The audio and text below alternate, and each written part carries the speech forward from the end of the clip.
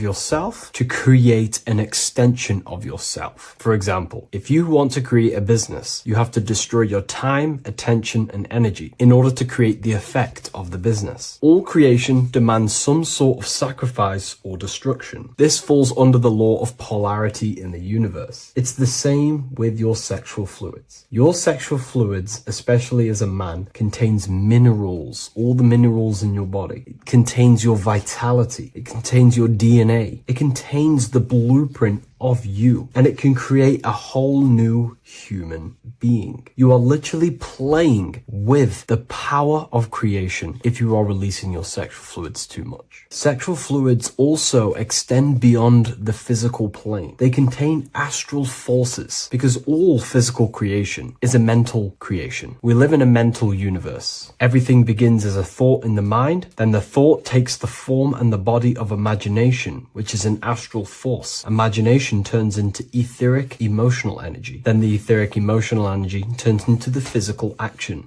and the physical manifestation. We live in a mental universe. Therefore, these dimensions do not exist separately. They are permeating and mixing in with all. Your physical body has an astral body. Everything physical has astral forces behind it. Semen is known as the astral fluid of the soul. It feeds nerves, the channels of life force and consciousness within the body. And every time you release it, you're destroying a part of your vitality, your brain, your nerves, your energy levels, your creativity, and your DNA to create an extension of you. Therefore, it is a sacred fluid within your body and not something to be played with and to be released too much. Think about it. This is a very creative energy, your sexual fluids. It can create a whole new human being. This is how powerful it actually is. It is the power of creation, and the misuse of this power can destroy your own vitality and your life of your body, because that life you are giving in order to create an extension or a child is the same life you could keep inside of you and not waste to recycle and regenerate the body. Sexual energy has been for thousands of years associated with regenerating the body, longevity of life, and maintaining youth. Not only that, every time you release your sexual energy, it floods the brain with dopamine. Dopamine is the brain's reward system, created within the middle of the brain. It releases every time you've achieved something. However, sex or an orgasm is the most powerful feeling you can feel. It's the most amazing, intense feeling and release of dopamine you can possibly feel as a human. Therefore, if you flood your brain with this high amount of dopamine every single day, you are getting the epitome of human feelings every single day. Therefore, you will become numb to everything else in reality. You won't be able to enjoy the small things in life. And I know this firsthand because I experienced this myself. As soon as I stopped, this is when I started to enjoy the little things in life, seeing family, and I actually gained more energy, more ideas. We'll get into this a bit later. It is a creative energy. It creates a whole new human being. Therefore, if we maintain this energy, we can maintain our creative power within us, because that's what we are. We are all creative beings, moving energy from higher dimensions of consciousness, the mind, into lower dimensions of consciousness, the physical world. You hold the power to create. You are not in a world. The world is working through you. You do not possess a life. Life is working through you. You are not in a universe. You are the universe. It's moving through you. There is no past, present, and future. The present moment is you. When we release every single day or frequently throughout the week, like I said, we're triggering the brain's reward system, dopamine, which makes you feel as if you have already achieved something. And if your brain is telling you you have already achieved something by overusing your sexual fluids, then you will not have the motivation to achieve other things in your life. I know this firsthand. I became very lazy. I didn't want to work. I didn't want to do anything because subconsciously my brain felt as if I've already achieved. If we look at the symbol of the Baphomet, we notice the Baphomet has horns and a goat head. Now we look at the word horny. When you become sexually aroused, it's known as horny, which is the horns, representing the lower mind. The lower mind is the mind we use for our animal instincts. We have two parts of our mind. A higher mind, which is contained of higher thought, which chases spiritual things such as love, wisdom, knowledge, and God. Then we have a lower mind, which chases the things of the material world closely associated with the ego, chases validation, material gain, status, and physical sensation, physical pleasures. It is these physical pleasures that can keep you in an endless loop, making you feeling empty inside, because nothing material can ever satisfy our internal world. Nothing. You can achieve millions of dollars. You can achieve your dream house, your dream car, your dream watch. And if that is the only thing you are chasing, you will feel empty inside when you achieve it, because nothing of this material plane can satisfy you. Nothing of the lower mind can ever satisfy you. This is why we must sacrifice the lower mind and overcome the lower mind and the lower instincts. One thing I found amazing when I mastered my sexual urges and my lust is that my mind became a lot more clear. The thoughts and the time and the attention that I used in my mind to go towards lust, sex, and chasing these things was taking up a lot of mental space, time, and energy. But as soon as I removed it and mastered it, my mind became an open vessel for higher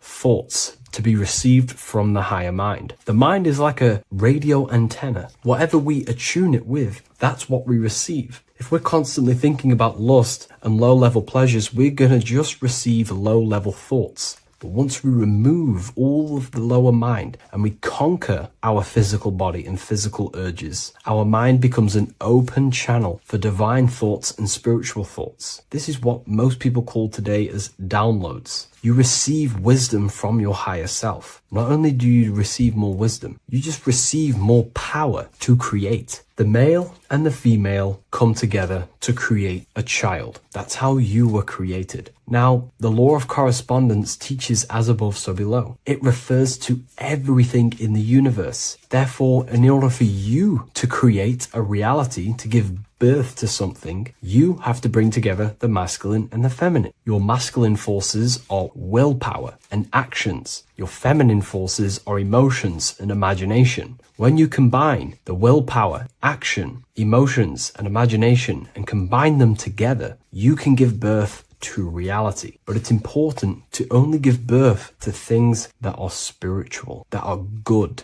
that are for the benefit of yourself and humanity, and not for the ego and the lower mind. Killing our lower mind is essential for spiritual ascension when we die. The thoughts that we give the most attention and energy to when we die are pretty much the same thoughts that we're going to think when we die. When you die, your physical body and external world is stripped and you're left with your internal world of consciousness, more than likely be resonating within the lower astral plane before you move on to any higher dimensions of the astral. It's important that we kill any addictions such as sex, food, attachments, emotional attachments to people, any desire for material things before we physically die. The Hindus taught this, Buddhism taught this, the ancient Egyptians taught this. We have to remove the desires in our heart for material and things before we physically die, because when we die, we cannot fulfill physical pleasure. Therefore, we will create our own suffering within the astral dimension. So sex is the biggest part of this. We have to remove the desire for sex or releasing any of our sexual fluids before we physically die to master ourselves.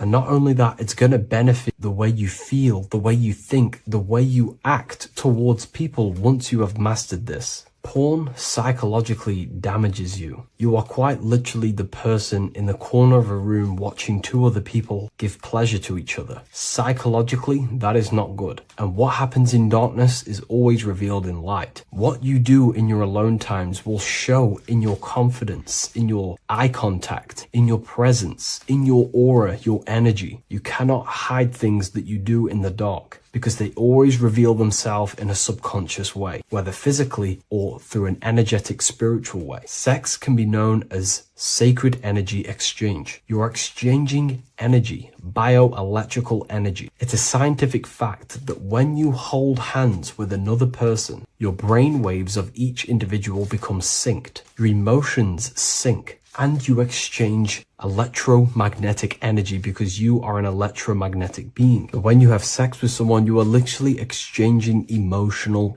energy. Your aura is not just an electromagnetic field. It is literally a manifestation of your internal consciousness. Your consciousness contains your thoughts, your beliefs, your traumas, your emotional state. And this manifests externally through the vortex of your heart into an energy presence around your body. This is why you can feel sad when someone else is sad next to you, because their energy is merging with yours. When you have sex with someone, you are quite literally exchanging consciousness, beliefs, traumas, emotions, feelings, vibrations, and your consciousness merges with their consciousness. So be careful with just having casual sex. Now, I'm not here trying to say never release, never have sex with your partner. I'm not saying that. I'm saying take caution with these things. Take my teachings with a pinch of salt. If it benefits you, that's great. I'm not here to tell you how to live. I'm simply giving you my research and the things that have helped me in my life on my esoteric research, awakening, or spiritual path. I don't like calling it a spiritual path, because it's not spiritual. It's simply just life, the knowledge of consciousness and the self. So I hope this video helps. If you'd love to read this book, I'll leave a link in the description. This book I wrote myself called The Book of Wisdom, Volume 2.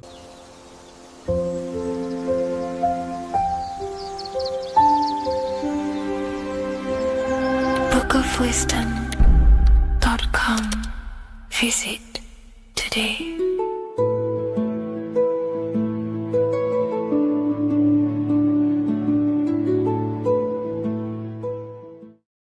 What if I told you that the seasons don't just change the external world, they also change your internal world? They have a psychological and a spiritual effect on your consciousness. If you're new to esotericism, you may not really understand this. But if you have some deep understanding of as above, so below, you already know this. But today we're going to be explaining it in great detail. So tune in, take a pen and paper, maybe make some notes. So we have 4 seasons. The sun is the main source of life on the earth, and it changes the circumstances on the earth in 4 different ways. Of course, we have spring, summer, winter, and autumn. These are the 4 states of the earth due to the sun's cycle. Not only do they take place on the earth, they also take place on you, your body, your mind, your spirit, your consciousness. They change things internally and externally. The first thing we need to understand is that we have a dual nature. We have a mind, and in that mind, we have an internal self. That's what we call the spiritual self.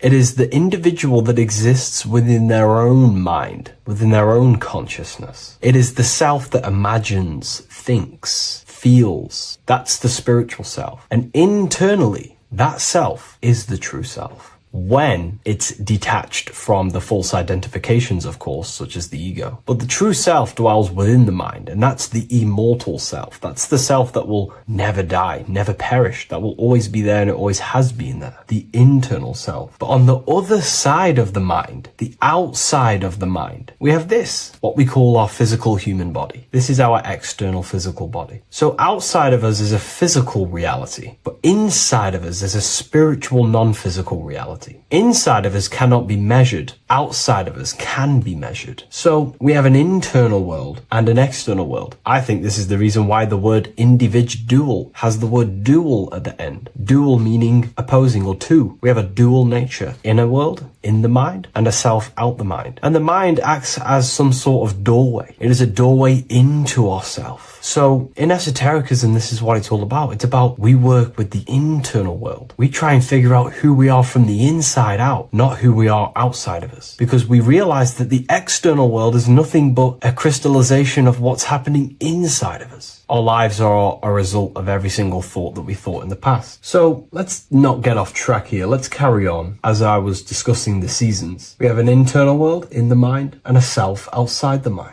And this is reflected even in the cycles of the heavens. This is how you know the universe is intelligently designed, and the law of correspondence corresponds with everything. The law of correspondence is as above, so below. It's not a Hermetic principle. It's not a Freemasonic principle. The law of correspondence, as above, so below, is just the law of life of the universe. It is in everything. So the daytime, the sun, this is external impressions or expressions, should I say. We express ourselves outside the mind, in the outside world, in the material body, taking actions outside of us during this daytime. The sun represents outward expression. The daytime, this is when we wake up, we're conscious, we do things outside of our mind. But then the nighttime comes around and it becomes dark and the moon rules over the nighttime, and we return back to our internal world. We return back to the darkness. We return back to the internal self, the self in the mind. Really is fascinating. And this is as above, so below. This follows the correspondence. This follows the law. Although that the outside world has a cycle of day and night, so does our own mind have this cycle. As above, so below. As within, so without.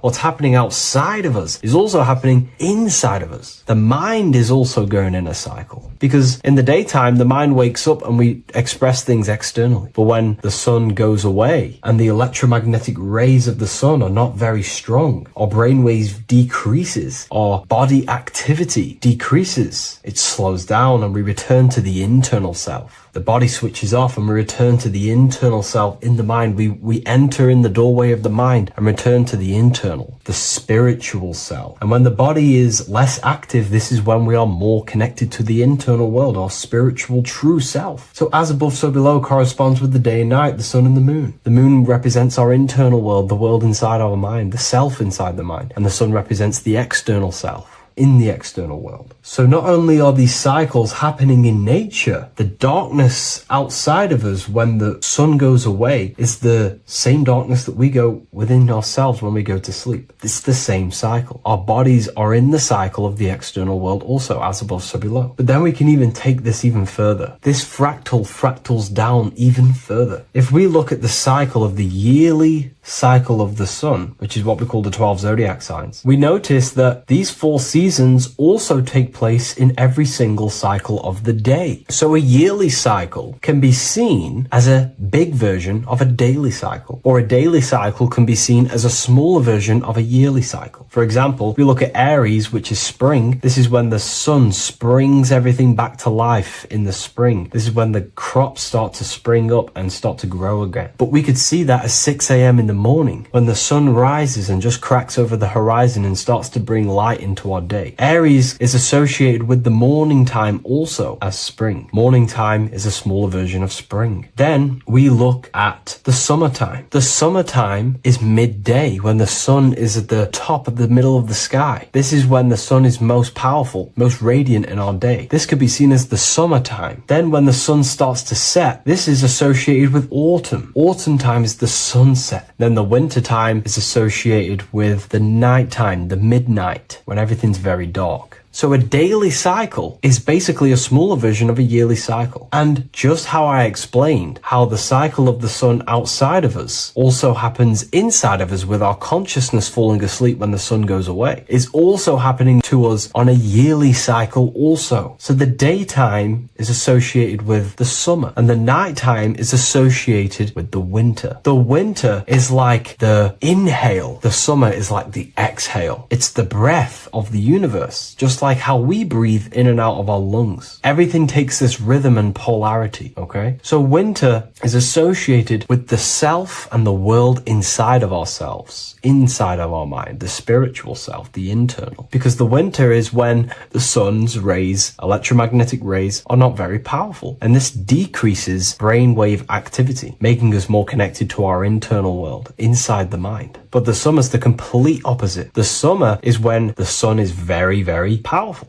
And the sun's powerful electromagnetic rays increase brain activity, making us more actionable in the physical world outside of our mind, in the external world. So summer is the daytime and winter is a big version of the nighttime. Vice versa. Just like how in the winter, we're more in the house. We're inside buildings because it's very cold outside. Animals hibernate. They go inside. They go into little places. They collect all their food and prepare for the winter. They go inside. They go in darkness to hibernate. So does our consciousness, our spirit, the self inside of our mind. We can use these cycles to our advantage, to evolve spiritually, to connect and be more balanced. You know, I've mentioned a lot of this inside the university to my members, to the family inside of there. We discussed this. We had a great discussion about this. And, you know, the live calls we have are priceless. The conversations you can have with someone when they're awake, you never forget them. You always have deep, meaningful conversations. And we discussed this deeply, and we were going into some interesting things about how we can use these types of changes in the seasons for our spiritual growth. We even discussed about spring and autumn and how they're associated with the different spiritual bodies that we have. But anyways, let's not get off track. Lucid dreaming,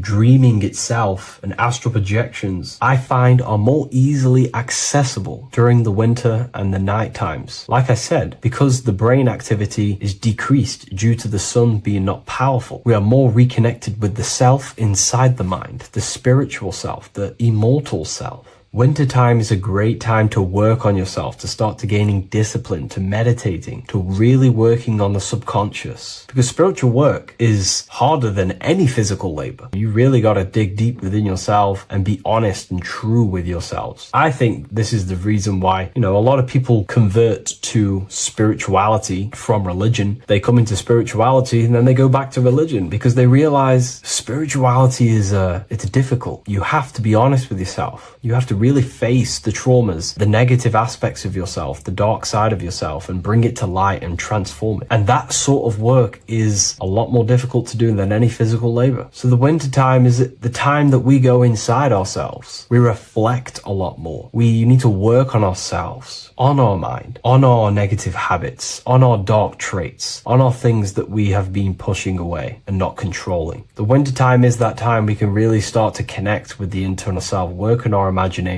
work on our mental willpower, work on all of these things like lucid dreaming, astral projections, and purifying ourselves, removing any mental barriers, any negative belief systems that may be subconsciously holding us back. It's easier to access the subconscious in the nighttime and in the winter, especially the winter. That's why I made this video, because we're in autumn now. We're transitioning into the winter. So I thought I'd share this with you all. And it's important to understand that you are a microcosm of God. Like I said, the law of correspondence associates with everything in the universe, people. Everything. And that's the best thing with the law of correspondence. And I've been using this for the past 3 to 4 years, right? The law of correspondence has determined and filtered out so many lies that was given to me, that's given to you, that's given to everyone in the world. The law of correspondence is like a filter. If someone gives you a piece of information, for example, gravity, and it does not apply with the law of correspondence, then you know it's a lie, because it's a universal thing. What happens inside of me also happens outside of me. What happens in my astral world happens in my material world, more than likely. As above, so below corresponds with everything. The same structure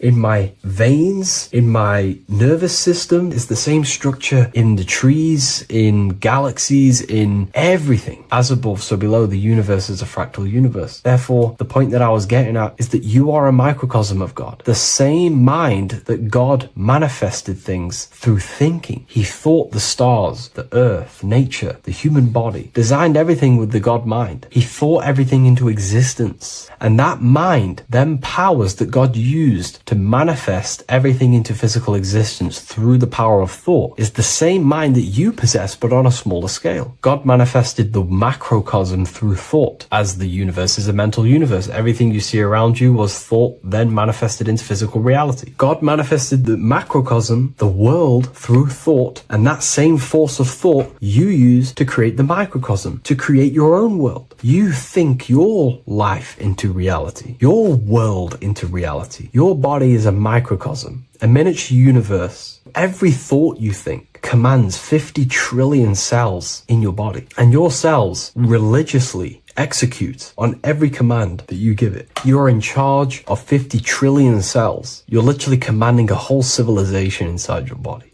And this is how you are a reflection of the divine. The God mind created the macrocosm, the world, and you create your own world inside that world using the same power as thought. Very powerful. So everything that happens outside of you is also happening inside of you. The law of correspondence is the most important, the law that you could possibly learn because it makes everything so clear for you in the universe. Makes life so clear. You see reality for what it truly is. It's a reflection of the higher dimensions. Just like how reality right now is a reflection of what's happening inside of people's minds and consciousness. We can't blame the elites for all the negative things that's happening in reality, because all the negative things that's happening in reality is the negative things that's happening in people's minds. We need to take control of ourselves. So with that being said, thank you all, everyone. If you wish to read more, 90% of you watching this video have already got this book. I want to say thank you for your support. It means the world to me. It makes me research more and write more books. And the book of symbolism is coming very soon. So thank you, everyone. I'll leave a link in the description for the university, for the live calls, and for the book if you wish to join. Have an amazing day.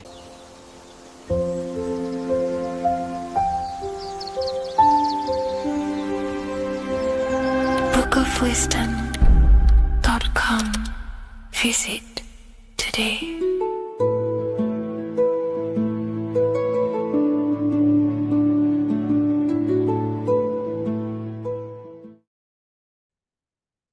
You don't just have a physical body. You have a physical, mental, spiritual, and emotional body. Each one of these aspects are a body of its own. Body does not just refer to a physical substance.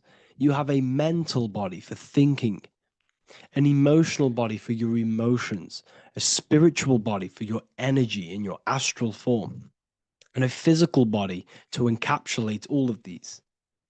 Each four of these aspects are essential for the human experience and essential to balance. Now, today we're going to be syncing the four aspects of your consciousness with the four seasons and the four elements and how this ties into the Bible. So we have four physical elements. We have 5 elements in total, spirit being the most important, but spirit is pure invisible. We have 4 physical elements. We have air, fire, earth, water. Earth and water are feminine. Air and fire are masculine. Air and fire are active. Water and earth are passive. The air corresponds with the mental body of consciousness. This is where your intellect, this is where your communication, this is where your thoughts, intuition all comes from. This is the mental body of consciousness that allows you to think, allows you to process, figure things out, and have intellect and gain knowledge. This is your intellectual aspect of your consciousness, located in the head region. We have a fire nature, a spiritual nature. This is our astral body. Our astral body is all to do with the subconscious realms, the higher realms of consciousness. This is the body that allows us to be free from the physical body. Our spirit is more of our energy. Water is our emotional body. This is what allows us to feel things, that allows us to gain intuitive feelings of conscience. So emotion allows us to understand what is right and what is wrong. When we feel something bad, we know that this is wrong. When we feel something good, we know that we are doing good. Emotions are a creational force that allows us to feel certain things to bring them into existence. Our emotional body is a creational force and should not be reactive, and they should be controlled. Most actions are stemmed from emotions. Actions bring thought into physical existence. Emotions are the driving power. They are what drives your actions. The thought, then the emotion, then the action. Earth is your physical body. This is your physical state that allows you to take mind and emotion into action. into fruition, into physical matter. This is what your physical body allows your consciousness, your soul, to interact with the physical world and bring things into physical existence. The physical body, the physical world, is an outcome and an effect of the thinking mind. All physical substance comes from the thinking mind. The pen, the phone you're holding, the microphone I'm speaking into, all began as a thought in the thinking mind, then it was brought into physical reality. Earth is the most dense. So it goes in this order: body, emotions, spirit, mind. The higher you go up, the more lucid and fluidic it becomes. The lower you go down, the more dense and dull it becomes. Air is the mind, fire is the spirit, water is the emotion, earth is the physical body. So this is why you are a microcosm. You have these four things within you. You contain of these four elements, which correspond to the four bodies of your consciousness, the four bodies of the soul. You are the soul. You are the spirit. So this is why in Theologians 4:17 it says, "Caught up together with them in the clouds to meet the Lord in the air." You don't meet God or the Lord in the physical air, in the clouds. This is clearly a parable. A human being cannot go up to the clouds and meet a mystical man in the clouds. This is obviously a parable, a metaphor. The air is your mind. You must raise your consciousness beyond the body, beyond the emotions, beyond the spirit, and enter in the mind during meditation, turning the mind inward to connect with the Lord. The Lord is the highest aspect of your consciousness, the one that exists beyond the physical body, beyond your emotions, beyond the thought. So you meet the Lord in the air, in the mind. The mind represents the air. This is why in America there's a saying called an airhead. You're an airhead. This means that you are stupid, or you don't think, or you have nothing in your mind. You have nothing in your head. When someone's very stupid, you call them an airhead, because air represents the mind. The air is elevated. The air is invisible. The mind is totally invisible to the human eyes. It is a metaphysical substance. In fact, it's not a substance at all. It's so fluidic. It's everywhere. The mind can be everywhere at all times. It can be anything. Nothing is impossible within the mind. Now, this is synced with the four seasons. The four seasons represent the four aspects of human consciousness, the four bodies of your consciousness, the four bodies of your soul. The sun is your soul, okay? And the sun travels around four seasons. Summer, when the sun is the most hottest point. Autumn, when the sun starts to move away from the hottest point. Things start to die. Then it goes to winter. This is when everything dies. This is when things enter in within itself. This is when darkness occurs. Then spring. This is the reignition of the sun. This is when the sun starts to bring back the warmth back to the summer. You have four seasons which correspond to the four bodies of consciousness. Fire is the spirit. This is when you are passionate. This is when you are taking action. This is when you are fiery. The sun is blazing. You're taking action. You're very passionate. You're very spirit. You're in the spirit. Autumn is water, emotion. This is when you start to become very reflecting. This is when you start to feel emotional, because in autumn there's lots of water. This represents the emotional body of consciousness. Winter is the mind. This is air. Winter, what happens in winter? Everything enters within itself. The leaves die, the trees die, everything dies and goes within. This is the mind. The mind is the darkness, remember. You close your eyes to enter within the mind. The winter represents meditation. In the winter, what do people do? They stay inside of their house. They research more. They read more books. They become more intellectual. They think more in the winter because we are so we're stuck inside. So we're more reflective, we're thinking more, we're more communicative, we're more intellectual. In the spring, this represents the earth, the body. This is when we start to come out of the mind and we awaken to the body, and things start to grow again. The plants start to grow. The earth is growing again and reborn again. This is the body. This is when you become more active in the spring. And then the summer, back to the summer, we then take action on these thoughts and these thoughts that we gained over the winter. Essentially, this is just a massive cycle. And this is a daily cycle also. The nighttime is the winter. The morning is the spring. The midday is the summer. And the evening time is the autumn. This is a microcosm. We have 4 bodies of consciousness. You are the sun, you are the soul, and the soul has 4 bodies: summer, autumn, winter, spring. Emotion, air, body, spirit. Sorry, emotion, mind, body, spirit. So you are the soul. You are the pure essence of consciousness. The sun is your soul in the heart. And the seasons are inside of you because you are a microcosm. Okay? You are a microcosm. The word sun is son. The Latin word for sun is sol, which is soul or solo, because the sun is solo. It's on its own. You are the soul, and the soul has the 4 different bodies of consciousness. So before we move on any further, if I've blown your mind, please, if you can, leave a like, a comment, a share, and a subscribe.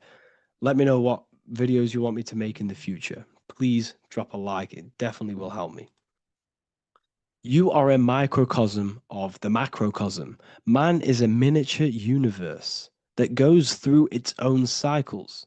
The seasons of the summer, winter, spring, and autumn do not occur merely outside of him, but within him as well. The summer is within you. You feel different in the summer. You feel different in the winter. You feel, depending on the body of consciousness, it's your soul's interacting with.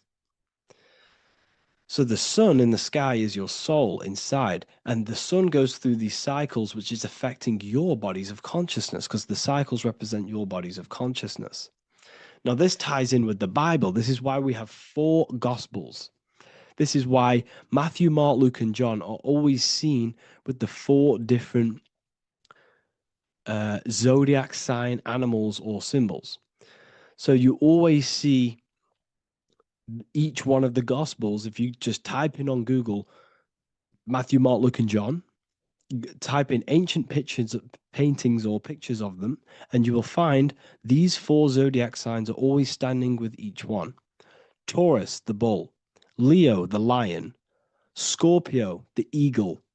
An old symbol for Scorpio was the eagle, and a man for Aquarius. Here you see very, very ancient paintings and artwork. Here we see Matthew, the man, Aquarius. Here we see John, the Scorpio. Same here. We also see it on the tarot cards, on the world card. We see the 4 fixed zodiac signs. Here we see it as well. These are called the 4 fixed zodiac signs. Now, when we look at the zodiac, we're no longer looking at the sky, because what you must understand is as above, so below. What is above you is inside of you. What is above is what is below. What is outside of you is within you. The zodiac is inside of you. The zodiac revolves around the sun. The sun is your soul. These are different energies of your soul. Like I said earlier, the 4 seasons are the 4 bodies of your consciousness. And in each body of consciousness, you have these different energetic energies that you can work with. Okay, so this is the true astrology. This is the true astrology, the internal esoteric astrology. You can't find much information on this at all. Very hard to find. So what we're looking at are the 4 bodies of consciousness. Obviously, when you look in the middle of each when we look in the middle of each season, spring, the middle of spring is Taurus. The middle of winter is Aquarius. The middle of autumn is Scorpio. The middle of summer is Leo. These 4 signs are known as the 4 fixed signs. Okay, Scorpio is fixed. It's the middle of autumn. Scorpio is a water sign, emotion. Aquarius is the air sign, the mind. Taurus is an earth sign, the body. Leo is a fire sign, the spirit. This is why we see Matthew, Mark, Luke, and John with the 4 fixed signs of the zodiac, which represent the 4 bodies of consciousness. Leo, the spirit, fire. Luke, Taurus, earth, body.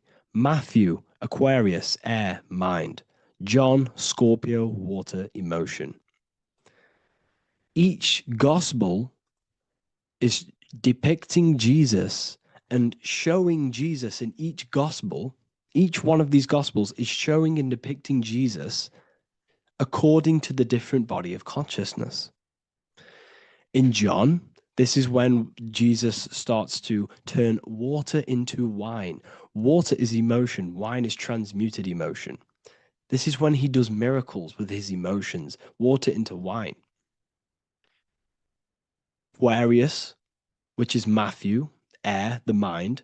Inside of the Gospel of Matthew, this depicts Jesus as an intellectual person, a person who's communicating and using his mind, his mental body a lot inside of the Gospel of Matthew.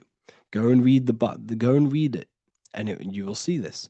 Luke, Taurus, earth, the body. Luke shows and depicts Jesus according to the body of consciousness, the physical body. He shows Jesus as a human, being a human being, helping people physically and helping people's physical needs, like giving away food and doing all sorts of good things for other people. Leo, Mark, inside of the Gospel of Mark, this shows Jesus as a spiritual teacher, a passionate person who is taking action. Each gospel is showing Jesus according to the different body of consciousness, and Jesus represents you, the Son. That's why it's called the Son of God, the light of the world.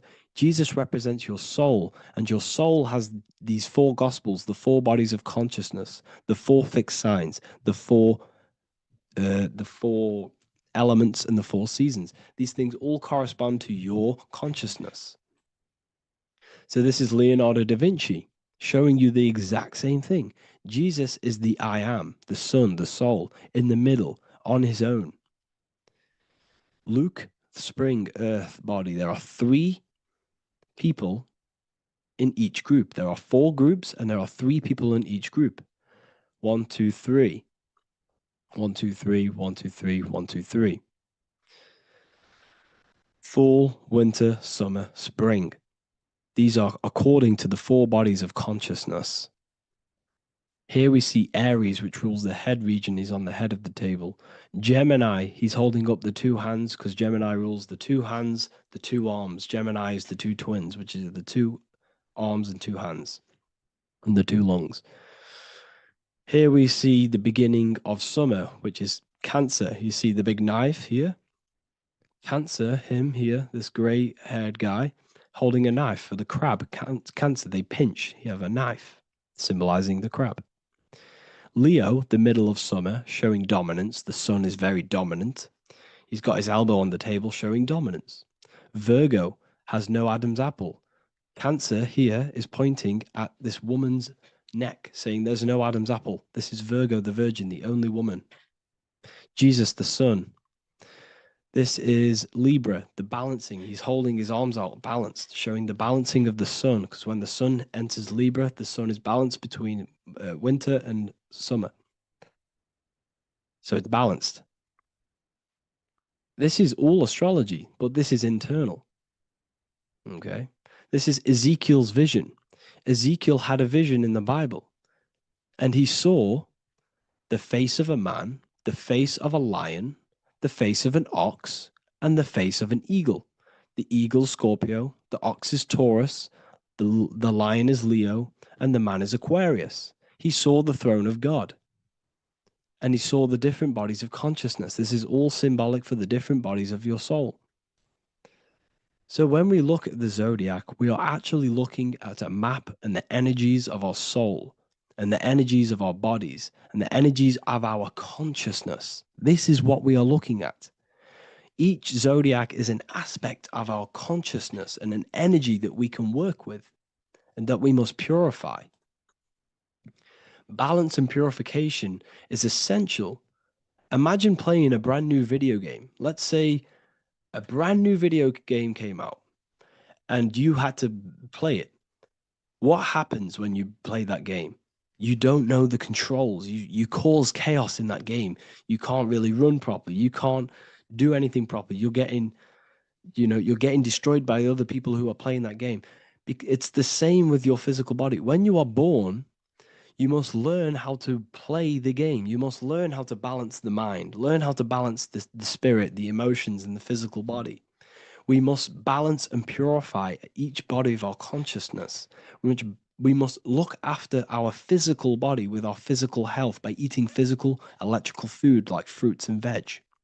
We must look after our minds by being conscious of what enters our eyes, enters our ears, enters everything. Whatever enters our five senses is affecting our mind, our mental health, our environment, mental.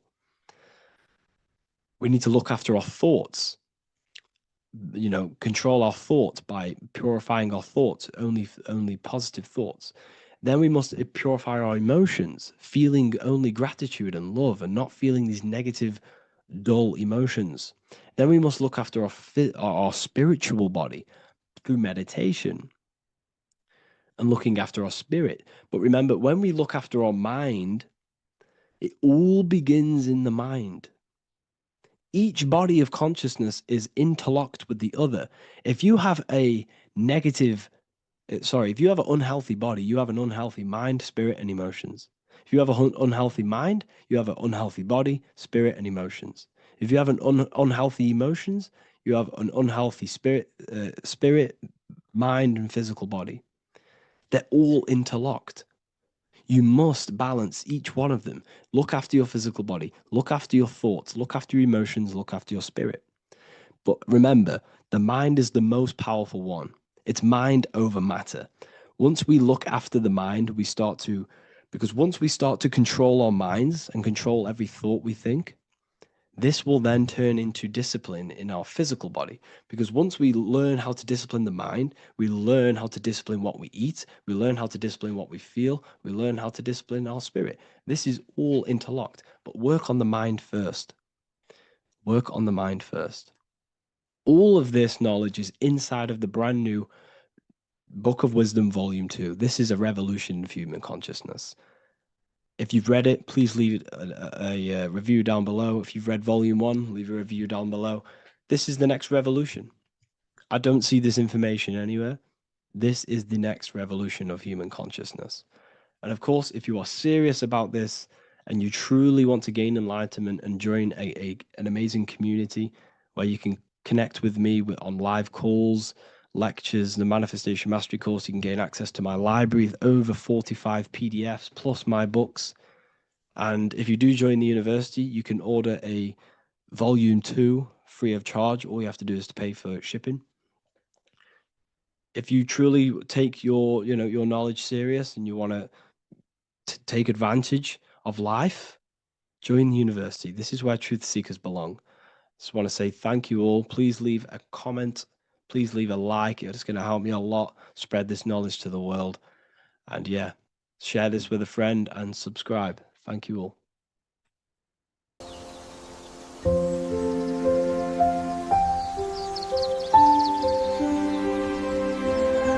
bookofwisdom.com. Visit today.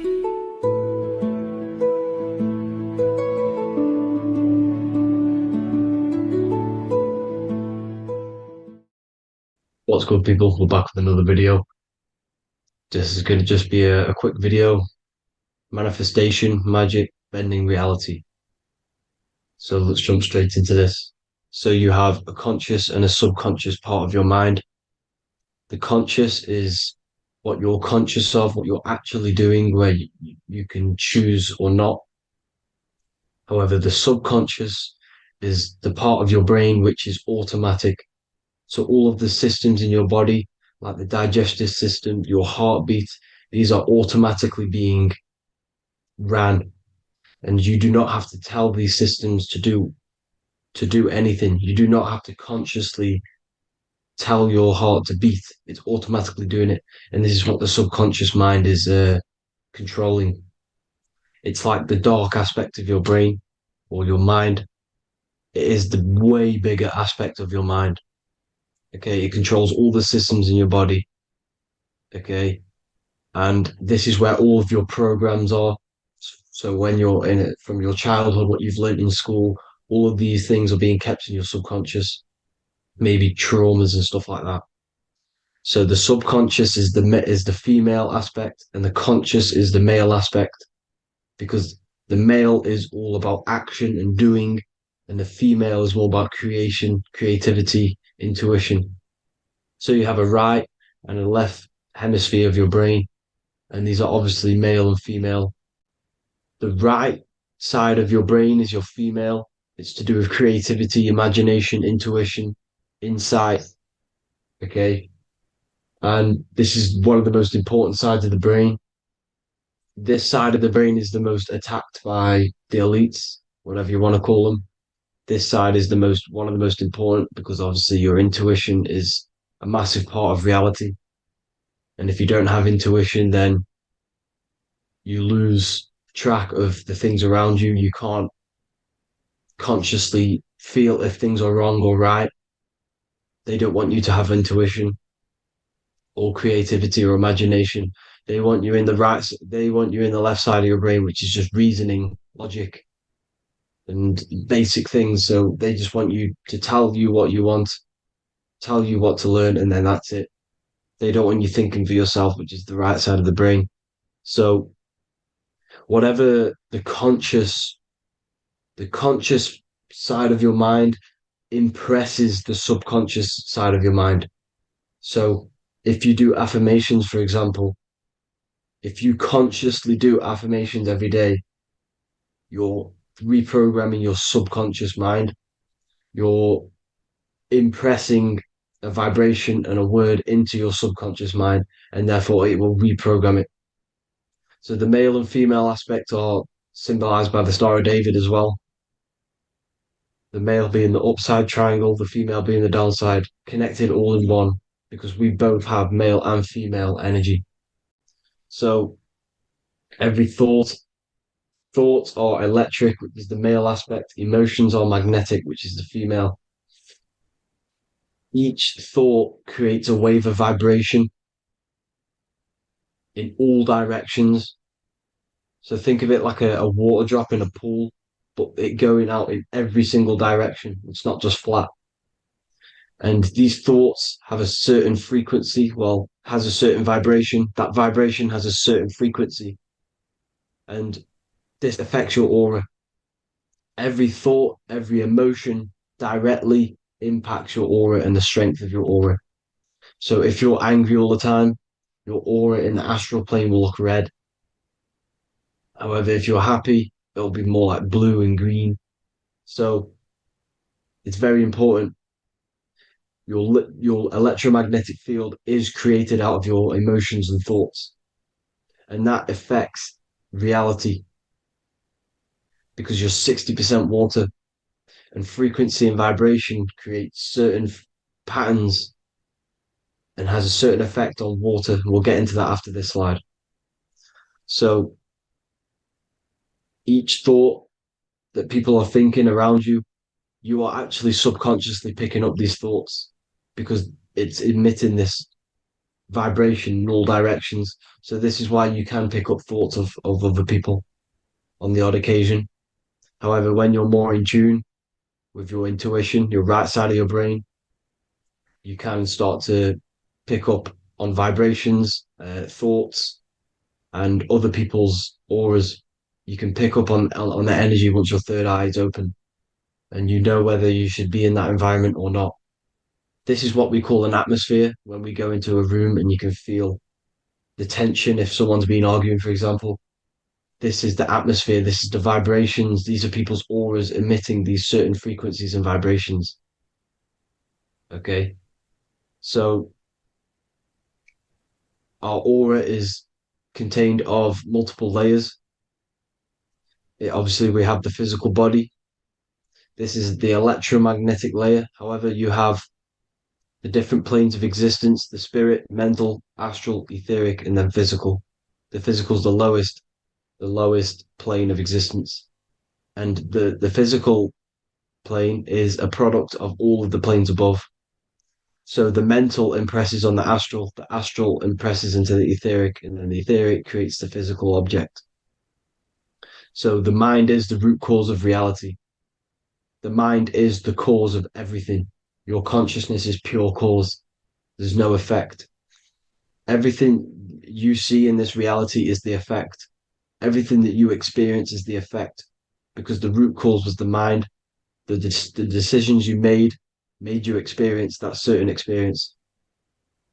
And that decision was created on the mental plane. And this is just pure thoughts. And thoughts are things. If it exists in your mind, it is a thing. It's a certain frequency. So if you have a certain level of thoughts, if you're thinking positive, for example, you're going to have a strong aura, you're going to have a higher vibration, and that attracts like. Like attracts like when it comes to thoughts and vibrations and electromagnetism. So if you're thinking positive all the time, speaking positive, doing positive, you're then creating a higher vibration, and that's going to attract people on that similar frequency to you. Everything is electromagnetism, frequency, and vibration. Everything. You see, so this is why, for example, if I put my hand to a TV screen, if my finger was the same vibration as the TV screen, it would go straight through it. However, the particles in my hand and the particles on the TV screen are two separate vibrations, and this is what causes the friction to stop and not my finger to go straight through it. So, like I said, when you don't feel the vibe of someone, when you don't feel right, you don't really get along with someone, this is a vibration. Your vibrations are not matching, they're not similar, they're two complete different vibrations, and they're not aligning properly. So, music has a massive part on this. Music is a massive, massive tool for the elites because music is frequency. And in 1975, the musical instrument are all tuned to 440 hertz. So Spotify, Apple Music, most of the music on YouTube is all set to 440 hertz. And 440 hertz is not divisible by 3, 6, or 9. And when you can't divide a frequency by 3, 6, or 9, it's not a natural frequency. As you can see here, this is 432 hertz. This makes a nice geometric pattern. However, 440 hertz is a distorted pattern. So when you listen to this, this actually shuts off the whole right side of your brain. Like I said at the start, this is the most attacked side of your brain. It's to do with creativity, imagination, intuition. When you listen to 440 hertz, it shuts off the whole right side of your brain. And obviously shutting off all of these forms of your brain. Music is a very, very powerful tool for the elites because it's the only thing which can enter your soul or your ears without consent, your body without consent. Everything else has to be through consent. You choose whether to eat something, you choose whether to drink something, but frequency, you're going to hear it no matter what. This is why it's so powerful. And music influences the body in many different ways. It's the most powerful imitator of everything. It directly affects all listeners. It directly affects intentions, gestures, movements, and actions. It stimulates your mind, and certain songs, certain catchy songs, can reprogram your subconscious mind, invoking certain emotions. This is why when you listen to slow beat songs, it makes you feel more sad. When you listen to upbeat songs, you feel more energetic. This is because these frequencies have a profound influence on reality and on how you feel. Because, like I said, you are 60% water. And as you can see here, each frequency creates a different geometric pattern. And inside of you is 60% water.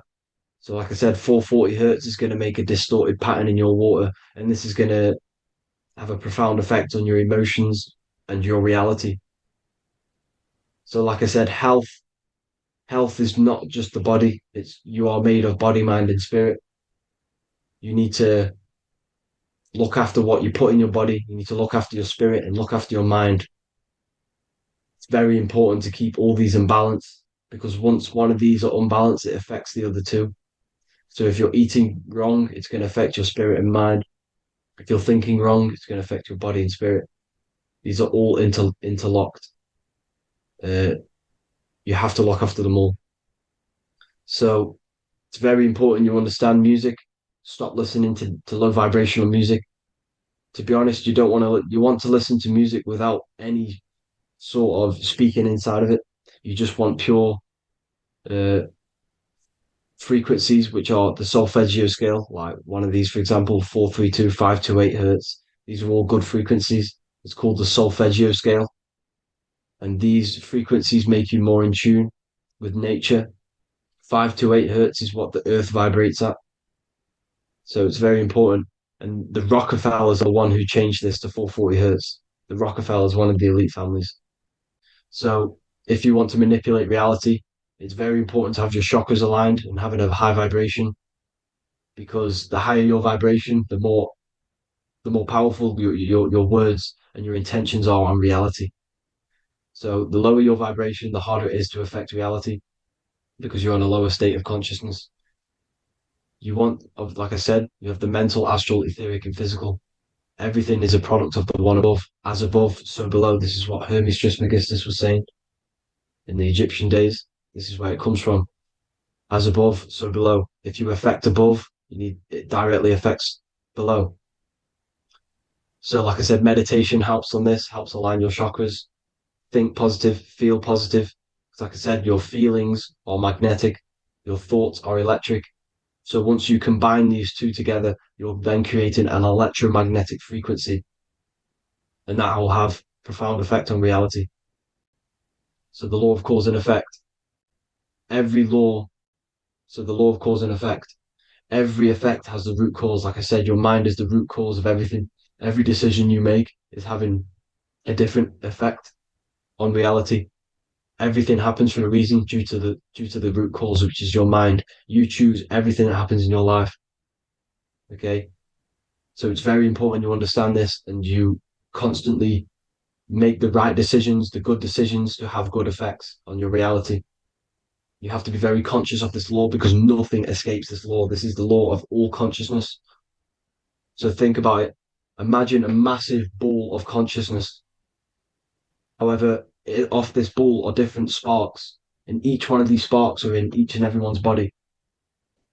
This spark is governed by these laws, the law of cause and effect, the law of correspondence, the seven hermetic principles. It's very important you understand this because this mass ball of consciousness is what is obeying these laws. And everyone has this spark of consciousness inside their third eye.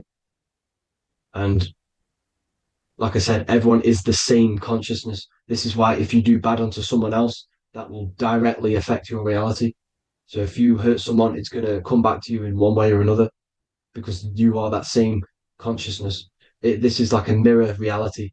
As within, so without. Whatever you feel on the inside, you're gonna see that on the outside. You're gonna experience that reality, whatever you've impressed. So there's different ways to bend reality to your will. This is kind of a sort of magic. So obviously you have black magic, which is manipulating reality to harm and influence others, or to be very selfish. And yeah, then you have white magic, which is manipulating reality for the good of humanity. So you do have to be very careful with your intentions, people, when you're trying to manipulate reality, because this is nothing to be played with. If you are manipulating reality for the wrong reason, it's going to come and bite you in the ass in some way or another. Because everything is balanced. Everything balances out in this reality. Nothing escapes the laws. Not one thing escapes the laws. So if you're stealing from yourself because it's just going to come back in a one way or another. Inside of everyone's heart, you know whether you're doing good or wrong. You know, you can feel it when you do something wrong. You can feel it when you do something good. The heart is the center of the torus field. It's balance. And this is why you say follow your heart, because it's the center of the torus field. It's very important to listen to this inner voice inside of you because that is telling you the right things to do, the good decisions to make. And when you keep following that voice, that good voice inside of you, it takes you to your life path. Very important to follow that voice. However, don't let the ego get in the way of it. Don't care what your friends are going to say. It's very important to understand this. So you have different ways of manipulating reality. You have sigil magic. This is where you create your own sigil or symbol. You create your own sigil and symbol, and then you charge it. You behind that symbol you have an intention. So, for example, if you want to manifest wealth, you create a sigil which represents what you want. You create that sigil, you draw it out, you charge it because wherever your attention goes, energy flows. So whatever your attention is, you're sending energy that way. So what you do with your eyes and your hands, you place attention on the sigil. Imagine that it's glowing. Imagine that you're sending energy to the sigil, and then you burn the piece of paper once you've done this. And then after this, you meditate on that symbol. You constantly think about that symbol because that symbol is the frequency, is the thing that you want to manifest. So that's one way. Or you can just meditate on your reality. So imagine yourself having already what you have. This is what they call a mindset. You must set your mind to the frequency what you want to manifest. Okay. So if you want to manifest wealth, for example, imagine yourself being wealthy. What would it feel like? What would you be doing? Imagine a scene in your mind. Constantly do this, and you're putting out that frequency. Like I said, you must think because the thoughts are electric, and then you must feel, which is magnetic. Together, this creates an electromagnetic frequency, and this is how you attract things to you. You will attract the certain people to come in your life to bend reality to your will. Okay. Or you've got mirror magic. Stare yourself in the mirror because a mirror reflects light. It also reflects energy. So you've got to be very careful with what you say to a mirror. You've got to be very, very, very careful because whatever you send into that mirror is directly sent straight back to you. So if you're thinking negative, you're sending negative energy back straight to you, and that's going to have an effect on your reality. Affirmations. Affirmations are very important because your words are frequency, your words are vibrations, and each word you say has a certain frequency. If it's if it's positively charged, it's going to affect you positively. If it's negatively charged, because like I say, your brain and your mind is like the director of energy. That's what your brain is, and it directs energy into certain things. You can either positively charge it or negatively charge it, and this brain is creating your reality constantly. It's manifesting your reality constantly in the present moment. So this is what the government knows. The government know your mind is the root cause of reality. This is why they call themselves a government. Government. The New World Order is not being manifested by them. They are controlling the information. They are controlling your perception of this reality. And they know the mind is the root cause of reality. Therefore, if they control your perception of reality and your information, what you believe, you're going to manifest that information, that perception. So we, the people as a collective consciousness, are the ones uh, manifesting this new world order. You see, so this isn't black magic. They're actually tricking us into manifesting their own their plans, this new world order. You see, this is how smart these people are. They know how to get around the laws of reality. They know how to bend reality to their will without facing the consequences. They're getting humanity to do it. You see, there is a collective consciousness. As like I said, we all have that same spark of consciousness, right? So As a collective consciousness, we are on a very low vibration at the moment. However, we are waking up rapidly. There are more and more people waking up at the moment, and light always chases away the shadow. Light is a lot more powerful than darkness, you see. So one person waking up has a massive effect than one person being asleep. It has a profound effect. Because, like I say, the light always chases away the darkness. It's more powerful. The light is always more powerful. High vibrations are more powerful than lower. So that's it for this, people. I hope you all enjoyed. This is a short, quick video. God bless you all.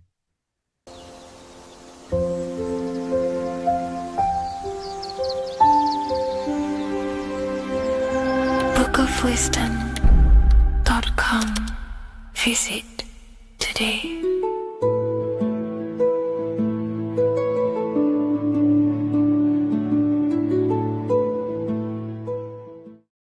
In this video, we're going to be decoding the symbol of the double-faced eagle, which is found on the Rothschild's family coat of arms. We see it in the Roman Empire, and we also see it in the 33rd degree of Scottish Rite Freemasonry. So let's get straight into this symbol and decode what this means. Freemasonry is considered a craft, and this craft is about reconstructing yourself. In fact, the word mason means builder, because every day we are building our mind's prison or our mind's freedom. Plus, you are a creator of reality. You are contributing towards the building project on the earth. You are a builder of yourself and reality, a creator. In Freemasonry, they use the allegory to teach the initiate a process of self-mastery. In Freemasonry, the allegory is that the Temple of Solomon is broken, and this broken Temple of Solomon needs to be reconstructed. But this is symbolic. The Temple of Solomon is yourself. You as an individual are the broken temple, as you have forgotten who you are, why you are here on this earth, and your mind has many limiting belief systems and restrictions on it. Therefore, we are the broken temple that needs to be rebuilt and reconstructed. The 33rd degree is the highest degree in the Scottish Rite system of Freemasonry. Therefore, this logo represents the state of consciousness the 33rd degree Mason is operating at. It is symbolic of their level of mind, their level of self-mastery, their level of awareness. This symbol is a very powerful symbol that you can use to also find your personal power. Now, of course, this is my interpretation based off my years of studying symbolism and connecting the dots. If you feel like I miss anything, please leave a comment in the comment section to maybe add to my points. The first of all thing that I see in this symbol that reveals a great power of mind is the eagle. The eagle itself is a bird, and a bird can go on the ground and in the sky. In a symbolic sense, this represents the body and the spirit, the ability to transform from this earth body and then also access astral projection and the spirit. The bird sees things from a higher perspective while it's flying in the sky. If you're only in the physical body, your perception of reality is limited to the ground. We do not see much from the ground. This is all symbolic to a level of mind. The bird can see things from above. It sees the earth from a top-down view and sees the whole, sees things from a higher perspective, symbolic of the mind of a 33rd degree Mason who understands who they are, what reality is, what consciousness is, and the human psyche. Their level of intelligence allows them to see reality from a higher perspective, and they also have the mindset of seeing things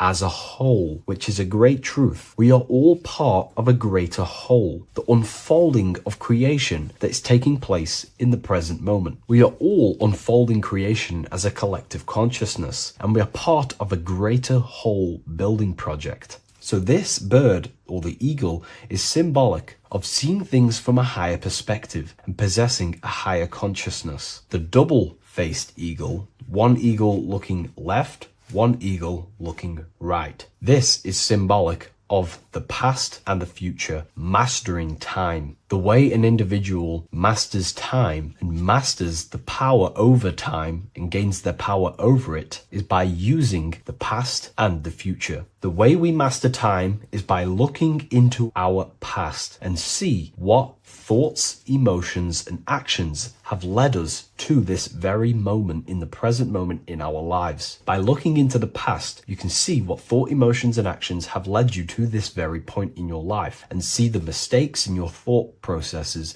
the mistakes in your emotions, and the mistakes in your actions. You can extract wisdom from the past of your past and apply that wisdom in the present moment to then change your future to a better future for yourself and the collective consciousness and your contribution towards the creation taking place on the earth. That is how an individual masters time. You can do this through memory work. Every time you go to sleep, go through your day backwards. Follow the events backwards. What this does is literally create new neural pathways in your brain and allows you to strengthen your memory so you can remember more. Memory work is massive in Freemasonry based off my research. They make you do rituals, memorize rituals, because they're trying to develop these different aspects and cognitions of the human mind. We see that the double-headed eagle is looking left and right, but then joins. This is symbolic of unity of duality, unifying duality. And the only way you can do that is by connecting with pure awareness without distortion of the mind and body. If you turn off your body, it goes to sleep. If you turn off your mind, you go to sleep. But if you can turn off your mind and body, then who are you truly? When you turn off your mind, you're no longer your belief systems, your name, your job, your reputation, your status. You are this pure awareness who's observing the mind. So in meditation, you realize you are not the mind. You are the awareness, and the awareness is singular, and the mind thinks in dualism. So this is symbolic of unifying and seeing things through the lens of the awareness and not the mind, because the mind can produce illusions. So this is symbolic of a state of consciousness of the 33rd degree who sees everything as oneness. We are all one witnessing consciousness experiencing itself. However, this witnessing consciousness is molded differently through the mind. My mind has gone through memories, traumas, events, and belief systems, which makes my mind unique to you. But when we all turn off the mind and connect with pure consciousness, the pure awareness,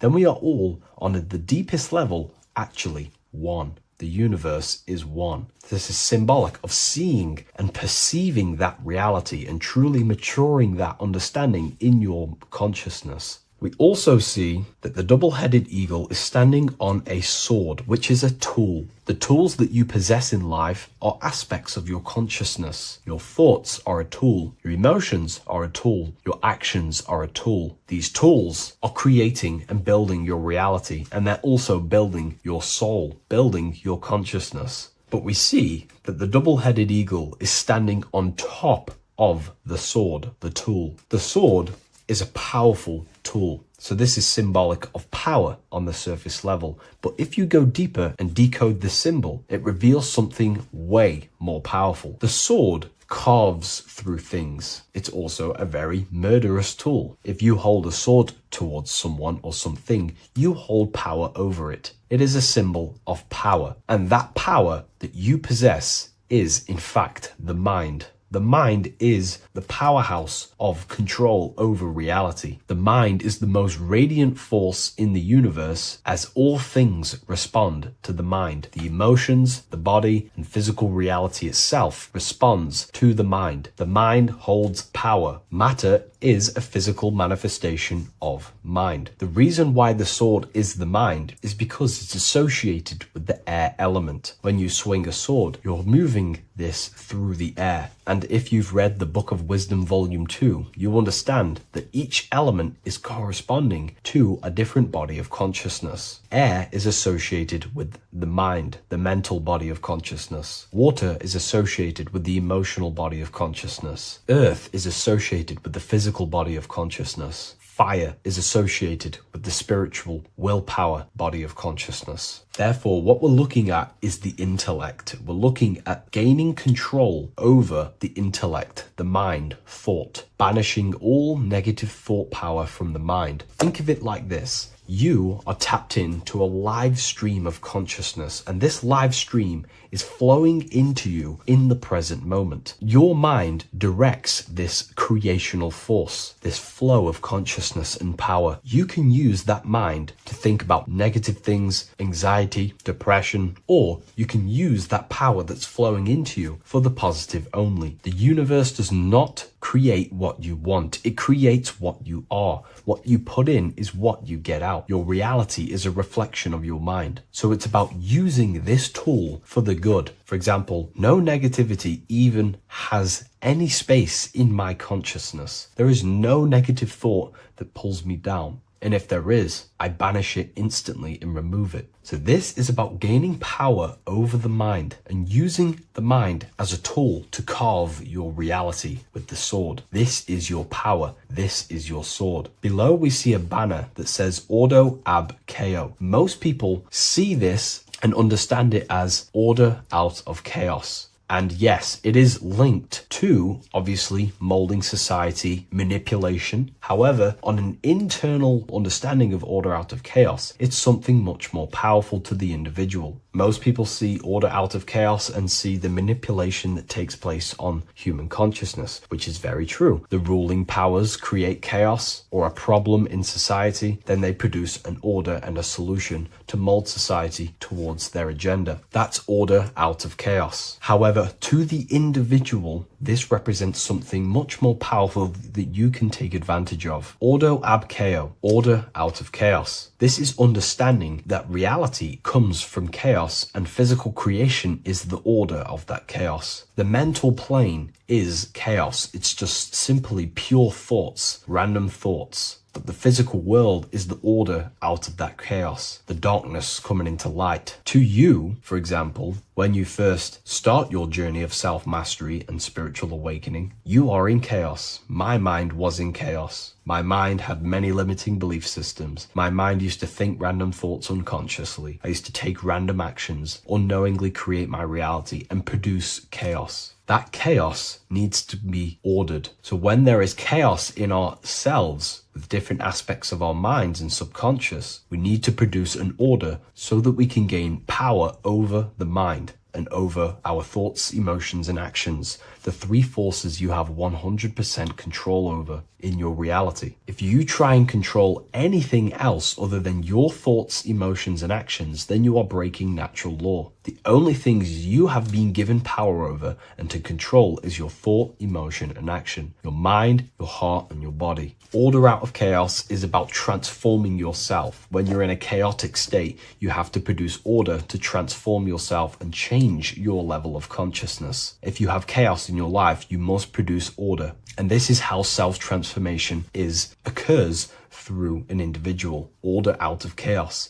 Now, yes, it is also linked to human manipulation, as this applies to everything as above, so below. Above, we see a triangle with the number 33 and light emanating around it. This triangle is highly symbolic of the element of fire. The upright triangle is fire. The downright facing triangle, the opposite to this triangle, is associated with the element of water. The reason why this is an upright facing triangle with the number 33 in it is because fire is associated with dissolving. If I place this pencil in fire, it will burn this material into its raw form. Fire is about removing the illusions in our mind to gain power over it. It's about dissolving all the illusions in ourself, the false belief systems, the negative subconscious programs and thought patterns. This is about destroying them and producing order out of them. It's about removing the veils of consciousness so you can figure out who you truly are. If I burn this down, it will reveal its raw essence. It's the same with consciousness. If you want to figure out who you truly are beyond your mind, emotions, body, then you have to remove the veils of consciousness. You have to dissolve the mind by meditation and stillness.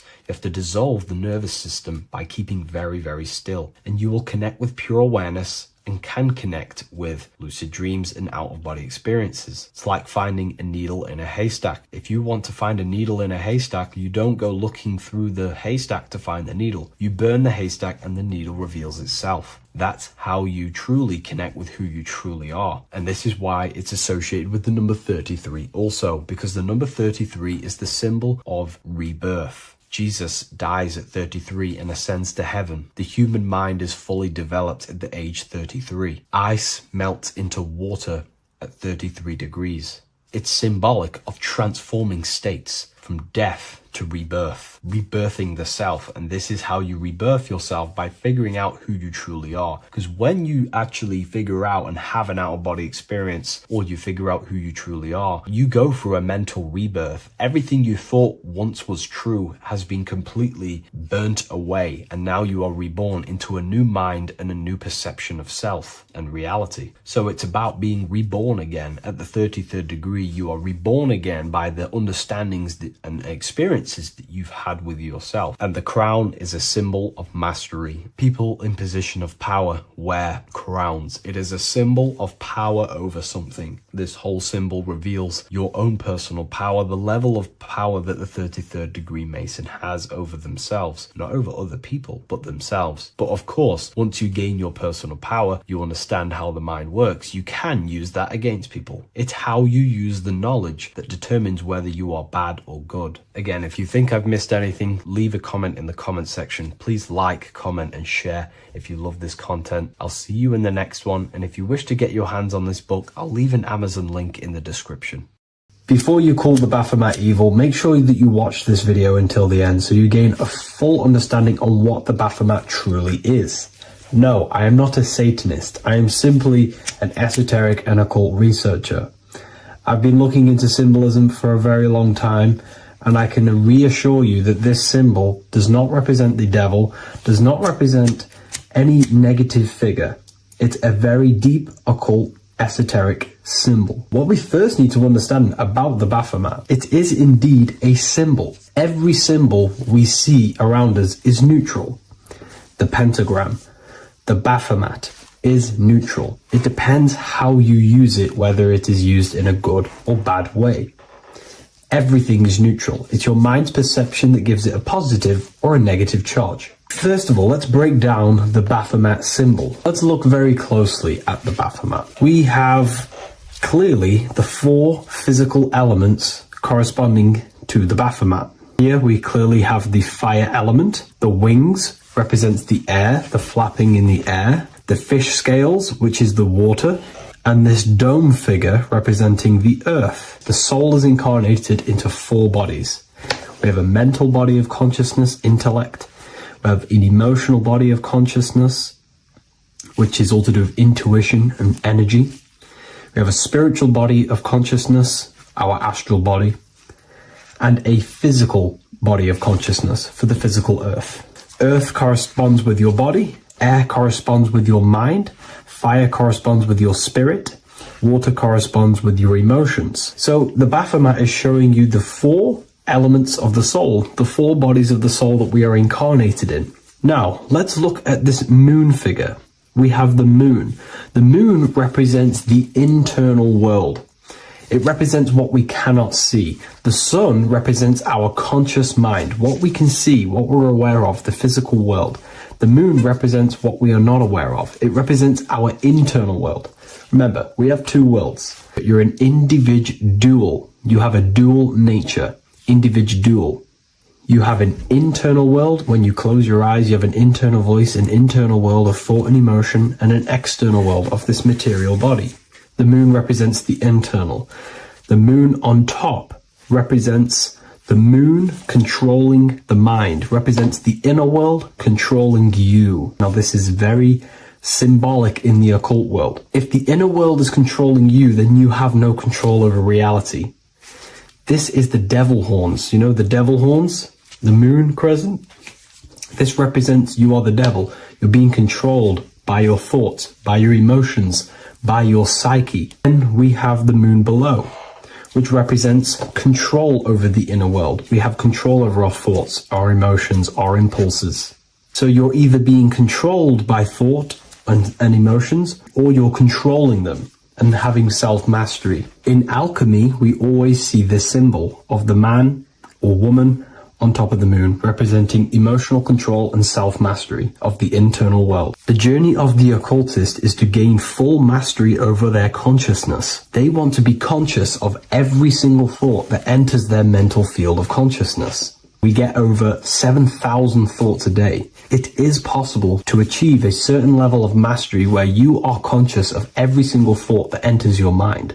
This is one of the end goals of self-mastery and occultism, as this gains your personal power. When one achieves this, they are then able to direct the mind in one place and one place only, becoming more effective in manifestation and creation, because we are microcosms of the divine. We are creators. This is the gesture of as above, so below. The inner world and the outer world are mirrors of each other. The inner produces the outer. Your physical life circumstances are a result of every thought you thought in the past. The inner projects the outer.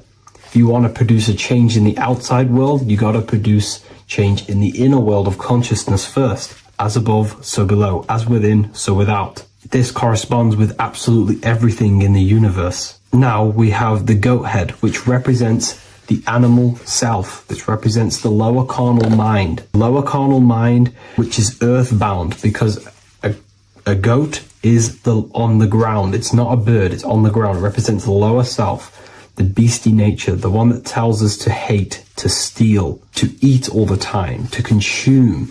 It's the beast within us, the beastie side of our consciousness. It has a human body resembling this, the human in the beastie nature, or we have the spiritual nature, the higher self. In essence, this symbol of the Baphomet represents the higher and the lower self of human consciousness. It represents the higher and the lower. To conclude all of this, the Baphomet is a symbol that represents the two paths that one can take. We can take the beastie path and become an instinctual animal, our body, or we can take the divine path of reaching our higher self. It is a symbol that represents the higher and lower self and the four different bodies of consciousness. In essence, this does not represent Satan or the devil. The devil represents the lower aspect of our human psyche. The war between Jesus and Satan is symbolic and allegorical for the war that happens within our mental field of consciousness. The internal war between good thoughts and bad thoughts, positive emotions and negative emotions. It is the constant war inside the battlefield of your own mind. Jesus, Satan are symbols, characters that are symbolic of aspects of your own consciousness, because the universe is mental. The only thing that truly exists is your mind. Therefore, all of these ancient spiritual texts like the Bible, the Bhagavad Gita, the Quran are all symbolic of what's happening inside of our mental body. It is the inner chaos that can destroy our life, or when we create structure and restructure our inner world, we can live a peaceful life. If you are struggling from the internal world and you want to gain mastery of yourself while learning the occult secrets, join Ethereal University, a community of like-minded individuals who are all striving for the best versions of themselves. We host live calls and we have an abundance of lectures that you can watch. Or check out the Book of Wisdom. This is volume 2. I'll leave all the links in the description. Have an amazing day. What if I told you many people around you have probably sold their souls? It's more popular than you think, and it's very easy to do. Selling your soul is not something that you can just go and meet the devil and do it. It doesn't work like that.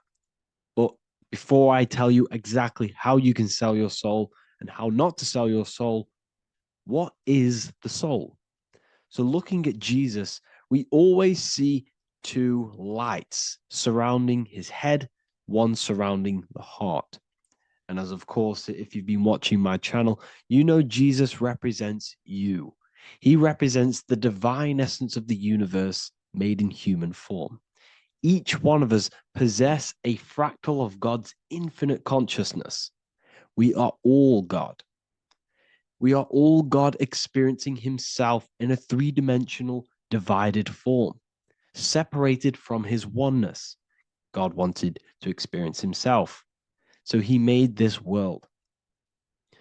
So each one of us possess a soul, and the soul is the spark of God's infinite loving consciousness, filled with God's loving moral law.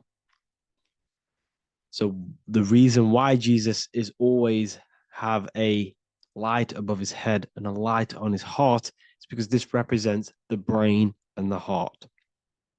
The brain is not the mind. The heart is not the soul. The brain is the physical manifestation of the mind.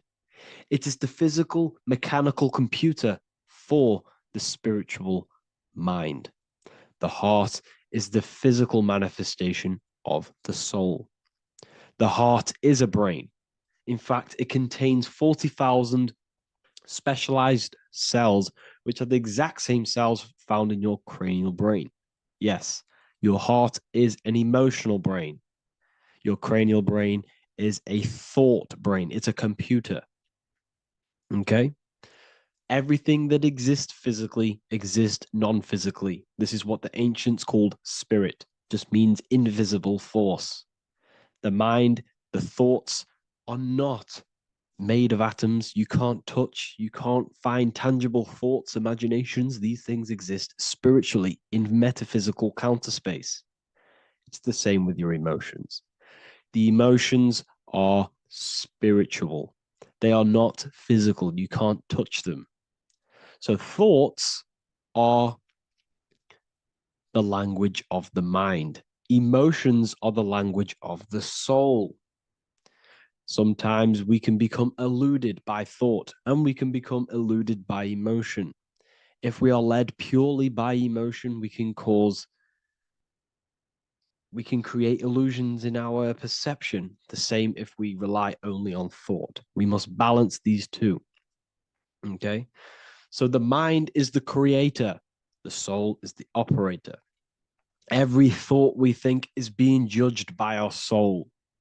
The soul is the judge. The soul tells you what is right, what is wrong. And even the Freemasons depict this spirit and matter in their black and white checkerboards. White is spirit, black is matter. Matter is dead, spirit is life. This is what this represents. Physical reality is not just physical. For every physical object, for every physical manifestation, there is a spiritual force bringing it into existence. Consciousness brings everything into existence. Before you kick a football, there is a change in your inner consciousness before you take that action of kicking the football. Everything exists in spirit before matter. You existed in spirit before you were physical. We also see this in alchemical Freemasonic artwork. This represents the clouds. This is the mind. This is the heavens. And then coming down into the heart, which represents the earth. The light entering the mind into the heart, because every thought we think is being judged by the heart. The heart speaks to you through emotion. The soul speaks to you through emotion. Every thought you think, your heart is telling you that is right, or it's telling you that is wrong. Why? Why is this? Emotions can guide us, okay? Emotions are the language of our soul. Our soul guides us to our soul purpose. Each one of us contains a purpose in this physical life.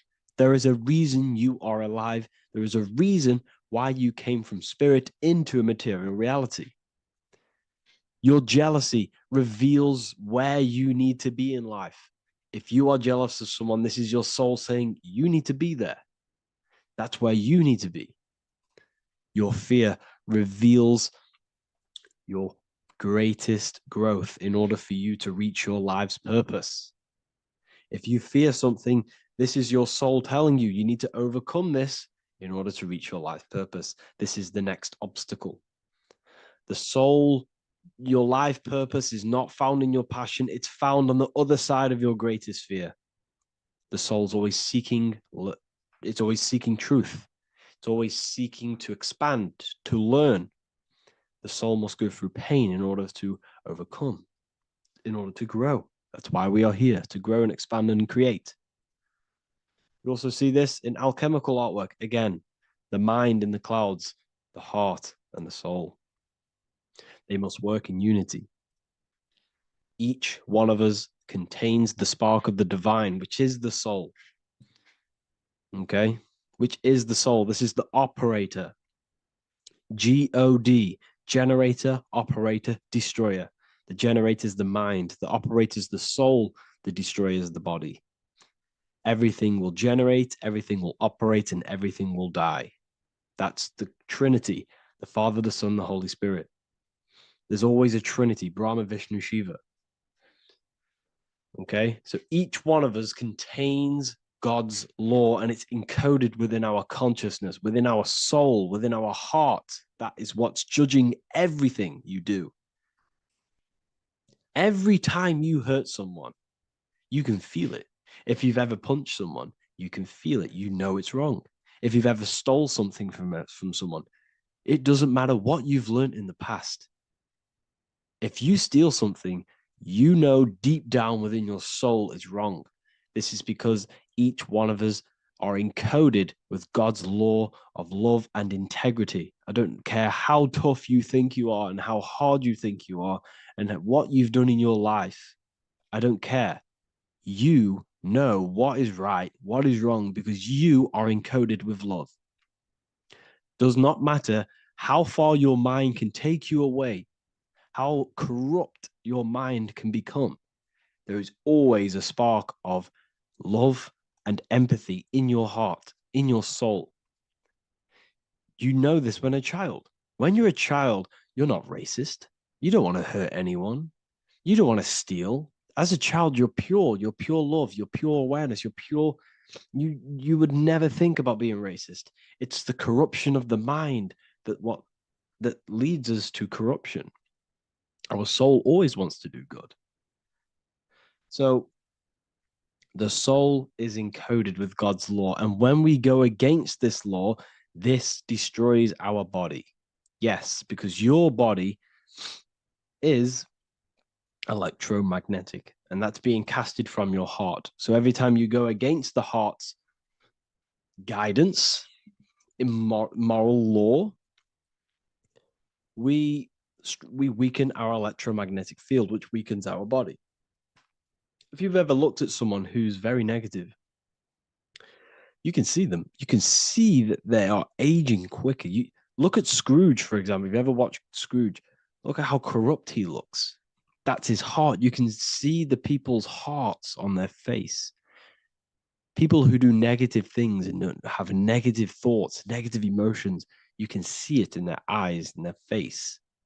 It's because it corrupts you. It corrupts the body. It ages the body. Goodness is life.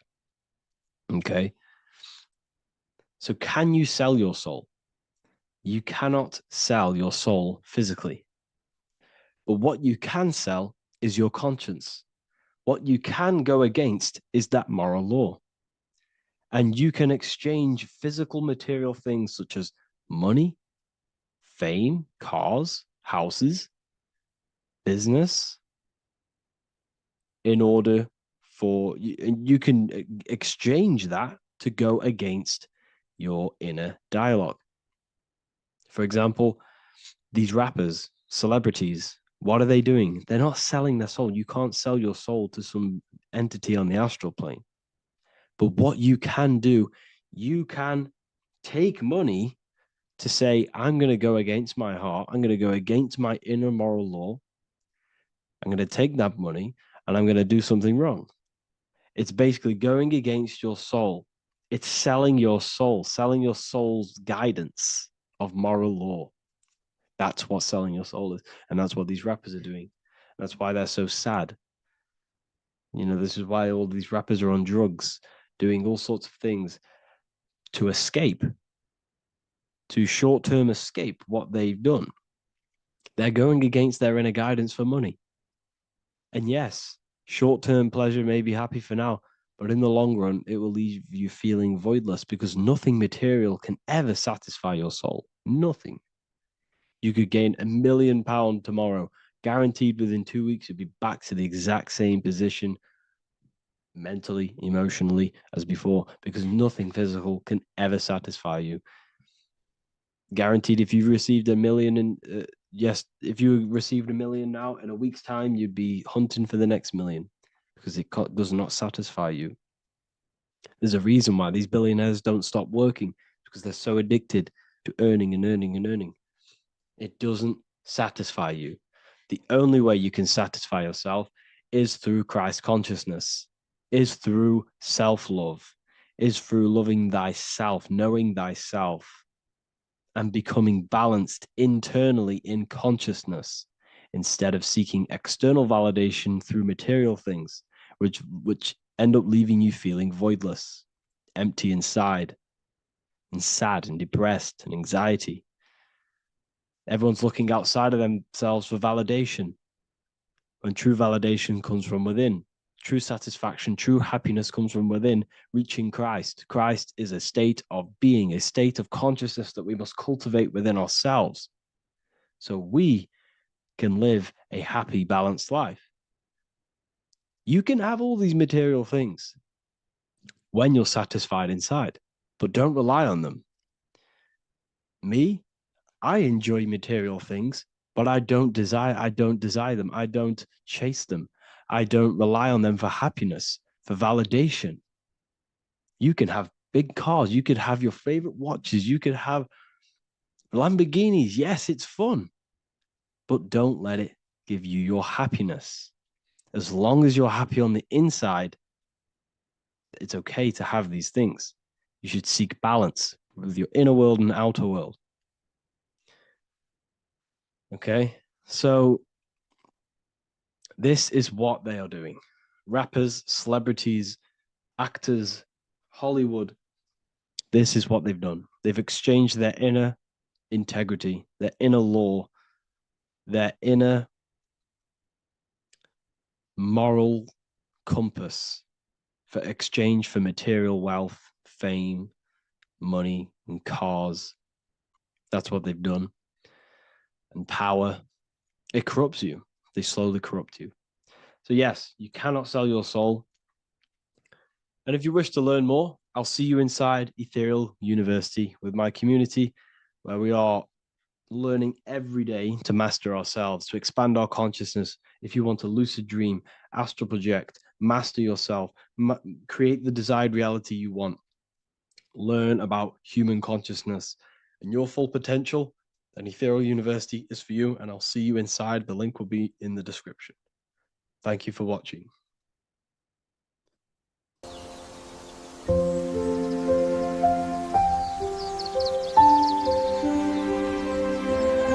bookofwisdom.com. Visit today.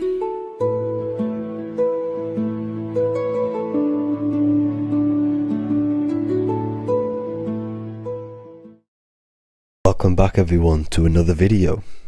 Today we're going to cover everything that you need to know about the mind, starting with the two aspects of the mind, the conscious and the subconscious. The male aspect of your mind is the conscious. This is the 10% of your mind. The conscious part of your mind is only aware of everything around you, your vision, your sight, your smell, your taste, your hearing, and your current state of emotion and thought. Every thought that you consciously think about has an emotion directly attached to it. That emotion is then impressed onto the subconscious part of the mind. The subconscious part of the mind is the female aspect of your mind. It is also a whopping 90% of your mind. Subconscious mind is controlling all of the subconscious processes which happen within your body. For example, your subconscious mind is controlling your heartbeat, your digestion of food, and all of the things that you do not have to tell the body to do. It is the hidden part of our mind which is controlling all of the hidden things. The subconscious mind is like a recording supercomputer. Everything that you have experienced in your life is all recorded and stored within the subconscious mind. One of the most important things about your subconscious mind is that it stores your mental programs. Everything in the subconscious mind manifests into behavior and actions within the body. Your daily basis routine and habits are all mental programs within your subconscious mind. These mental programs are created by mainly two ways. 1. Repetition, and 2. Emotional impact. The repetition is fairly simple to understand. The more you do something, the more it impresses onto your subconscious mind and becomes a program. That program will then manifest into your behavior. However, with the emotional programs, they work a bit different. The stronger that you feel an emotion, the stronger it is impressed onto the subconscious mind. And then that emotion becomes a program. For example, you had a very traumatic moment happen when you were a young child. The emotion that you felt was so strong in that moment that it impressed into your subconscious mind so hard that you can recall that moment like it was yesterday. That traumatic event that happened to you when you were young will still manifest into your daily basis behavior even to this day. However, it manifests subconsciously. For example, if you were in a car crash, you will be wary to enter cars with certain people. All because of that traumatic emotion that you felt and impressed onto your subconscious mind. Another example of the subconscious manifesting into our behavior is posting on Instagram. Most of the time, the reason why you post is because your subconscious mind is seeking gratification. So before you actually do something, question yourself and find out the root cause of why you are doing this. Another thing that you need to understand about the subconscious mind is that it takes everything you say and hear literally. So for example, if you go and say, "You are an idiot" to someone, your subconscious mind will only pick up the word idiot. It only knows yourself. It doesn't know anyone else. You are casting a spell on yourself just by saying that to someone else. This is why the golden rule is to treat others like you'd like to be treated. Now, you can rewrite these programs which are already in your subconscious mind. However, it does take consistency. You have to change these programs which have been running for years. And by changing these programs, you change your behavior, because these programs manifest into your behavior. The best way to do this, personally, is to listen to affirmations first thing when you wake up in the morning, and do this for 10 minutes every single morning. Then at night time, you want to think and feel that you are becoming the reality that you desire. The more that you feel this reality, the more it will become a program and impress your subconscious mind. For example, you're trying to gain financial freedom. If you trick your subconscious mind into creating a program saying that you are financially free, this will manifest into your behavior. You will start doing more work. You will start looking for ways to make money. Your mind will be set on the frequency of money and financial freedom. Therefore, you will receive thoughts based around this program. If you take enough action, your life will dramatically change because of this program that you created in the mind. This is why we call it a mindset, because your mind is a frequency tuner which sets its frequency onto different thoughts, because thoughts are frequency. If you fill your mind with a specific frequency, you will gain thoughts and ideas based around that frequency. To create a stable mind, you need to master your emotions. You need to change your mindset. Everything that you experience is neutral. Based upon the mindset that you see it, you either give it a positive or negative charge. By understanding this deeply, you will then control your emotions. I hope you gained some wisdom and enjoyed this video. Please, if you can, leave a comment and a like, and subscribe to the channel if you like this content. Love and light to you all.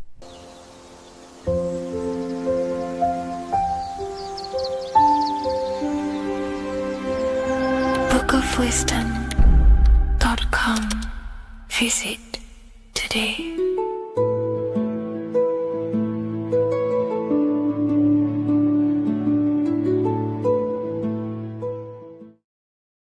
In this video, we're going to be talking about the evolution of consciousness.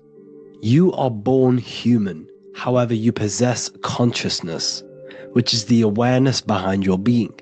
the awareness behind your thoughts, the experiencer behind your five senses, the experiencer, the observer behind your thought, emotions, and senses. You are an eye, an invisible consciousness looking through a lens which is your body. Your body produces this physical world that you experience. Your brain produces this world. Your brain and body is a technological computer. However, you are an infinite, ever-expanding consciousness behind this physical body. And there is an evolution of consciousness, a cosmic journey of expansion. And this is why we see so much pyramid symbolism in the occult and esoteric world, and especially within Freemasonry. Because the pyramid represents climbing, an evolution, a raising state of consciousness, a journey. Steps symbolize a journey upwards. This is the raising and the evolution of consciousness, our inner world, the transmutation of our inner selves, of our souls and consciousness and our minds. So when we see this pyramid, we're seeing a evolution, a way up to source consciousness. And the eye in the pyramid represents your source consciousness. It represents illumination. It represents divine guidance through this evolution of consciousness. This is why we see the ladder. Consciousness is ever expanding on an infinite journey of evolution. Each individual is a part of this cosmic process, contributing towards the ongoing expansion of both mind and awareness. As we evolve, we collectively explore deeper levels of existence, expanding the boundaries of thought and consciousness. The mind has the ability to expand infinitely into new realms of thought, into new dimensions of mind. The mind cannot be filled up. It is not a physical substance. The body can be filled up because it is a physical thing, but you cannot fill the mind. Therefore, the mind is constantly expanding, ever expanding into new fields of thought. So what we see in Freemasonry, the ladder, is again a journey, an elevation of consciousness. When we are born with an infant consciousness, and as we gain older, we gain an adult consciousness. Our inner world, our inner mind, and our emotional intellect changes and evolves. We are significantly different from when we were very young as an infant. It's because our consciousness evolutes, it changes, it alters like water. So, just like this evolution of your own consciousness as growing up, there is consciousness of beings existing in cycles beyond our own. And their consciousness is unimaginably different from ours. They operate on a higher level of understanding and knowing, experiencing reality in ways that transcend our current comprehension. Our minds right now cannot comprehend the highest states of consciousness. There are entities, there are beings beyond our own, existing in higher dimensions of consciousness that we cannot comprehend because they have expanded. They are on a further way up the ladder of consciousness. However, we are all on the same journey. None of us can take the same journey. There is one ultimate goal, reaching source consciousness. However, this is always ever expanding. However, we are all on a different journey. There is one truth, one source, one goal. However, there are billions in different ways of reaching it, and we are all on these different paths to source consciousness, to this ladder, this evolution of universal evolution. Okay? Their awareness is attuned to new dimensions of existence, reflecting a more advanced stage in the cosmic journey of consciousness evolution. So when you take DMT, you are shot into these higher realms of consciousness where you meet these beings who look similar to these images. They are not speaking to you physically. They don't speak to you three-dimensionally through vibration and words. They speak to you mentally. If you have done DMT, then you know this. And if you have met these beings, then you know this. You might have even met some of these types of beings on mushrooms or any psychedelic drugs. Because ultimately, when you take these mind-altering substances, it's altering your consciousness. It's merging your consciousness with the spirit of that substance. And you are essentially attuning your mind to higher dimensions of consciousness. That's why we say we're getting high when we take these substances. Therefore, when you meet these beings on DMT, you are essentially meeting beings who are attuned to higher dimensions of consciousness, and they speak to you mentally. They speak to you telepathically through thought, because the universe is mental. Everything exists within the mind. The way you are now, your physical existence, is a state of mind. Mind, thought creates matter. Spirit and matter are two opposing ways of thinking. If we have a very spiritual mind, we have an expanded mind, we are a spiritual person through the mind. However, if we have a very low state of consciousness where we think about food, sex, lust, and all physical things, then we have a physical consciousness. Matter and spirit are two opposing forces, two ways of thinking. The mind attunes itself to different levels of understanding in different dimensions. So, essentially, this is what we're looking at. The body is a vessel for the fluidic, formless consciousness, a temple that houses the essence of our awareness. While the five senses are limited to perceiving only the physical plane, the mind transcends these limitations, capable of perceiving the full scope of reality. It is through the mind that we access deeper truths beyond the material, tapping into boundless nature of existence. Physical existence is a thin band, a thin layer of reality. It's like 0.001% of reality. And your five senses are only tuned into this layer of reality. But the five senses are, by design, only allowed to perceive physicality. But the mind has the power to expand beyond this physical five sense state. The mind has the power to expand and evolute. It is a conscious decision whether you want to take this path or not. You can stay in a three-dimensional way of thinking, or you can expand your consciousness from within. It's not an external journey. There is no God going to save you. You must save yourself. Therefore, behind every single one of these eyes is the same source consciousness. However, we are all different cells in a different journey. The organs in your body, the cells in your body are all alive. They all possess same consciousness, universal consciousness. However, we are all on a different journey of evolution. As above, so below. As the baby is in the mother's womb, when the baby becomes conscious, there is a world outside of its mother. What does it do? It presses and seeks a way out to be born in the other world outside of its mother. It is the same with your consciousness, your mind. When your mind becomes aware that there is realities beyond the immediate surroundings, it seeks a way out. And this is exactly what I'm doing to you now.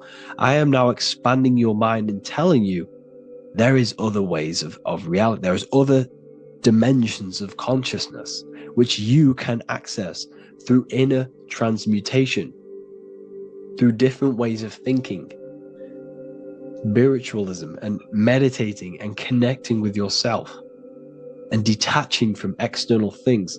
We can upgrade our consciousness. Your body is a womb. Why Jesus says you must be born again to see the kingdom of God, because you are born physically and then you must be born again spiritually, awakening your inner consciousness. So like I said, as the baby is in the womb, it's the same principle. As above, so below. You were a baby. You were in your mother's womb and you figured out there is a world outside of your mother. So you seek to weigh out your mother to be born in another world. It's the same now.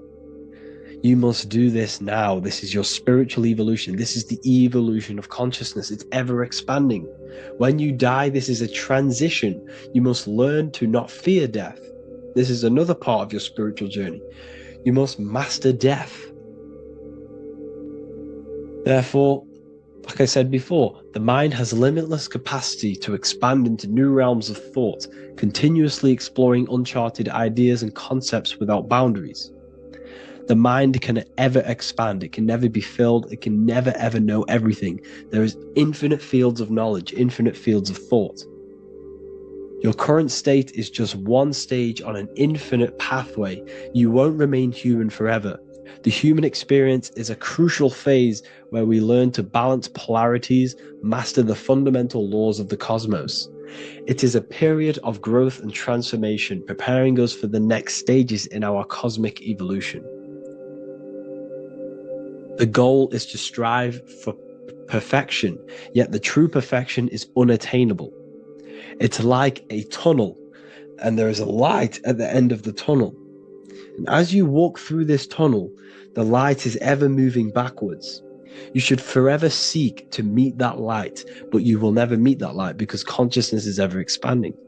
You should strive for perfection, yet knowing that perfection is forever unattainable. The journey is endless, with each step revealing deeper layers of understanding and experience. The pursuit of growth and expansion is itself the essence of our evolution. You can find all of this knowledge in the amazing book that I have read for years. I have read this book, The Emerald Tablets of Thoth, the Atlantean, by M. Dorial, translated by M. Dorial. I'm telling you now, this book, now that I've told you this, you have some context on the book. The whole book is about evolution of consciousness.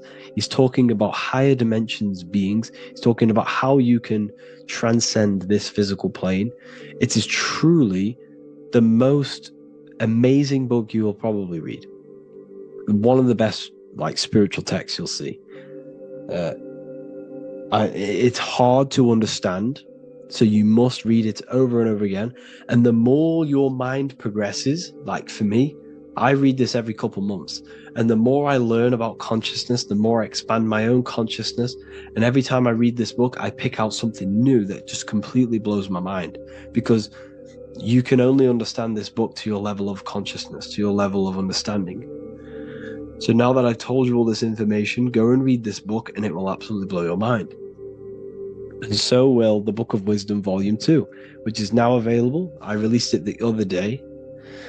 I'm just going to read a page out now. This page is called Spirit and Matter.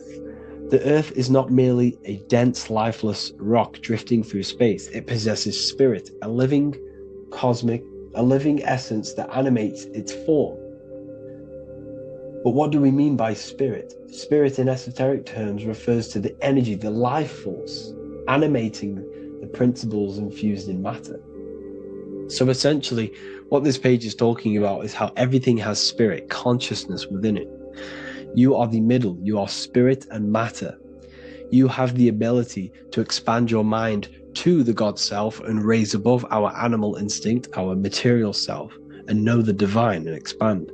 Animals cannot do this.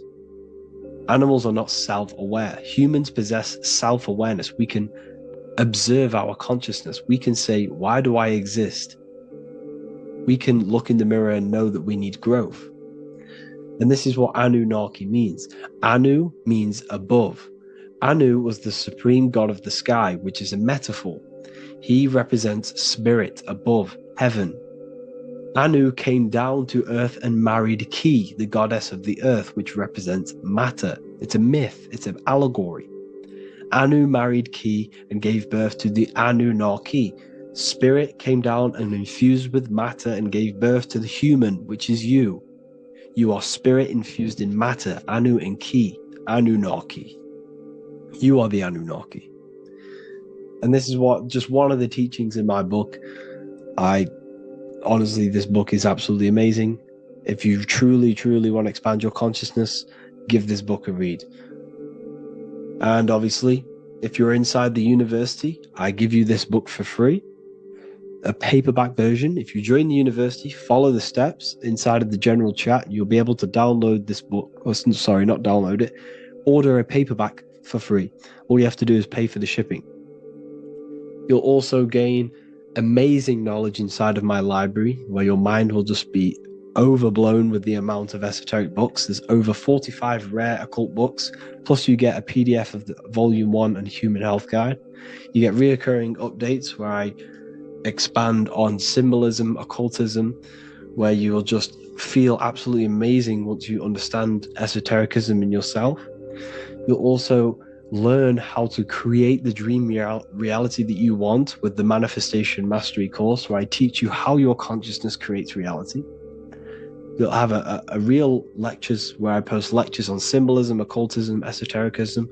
There's a conscious community and live calls and Q&A where you can ask me questions and I'll answer your questions.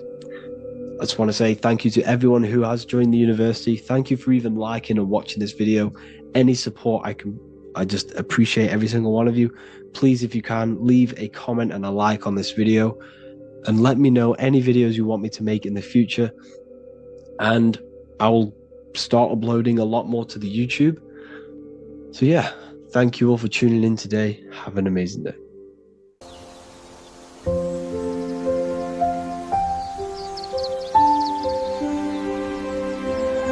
bookofwisdom.com.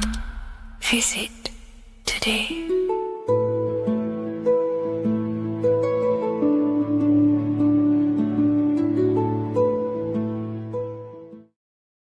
What if the word Yahweh is proof that God is embedded in our very own being? Stay with me, because what I'm about to show you might change the way you see yourself forever. Today's topic is decoding the mystery name of Yahweh, the sacred name of God from the Hebrews. By the end of this video, you'll uncover the true meaning of the word Yahweh and how your connection to it unlocks your own personal power. When we look at the word Yahweh in Hebrew, we flip it on its side. We're actually looking at the human body. These are the legs, this is the torso, here are the arms, and here's the head. So if we actually switch this on its side, we see the human body. The Hebrew name Yahweh often translates to I am. The I am. Now, what is the I am? The I am, when you say I, you're referring to your highest self. Everything with the letter I in the beginning, most of them words are referring to our inner self, inside, intelligence, internal, in. The I represents the inside self, the invisible self. You cannot see the I am because this is the spirit, this is our consciousness. It's the intelligence controlling the human body. When you say I, you're not referring to your name, your job, your reputation, your ego, or your thoughts. You're referring to the observer who is beyond the thoughts, the one who's observing the thoughts. That's the soul. Look at the word Yahweh, Yahweh, the sacred name of God. Yahweh can be observed in the natural rhythm of the human breath. When inhaling, we subtly hear Yah. When exhaling, we hear Way. Do this yourself. Breathe in through your nose, you'll hear Yah. Breathe out, you'll hear Way. And in fact, the letter H, H, when it's pronounced, it carries the soft sound of wind or breath, a gentle exhale that mirrors the very essence of life, giving air. Breath is the spirit of life. It's what connects us with consciousness. If we stop breathing, we lose consciousness. The body shuts down. We're breathing the spirit of breath. We're breathing in the spirit of life. It's the very essence that gives us physical existence, and we're constantly staying connected to this breath at all times. Now let's look at Yahweh. 1, 2, 3, 4. There are 4 letters. The tetragrammaton is the 4-letter Hebrew name for God. Okay? Tetra meaning 4. We have 4 gospels of Jesus. Jesus is depicted with a cross with 4 sections. Jesus has the 4 sacred animals around the side of him, always depicted with these 4: a bull or an ox, an eagle, a man, and a lion. These are the 4 fixed signs of the zodiac: Aquarius, the man; Scorpio, the eagle; Leo, the lion; Taurus, the bull or the ox, which are related to the elements. Leo is a fire sign, Aquarius is an air sign, Taurus is an earth sign, Scorpio is a water sign. These are the 4 elements. And the 4 elements correspond to the 4 bodies of consciousness, as we see here. This is fire, this is air, this is water, this is earth. So we are made out of the 4 elements, which represent the 4 bodies of consciousness: mind, emotion, spirit, and body. The soul is incarnated into 4 sections. Hence why Jesus has 4 gospels. Hence why Yahweh is a four-named word, because we are tetraform. We have 4 bodies of consciousness. There are 4 pillars to reality: the mind, emotion, spirit, and the body. So what we're actually looking at here is the name of the very essence of the self. Yahweh represents the universal consciousness that we're all tapped into, because the body is like a radio. The body is basically a radio antenna, which is picking up the stream of consciousness, and we're all the same consciousness, just experiencing it in a different body. And Yahweh is the name for this intelligence that we're all acting out, that we're all manifestations of. So now let's look at the word Yahweh, where we read it this way in Hebrew, which is 10565. 10565 in the Hebrew letters and the numerical values. And the DNA is made up of 4 bases. These 4 things which create the DNA. This basis is the genetic code for all living things. Each DNA strand is held together by sulfur bridges that appear in a repeating pattern of 10565. This pattern matches the numerical value of the Hebrew letters of Yahweh, Yod, He, Vah, He, which are 10565. This means the structure of DNA, the code of life, follows the same number sequence as the sacred name of God, Yahweh. This is a factual observation. So we're looking at 10565. So let's look over this one more time. Yahweh represents the breath, Yahweh, inhale, exhale. It translates to I am. It's written in our DNA. The word Yahweh on its side looks like the human body. Now, this is where things get a little bit deeper. 10565 adds up to 26. The number God, well, the word God adds up to 26. Allah adds up to 26. There are 206 bones in the human body, 26. 26 adds up to 8. 8 is the number of infinity. We are all the infinite consciousness. Consciousness will never die. It's immortal. It's infinite. We are all infinite. We are not these skeletal structures. We are Yahweh, the universal consciousness. The creator of all things is our essence. We're all God with individual identities, but the highest versions of ourselves is God. The ego is our own personal experience of God. Does this make sense? So in conclusion, Yahweh is not the name of a separate God from us, but rather the reflection of the divine consciousness manifesting through the human form. The human body is like a receiver acting as an antenna that tunes into the infinite intelligence and life force we call consciousness or God. This means that rather than being external, the divine presence is within us, expressed through our very existence. It's very interesting when we look into this, and what religion has done has flipped all of this knowledge. All of this sacred knowledge has been externalized. They've externalized God so that we worship God and we view God as something separate from the human experience. They do this so that we don't find the God within us, so that we don't find that we have the power of creation. The mind is the creative force of God. The body is the will to act out that thought. They don't want us to figure out that we are creators and we're all creating our own earthly experience. We're all projecting this reality.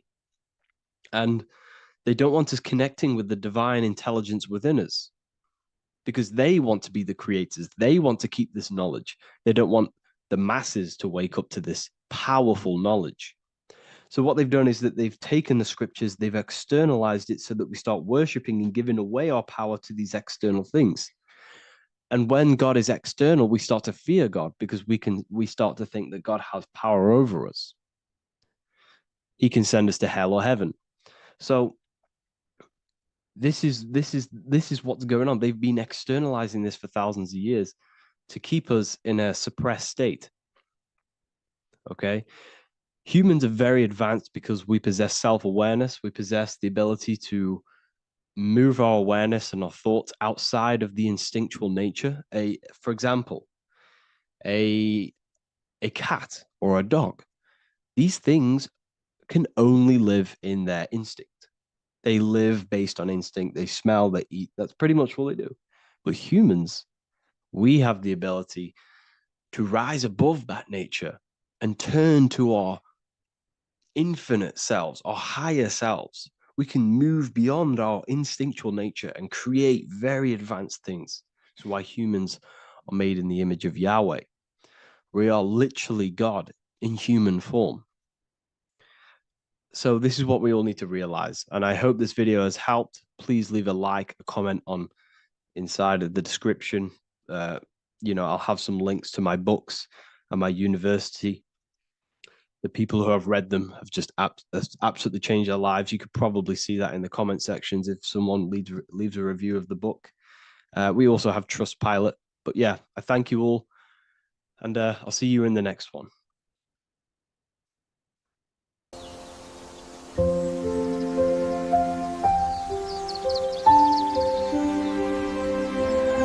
bookofwisdom.com. Visit today.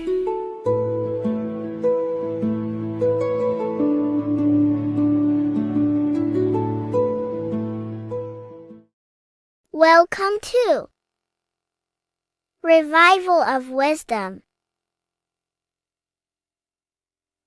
Welcome people, we're back with another video. Please make sure to hit the like, the subscribe button, and turn on notifications to never miss a video. The Vatican is a giant key from a bird's eye view, and it also contains an 8-pointed star. The Anunnaki Sumerian gods also depicted this 8-pointed star. The sky god Anu from the Anunnaki also uses the 8-pointed star for his symbol. And even Freemasons depict an 8-pointed luminary with a ladder and a key. This is symbolizing the key to ascension up to the 8-pointed star, which is Polaris. Polaris is always depicted as an 8-pointed star. Polaris is the standstill star at the very center of our realm, which is perfectly aligned with the North Pole. The Earth is a giant torus field, and at the center is where the most electromagnetic energy is stored. This is why all compasses point to the north. Hence why a compass is an 8-pointed star, because it points you to Polaris, which is the North Pole, the center of this realm. The 8 points of the 8-pointed star symbolize the 8 points in space and time. So yes, Polaris is the portal which you ascend through if you outgrow this consciousness by aligning your chakras. Our earthly realm is a macrocosmic reflection of us, and we as humans are the micro reflection, with the earth containing its 7 chakras as well as us. The North Pole is the 7th chakra, which is the crown chakra. So the key to ascension is held by the Vatican, hence why it's a giant key, because they mislead the masses through their religions, which teaches the masses to look outside of themselves. As stated in the 20,000-year-old emerald tablets, written by the Egyptian god Thoth. On Earth, man is in bondage, bound by space and time to the Earth plane. Encircling each planet, a wave of vibration binds him to his plane of unfoldment. Yet within man is the key to releasement. Within man may freedom be found. So the 7 planets are associated with each 7 chakras. The lowest chakra being the root chakra, which is associated with Saturn. This is why the elites love Saturn and reflect it in all of their symbols. Because the chakras are an ascension of spiritual principles, starting from the material and ascending up to the spiritual, the crown chakra. However, evil love bondage, and they are trapping souls in the physical realm by stopping and provoking the ascension process. They do this by abusing the energy of Saturn, and Saturn is associated with the lowest chakra. The lower 3 chakras are associated with survival mode, which keeps the consciousness in a constant state of fear and only aware of its surroundings. Once you start to ascend up your chakras, you become more consciously aware of spiritual deeds. And this is the process of returning back to your true spiritual form. Going back to Polaris and its connection to ascension, Kanye West symbolizes this on his music video 24. As you see him rise up into the sky, you see an 8-pointed shape around him, which symbolizes the 8-pointed star, as you see the beam of light. And even NASA symbolized this in their Space Delta logos, a bear holding a key with an arrow up to Polaris, the 8-pointed star. Here's another NASA logo of an arrow from the Earth to Polaris. The series Lock and Key on Netflix is all about portals and doorways, and they have the Kundalini energy as one of their keys. Kundalini energy is the energy which rises up the spine, the 33 vertebrae, and activates the third eye. The third eye is the spiritual gland, which connects humans to other spiritual realms. We are not the body. Our spirit, our soul inhabits the body. We exist physically, spiritually, and mentally. Therefore, we are multidimensional. The intellectual and spiritual inhabit the body. Therefore, this is just an avatar within this timeline. However, within each and every one of us, we all have the key to releasement, as says in the Emerald tablets.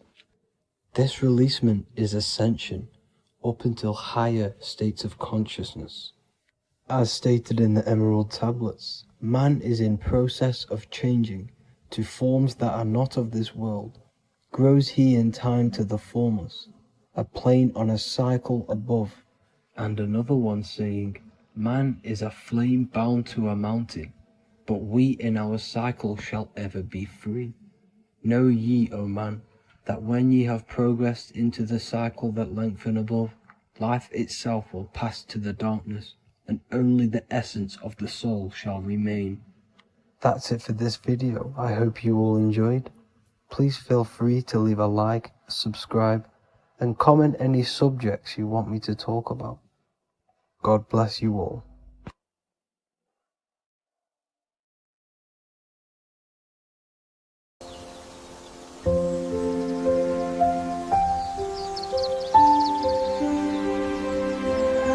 bookofwisdom.com.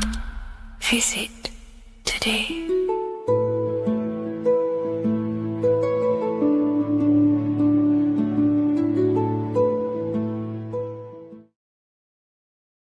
doing today, people. It's Revival of Wisdom. And today we're going to get real deep. This video is going to get real deep. A lot of people are not going to be ready for this sort of knowledge, okay? You really have to do is to really deprogram the mind, because everything we've been taught is a complete lie, is to keep us trapped. Okay, this is really advanced knowledge. Now, let's get straight into this. All of the ancients depicted other worlds, and they called this place Midgard. Midgard is the mid garden, the middle garden.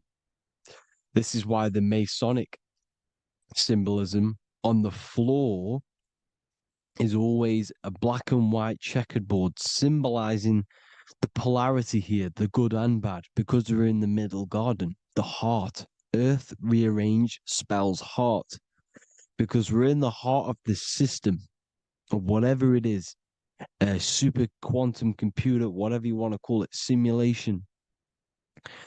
Now, in the Quran, it talks about the 7 layers of heaven. All of these ancient artworks are depicting these different layers of reality. Okay, and look at the Egyptians here with the boat outside of the firmament. Boats travel on water, and this is exactly what the Masons are doing. So they're still using the same symbols. Why? Because it's the same knowledge, just hidden. The Egyptians have the same knowledge as the Freemasons. It's just hidden. Now, this cosmology that they're showing here, which is probably made maybe 100 years ago, this painting or artwork, is the exact same as the one we see here, with the arch, the boat. You know, it's similar, because the boat is symbolizing traveling these other worlds, because the ether is also symbolized as water, because if you look up at the stars through a telescope, it looks like it's water. It's shining through water, because this ether, whatever this substance is outside of this world, was symbolized as water. Okay, and look at all these ancient depictions showing these different layers of reality. Now, we are being trapped within this 3D dimensional world, which is the cube, the Saturn cube, because there are 6 sides to everything in this world: front, back, left, right, up and down. 6, which is the cube, because we're in the Saturn's world. Okay, now, always been depicted as a tree of life, the tree of the universe has always been depicted as this tree. Because let's get a bit deeper. Now, the cosmology of this reality is the sun, the moon, and Polaris, always in the Masonic art. The sun, the moon, and Polaris, the all-seeing eye. If you go inside of the temples, of the Masonic temples, they always have this star in the middle, shining light beams. Okay? Look here. The light beams coming from the big star in the middle, which is Polaris.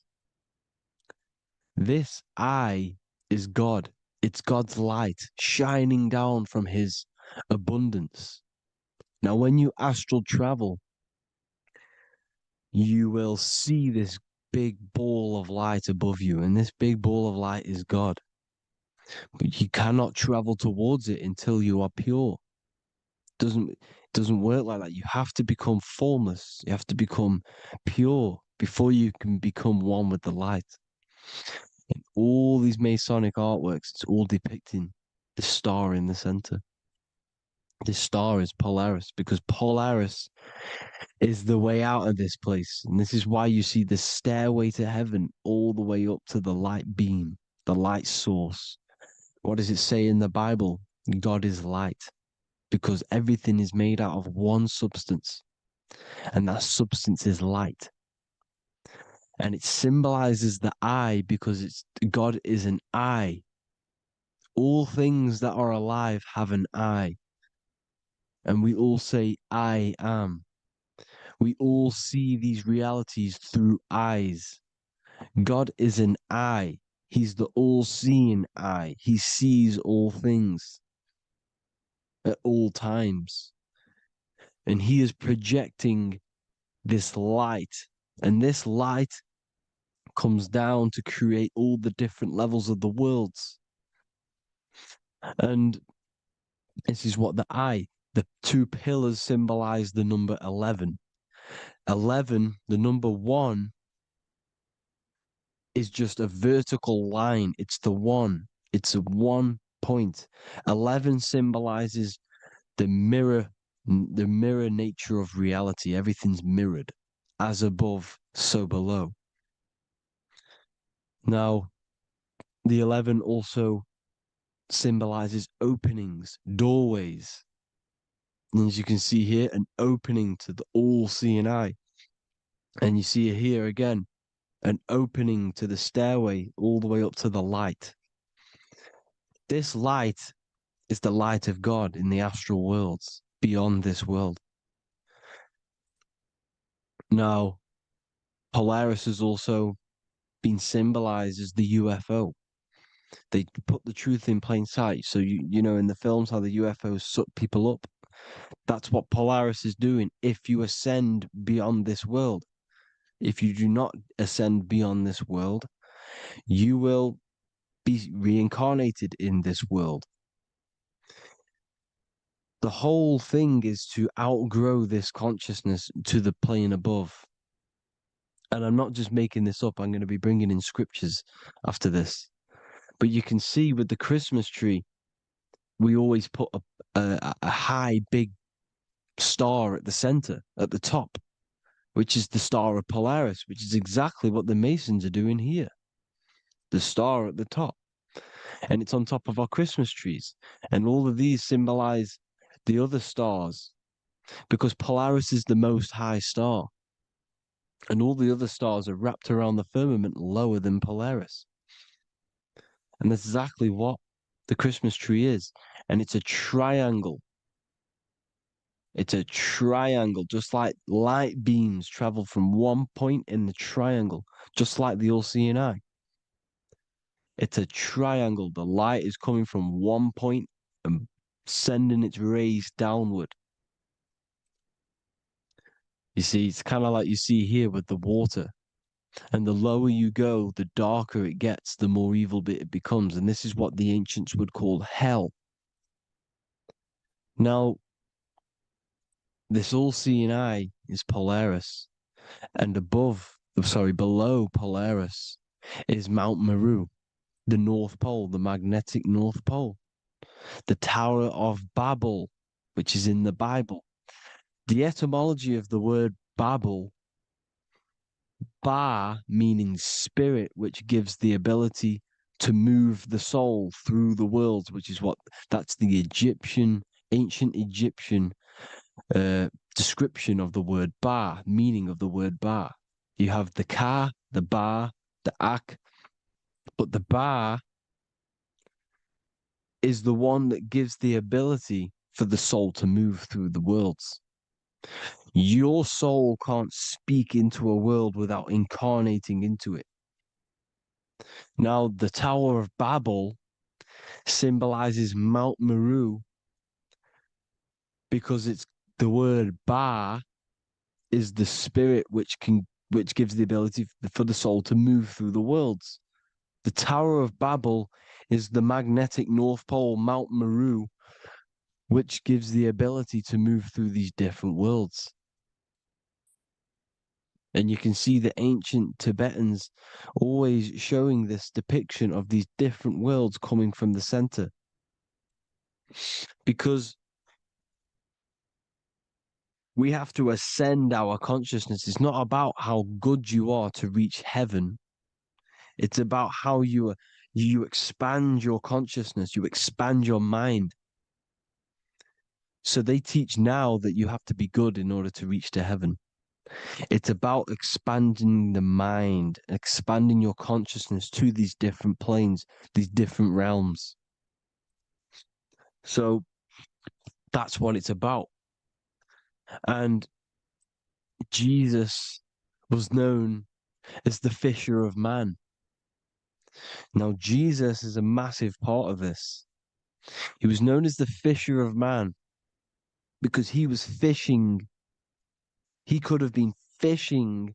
He could have been one of these deities that had come down from these different higher realities and pull people up. So so they called Jesus the fisher of man.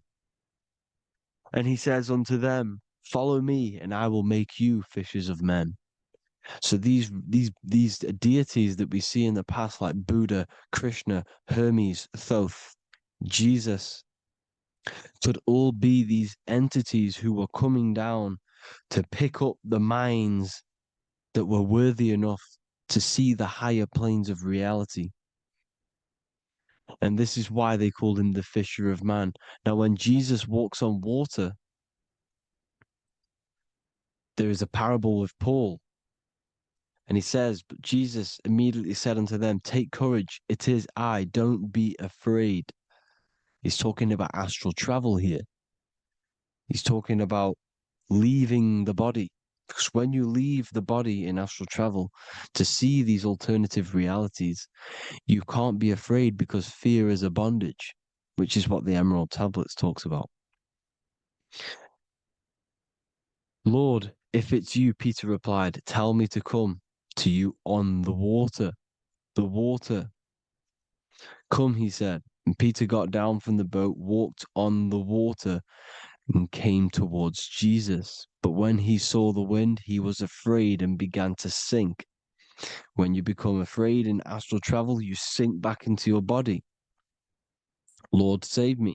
So this is talking about Jesus pulling people up into different realities. And you can see the fish is the symbol of Jesus. Is another symbol of Jesus, a fish. Because fish symbolize deep occult knowledge. Because fish travel the depths of the ocean. And they symbolize us because we are fish underneath the ethers. And Jesus was pulling people up.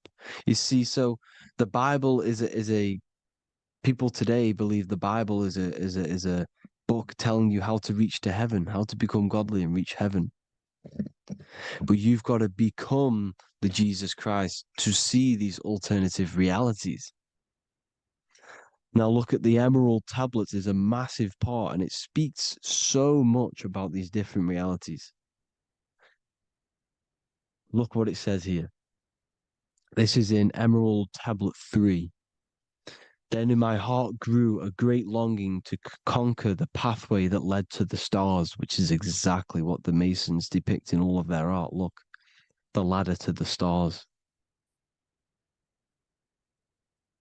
And then he goes on to say, years after years, I sought after wisdom, seeking new knowledge, following the way, until at last my soul, in great travail, broke from its bondage and bounded away, broke from the bondage of the body.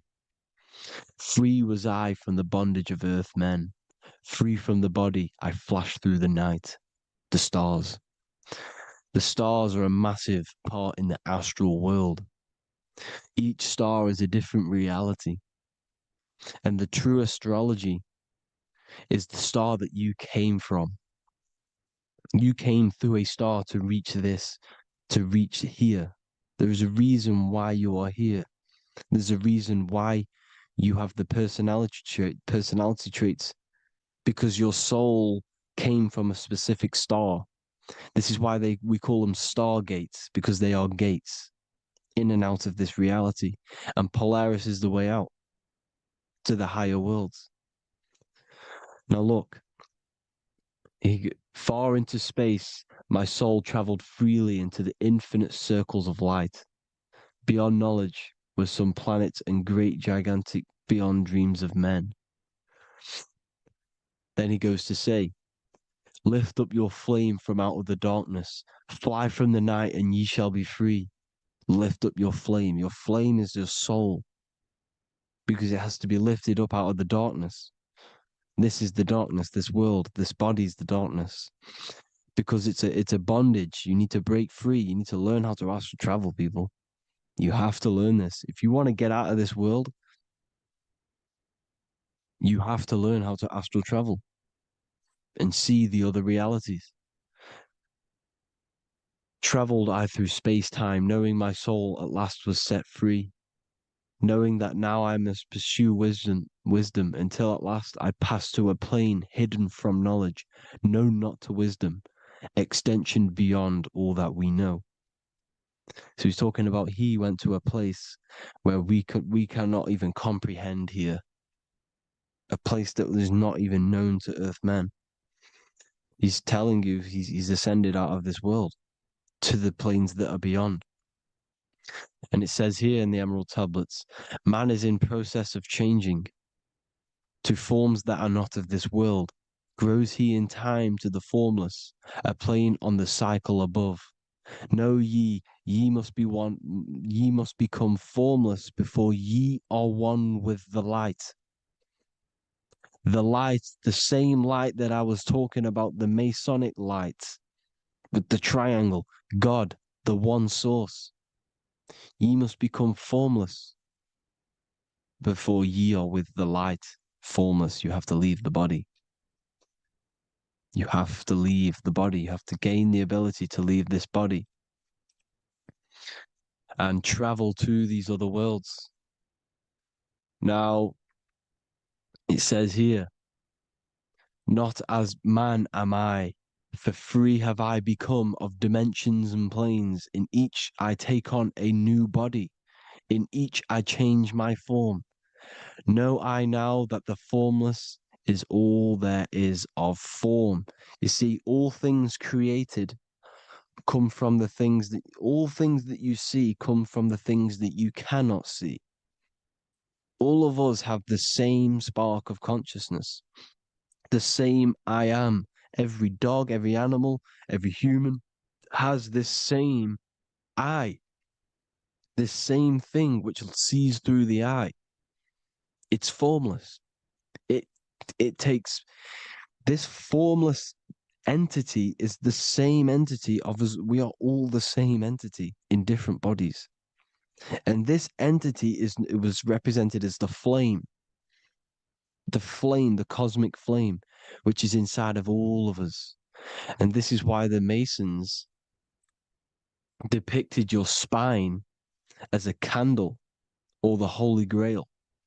You would either see this or a candle with a flame on the top, because the Holy Grail is your consciousness, which is on top of your spine, which is the candle. Now, Jesus, Thoth, Buddha were all these deities which were coming down to lift people up because they were fishermen of men. And he would lift you up to the higher worlds, out of this world, to the ones above. Now, Thoth, you can see him here, he's leading the way. He's holding someone and he's leading the way with knowledge and power. He was leading the way to other worlds, out of this world. There's no point trying to change this world. This world will stay the same.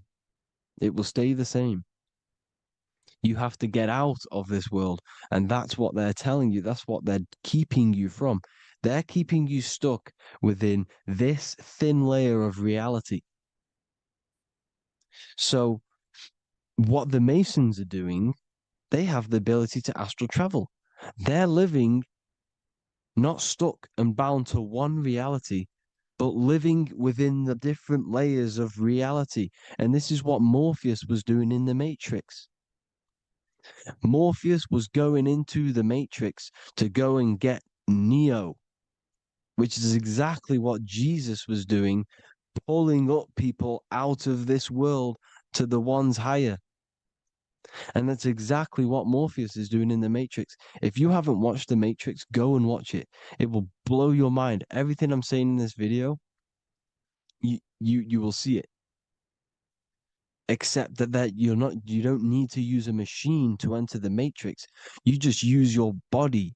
Well, you use your consciousness to leave this body.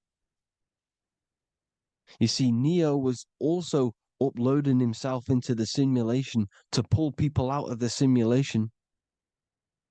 And this is exactly what all of these gods were doing. The fisher of man. Look, he was pulling people up out of this reality with the knowledge. Now, Jesus was always depicted with the mushrooms. Look at all this mushroom art. Mushrooms were literally the origin of Christianity.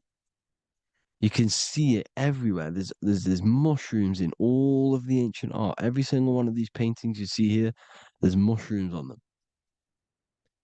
Mushrooms have the ability to see alternative states of consciousness. Now, if you go and do them and you go to sleep, if you pop mushrooms, you go to sleep and you will wake up in another reality. You will wake up in another reality. Don't try it if you don't want to do it. But if you've got the heart to do it, do it. Eat them and go to sleep. You'll wake up in another reality. And Jesus was handing out mushrooms to the bright minds, to the minds that he wanted to fish out and pull up to the higher realities. He was giving them mushrooms to see themselves in an alternative state, in an alternative reality.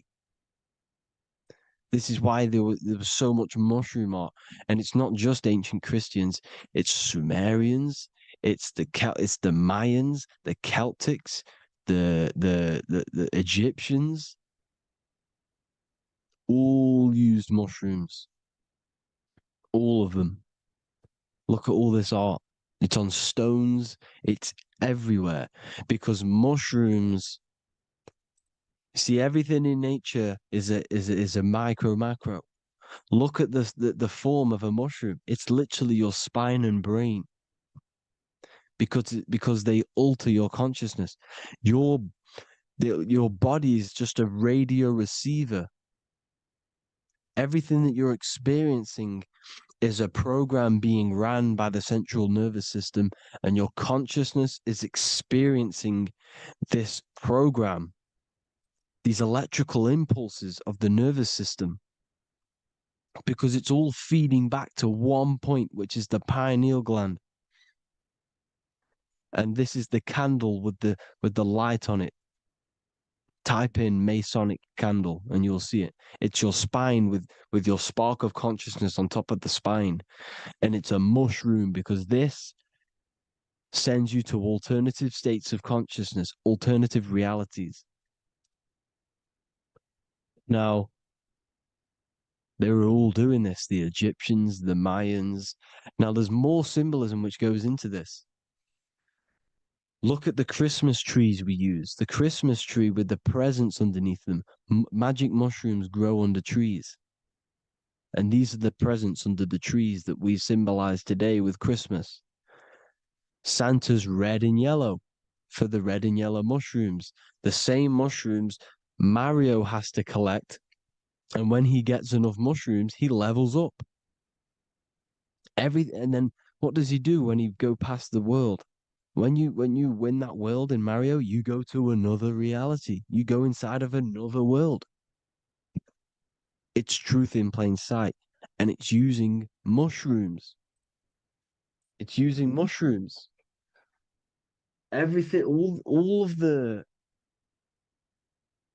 characters in Mario, well, a lot of them are mushrooms. Look at this one. The presents, black, yellow, and red and white. Red and white mushrooms. And the bow on the top is the mushroom head. That's a bit of a reach, but you know, the symbolism never lies, is what you need to understand. And it's as above, so below. Now look at the Sumerians. The Sumerians were also multi-dimensional beings. Okay, look at how they have the double faces. They had 1 foot in this reality and 1 foot in another reality. And look at this one, a double-headed god inside of like a portal.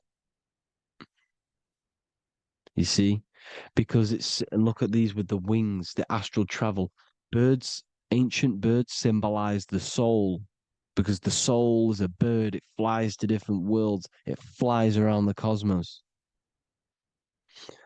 And mushrooms gave you the ability to see these alternative states of consciousness, these alternate realities, because you exist in infinite realities. You exist in infinite realities.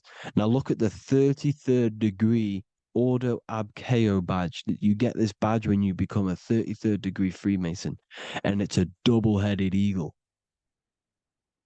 A double-headed eagle.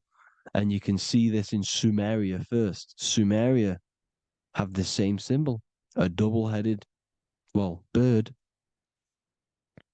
You can see it here as well. And the Masons are still using this symbol today. And when you become a 33rd degree, 33 vertebrae on the back of your spine, above the vertebrae is your consciousness, and it's a double-headed eagle. One reality in one.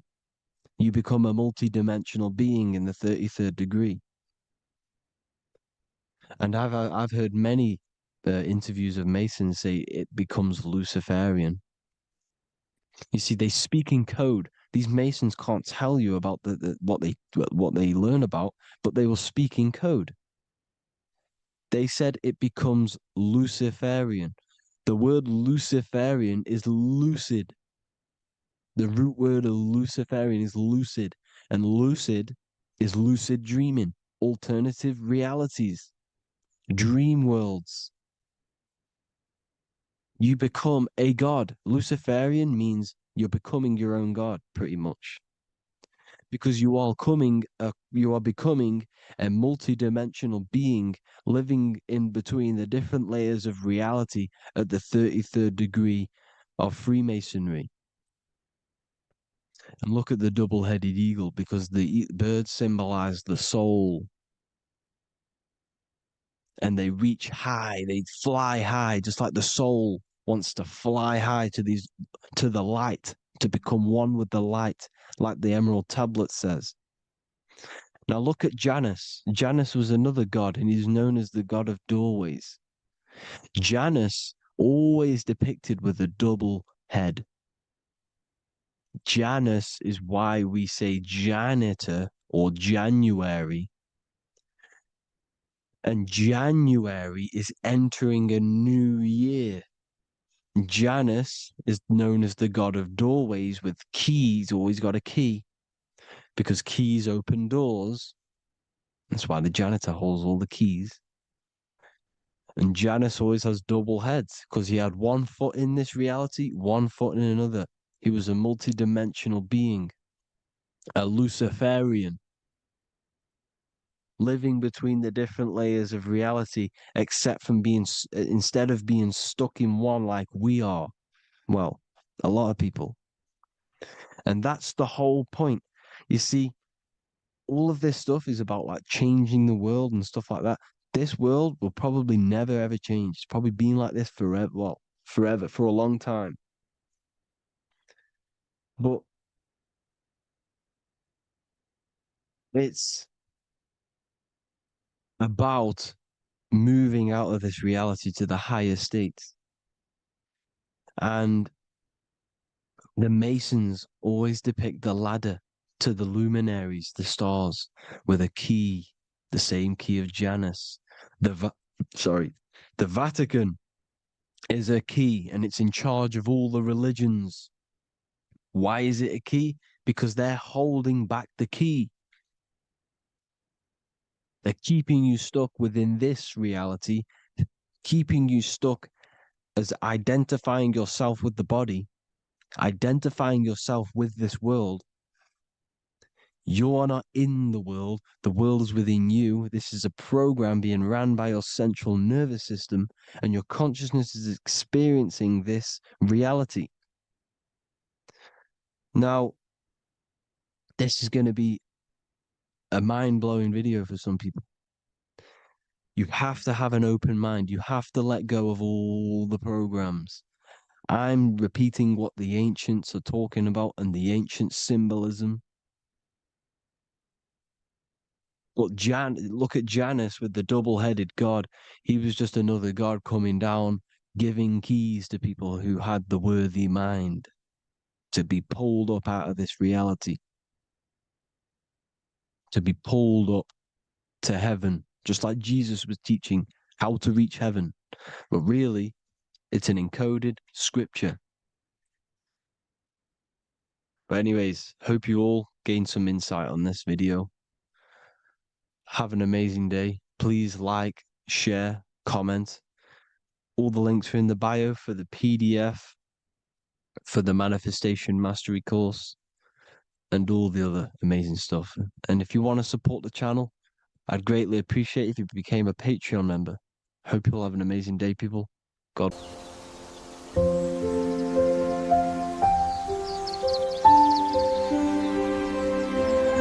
bookofwisdom.com. Visit today.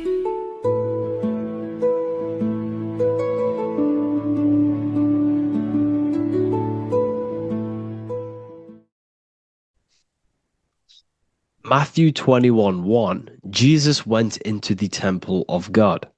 Corinthians 3:16, do you not know that you are the temple of God? Now what is this telling you? That God is within you. Hence why in Luke 21:12 it tells you the kingdom of God is within you. And the side of your head region is called a temple for a reason.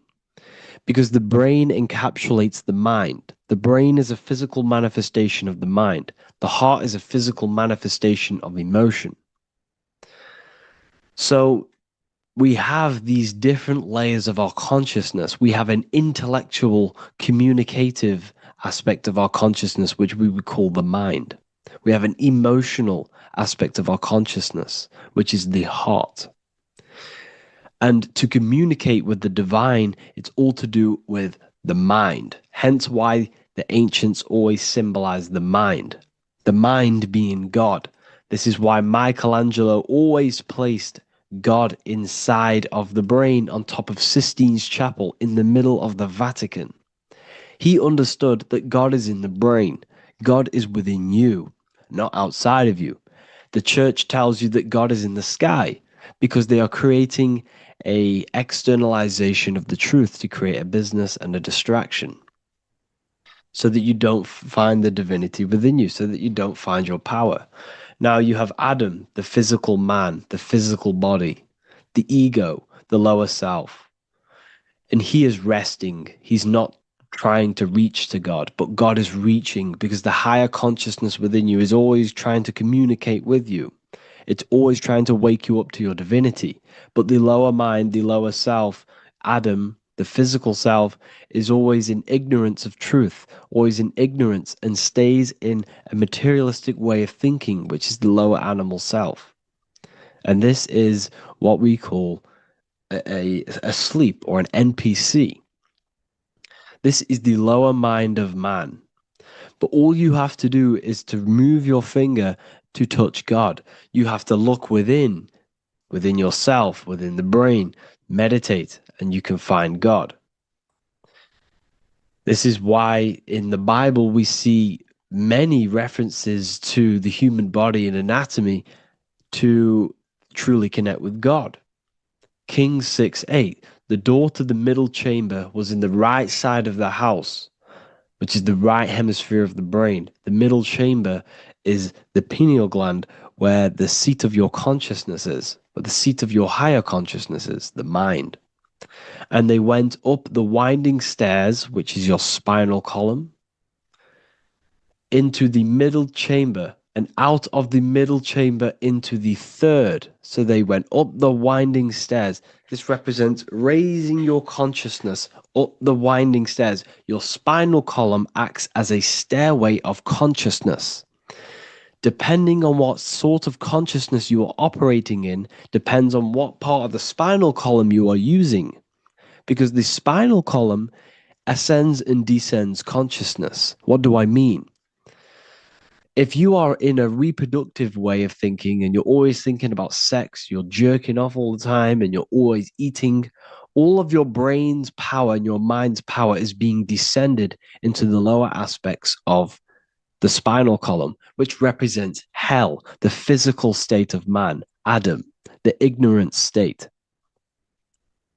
We're basically living off low-level pleasures like an animal. And the stairway to heaven is your spinal column. They went up the winding stairs into the middle chamber, which is your mind, your pineal gland, and out of the middle into the third stage of consciousness, physical, etheric, astral. When you meditate and you start to raise your consciousness during meditation, you enter the astral plane when you turn off thought.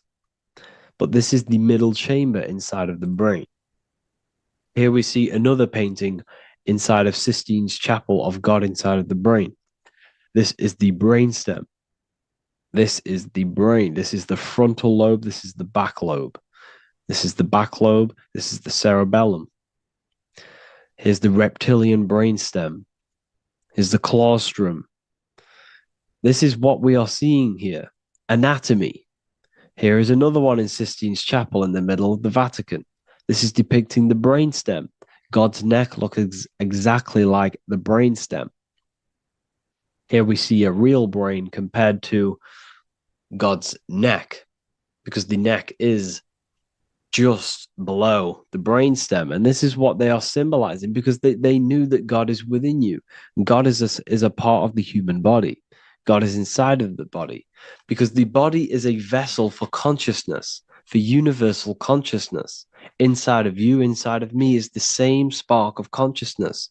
And this same consciousness is spread out into every living essence, because everything comes from the one source, the one God, the one consciousness. Matthew 6:22-23. The light of the body is the eye. If therefore thine eye be single, thy whole body shall be full of light. Practicing the single eye. What is this? This is meditation. This is entering within yourself. So the Bible's telling you to practice the single eye. But if thine eye be evil, thy whole body shall be full of darkness. What does this mean? If your consciousness is in an evil way of thinking, if your mind is filled with an evil, negative mind space, then your body shall be filled with darkness, with evil, with negativity. Because negative thoughts destruct the body. Positive thoughts heal and regenerate the body. So he tells you to be, the light of the body is the eye, your consciousness, the inner eye of consciousness, the eye that lets you see.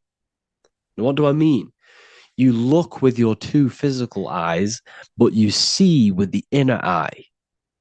What you see is perception. You look with the two eyes, and what you see is perception. You are seeing, you are understanding, and that's what consciousness, the mind, gives you. Consciousness, or the mind, is the force that allows you to be a human being, that allows you to understand things and interact with things and make decisions. It's an infinite intelligence. See, the mind is not the brain. This is a big confusion with people. Hence why the eye on top of the pyramid is separate from the bottom half of the pyramid, because the consciousness is separate from the body, the eye, the all-seeing eye. It represents the observer, the eye that sees into this body, into this world, into this. You are the perceiver. You are the invisible spirit within the body. Theologians 4:17. After that, we are still alive, and our left will be caught up together with them in the clouds to meet the Lord in the air. You don't meet the Lord in the physical air. Okay? This symbolism of the ancient Christian artwork is showing you this is symbolic. These things never happened. There's no man in the sky. Moses didn't go on a mountain to meet with God. The air represents the mind. This is why you say you're an airhead when someone's very stupid. Earth is your body, water is your emotions, fire is your spirit, air is your mind, the invisible mind. So Anton Mengs, an ancient Christian art worker, is showing you anatomy of God in the clouds, but this is the anatomy of the human body. Raising yourself to the mind and turning the mind inwards on itself during meditation. And that's how you meet the Lord in the air. You meet the Lord in an elevated state of consciousness. The air represents an elevated state of consciousness because the air is up. You have to raise your consciousness to meet the Lord in the air. This is why Moses went on a mountain to meet with God. The mountain represents elevation of consciousness, raising the mind up the spinal column, taking all of the mind's attention away from the reproduction and the physical aspects of self and raising it to the brain and turning off the brain and going inward into the air. It's talking about raising consciousness. It's allegorical. It's a spiritual, metaphorical text. The side of your head's called a temple because inside that where that temple is, right in the middle of where you call the temple, is the inner chamber, the open room, the holies of holies in the Bible, or the land flowing with milk and honey, or Mount Zion. There's so many different names for the brain, or the upper room where Jesus meets his 12 disciples, the 12 cranial nerves in your brain. This is the temple of God. Your body is a temple of consciousness. It encapsulates the consciousness. It encapsulates the mind and soul. John 10:30, Jesus states, I and the Father are one. Psalms 46:10, be still and know that I am God. He's talking about the I am within you, not within Jesus. Everyone refers to ourselves as I. I am God. When you say I, you're referring to the highest aspect of yourself, the aspect that is above all thought, above all emotion, and above all things. When you say I, you're referring to your pure awareness, your pure consciousness, the highest aspect of yourself. And anything after I is egotistical. I is God. The letter I is the Roman numerals for one, because there is one God, one consciousness. The letter I is one line, just like the number one. Matthew 6:3-4, take no thought. Therefore, take no thought. Take no thought. He says this 5 times because you must turn off the 5 senses and take no thought to connect with God. Be still. This is telling you to meditate and know that I am God. The I am within you. I and the Father are one. I and God are one. You, who you think you are, is a completely wrong. The body is matter. Your name isn't you. Your job isn't you. Your reputation, your trauma, your memories, your friends, family, worries, bills, interests, dislikes, goals, passions. Anything to do with the thinking mind is not you. Who you think you are is a part of your thinking aspect of consciousness. But once you remove thought, you are no longer your name. You are no longer your body. You're no longer your reputation. You are the I. You are pure awareness, pure consciousness. Pure consciousness. And this pure consciousness has latched on to this name, this job, the body, and your traumas. Your pure consciousness has attached itself to this character who you're playing in the physical world. And this is essentially who you think you are, but you are not. You are the I, you are the self, you are pure awareness. So, in order for you to detach from these things, you must learn how to detach from your name, your job, your reputation. And you do this through meditation by turning off the thinking mind. Turning off the thinking mind allows other aspects of your consciousness to open up. What do I mean? Your whole life, you've been thinking And all of these thoughts has attached you to this physical body. You haven't allowed your consciousness to open up. And you can only do this by taking no thought. That's why Jesus tells you, take no thought. When you turn off the thinking mind, other aspects of your consciousness starts to open up. Other aspects of your being can open up. And this is how you astral project. This is how you do all these mystical things and things to do with consciousness. It's taking no thought. Imagination, emotions, thought, and memory are all to do with consciousness. These things are not physical. You can't touch thought. You can't touch emotions. You can't touch these things because they are not a physical thing. So you must turn off these things for other aspects of your consciousness to open up. Okay? So essentially, the Bible is a metaphorical, astrological, numerological, metaphysical, spiritual, encoded text that talks about human anatomy, spirituality, and the true nature of the human experience. Everything they would teach you in school is to make you think that you are this body. Everything they teach you in church is the externalization of the true teachings of Jesus. Jesus was telling you to meditate. Jesus was telling you to practice the single eye. Jesus was telling you to look within yourself and find God. He wasn't telling you to pray to him. Mark 16:19, he was taken up to heaven and sat at the right hand of God, the right hemisphere of your brain. John 21:6, cast the net onto the right-hand side of the boat and ye shall find fish. Fish is understanding. The boat is your body, your brain.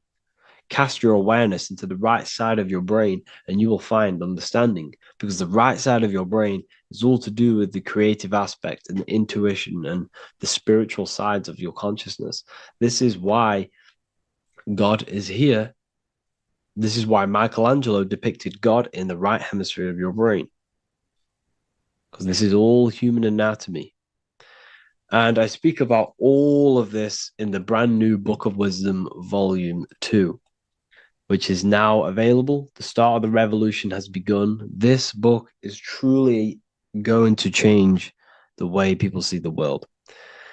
It's got so many more topics than the last one. It's truly a revolution. It's written in so much detail. It's very practical. I cannot wait to share this one with you. I just want to say thank you for the opportunity for me to create this book, because without you, I couldn't have created this. And I just love sharing my work with you. And I thank every single one of you for the support, the watch, like the views and the likes, everything, especially the people who have joined the university and stuff like that. And for people who have joined the university, you do get a free Book of Wisdom paperback if you just go to the general chat and follow the description, follow what the instructions that I gave you in the chat, and you'll be able to order a free Book of Wisdom if you are inside of the university. Plus, you get all of my other books, 2 books, and over 45 occult books on occult and esoteric things. You get lectures, live calls, a community, a manifestation mastery course, and a whole library and reoccurring updates every month, every week. So yeah, I hope you all enjoyed this video. Thank you all. Please leave a comment to help the algorithm, and leave a comment on what videos I should make. And yeah, I'll get to uploading on the YouTube a lot more now. The second book is now released. I have a lot more time on my hands. No longer using my energy to create the book. I'm now going to redirect this mental energy into the YouTube. So there will be a lot more content coming. So I need some content ideas. So feel free to comment some ideas, some YouTube videos that I can create. Thank you all, people. Have an amazing day.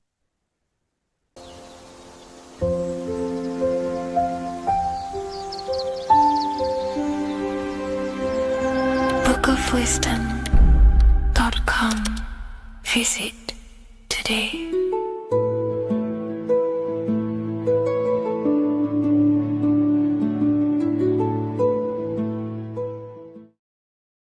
How are we doing, people? It's Revival of Wisdom. We're back today talking about sun worship. Okay? And please enjoy. Sit back and enjoy the video. First thing we need to understand is that the sun is the risen savior. It's the light of the world. Without the sun, we have nothing. Now, the sun is the Son of God. We didn't make the sun. No one owns the sun. But who created the sun? Obviously, the Creator created the sun. Therefore, it is the Son of God. And that is what Jesus is symbolizing in the Bible. The Bible is a metaphorical story. That's why it's called the greatest story ever told, because it is a story about the sun, the zodiac.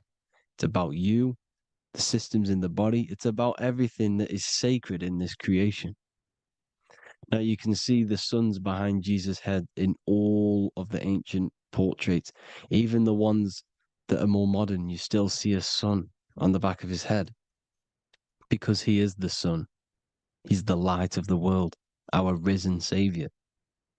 And this is what Christians are lost because they don't realize it's a symbolic story and they think Jesus was a historical person. He's not a historical person. Okay, this is what we need to get out of our mind. This wasn't a historical person. It's the Son, our risen Savior. The Son is the soul. It's the soul of this creation. Because what is a soul? A soul is pure life force, pure energy. Whatever a soul inhabits, it gives life to. Like our soul feeds our body. The sun feeds the earth because the sun is a soul, and that's why the ancients called it Sol. Because it's the soul and it's in you and it's the light of the world. It's the light of everything. It gives life to all things. Here's Jesus and his 12 disciples. The 12 disciples symbolize the 12 zodiac signs. Aries, it rules the head region because the 12 zodiac constellations rule specific regions of your body. Aries, the ram, you have a cerebrum in your head. This is Aries on the head of the table. His Gemini rules the arms and the lungs. The two twins, Gemini. He's holding up two hands for the two hands and arms. The twins. Cancer has a knife in his hand. It's not so clear, but he has a knife in his hand. Cancer is the crab. Crabs have claws. And he's pointing at Virgo's Adam's apple, saying there's no Adam's apple there. It's a woman. Who's the sixth sign? The sixth sign is Virgo, the Virgin, the only woman in the painting. Now notice how there are 3 people in 4 groups for the 4 seasons and for the 3 months and 3 zodiac signs in each season: spring, summer, fall, winter. Matthew, Mark, Luke, and John with the suns on the back of their heads, because it's the 4 states of the sun. The 4 states of the sun. Now, 6th sign, Virgo, the Virgin, the only woman in the painting with no Adam's apple. Then we have the sun, Jesus, red and blue, red shift, blue shift, electromagnetism. The ancients knew this. He's got one hand open, one hand down, because the sun gives and retrieves. The sun rises and it falls. It gives, then pulls away. That's what the sun does, and that's what he's doing. His arms are out, symbolizing the rays of the sun, casting down onto the earth, giving and then receiving. Libra, his 2 hands are equal, he's holding his arms out equally, because Libra is the 2 balanced scales. Libra is when the sun is balanced between the summer and the winter. It's being judged. The sun isn't balanced. That's what Libra is, the 2 scales. Capricorn is the goat. Goats have 2 horns, and you can see the 2 horns on his head here. See? So this is astrology. This is what Leonardo da Vinci is depicting here. It's astrology. And he knew the story of the Bible is all astrology. It's all based on astrology. The Son of God, the real sun. Now here are some Bible verses. I am the light of the world. Obviously, that's the sun. What other light is there that lights up the world? The moon can't do it. It's the sun, the one and only sun, our risen Savior. Because if the sun didn't rise, we'd all be dead. So it's our risen Savior. And it dies for our sins every night and then gets reborn every day. Now, Jesus calms the storm. Mark 4:35-41. The disciples are all on a boat and there's a heavy storm. But Jesus is asleep. The disciple says, Jesus is asleep. We need to awake him. They wake up Jesus, and Jesus got up and rebuked the wind and said to the waves, quiet, be still. Then the wind died down and it was completely calm. Well, when Jesus was asleep, this is the sun not being risen. It's not risen yet. Because in the night times, that's when the storms happen on the sea, in the ocean. And when they awake Jesus, Jesus rises because he's the sun. He rises and everything calms. Because when the sun comes, the storms go. You see? So it's the sun. It's all about the sun. Here's another, Luke 22:10. A disciple asked Jesus, when will we know it's the end times? And Jesus says, as you enter the city, a man carrying a jar of water will meet you. Follow him to the house that he enters. Well, this is clearly talking about astrology, the topic that Christians think is satanic, when they don't realize the whole thing's based on astrology. Because the end times is the end of Pisces, which is the two fish, which is the age we've just gone out of. And you can see all these ancient churches here with two fishes, because they knew it was the age of Pisces. There's an ancient photo, ancient artwork with the two fish, Pisces. And the end times, as it talks about in the Bible, when Christians think the world's going to end or something. But no, it's just the end of Pisces. As you enter the city, a man carrying a jar will meet you. Follow him to the house. The house is the zodiac sign that he enters. And the zodiac sign is Aquarius, because that's what it is, a man carrying the water. We know this is astrology because a woman, that is a woman's job in the ancient times. In the ancient times, the woman used to get the water. You would never see a man collecting water back then. That was the woman's job, whilst the man builds the houses, for example. You see, so we know it's talking about astrology because astrology is the man holding the bucket of water. It's the end of Pisces. Now we are in Aquarius. And of course, Luke 24:36, the risen Savior, the sun. Now, the sun is also born on the 25th of December, a virgin, just like Horus, Mithra, Buddha, Krishna, Hermes, and thousands of other gods, all born on the 25th of December. Well, it's because the sun moves 1 degree northward on the 25th of December. And on the 22nd to the 24th, it stays in the same degree because it's moving south. But then on the 22nd, it stays in the same degree on the Southern Crux constellation. And the ancients called this the sun dies on a cross, because the cross is the Crux constellation, the Southern Cross. And it stays on that same degree for 3 days on the cross. The sun dies on a cross, and then on the 25th, moves 1 degree northward, bringing back the summer, the light, the warmth, the growth of crops. And this is the sun being reborn again, a virgin, because it's pure. And here's Mithra, another sun god before Jesus was around, before Christianity. It was Mithraism, and Mithra, Ra is Ra, the sun god, Egypt. It's all about Ra, the sun. You can see the crown of thorns on Jesus' head, symbolizing the rays of the sun. And here are the rays of the sun on the back of Mithra's head. Krishna, the sun. Buddha, the sun. Horus, horizon. All born virgins, all did miracles, all resurrected. Dead for 3 days. Well, here he is, dead for 3 days on the cross. And resurrected, because it's the most ancient religion ever been on the face of the earth, the worship of the sun. And we should worship the sun, because without the sun we are nothing. The sun feeds us, feeds the earth, feeds everything. Without the sun we are nothing. It's been reversed, and now we're worshipping man. When we're worshipping a man called Jesus, was never real. It's all about the sun, the Most High, the most powerful, potent celestial body in the sky, the orb that feeds us every day. It dies for our sins and rises every day. It's the sun. Now on the Holy Communion Day, it's the worship of the sun. They give out mini suns.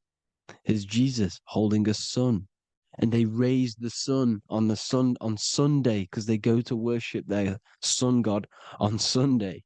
Not Saturn Day, not Moon Day, Monday, but on Sunday when the sun is exalting. And they hold suns up above their heads because the sun rises. They're symbolizing the sun rising above their heads as Savior.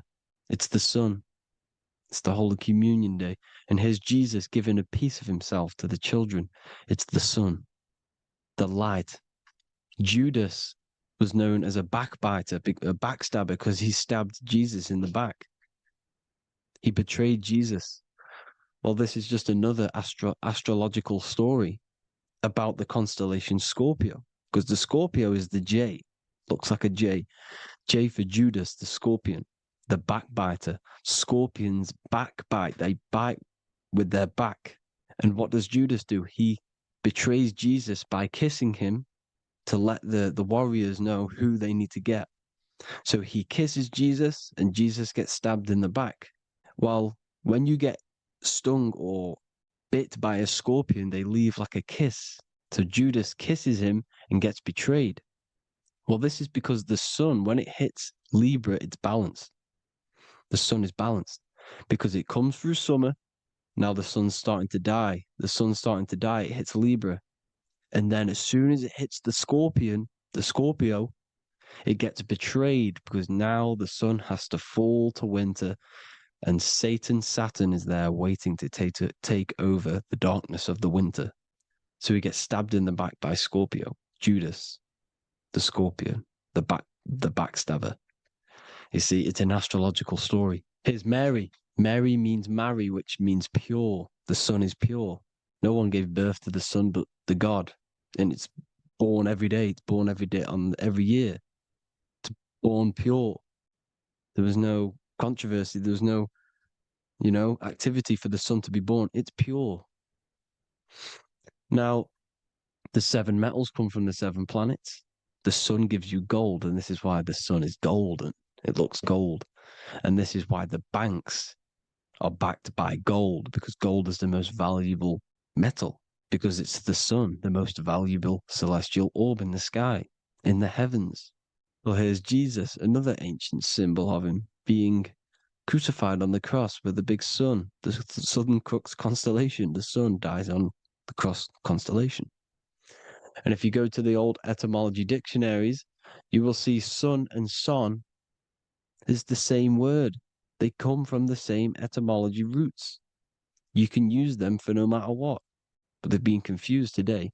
But if you go back to the old dictionaries of etymology, they are interchangeable. You can use them. Son, sun, sol, it's all the same thing. The 12 disciples, 12 brothers of Joseph, 12 tribes of Israel, 12 breastplates on the stones. Because it's all the 12 astrological signs. They could have used any other number, but there's 12. Because 12 is the mind, which is God. 7 is the number of matter, which is man. 7 energy centers in the body. 12 cranial nerves in the brain, because it's the mind. 12 is the 12ness. The zodiac is literally the mind of God, the signs of God. Now here we see here, Job 38, 31 to 33. Can you lead forth a constellation in the season? He's asking you, can you read the sky? Can you read the heavens? Canst thou bring forth the Mazzaroth in its season? Mazzaroth means 12 signs, the zodiac. Why did they translated every single Hebrew word in the Bible into English, but they decided to leave out Mazzaroth? Why? It's because if that said zodiac, Christians would have a different view on the Bible, but they leave that out.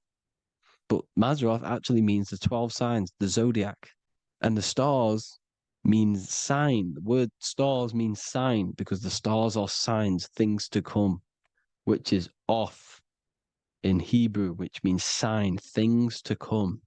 You see a sign on the road, it's something coming. But God is saying, no, what does he say? To qualify as a director, a judge of man's life on earth, one must be able to govern the heavenly bodies that rule the earth. It's telling you to read the heavens. We need to read the heavens. Astrology, the 12 zodiac signs, the mind of God.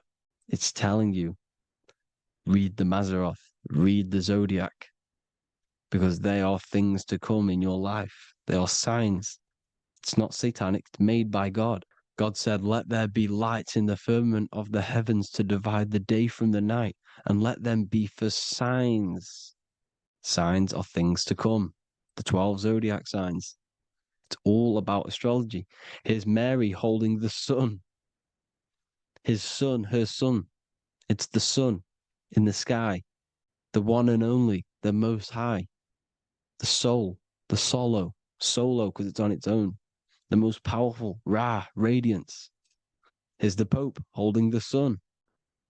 All three popes holding the sun because they're sun worshippers and they know the true meaning and origins behind Christianity.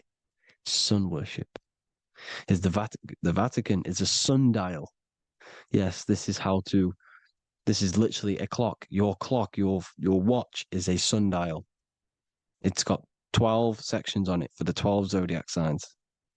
12 hours, 12 Horuses. Now here you see Jesus walking on water. Well, it's the sun. And here's the beard of the sun. Here's the pyramid of the sun, the illuminated one, the all-seeing eye, the sun. Here's the Ankh. The sun creates these symbols. The ancients knew this. Now, when you see these headdresses, these are actually the days of precession of the sun. Aries, Cancer, Libra. It's all about the sun. Here's some more sun worship going back to Egypt. Ra, Horus, Osiris, and Set. Jesus and Satan is Horus and Set. The sun and Saturn. Saturn rules the winter, Satan. Jesus, the sun, the light of the world, rules the summer, rules the day. Satan's the night, Saturn's the night, the sun is the day. The evil brother, Satan. Well, Horus comes, this is where we get the word hours from. There are 12 Horuses. The sun moves in 12 Horuses, 12 hours. Where's Horus? What hour is it? Where's Horus? His Ra, 12 noon, Ra, radiates, powerful, the most high sun. That's why he has a sun on the top of his head. These are the 4 states of the sun. Set, sunset. This is why we say sunset, because the sun is setting. His sunset, his Horus, horizon. The Horus is rising, Ra radiating, and the sunset. Then midnight is Osiris. Here's another ancient symbol for the sun, the scarab. Ra, the sun, scarab. It's got the word Ra in it because it's the sun. And here's the sun on top of the scarab with the wings. Because scarabs roll dung up hills and then they'll let it fall down the hill to gain more matter. To gain more bigger, like a snowball effect. And the ancients saw this as a process of the sun, because the sun climbs up the hill and then it falls. So they used the scarab to symbolize the process of the sun. The sun climbs and falls. Here's an ancient Egyptian cat cutting off the head of the serpent. Well, the cat is cutting off the head of the serpent, symbolizes the sun cutting off the nighttime.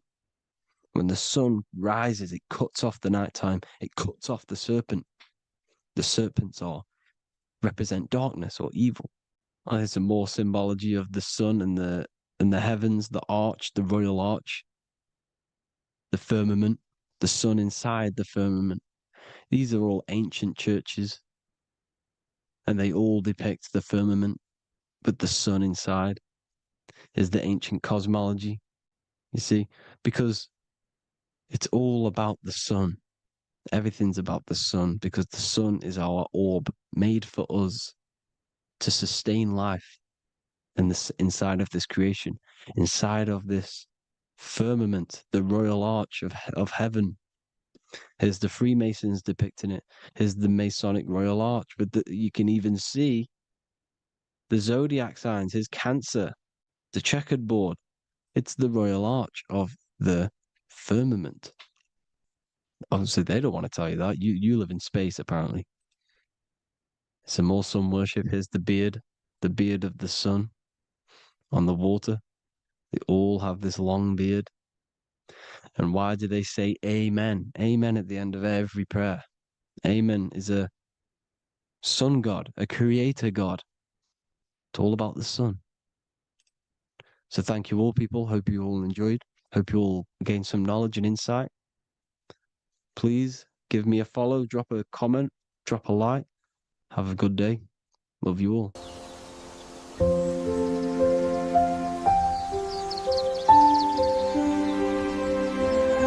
bookofwisdom.com.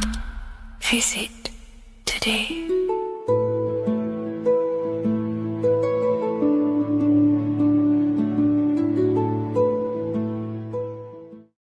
Welcome to Revival of Wisdom. Welcome people, we're back with another video. Please make sure to hit that like button, subscribe, and turn on notifications to never miss a video. The Earth is a giant torus field consisting of a positive and a negative pole. The Sun being the cathode with a positive charge and the Moon being the anode with a negative charge. This is why the Sun rules over the day, giving you lots of energy, and the Moon taking your energy from you, making you go to sleep. Now, the plane that we live on is called the plane of inertia, and at the center of this plane of inertia is the North Pole. This is where the two electromagnetical energies meet. Now, this is where the most electromagnetic energy is stored. This is why all compasses will point north, because it's the most magnetic place in this reality. So the Sun and the Moon is spinning around this center point, which is stirring the ether of this reality and making everything move in circles, meaning this is a cycle. Everything's recycling itself. It's an organic simulation.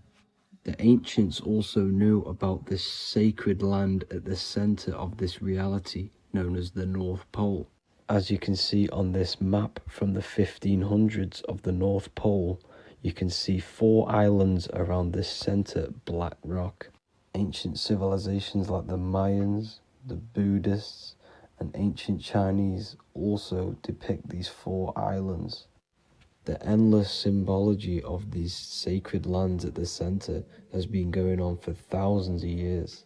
These sort of secrets are now kept by the elites, but as always they have to show the truth in plain sight, and this is what they are doing with the Windows symbol and also the Wizard of Oz. Now in the Wizard of Oz, as you can see, there's something called Munchkin Land.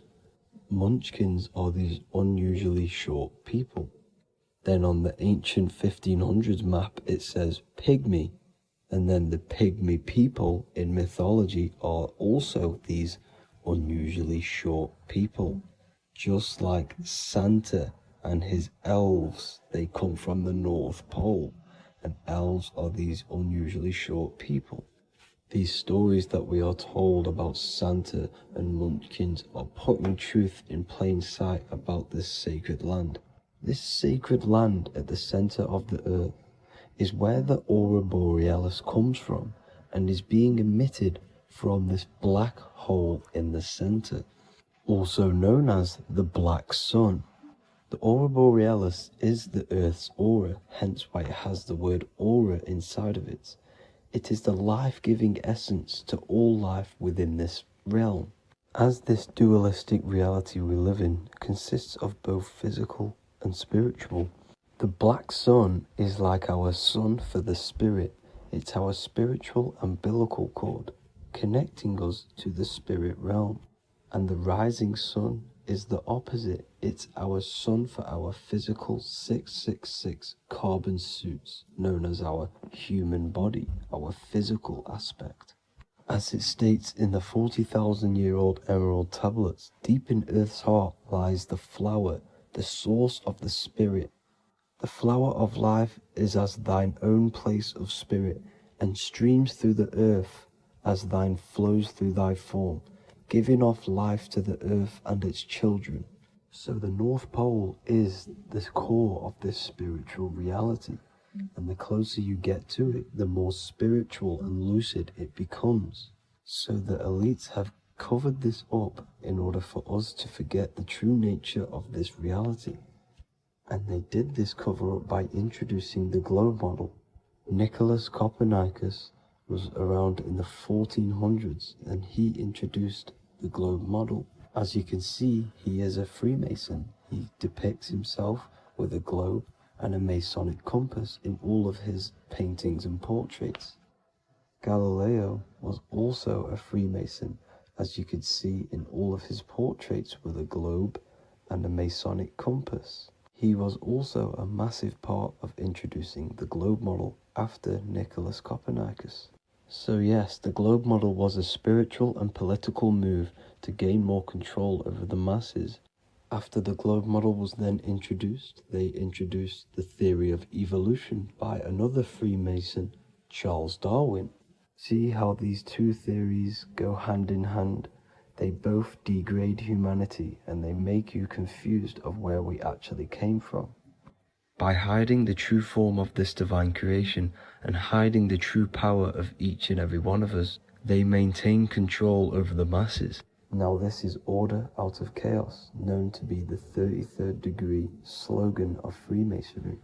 Now this is the Masonic cosmology, and as you can see, you have the checkered board for the duality, the 5-pointed star for the 5 elements, the 4 corners for the 4 pillars, the all-seeing eye, which is Polaris, the sun, the moon, and the 7 stars. So even Freemasons are taught the flat earth cosmology and the true form of this reality. Now the true nature of the sun, the moon, and the earth is shown and reflected through the Masonic compass. The Masonic compass is the sun, the moon, Polaris at the top, and the black sun at the bottom. It makes sense why all the scientists who introduced the globe model all used the compass and the globe together, because it's truth in plain sight. As I explained in my other video, all Freemasons have to take the oath, so it goes to show, why are we all learning these theories from Freemasons who can't talk about certain topics that they learn about? Why should we believe their theories when they're holding back the real truth about this reality? Now going on to NASA. NASA means to deceive in Hebrew, and they are also funded by the government. They are not a private company. The old owner of NASA, Werner von Braun, on his grave has the Bible verse Psalms 91. The heavens declare the glory of God, and the firmament showeth his handiwork. Now why would the owner of NASA put this on his grave? Seems a bit suspicious to me, alongside with the NASA astronauts are all Freemasons. And not to mention the countless mistakes they've made on their live videos in space stations, the moon landing, and the CGI footage of the Earth, which is obviously photoshopped. Just by tricking the masses that they live on a spinning ball, the elites gain the perception of the masses. Not only does it hide the divine creation we're inside of, it hides the divine spark within you. It hides the creator, the source. And by believing in space and we live on a spinning ball, it makes people come to the interpretation of that we are a coincidence and we do not have any purpose. And of course this is false. When you come to realization that we are all a divine creation and we can create our own divine life in this reality, life becomes more sacred and you start to enjoy little things. The elites want you to believe everything exists only in the 5 senses. They want you constantly looking outside of yourself because they know that will keep you on lower states of consciousness. Now this brings me to our next point. By tricking the masses into the heliocentric model, the elites started to advertise aliens in the movies, in cartoons and magazines in the late 1940s.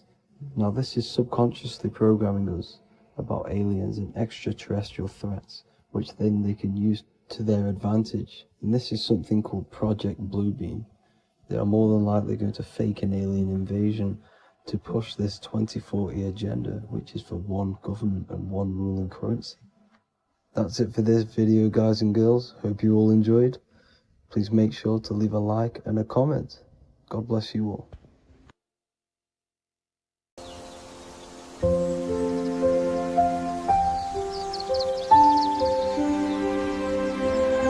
bookofwisdom.com. Visit today.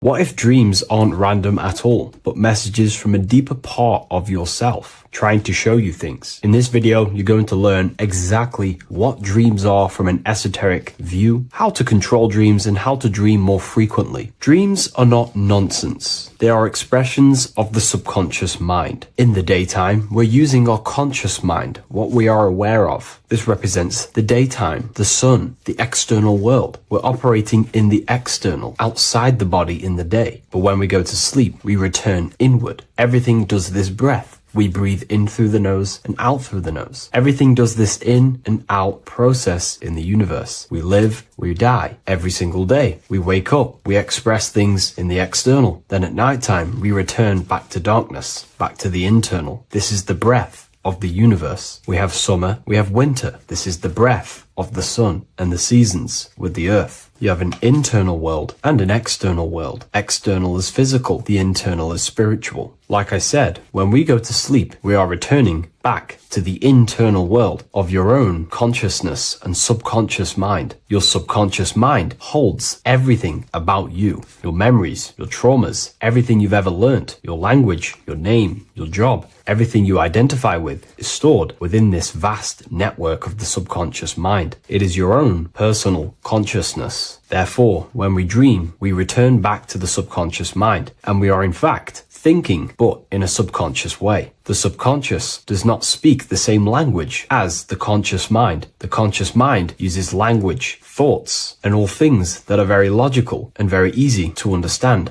The subconscious is the complete opposite. It is very indirect, metaphorical, and symbolic. The subconscious communicates and works in symbols. Ultimately, symbolism is the language of consciousness. This is why in occultism and esotericism, it is filled with occult symbols, because symbols are used to communicate directly with the consciousness within, the subconscious mind. And the subconscious mind is ultimately connected to the collective consciousness. We are all connected and tapping into the mental plane, where we receive thoughts, ideas, depending on what we attune our mind to. That's why we call it a mindset. But getting back on topic, the subconscious mind is your own personal network. It is like a net, an interconnected web of your thoughts, memories, traumas, emotional blockages, and all the things you identify with and have experienced in your life is stored within this network. It can be seen as a web. One example of the subconscious mind using symbolism is this next story I can tell you. Let's say I was in a very traumatic car crash as a young child. I experienced a lot of emotional trauma in that car, and that deeply impressed my subconscious mind with that trauma of emotion that I felt. Therefore, every time I see a car in my external world, that car is now a symbol that represents the state of consciousness I was feeling in that particular time of the traumatic car crash. The car is a symbol for a state of consciousness within my subconscious mind. Just like when you see a word, that word triggers what you believe that word to be in your subconscious mind. Symbols are the language of the subconsciousness. Therefore, when we dream, we are basically seeing symbols of our own personal subconscious mind. Our higher mind, which is basically our subconscious, the higher version of you that exists beyond your human thinking mind, communicates using symbolism. The The higher mind does not speak human thoughts, human language. It speaks the language of symbolism. Therefore, when we dream, every event, every person, everything that happens, and everything you see is your own personal subconscious mind materializing within the plane of the astral plane. This is a dimension that sits just above the physical world that everything is pulled out of. For example, look around you. Everything you see around you was thought, then imagined. Imagination is the astral plane, and this astral plane sits above the physical world. As above, so below.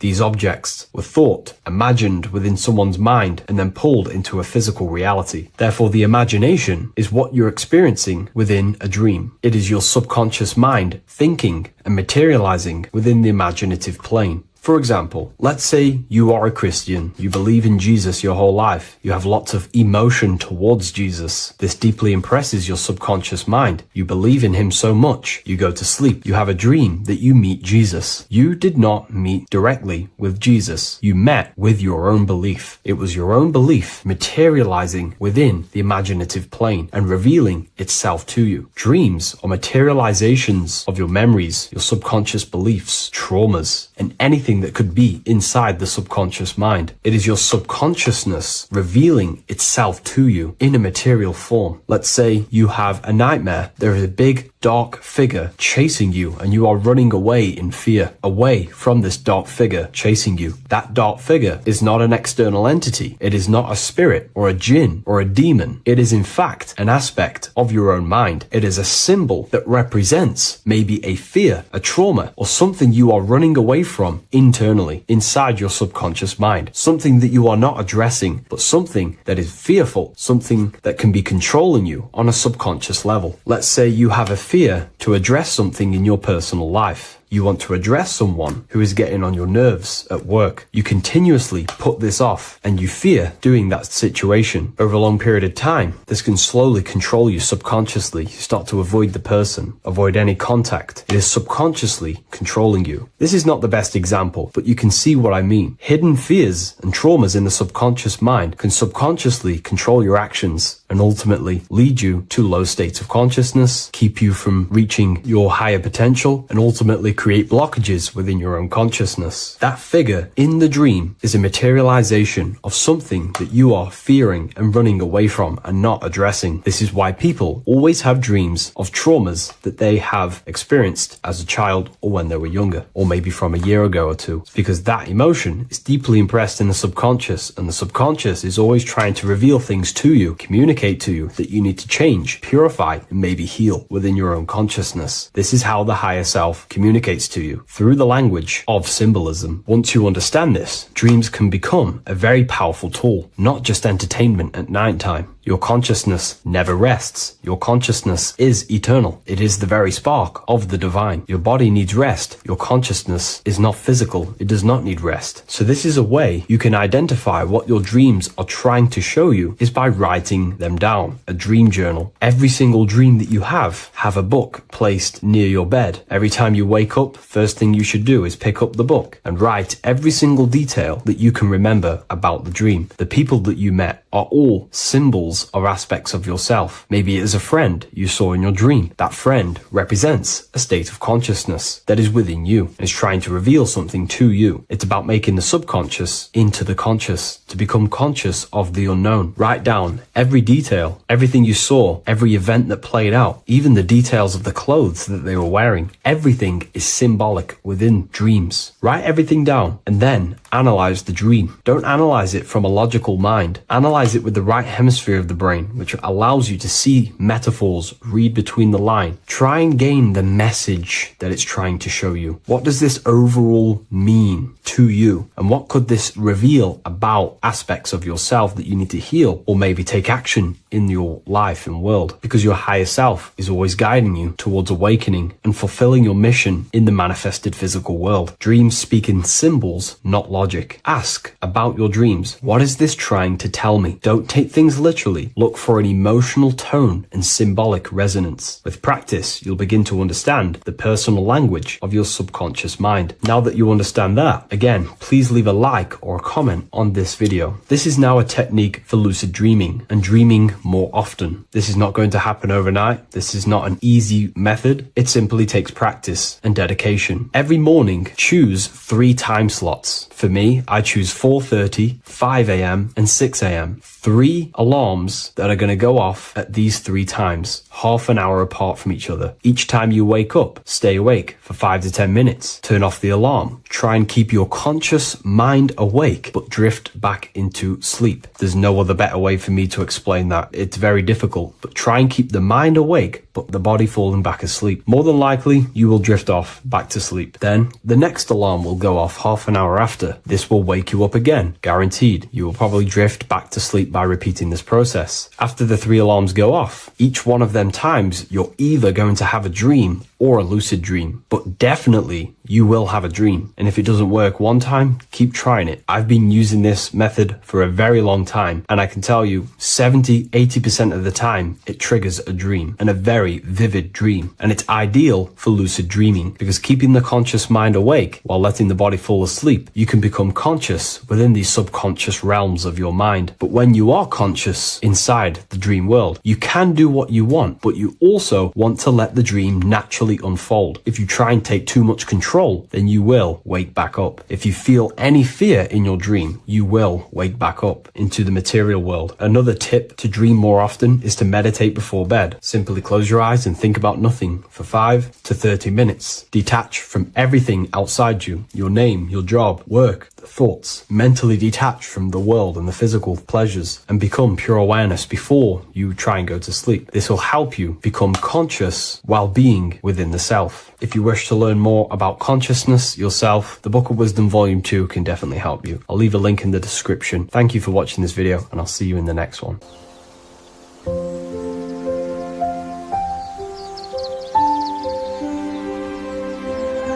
bookofwisdom.com. Visit today.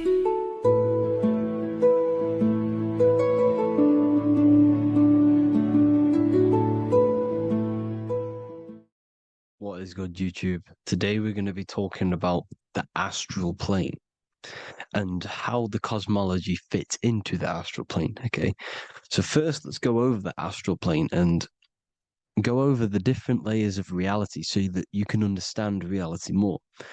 You are a multi-dimensional being.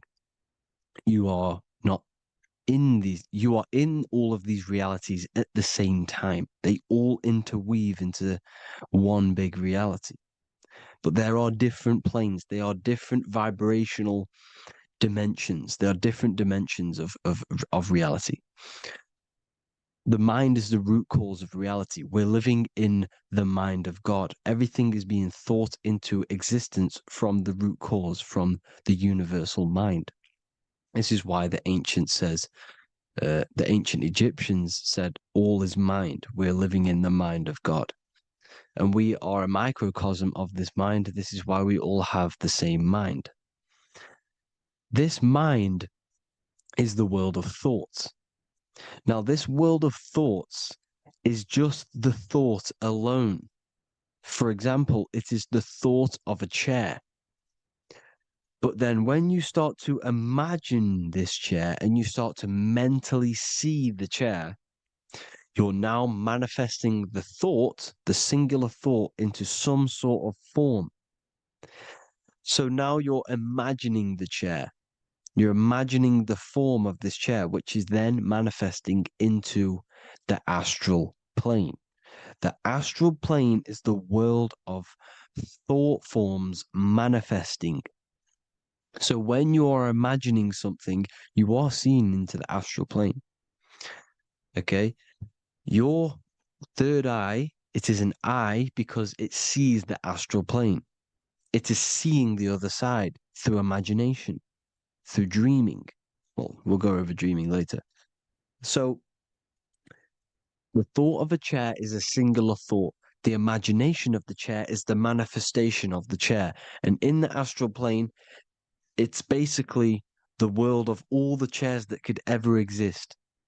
So you're thinking of the chair as a singular thought, which is the mental plane. The astral plane is the imagination of that chair, is the thought, the manifestation of it.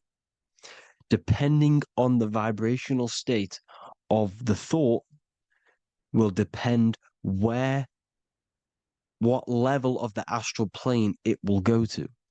For example, if you're thinking about a chair to torture someone on it, it's going to go on the lower astral plane. Or if you're thinking and imagining happy things, it's going to go to the higher astral plane. So wherever your mindset is, that we call it a mindset because your mind is setting frequencies to certain things. Thoughts are frequencies. And a mindset is setting your frequency, setting your mind to a certain frequency. So when you set your mind to a certain frequency and you imagine something in that frequency, you're going to match everything in the astral plane that are on that similar frequency, just like you would in the physical world. Because we're all in these worlds right now as we speak, but we can't see them with the two physical eyes. We can feel it though. When you're around someone and you've just met a new person, for example, you can feel their vibration, and if you're not on a similar vibrational match, you will not get along with that person, or you just won't not get along, but you won't connect with that person because you're on two opposing frequencies, not matching. And this is something you can't see, you can only feel because it's the astral plane. It exists within the astral plane. Everything in the astral plane is made out of vibrations. So if you do astral project, and if you already know how to astral project, you will see beings and people and things that are on the same frequency as you. This is why before you astral project, you need to sort your vibration out before you astral project, because you are projecting your consciousness into this. It's the mind. The mind is the bridge. It can move between realities. You are a observer. You are a observing soul which observes different realities. And the mind is the bridge between all of these different realities. The mind can choose. If you want to project into the astral, you set your mind to it, you can. Okay? So let's not get off track. The lower astral plane is where demons are. The higher astral plane is where heavenly beings are. Heaven and hell are kind of a real thing. The etheric plane is a powerful substance, the ether, the fifth element that they don't tell us about. If you type in on Google the 5 elements, they will try to remove it with wood or metal because they don't want you knowing about the ether. Ether is the energy double behind all physical objects. So the ether is very important. It is the 5th element. It is part of the physical world, but it's also part of the astral world. It is on either side. You see how they're showing you the truth in the language? Ether and either are the same word. The ether has 1 foot in the astral and 1 foot in the physical world. It's a substance that connects the physical to the astral world. It is the either. It's on either side of reality. It's on the other side. Other, either, same word. Ether is connecting the physical to the astral plane. It's the world of frequency. Frequencies, EMFs, torus fields are in the etheric plane. It is the energy plane. It's where energy moves through the ether. Okay? So then you have the physical world, the world of effect. Everything you see in the physical world is the effect of the higher planes. Each plane is a product of the plane above. So, and it melts into each plane. The physical plane is the lowest plane, it's the most densest, and the highest is the most fluid. This is the most fluid, this is the most dense.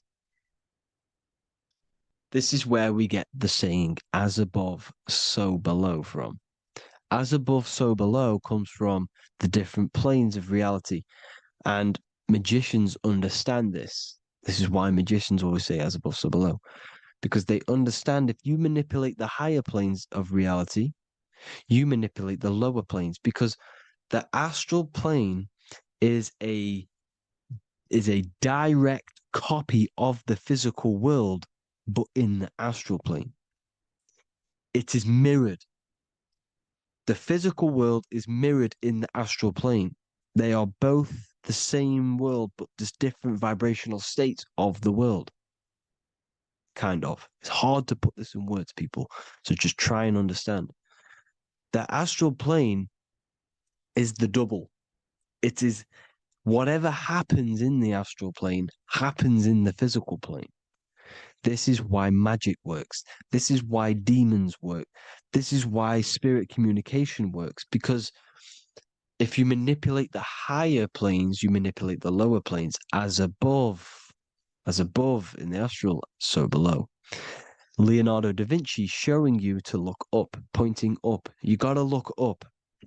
He's telling you to change the mind, you change the physical world. You change your emotions, you're on the astral plane, you change the physical world. You change your reality by changing the higher planes.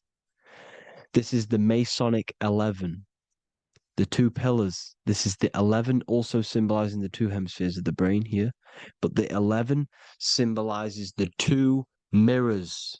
11, 9, 11. 9, 11 adds to 11. 9 plus 1 plus 1 equals 11.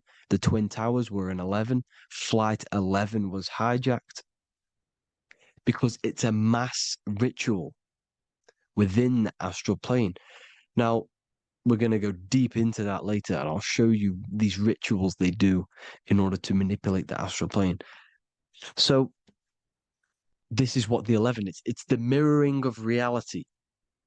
If you contact spirits and conjure spirits, you can either summon or attract demons and spirits. Summoning is creating a spirit. You create demons. Okay? Like I said here, the mind is the root cause of reality.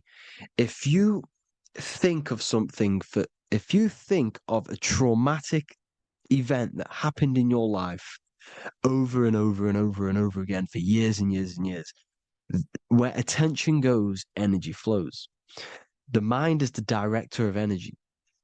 If you are directing energy into the specific emotion, the specific thing that is torturing you in your mind, that will manifest as some sort of being in the astral plane, which is called an elemental. And this elemental being that you have created through your thought forms and emotions will latch onto you and feed off this energy. So it's important that you get your mind right, okay? It's important you sort that you file the mind and you discipline the mind. Make sure it's only entertaining positive things, because you are quite literally creating your own demons. The word demon has the word mon in it. And if you've watched my videos, to know mon means moon. The moon is your mind, the sun is your soul, the earth is your physical body. Demon is mon means mind, moon is mind. You create demons with your mind. Summoning. Now, this is where the rituals come in. 9/11 was a ritual because everyone was thinking about this big fearing, the death of 9/11. Everyone was thinking about it. And all of their minds thinking about this horrific thing will manifest and summon a negative energy spirit elemental within the astral plane. That's how all of this works. This is why it was a mass ritual. Okay, Chris Brown, new album name 11/11, release date on the 11/11. This will be my 11th album and contain 11 songs. all of these people know the occult. This is Hermes Trismegistus with the star of Saturn, the six-pointed star, as above, so below. The mirroring of reality, physical and astral. The two Masonic pillars. So as above, so below. What's above us? The stars. The stars are connected to the astral plane. This is why we call them stargates. When we dream, we are experiencing these different realities. And what are stars? They tell in the Bible, it says Genesis 1:14. And God said, "Let there be lights in the firmament of the heaven to divide the day from the night, and let them be for signs." Signs translates to things to come. Why things to come? The stars tell the future. Why? And why do we say as above, so below? As above us is the astral plane and the etheric plane. As above, so below. Whatever happens in the stars happens on Earth. The stars are connected to the astral plane. Above us is the astral plane. We are a star in a physical body. This is why we say Mr., sister, stir equals star. The E and the A are interchangeable. We are stars, and the stars are the start of our incarnation. We start in the stars, same root word, and we descend through the seven energies, which are our seven chakras. Then we enter the heart of the soul system. The heart rearranged spells earth. And this is the true cosmology. Here's the Masonic cosmology. This is Masonic now. Here's the firmament. Let there be a firmament in the midst of the waters to divide the waters from above, from the waters that below. Genesis 1:6. The firmament, firmament comes from the word firma, Latin, I'm pretty sure, which means firm. When something is firm, meaning it's stable, it does not move, it is firm. The firmament is firm. So, is the firmament Genesis 1:6. What does he say? Genesis 1:3, sorry. Let there be light. This is before the sun and the moon was created. Let there be light. Before the sun and the moon was created, light was appeared. So what's that tell you? This is a holographic projection from some sort of light being, some sort of projector. And that projector is the all-seeing eye you see in the Masonic cosmology. This is the all-seeing eye projecting the light beams. Let there be light. Everything is made out of light. The universe is created out of light waves. The torus field is one unit of light. The light projecting this reality is Polaris. Okay, the famous all-seeing eye. Now, what else? Then we have after let there be light in Genesis 1:16, and God made the two great lights. This is the sun and the moon, electric, magnetic, male and female. Then we have the Masonic checkerboard, the black and white symbolizing dualities within the dualistic reality we're in, spirit and matter, light and matter, rest and motion, positive and negative, good and evil. Everything's dualistic here. Okay? And it's a dance. The universe is a dance between flickering of white and black light, which is the torus field. We're not going to go over that, but this is all connected to the astral plane. This is the true cosmology. The astral plane cannot work on a spinning monkey ball in the middle of space. Does not work. Cannot work. It's impossible. Okay? Impossible. So, even in the Quran, it says, Allah has made the earth for you as a carpet, flat.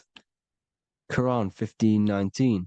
And the earth we have spread out like a carpet, set there on mountains, firm and immovable. It is immovable. In the Quran, it also says 65:12, it is Allah who has created the seven heavens of the earth. The seven heavens meaning the seven layers of heaven, the seven planets. And Psalms 104:5, he set the earth on its foundations, and it can never be moved. Never. So here you see in Isaiah 40:22, he sits enthroned above the circle of the earth, and its people are like grasshoppers. He stretches out the heavens like a canopy and spreads them out like a tent to live in. We live in a tent. This is the tent. The projection of light. Here you see an ancient picture here.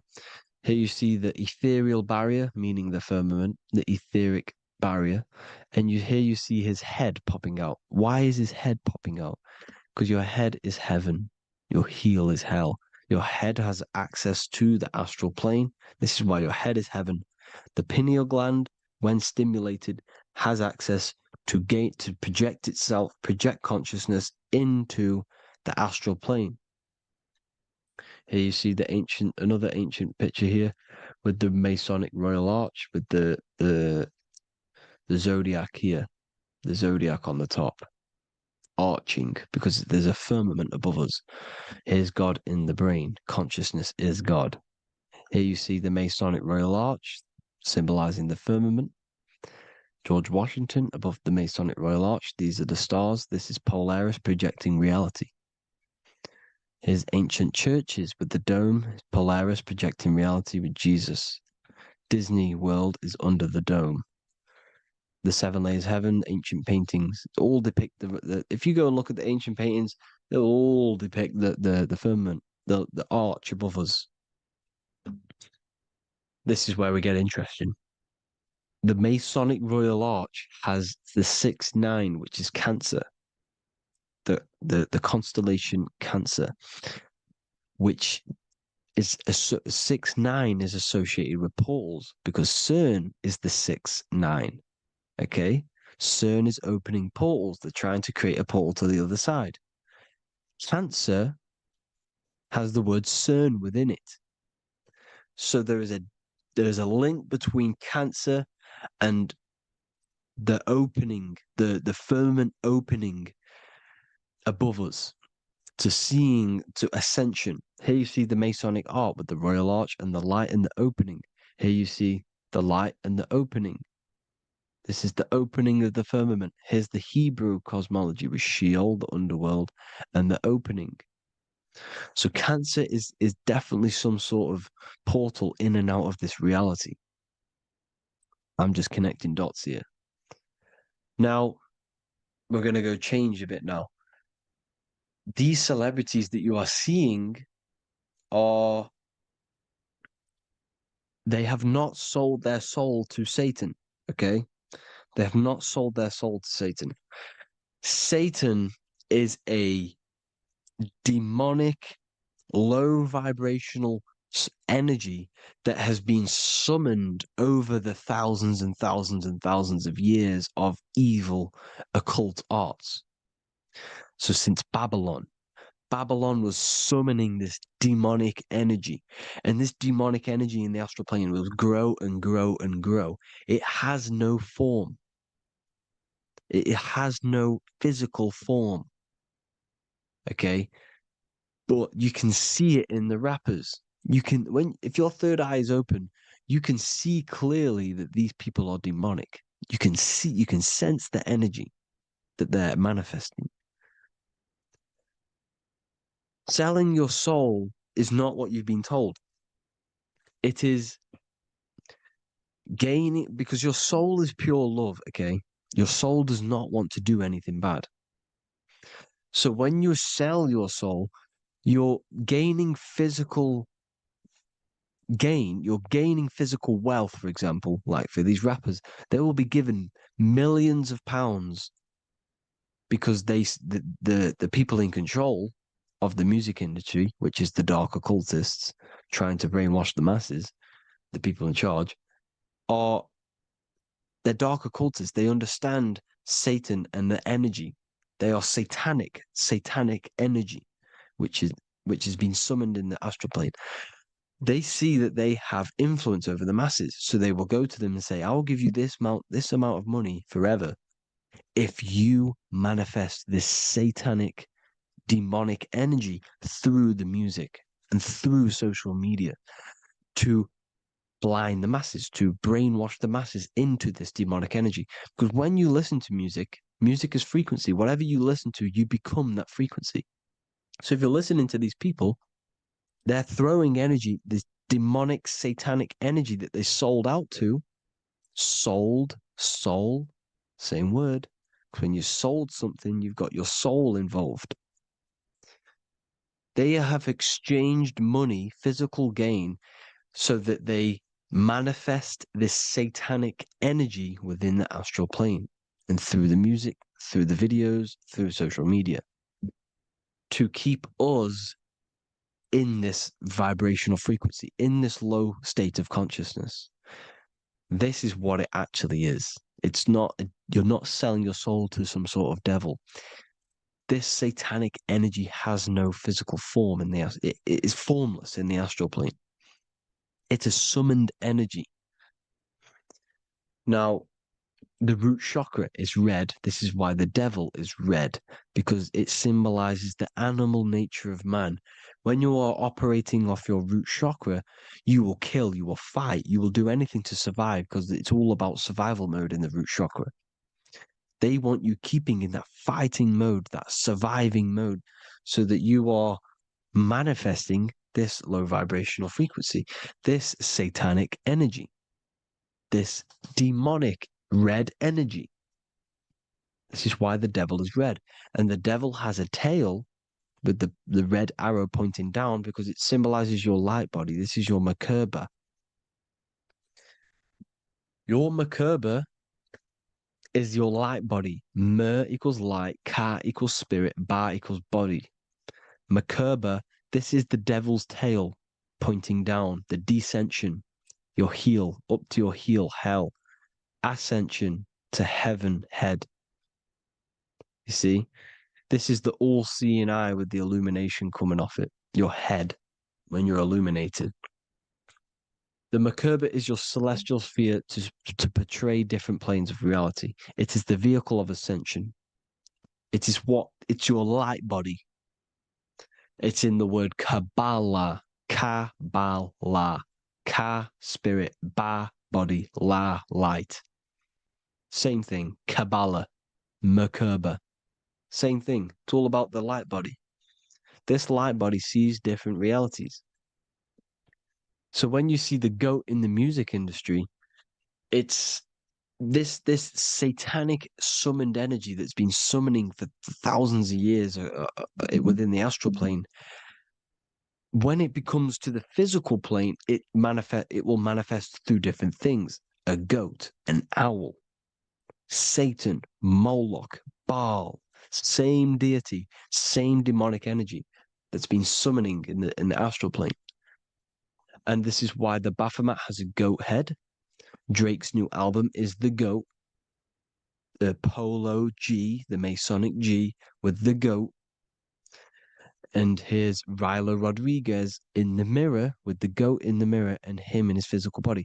It symbolizes, the mirror symbolizes the astral plane because he's manifesting the goat, the demonic energy. He's sold out to the demonic energy. And in the physical plane, he's his physical body. The mirroring, the Masonic 11, the mirroring of reality, the astral and the physical. And what do you call them when they're an amazing rapper, the best rapper? You call them the goat. Because the goat, you're the goat because you're manifesting the goat energy, this satanic, demonic energy within the astral plane. So Baal, Moloch, all the same thing. Because in the astral plane, if you want to gain spirits to come to you and communicate you in the physical world, if you want to communicate with spirits, you have to gain their attention. You can either gain their attention or come together and agree to create some sort of being, which is Satan. Okay. You can, like I said earlier, you can create these beings, you can summon them or attract them. One way to attract them is sacrificing. In order for you to become God, man, to turn to God, you have to sacrifice your life. You have to sacrifice, not drinking, not doing things, not doing anything demonic, not doing anything bad, not eating meat. You have to sacrifice yourself to become the light. However, if you want quick, instant gains in the physical world, you can sacrifice something else to communicate with these spirits, because these demonic energies feed off demonic energy, your demonic energy. So these dark occultists will give away babies, they will sacrifice, torture babies so that they gain, so that they can communicate with these spirits for physical exchange. Yes, you can do this. These powerful spirits, these powerful demons can give you powers. They can give you certain things. And this is what they are doing.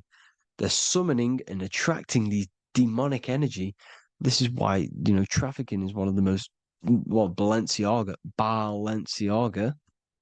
Baal is the demonic energy in the astral plane, which requires child sacrifice for his presence. Balenciaga, and they were trafficking children. They were trafficking, killing them, and offering them to the spirits. This is what they are doing. Balenciaga. It's in the name. Here you can see here a stick man with two horns. The goat, obviously, it's all the same deity. Baal, the goat, Moloch.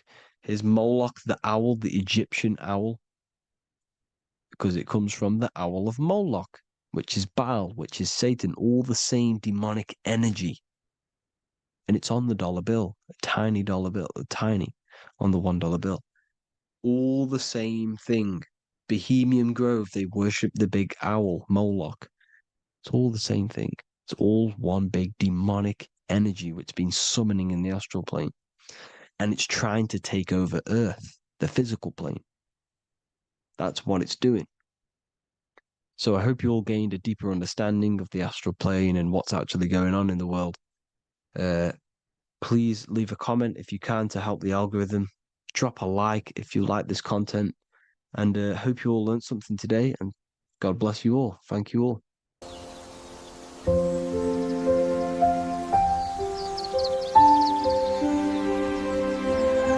bookofwisdom.com. Visit today.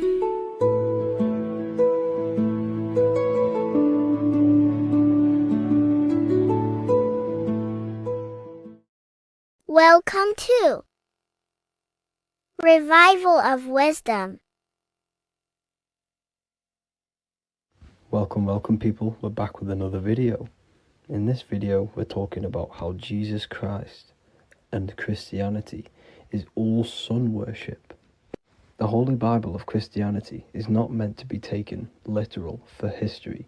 It is a story and has lots of metaphors. Starting with the symbol of the cross of Jesus. This cross originates from this ancient cross of the sun. This symbol has been used for thousands of years, way before Jesus was a thing, in Europe, America, Asia, and all around the world. In fact, this symbol is still being used by Christians today, not knowing it represents the sun. This is a 4,500-year-old artifact, a golden plate with an equal-armed cross found in England. The gold to symbolize the sun, and the equal-armed cross for the 4 equal seasons of the year. So this is why in the Bible you have Matthew, Mark, Luke, and John, symbolizing the yearly cycle of the sun and the 4 equal seasons. Also in the Bible, Jesus is referred to as the light of the world. So yes, Jesus represents the sun. He is a metaphor for the sun. Hence why in all of these pictures and images and paintings of Jesus, there's always a sun behind his head, and some even with the sun cross behind his head. Jesus also has 12 disciples, which represent the 12 zodiac signs and the 12 months of the year. This is the Last Supper by Leonardo da Vinci. As you can see, The sun, being Jesus, is in the center, because the sun is in the center of the zodiac signs. There are 4 groups which symbolize the 4 equal seasons. Each group contains 3 people symbolizing the 3 months and the 3 zodiac signs in that season. There is only 1 female in the painting, which is Virgin Mary, who symbolizes Virgo, the astrological sign. So yes, Jesus symbolizes the sun with his 12 zodiac signs and 4 gospels for the 4 seasons of the year. However, there is another phenomenon. The 25th of December is known as the birth of Jesus Christ, which is known as Christmas today. Jesus symbolizing the sun and is born on December 25th. This is the day the sun moves 1 degree northward, bringing back the warmth, the growth of crops, the life and light back to the northern hemisphere. Everything is springing back to life, as we call it, spring. So it is said that the sun is born again on the 25th of December, and Jesus is known as the risen Saviour, because the sun is our risen Saviour, because it gives life to the whole of this realm, the warmth, the crops, and without the sun rising in the morning, we'd all die in about 2 weeks. And we all know how Jesus died on a cross. The sun also dies on a cross in the southern hemisphere. It dies on the Southern Crux constellation. And on December the 22nd, 23rd, and 24th, the sun remains in the same position. So the sun dies for 3 days, and it is born again on December 25th, when it moves 1 degree northward. And this is when the sun is born again, or resurrected, just like Jesus. Constellation Virgo is prominent in the spring sky in the northern hemisphere. So therefore, the sun is born a virgin, Virgo. And as you see in this image, you see Virgin Mary holding the sun. Us as humans do not own the sun, so therefore God owns the sun.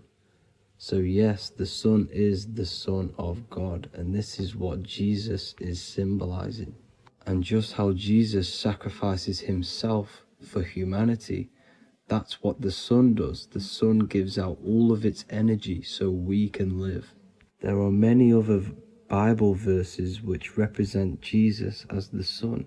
Now in Matthew 8:23-27, his disciples are in a boat and there is a massive storm. Jesus is asleep, meaning the sun has not arose. And the disciples say, "Save us, Lord, we are perishing." Quote, "Then he rose and rebuked the winds and the sea, and there was a great calm." End quote. Now this is a metaphor for the sun rising and calming the storm, because in the ocean, when the sun is down, that's when there are great storms. The worship of celestial bodies go back thousands of years, and it's called astrotheology, and it can pretty much be traced back to all ancient civilizations. Now going back to the ancient Egyptians, the god Horus, the god of war, and he symbolized the sun in the morning. Ancients used to say that he walked over the sky in 12 steps. Yes, this could symbolize the 12 zodiac signs. It also symbolizes the 12 hours of daylight. So we have 12 hours of Horus, but now they've rearranged the word to hours. Horus and hours. And when the sun rises, Horus rises, we say horizon, which is Horus is rising. That's the etymology of horizon. Another Egyptian god called Amun-Ra was known as the god of all creation. He was the first god of them all. Amun was also a sun god. Therefore, after every Christian's prayer, they say Amen, sending their prayer through the sun to God. So this all goes back to the worshipping of the sun. Sun worship was around way before the Romans. However, in the Roman times, their sun god was called Mithra. Mithraism was the main religion before Christianity came into play. Mithra was the son of God. He died on a cross, and he was dead for 3 days and resurrected, just like Jesus. So the Catholic Church was not made in heaven, it was made by the Roman Empire. They mixed all the sun religions of Judaism, Mithraism, and other Arabic religions, and combined it into one, so Caesar, the Roman emperor, could gain his own religion. So yes, Christianity was a political move to gain more control over the masses, because it was a worldwide government at this point in time. So here is a Sumerian helmet with the rising sun symbol. And then the Romans also used this rising sun symbol on their armor. So sun worship has been going on for thousands of years, and it still goes on today. However, with all the programming and the low IQs, today we do not get the full interpretation of the Bible and these stories from the past. And Christians and other religions are all brainwashed to not question their religion and not realize their true origins and where they come from. I do advise you all to do your own research and come to your own conclusions. However, I'm just pointing out the facts and connecting dots for you all to see. That's it for this video, guys and girls. Thank you all for tapping in. God bless.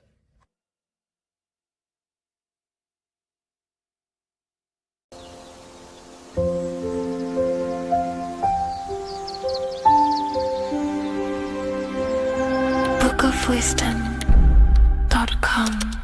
Visit today.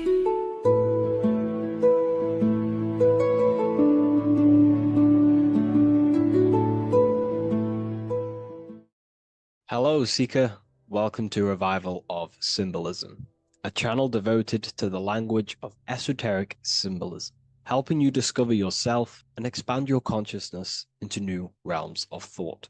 I'm Harry B. Joseph, also known as Revival of Wisdom. In this video, we're going to be breaking down the occult and esoteric meaning of the tarot card, the Magician. This contains many layers of symbolism. Let's get straight into this. So if we look at the card of the Magician, the first thing we notice is this gesture, his hands. We have one hand up, one hand down. This corresponds to the teaching and the principle of the universe called the law of correspondence, also known as above, so below. As above, so below pretty much corresponds with everything in the whole world and life. Everything functions underneath this law. It teaches that everything below in the material plane does not exist on its own. Physical life does not create itself. It is not independent. It cannot sustain itself. Everything below in the material plane has its spiritual counterpart within the heavenly realms of higher consciousness dimensions. Everything above manifests that which is below. It's simply representing how reality is dual and you are dual. You have a self outside the mind, which is the physical body, and a self inside the mind, the spiritual self. While most people are fixated on the external self, the physical body, they never give attention to their internal self, the self inside the mind. The self inside the mind is limitless, has infinite potential, and is not bound to any true form or identity. The internal self is the immortal self, the higher self. It is the self that can turn anything, any thought, into a form within the realm of imagination. This is what we call the astral plane. The astral plane being a plane or a dimension that sits just above the physical plane, and it's the realm of imagination, emotion, and desire. Because in order for us to imagine something, we have some sort of emotion or desire to create it. Therefore, it is the astral energy the desire and the imagination of something above in the higher realms and dimensions of consciousness that make it possible and physically created within the material realm. It is the astral forces of desire manifesting the actions of the physical body, because the physical body only moves to what we care about or we have a passion or desire. These forces, what we call passion and desire, are not just chemical reactions in your body.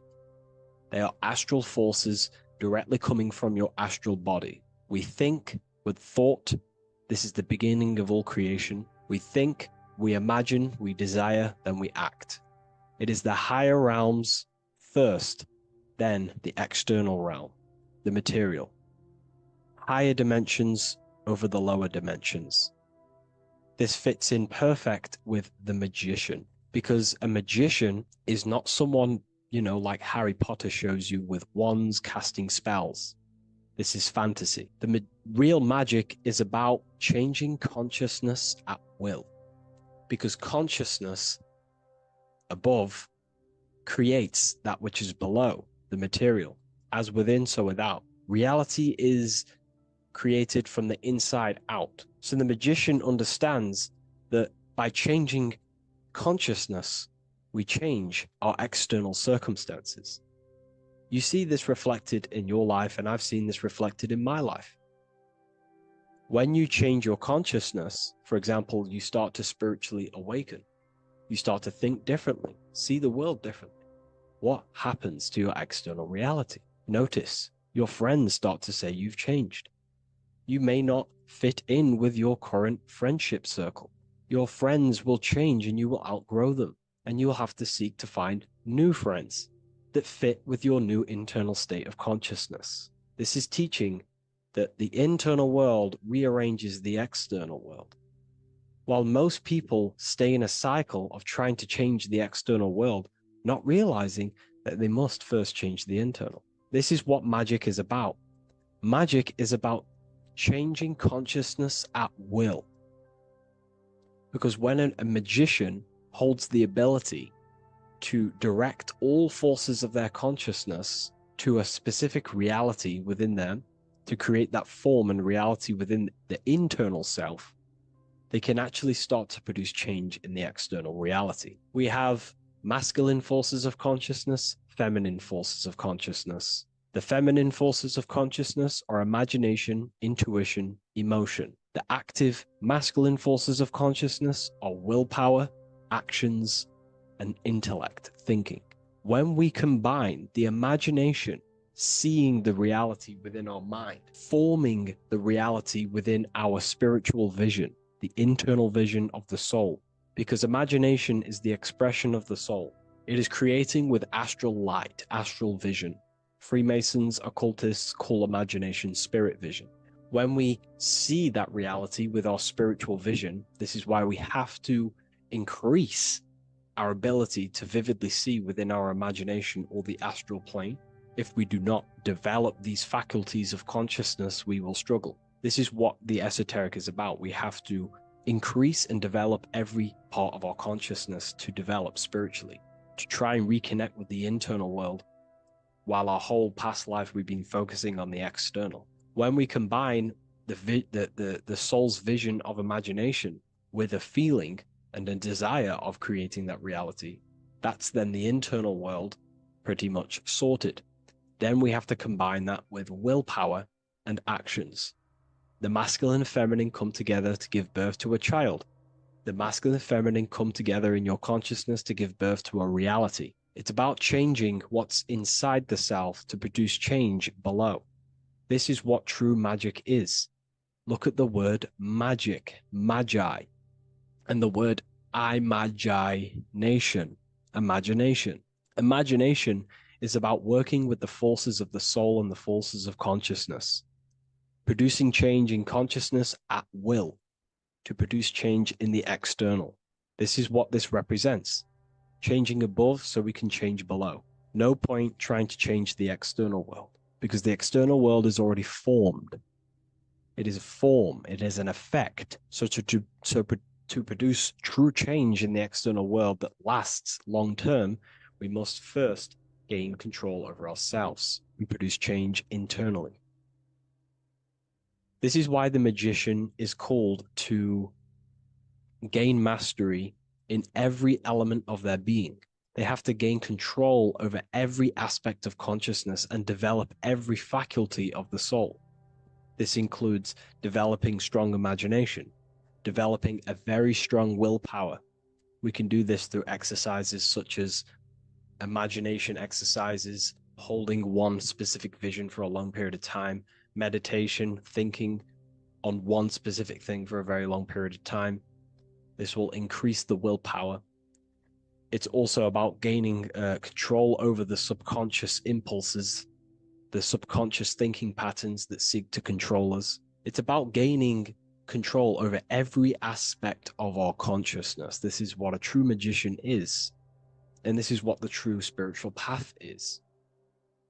Developing every faculty of consciousness. It's a never-ending journey of self-mastery. If we look at the magician, we see this infinity symbol rising just above his head, symbolizing the mind being filled with higher knowledge, the mind aware of higher dimensions. You see, the mind is the cause, physical reality is the effect.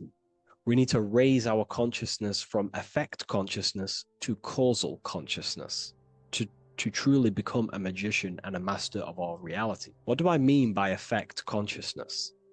Most people live in the realm of effect and reaction. Their consciousness, their mind, emotions, and imaginations are constantly thinking, feeling, and imagining the things that have happened to them. Instead of doing this, we need to change this state. Instead of reacting, we need to become the cause. Instead of thinking and imagining and feeling the realities that's already gone past and things that have happened to us, we need to change this so we use the powers of the soul, the powers of consciousness as imagination, emotion, the intellect, as causes and not reactions. This is how we truly become a magician and apply this principle of as above, so below. We need to think, feel, act, imagine, and use all the faculties of consciousness and the creative powers of the soul to cause things, to create a better future, to imagine a better outcome, instead of dwelling in reactivity, because reactivity will create a constant cycle of negative manifestations. If we sit around and moan, complain, think, imagine, feel the things that have happened to us in the past, the mind is the cause. And if the mind is in that state of reactivity, it's just going to constantly create more negativity in your external reality. This is what it's all about, as above, so below. You can see the sword here. The sword cuts through the air. The air is one of the 4 physical elements. Fire represents the spiritual body of consciousness. Water represents the emotional body of consciousness. Earth represents the physical body of consciousness. Air corresponds to the mental body of consciousness. So this sword is a symbol of a sharp mind. The mind needs to become very sharp and very disciplined and very controlled, both consciously and subconsciously. What does this mean? We have to gain control over the mind. We have to become more conscious of the thoughts that are happening inside our mental field, because the mental field of consciousness is pretty much the birth of all creation. We think, imagine, feel, then act. So we must gain a sharp intellect, a sharp mind, a sharp, powerful mind. The sword is also a symbol of power. So this is a symbol of a powerful mind, a mastered mind. This is your sword. This is your tool to create, because you are a co-creator. As above, so below literally tells you that you are God itself. The same powers God used to think everything into existence, such as nature, the stars, the human body, the macrocosm, the world. God thought the world into existence. We live in a mental universe. All creation is first thought, then manifested physically. The same powers of thought God used to create the world is the same power that you use to create your world. You are cut of the same fabric of God. You are a microcosm, as above, so below. God is the macro, you are the micro. What is the wand? The wand is not real. This is not a real wand you cast spells with, but a symbol. The symbol of the wand represents direction of consciousness, willpower, and attention. We have two spiritual currencies which pretty much create our experience and reality: time and attention. That's why we say we spend time and I pay attention. These are your currencies. These are how you create and generate reality. Moving on to Jesus and Satan, we see there's an exact same symbolism within the ancient paintings. Jesus pointing up, Satan pointing down. Satan is the egoic force within one's consciousness. He is a symbol. Satan is not a real identity or being or entity. He is a symbol of a personality and a force within one's consciousness. Satan represents the negative forces of the ego that tells you to do things that is wrong. In your heart, you know what is morally right and wrong. Let's say you're thinking, you get a random thought of stealing an old lady's purse. You, in your heart, know that is wrong. But Satan is the force inside of you that says, do it anyway. Don't listen to the heart. Get the personal gain. I want the money. That's Satan. Jesus is the higher mind, the aspect of our consciousness that dwells above the ego. It's the part of our heart that desires the spiritual. Our heart is the generator of our reality.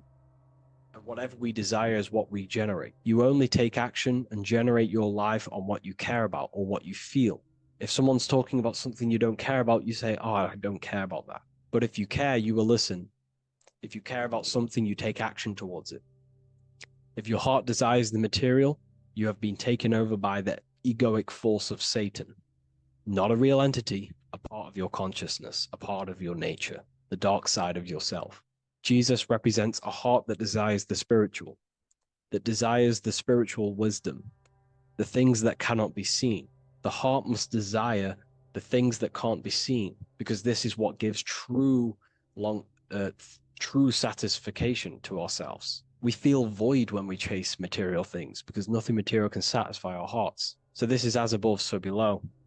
Jesus is the higher mind. Satan is the lower mind. We must place our hearts on the higher things and give our hearts and desires to knowledge, the things that we cannot see, because this is what gives us true fulfillment. We also see this symbolism in the Baphomet. As above, so below. The material realm below and the fire up here. The fire symbolizes spirit. The spiritual made manifest in the physical. This is all the same symbolism. It corresponds to everything. You can use as above, so below to determine truth. If someone tells you something, tries to make you believe it, and it does not correspond with the law of correspondence, then you know it's a lie. You can use as above, so below to manifest things. You can use as above, so below to see the world as a reflection of God. We are in God's kingdom. This is God's world, and you are creating in the world through the same powers of God, thought. You are a small version of God, co-creating a world and reality in earth. You yourself are an earth. Your body's the earth. Your consciousness is God and heaven. So I hope this video helps. The occult goes deeper than you could possibly imagine. If you wish to go even deeper, join our community, Ethereal University. Please leave a like, share, comment on this video for more.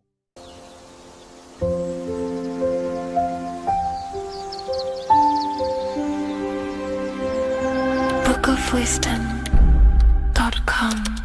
Visit today.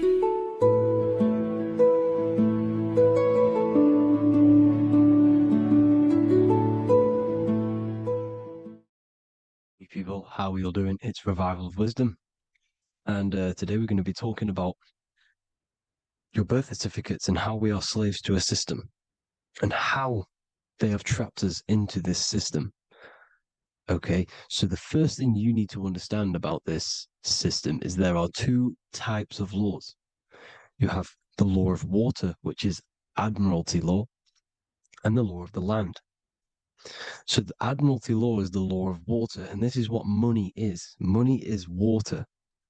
This is why we say liquidity, currency, the current. A current is water, something moving through something. Cash flow.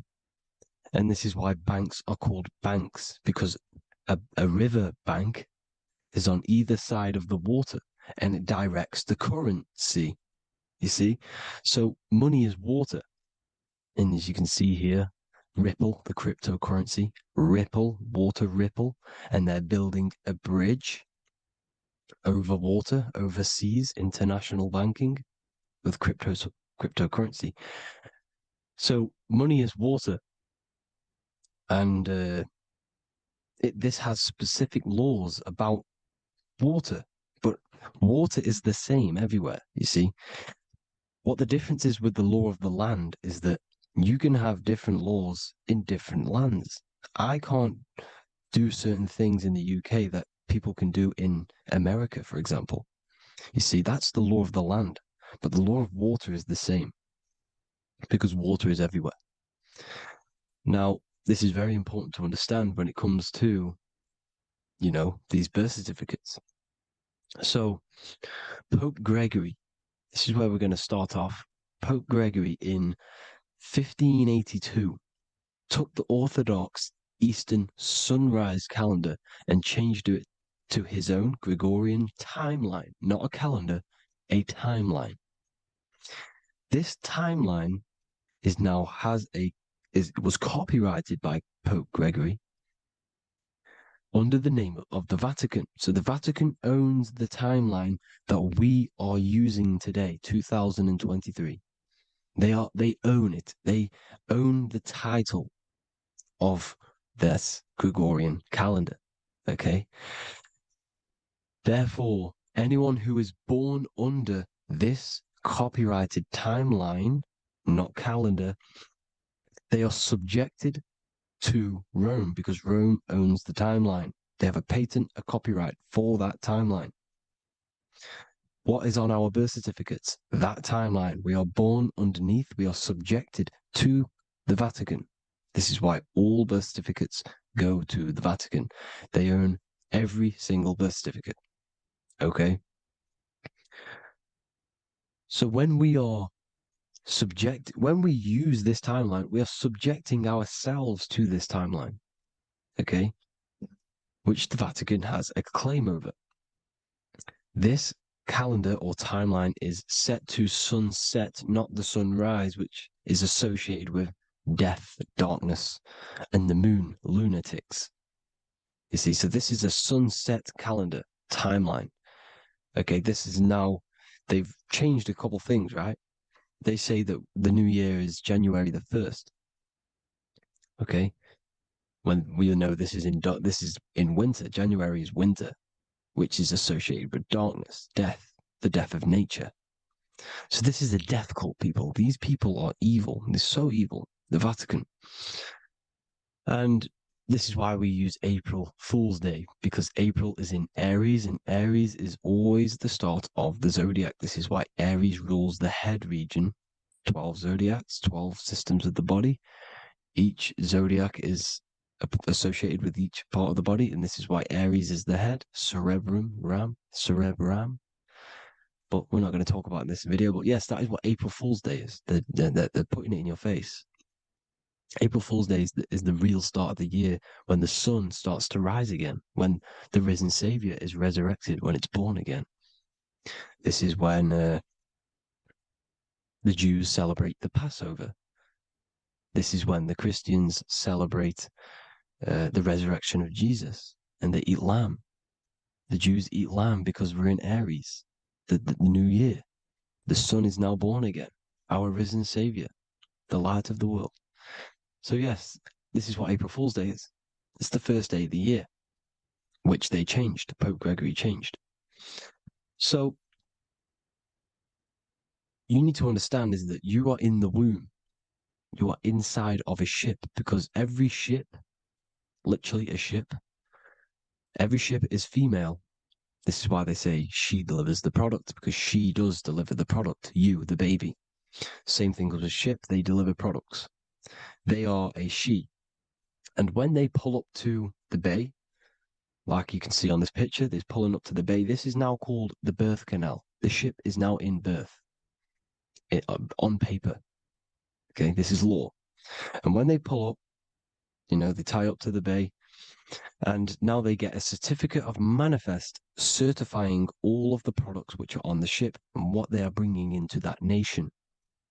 Okay, so you're bringing in this many of that, everything's on the certificate of manifest. And this certificate as manifest is also your birth certificate because you are traveling through water when you are in the birth canal of your mother, because you are in water when you are in the womb.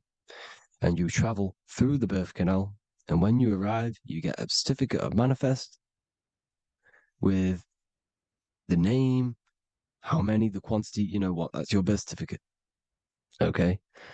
And this is what it is. We are a well, we're not a corporation, but we represent a corporation, which is your name in full capital letters. That is your corporation. You cannot physically tax a body, but you can tax a corporation. This is why we get charged. This is why we get taxed, because it all goes down to the corporation, which our name represents, which we are subjecting ourselves to. We are my name. I am subjecting myself to this name, and that name has a corporation which I represent, which I subject myself to. You see, this is how we are attached to this straw man, this character that they have built on paper. So it's a character which is on paper. This is what we represent. So when the woman gives birth, she delivers the baby, and then she has another substance. Now I'm going to break down how they attach this name to us, how they do it. Okay. Our mother is carrying us the product in the womb, the water. And it goes, for example, it goes from the United Kingdom into a state-owned, corporate, federal-owned hospital, which is government-owned. She does not declare the package when she enters the building. Aha, so keep that in mind. When she delivers the package in the federal territory, she does not declare the package either when she leaves. Therefore, there is no evidence that we exist when we arrive. On paper. On paper, there is no evidence that we came into the building or left the building. We have not been declared. So we do not exist on paper at this point. When the woman gives birth, she delivers the baby, and then she has another substance, which is called the afterbirth material. Okay? This afterbirth material has the same DNA as our physical body with the body, mind, and spirit. Okay? This is how they get this corporation. Hold on. The afterbirth material does not get claimed by the mother nor anyone. Therefore, they salvage that substance because we are under the Vatican. Every state is all Catholic. Your birth certificate is Catholic. No matter what religion you think you are, every single birth certificate is Catholic because we are subjected to Rome. All roads lead to Rome. Rome runs all of this. Okay. We're still under the Roman Empire. Okay. So Rome are Catholic and they believe in salvation. This is how religion comes into this. This is how they use religion to get this.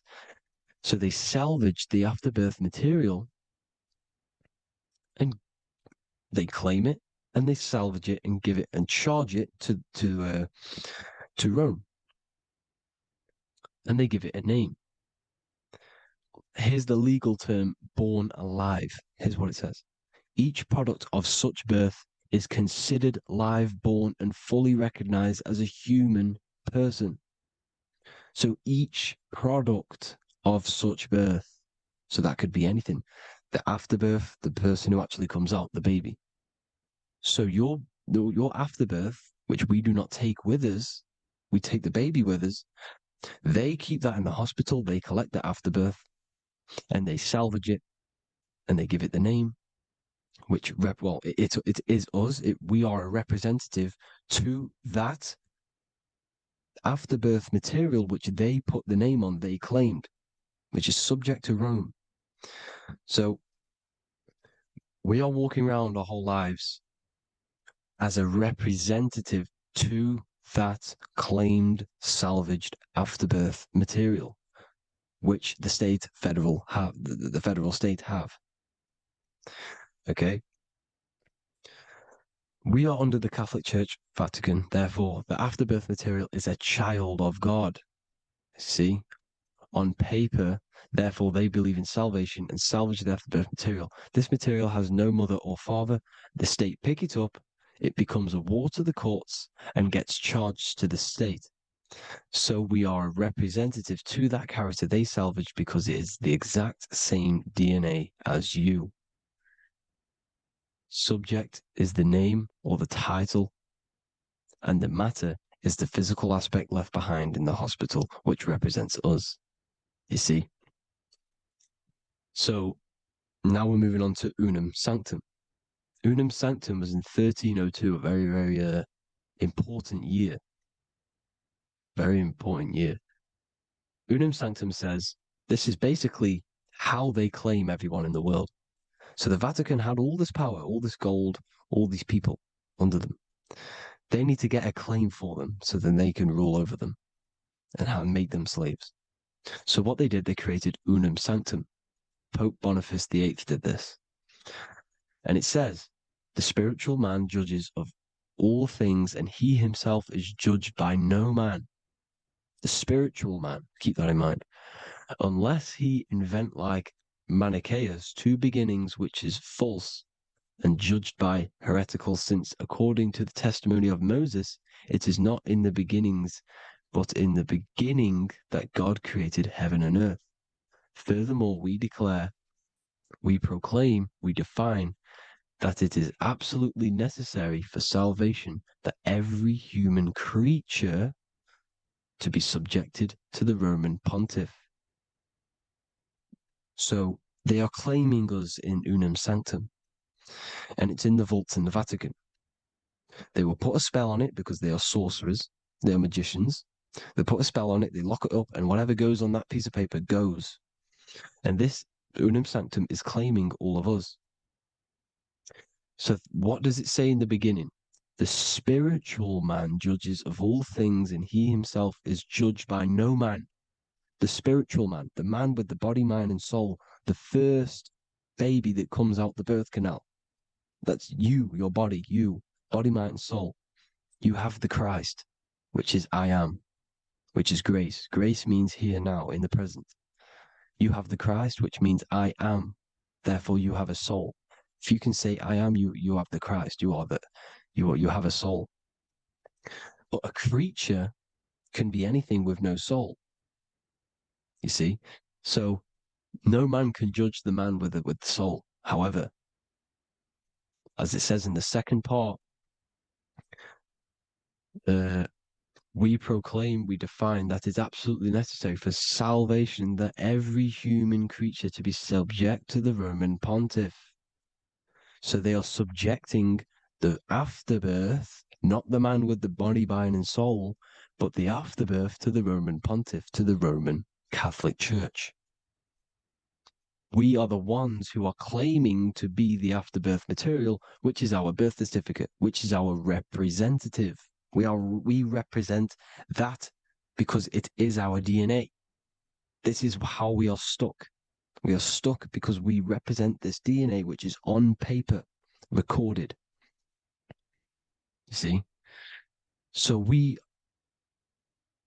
being untaught, uneducated in these subjects, we are subjecting ourselves to this system, to this slavery, because we just want to live.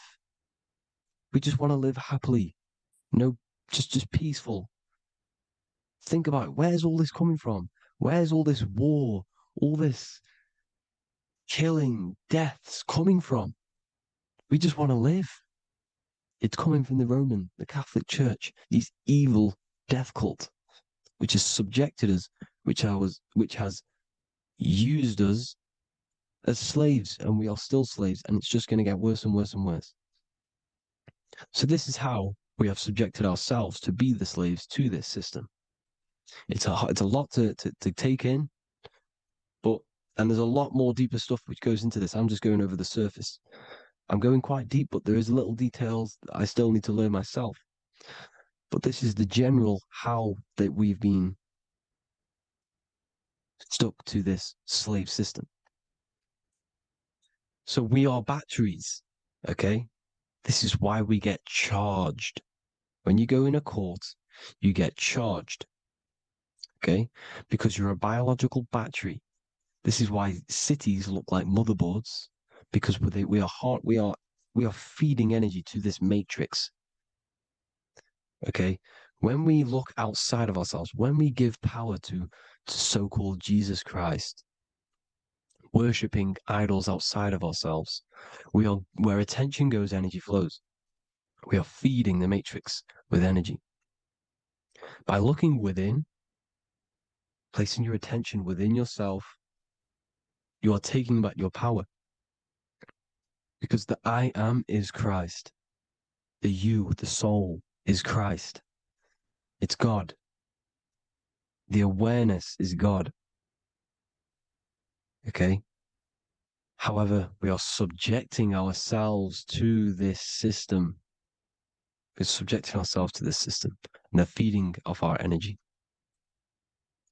So what we need to look for the future is that, think about it, with the end goal is to change our DNA, is to literally make us robots, transhumanism, slaves.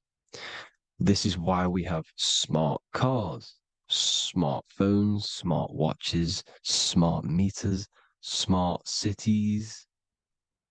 And all of this is going to be connected by the smart grid, which is 5G. This is why 5G is rolling out. 5G is going to connect all of these technologies to one. It's like a big net system. And you know why they're doing this? It's because all of this is going to be connected through AI, through this 5G, and that 5G is going to be controlled by the elites. So you say anything wrong, you do something wrong, you say the wrong thing online, they'll turn off your car, they'll turn off your phone, they'll turn off your smartwatch, they'll turn off your TV, because it's all going to be connected and controlled by the smart grid. And this is what the Great Reset is, people. But they're going to trap us inside of these 15-minute smart cities so we can't leave the area, because they're going to use climate change as a tool to enslave us to not travel because of so-called climate change and the fumes that we are putting into the air, which is all BS. They're doing this to push these new cities, to push all of it. But listen, they're trying to get inside of your body. The only way they can do that is to get you addicted and using this technology. First, they got on the body with the smartphone. Well, first of all, we use the technology. We get used to it with it in our hand. The next step for them was to get on the body, which is the Apple Watch, as you see down here. They have now successfully got onto the body. The next thing is to get inside of the body. This is the brain chip. You see how they've slowly lured their way in, slowly got you addicted to this technology, got you dependent on this technology. And what they're going to do is that they're going to mold society to be dependent on the brain chip. So in order, for example, if you want to go and pay for food, you're going to have to get a chip to pay for the food, because it's all going to be digital money. And that digital money will be connected to the chip, and you'll need the chip to pay for things. You see? So this is how they're slowly transhumanizing us. These phones, these apps, these things which are all we are all using was created by Freemasons. Mason means traveler, because they travel the depths of the mind. They understand human consciousness. They understand the brain. They understand the mind. By the deepest root cause, they understand it. This is what Masonry is. It's the occult. So these technologies is designed by these people. This is why they're so addictive, because they understand how it works. They understand how to get people addicted, because they understand human consciousness, the brain, the body, and the mind. So This is the advantage Freemasons have over us. And these secret societies, which have gone through the orders of Freemasonry and progressed onto these secret societies, which are the evil side, because I'm not saying Freemasonry is evil, okay? But the societies which they go beyond Freemasonry, because you can go beyond the 33rd degree into these secret societies, and they use this knowledge for the bad, to enslave people. And this is what's going to happen. Transhumanism. So I hope you all learned some insight for today. Please do a bit more research on, the birth certificate and stuff like that, the straw man. And have an amazing day, people. Please like, comment, and subscribe. Peace.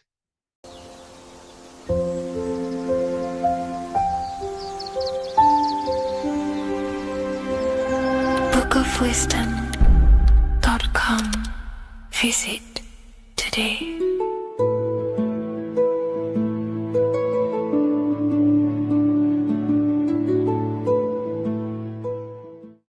By the end of this video, you will understand the 3 expressions of consciousness, how to use them to create the life you truly want. You'll discover the hidden meaning of the word God, the secret power of the number 3, and how consciousness itself is the key to your reality. We have 3 main expressions of consciousness. We think, we feel, and we act. God is 3-fold. It stands for generator, operator, destroyer. The generator is the mind. This is what thinks, generates ideas. This is the beginning of all creation. This is the first expression of consciousness. It is the first form of consciousness, not a physical form, but a spiritual form. Then we have the operator, which is emotion. When we think something, if we have care or any emotion towards it, then we take physical action. The body, the destroyer.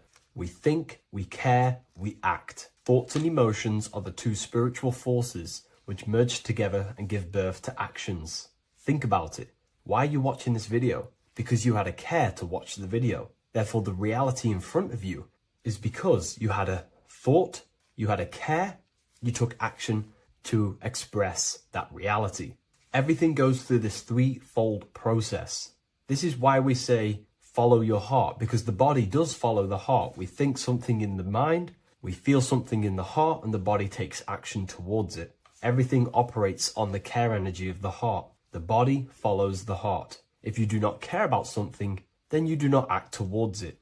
It is the care energy that guides our actions in this world. Going back to the generator, the mind is a part of the mental plane, the infinite dimension of infinite information. There is no limitations in the mind. Everything already exists as a piece of information or a thought. This is the beginning of all creation, the spark of creation itself, thought, the mental plane. And our mind exists like a radio, our conscious mind. This is why we call it a mindset.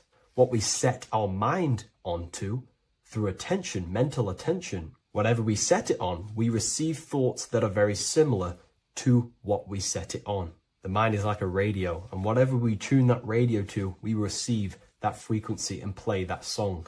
So if we purify our minds through ritual work, meditation, and affirmations, the mind can become a temple to receive higher thoughts, higher ideas, and better genius ideas. Going back to operator, this is the Holy Spirit. This is what we care about, our emotion. This is the feminine side of consciousness. Thoughts is masculine, the Father. Emotion is the Holy Spirit, which is feminine. And these 2 create a child, which is Jesus, the Son, which is actions. When thoughts and emotions merge together, you have a physical action, which is a masculine force, which is why it's a son. The Holy Spirit represents a purified heart, love consciousness, holding love in the heart. And when we purify our minds, we have an effect and purify our hearts. And the reason why I say that is because whatever we think in the mind directly corresponds to what we feel in the heart. As above, so below. Thoughts create emotions.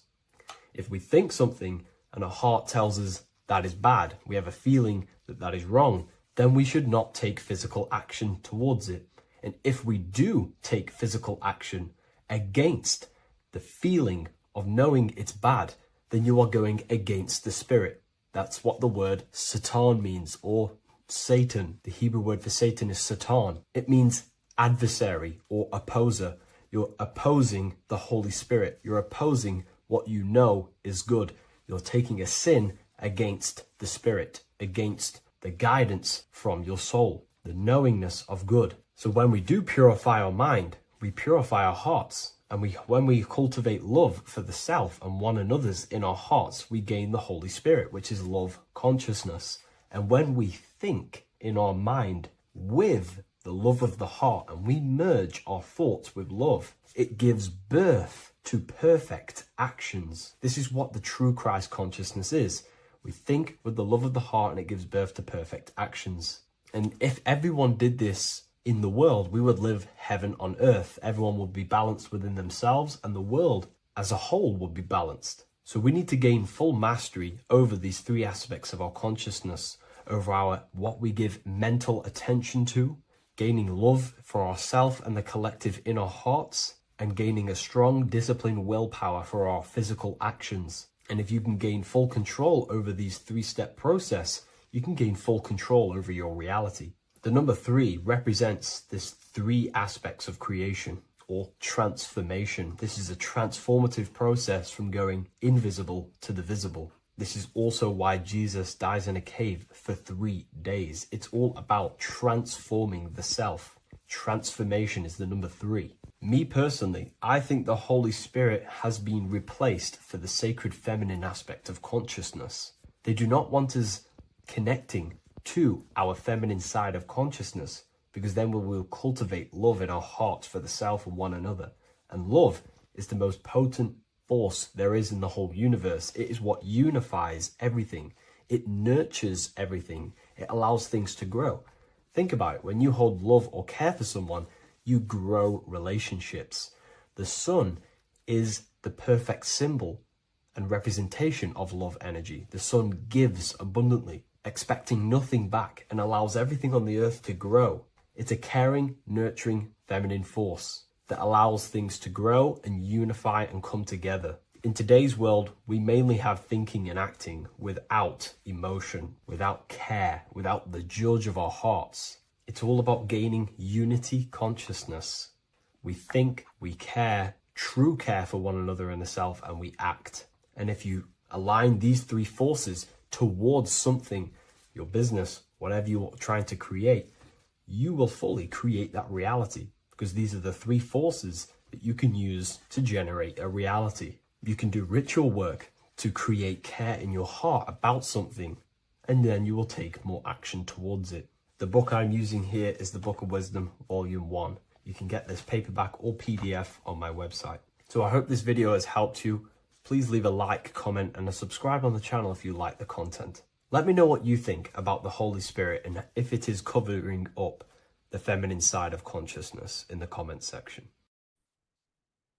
Hello and welcome to another lecture from Harry B. Joseph, also known as Revival of Wisdom, the author of the Book of Wisdom series from revivalofwisdom.com. In this lecture, you will learn how to decode Freemasonic symbolism, gain a deeper understanding of yourself, expand your awareness of consciousness and reality, and receive guidance to navigate life with greater clarity. So today we're going to be breaking down this particular piece of artwork, this Freemasonic artwork, and how this relates to you and reaching a higher consciousness. Because ultimately, this is what it's about, okay? Freemasonry is considered a craft, and this craft is crafting a better brain and heart, crafting a higher consciousness, crafting a better self. Why? So we can operate in the world at a higher degree, operate in the world more efficiently, live a better experience in the world, and getting to know thyself, okay? So we're going to start from bottom to top, because this is important. Every placement of this symbolism is on purpose, has meaning, especially the placements of the symbols. Okay? So we're going to start from the very bottom of the artwork, which represents lower down. When we're looking at symbolism, especially occult symbolism, that's what the word occult means. The word occult means hidden, hidden from the eyes. It has its roots in the word oculus. I'm pretty sure that's Latin, which means eye. So the word occult comes from oculus, which means eye. And the word occult means hidden, from the eye, the unseen, studying the unseen aspects of self. We're studying the brain, we're studying consciousness, we're studying the body, the heart, we're studying the self, the hidden aspects of the human psyche and the hidden aspects of self. Okay? Because ultimately, this is what gives you power in the world, depending on how you use that power, whether for good or bad, depending on the consciousness wielding that power. This is why we say knowledge is power. But I would actually say knowledge of self is power. Because when you know how you function, you gain power. You gain personal power. You gain mastery. Ultimately, this is what Masonry is about. Self-mastery. Crafting a higher consciousness. So at the very bottom of this artwork, we have a checkered board with a coffin. The coffin is the beginning of the artwork, the very base. This is the foundation of consciousness. The coffin symbolizes unconsciousness, the state that myself was in, maybe yourself, before we woke up and before we came conscious of our spirit, before we came conscious of ourselves. That ignorant state of acting without purpose, acting unconsciously, experiencing the world and not actively living in the world, simply reacting to external circumstances. This is an unconscious state where one is ignorant. 80% of the world is in this unconscious state. And this is symbolized as the darkness, the tomb. Look at how the tomb is fully blacked out, representing dull, no emotion, it's dark. This represents the darkness of self. The spirit is buried. The spirit is in the tomb. They're not even aware that they possess consciousness. They think they're the material body flying on a ball millions of miles per hour through space, and the sun is, they think they're a monkey evoluted. They've never questioned themselves. They stay in ignorance. They're in the spiritual darkness, okay? And they're furthest away from the light. Look at the top. This is the light sources. They're in the darkness, okay? They're in spiritual darkness. They're in ignorance. And they're in division. Their mind has no power. Their thoughts contradict themselves. They say they're going to do something, but then their mind tells them, oh, I'm going to fail. Or I want to do this, but my mind says this, and I believe this about myself. They want to, they want to write a book, but their actions are scrolling on TikTok, and their emotions about, feeling about their past person in their life. That's division between the self. That's divided consciousness. They also have a divided brain hemisphere. They do not see reality through a true lens, because the brain acts as like a lens on how we perceive things. And if the brain hemispheres are not aligned, then we cannot see reality the way it actually is and truly presents itself, neutral. If we're left hemisphere dominated, we see everything as divided. Nothing's interconnected, nothing's a whole. But if they're, right hemisphere dominated, they see everything as a whole. We need to look in the middle of that, okay? So we'll go into that a bit later.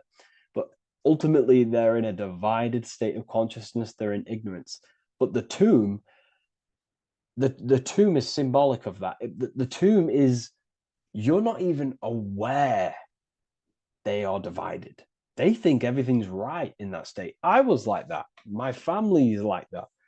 They're not even aware of themselves, and you try and say something to them, and they don't even know they're in division. They don't even recognize that they're in a bad, low earth base consciousness. Okay?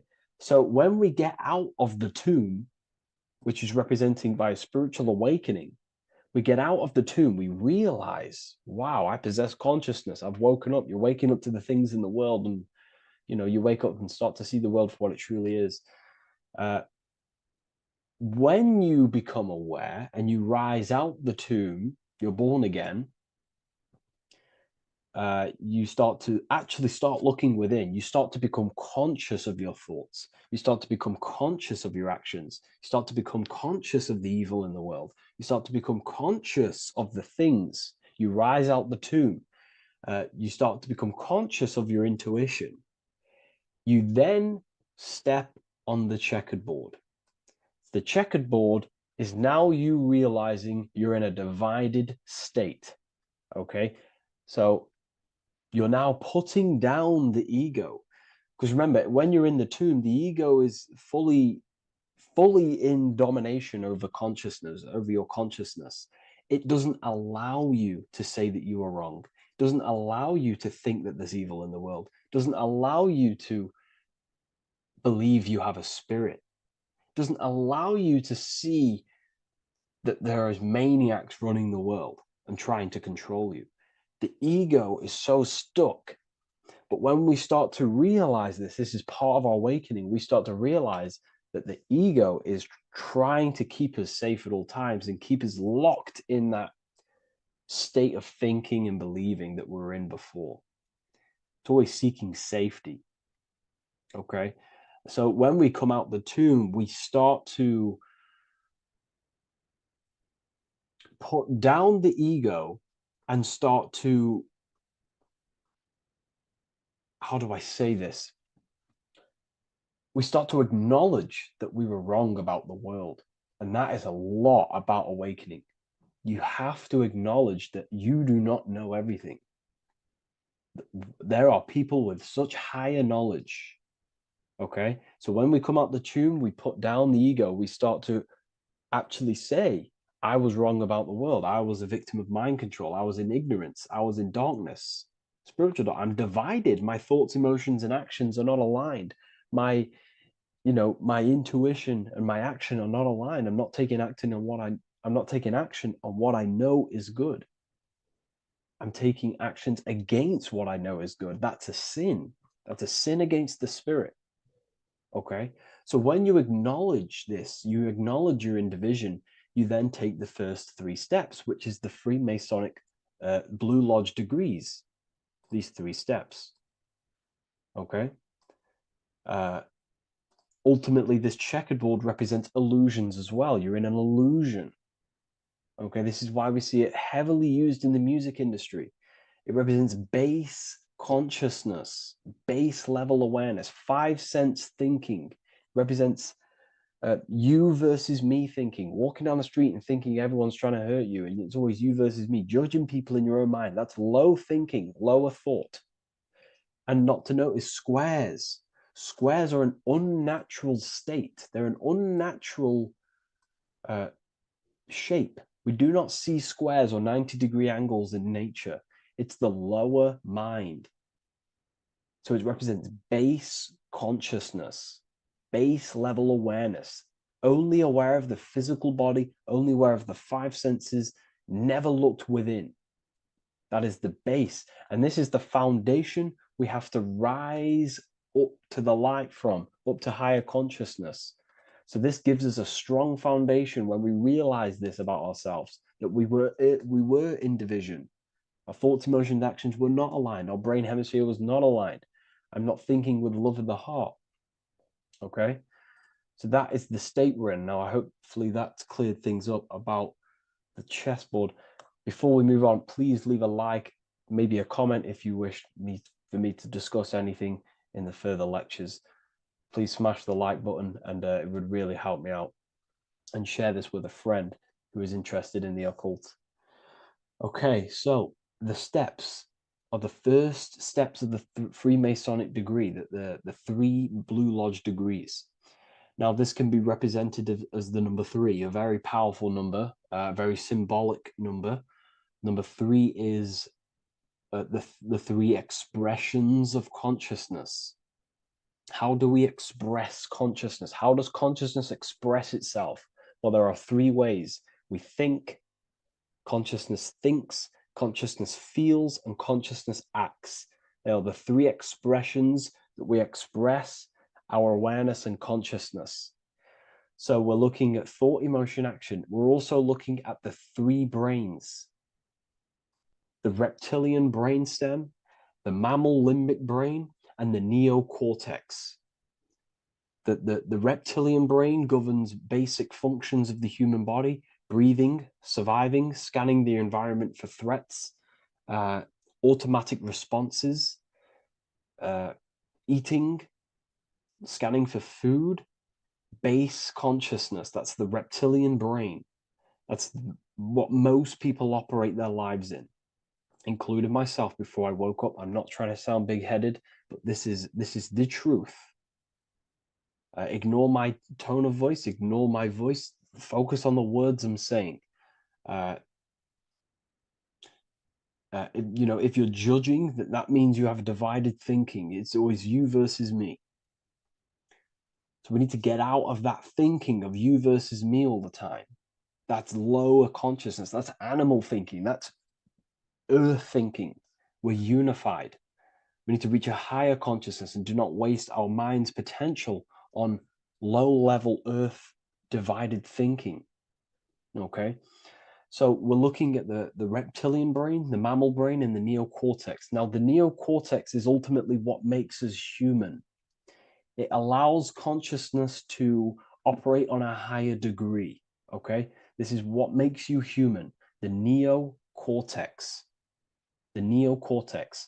The reptilian brain, like I just said, governs natural survival instincts and the respiratory system, things along them lines of basic awareness, basic functions to operate and survive in the world, in the physical plane. And the neocortex is what allows us to critically think. Okay, it's what allows us to be human, be aware of ourselves. Okay, not. I don't think animals have neocortexes. Don't quote on me on that, but this is the part of the brain that makes us human. And it allows us to think deeply, to create masterpieces like we can. Humans have massive potential in creation. Look at the world we live in. This is because of the neocortex. It allows us to critically think and self-reflect. Now, when we start to operate from higher thought, we start to think with higher thoughts, the higher parts of the mental dimension, we ultimately start using this brain more. We start functioning from the higher brain. Now, this is why Neo from the Matrix is called Neo, because he uses he was in the reptilian brain. If you watch the film The Matrix, if you notice, he gets plugged out of the Matrix and he's plugged in on the back of his neck into the brainstem. And when he's plugged out, his name's Neo, which is neocortex, using the higher brain. It's what awakens the self. It allows consciousness to function on a higher degree compared to animals. Okay? So we're looking at thought, emotion, action. We're becoming conscious of thought, emotion, action. Becoming conscious, what am I thinking, what am I feeling, and what am I acting in the world? And what can I do to master these, to operate more efficiently in the world? How can I use these towards higher consciousness and use these actions, these thoughts, emotions, actions to reach a higher state of awareness of self? So when you go through the first 3 degrees, you enter the doorway. Now, this is symbolic of a doorway. Now, looking at this with a right hemisphere dominated view, you would see a doorway, right? The right hemisphere sees this as a holistic doorway, right? you see a door, you're gonna, you enter the stairs, you go through the door, right? But at the left hemisphere is now going to dissect and analyze each individual little part of this, right? So the right hemisphere sees the trees, the left hemisphere sees the woods. So to dissect this down on a right hemisphere, sorry, going back to the right hemisphere, we're entering the door. The door is symbolic of entering the unknown. You're entering a higher consciousness. You're entering the door. You're going beyond. See, this is the earth here in the background. This is the darkness. The darkness represents the abyss, the unknown. You're entering in the self. Okay? This door represents entering in the self, questioning internally. Most of us think externally. We have to, obviously, to operate in the world, but we never give time to think and question and reflect internally. What do I mean? Closing the eyes and questioning the self. Who am I? Where am I from? What's the voice in my head? If the voice in my head stopped using the language that I speak, what is it then? It's about going within, into the darkness, what you cannot see, and finding the light, okay? It's about entering within the self. This is a doorway to higher knowledge, higher consciousness, higher self, and really digging deep for what you truly are beyond your human form, okay? So we have, most importantly, I'm not going to go over every single one of these symbols here. I'm going to go over this on a basic, well, not a basic level, a very detailed level, but it's not going to go over every single symbol. We have a left pillar and a right pillar. The left pillar has the sun next to it. The sun is more electrical energy. It's very dominant. It's a very powerful, masculine force. This represents the masculine quality of consciousness, the masculine qualities. We have many masculine qualities, such as actions, physical actions with the body.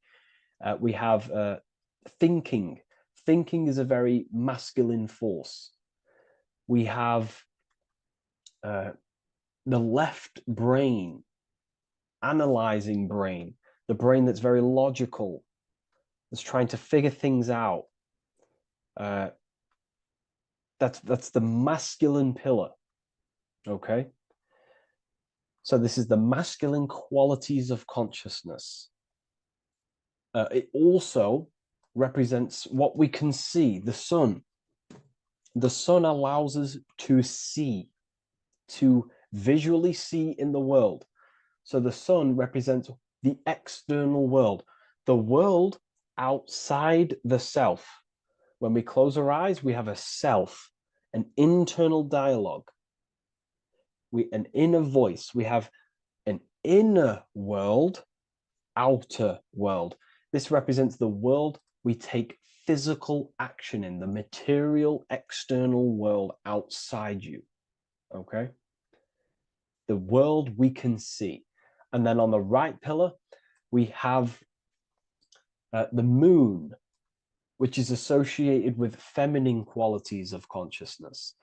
Now, the moon is in the night, what we cannot see. The moon is the nighttime. The darkness symbolizes what we can't see. So it's representing the internal world, the world of the self, the immortal world, okay? The self in the mind is immortal. When you close your mind, you go in the mind, that self inside you is immortal. In the mind, you are immortal. Outside the mind, you are mortal. You will die. This body will die.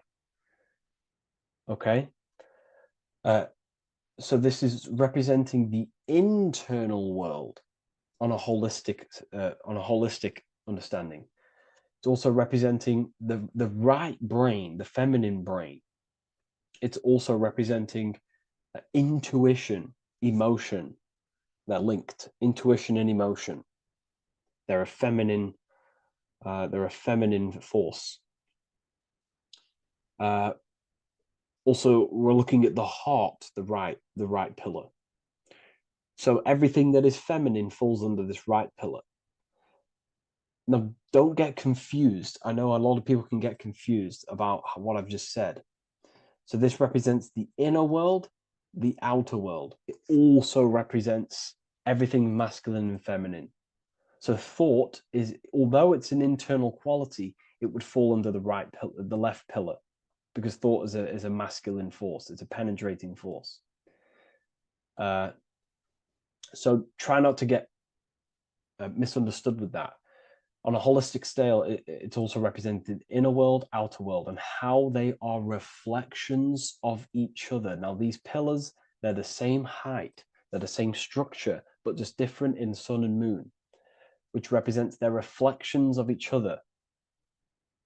Their reflections, the inner world reflects in my outer world. My external world, what I see outside of me, is a reflection of my thoughts and my internal world. So the inner reflects the outer. The inner reflects the outer. As within, so without.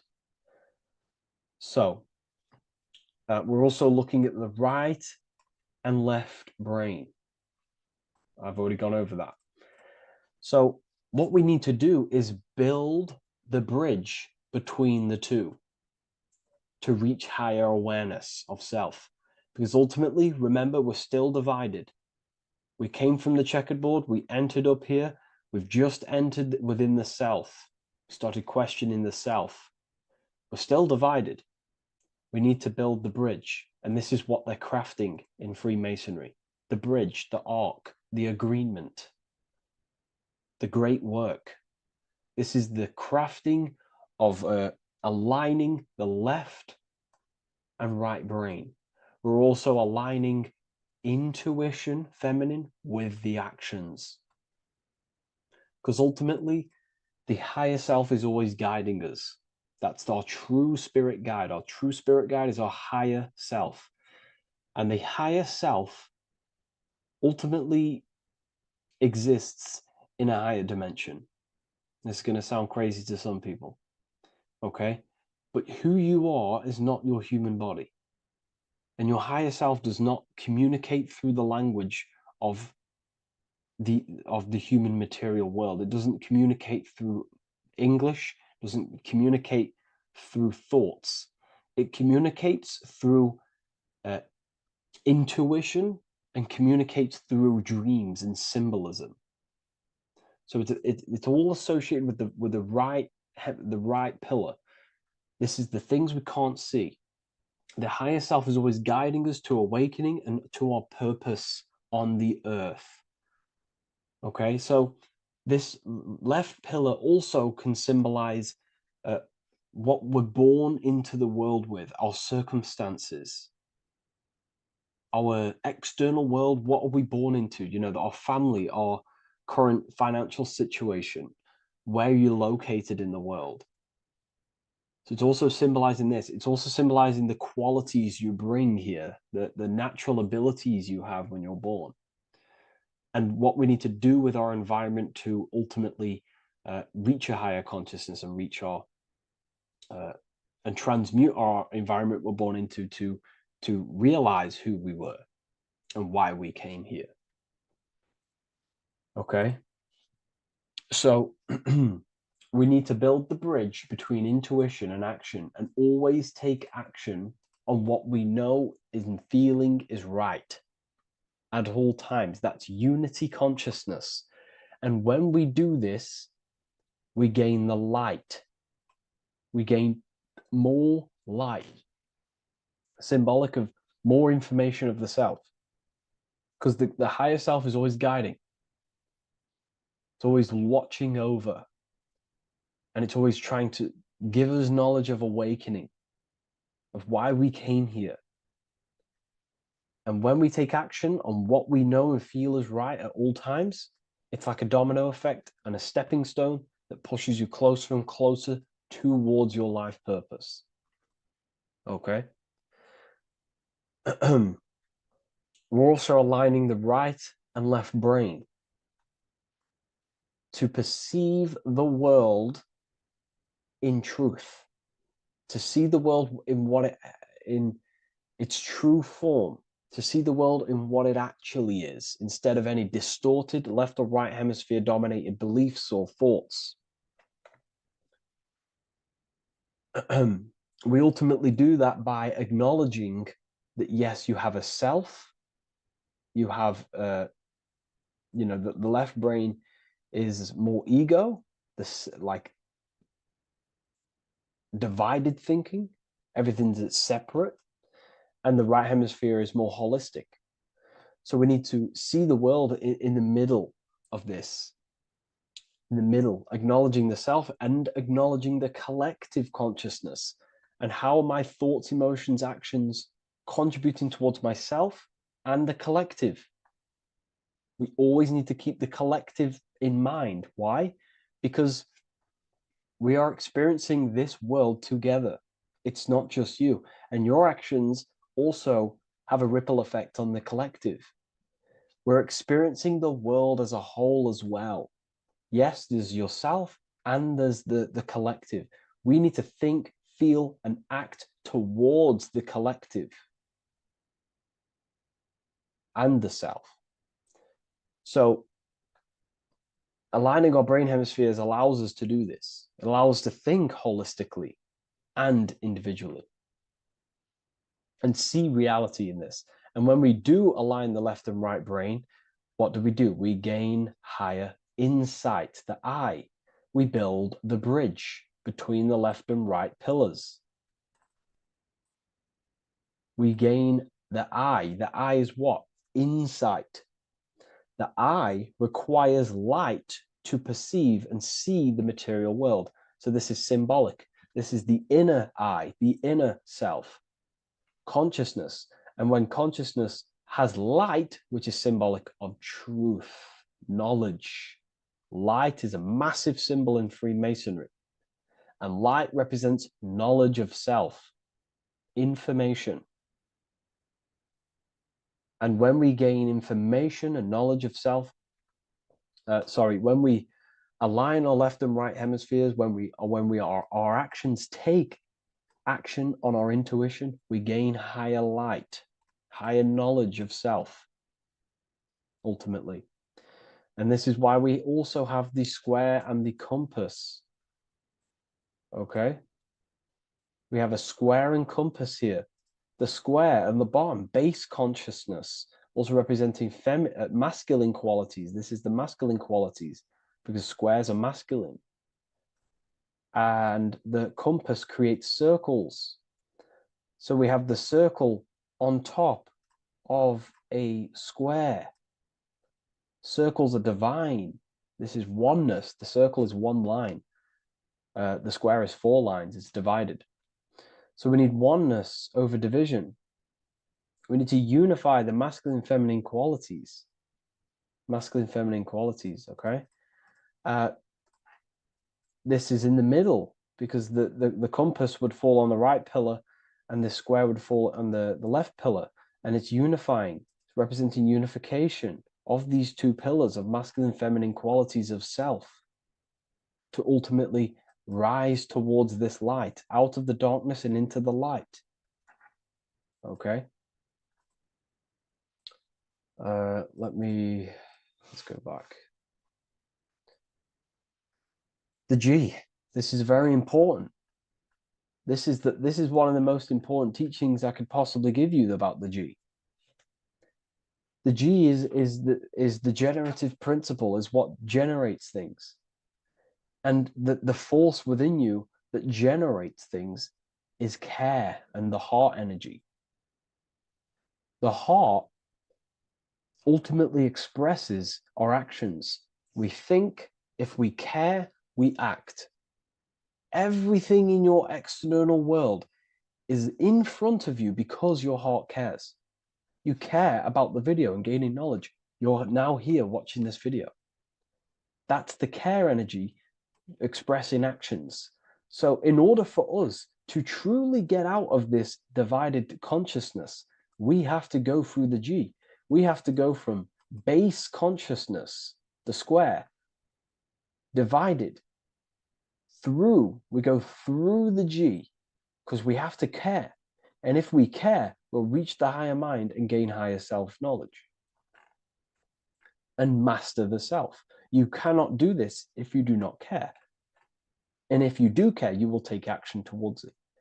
If you're watching this and you don't actually truly deeply care, you won't take the action, you'll just gain the knowledge, which is ultimately useless.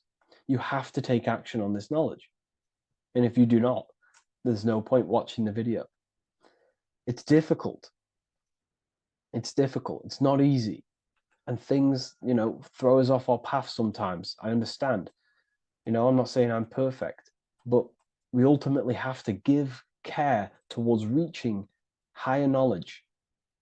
Seek and you shall find. If you have the care about reaching higher knowledge of self, you will seek it and you will take actions towards it. Okay.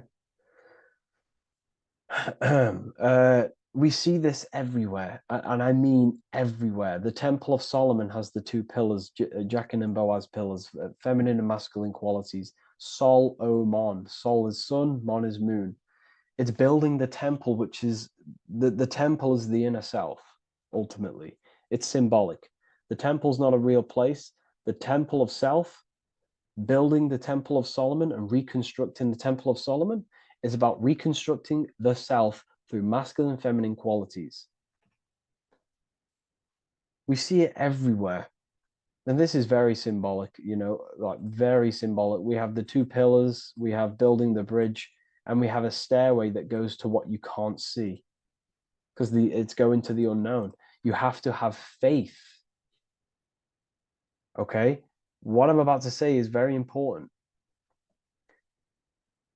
You don't know what higher consciousness is, okay, until you get a little bit higher.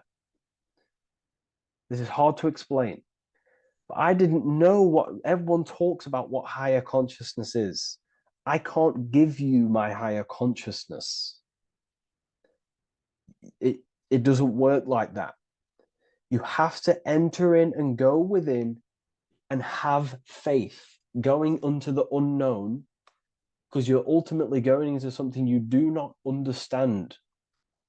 Higher consciousness, I cannot give it you. You have to enter the door and take action and think, feel, and act towards it, and you will go to the place, and then you will understand what higher consciousness is.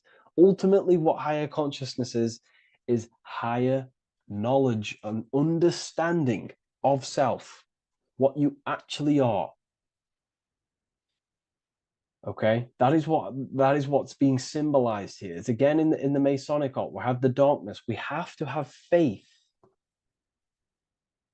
to leap into the darkness, into the unknown.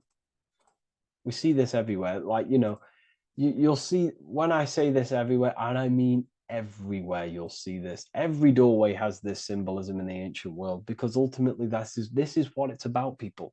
The door represents going within, into a new light, a new room, a new level of understanding of self. Okay.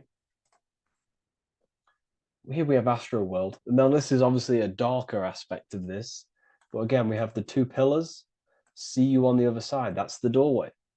The other side. And I'm not going to break down, this ritual, but you can guess what I'm on about here. That's for the university, of course. I can't break that down on YouTube. It's way too deep. But there's knowledge out there that is so deep you couldn't even comprehend it with the current mind, even for myself. And this is the power of symbolism. The more you learn about yourself, the more these symbols reveal to you. It is a journey of self. And I can't give you these understandings. You have to go within and question and meditate on these symbols yourself, and have thinking exercises of meditating on a symbol and seeing what your mind does with the symbol, what it lets you think about that symbol, and you'll unlock deeper meanings. I'm going to go over one more symbol before we end this. This is the hourglass, which represents time. Time, a very overlooked thing in today's world. We do not have unlimited time in this body. You have limited time. You will die. You will die. You have limited time in the external world. This is why it's on the left pillar, located on the left side, the external world. You are limited. The scythe represents you will be harvested. Your body will die. It'll be harvested. You will die, and you need to fulfill your mission here. You came with a purpose. You have to find that purpose by going within the self and questioning and taking action on what you know and feel is right. Unity consciousness, aligning thought, emotion, action. So if you wish to learn deeper insights, gain exclusive lectures, astral projection, self-mastery, I've just started a new section on mind control methods and how people are using this in society and becoming conscious of it. I've now opened 5 spots at a limited special price for Ethereal University. Use the code MIND, all capital letters, MIND, all capital letters at the checkout. And there's only 5 of these codes. Whoever uses them gets them.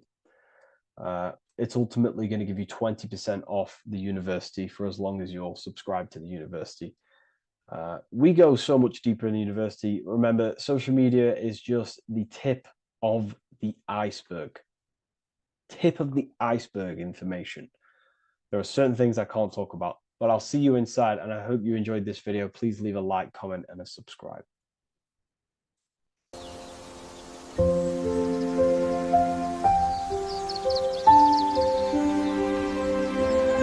bookofwisdom.com. Visit today.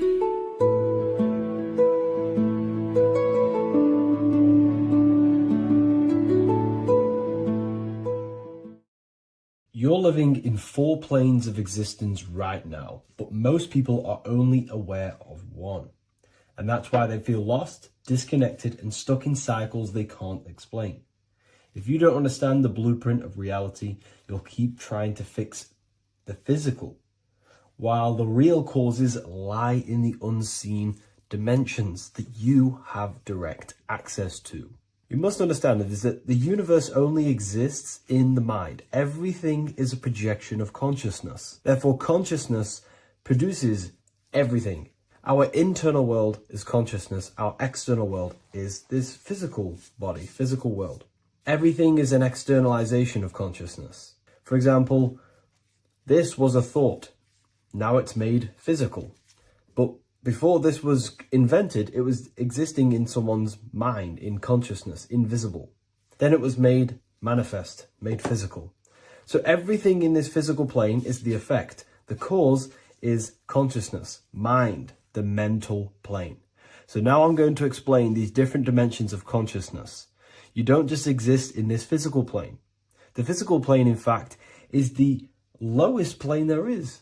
It's the illusionary plane. So first of all, we have the Buddhic plane. This is the nothingness. So think of it like this.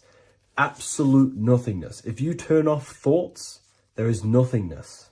This is the void. And out of the void springs infinite potential, which is the mental plane. Now, your mind has no limitation. It can think anything, be anywhere, anytime, any place. In the whole world, there is no limitation with the mind. This is the realm of infinite possibilities. This is the realm of thought. Thought is a dimension, information and thought. To go a little bit deeper on this, there are pockets of thoughts, what we call in the occult fields of thoughts. Your mind does not think thoughts, it receives them. Your mind is like a radio. Whatever the mind is tuning into, setting its mindset, setting your frequency or setting your mind, you will receive thoughts based on that set, whatever you set your mind to. So there are pockets of thoughts that we penetrate in the mental plane. The mind is the mental plane, the infinite possibilities. This is the spark of creation. This is where all things begin to manifest as an idea in the mind as a thought. So if you want to gain certain information, you need to meditate or do thought exercises where you are penetrating that dimension of thought, that pocket of thought. For example, if you want to find a way on how to make financial wealth, you would use your mind, set your mind on wealth and money, and think, close your eyes and think about that specific topic and see where your mind takes you. And you will expand your mind into different pockets of thought and gain information. So this is the mental plane. This is how you can use the mental plane. You can use the mental plane to do this. Then we have the astral plane. We have higher, middle, and lower astral plane. The astral plane is the body for thought. So every dimension, physical, etheric, astral, mental, Buddhic, is a body for a dimension above. Each dimension below is a product of the dimension above. So for example, the astral plane is imagination. This is the lucidic realm of imagination. This is where thoughts begin to manifest into some sort of form. It's not a physical form because this is physical, but imagination is a lucidic form. It's not really physical, but it's there. It's a projection of light. It's astral matter condensed by the willpower of the mind. So depending on the vibration of that thought will depend whether it manifests in the higher astral plane, middle astral plane, and lower astral plane. If you think about more material things and visualize material things, this will manifest on the lower astral plane because material matter is low vibration. Now, that does not mean it's evil. That does not mean it's bad. Okay? It just means low vibration just means more material. But if you think and imagine more spiritual things, this manifests on the higher astral plane. So the astral plane is the screen in your mind that allows you to vision an apple, that allows you to vision anything. It's that mental projection that's inside of your mind. Now, this is what we call the third eye. It's an eye because the eye is the mind, and the mind can see into the astral plane. It perceives this spiritual world, this lucidic realm that we have access to. This is where also infinite potential takes place. This is the realm of spirits, demons, jinns, whatever you want to call them. Spiritual entities exist in this because this is where thought forms manifest into form. This is where thoughts create bodies. Think of it like this.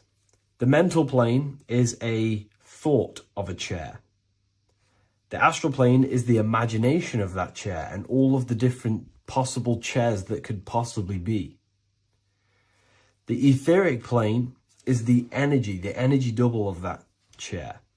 And the physical plane is the physical chair. So as you can see, the higher we go up, the more formless and lucidic it is.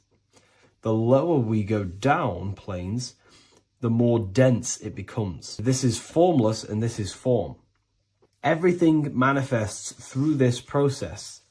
This highlighter is down here in the physical plane, but the idea began in the mental plane. Everything begins in consciousness before it creates a physical body. It goes through this process. Therefore, if you want to start to mold and create your own reality and create things in your world, you can use these planes to your advantage. You can use your mind to do mental thinking exercises by closing your eyes and expanding your mind into a different pocket of thought to gain wisdom, gain information, gain downloads. The way you do that is simply get into a meditative state, close your eyes, pick a topic that you want to think about and see where your mind takes you, but always remain centered on that topic. And you can do this for maybe an hour or two or half an hour, and your mind will take you places where you will unlock information. You can even use this to make decisions in your life. Think of the topic and see where your mind takes you. You'll gain information. This is how you use the mental plane for ideas. The astral plane is imagination. You have to reconnect with your imagination very vividly. Your imagination, your consciousness is infinite. It's not a three-dimensional plane. It's an infinite plane. You can think and make form anything in your consciousness, in your imagination. You can think anything and you can imagine anything in the most vast details. You just have to reconnect with your imagination. I have a free book on my website. I'll leave the link in the description. It's an ebook. It's called Activating the Inner Eye. This is going to help you reconnect with your imagination. It's a practical guide on how to imagine. So once you know how to use the mental plane and astral plane, thought and imagination, you pretty much need to use the physical plane to take physical action with this physical body that you have and start to manifest these desires you have in the higher planes. Now, it's very important that we master the mind, because the mind is the very fabric of reality. We become what we think about. Your life is a product of every thought you thought in the past. It is the mind that directs the flow of consciousness. And wherever this consciousness is flowing is what you will create in your life. Consciousness is the most potent force in the universe, and the mind is pretty much the universe in a microcosm form. It is infinite potential, and your mind will continue to expand into new realms of thought forever and ever and ever. You are eternal. You are not this physical body down here. You are consciousness, literally dreaming that you are in this physical body. So everything begins with the mind. We need to be conscious of the thoughts that enter our mental field of consciousness. There is a level of self-awareness that you can reach where you can become conscious of pretty much every single thought that enters your mental field. Now, we have over 7,000 thoughts a day. You can gain such mastery over your mind where you can become conscious of every thought you think. And that is when you gain superior power. Because when the mind is fully under control of self, you can direct the mind's potent force into a specific goal. Most people's minds are dualistic. They want something, but their mind is thinking something else. They have limiting belief systems. They have the little voice that comes in and says, you can't do this, you're a failure. That is a fractaled mind. The mind needs to be singular. It needs to be on your team and not an enemy. Do not let your own mind take away your power. Your mind should be on your team, giving you power, giving you the best possible thoughts and the best possible beliefs. When the mind is in this condition and on your team and not taking away your power through the destructive thoughts, it becomes a potent, powerful force used for manifestation to create anything. And the way we get the mind on your team is through constant meditation to learn how to control the mind and turn it on and off. Subconscious reprogramming through visualization, affirmations, cultivating emotions associated with your goal. All these three ways we can reprogram the mind slowly over time so that it becomes powerful and becomes on your team and doesn't give you negative contradicting thoughts. When the mind is fully aligned on one thing, it can create massive empires and things in your physical reality. So I hope this video helps, and I'll see you in the next one.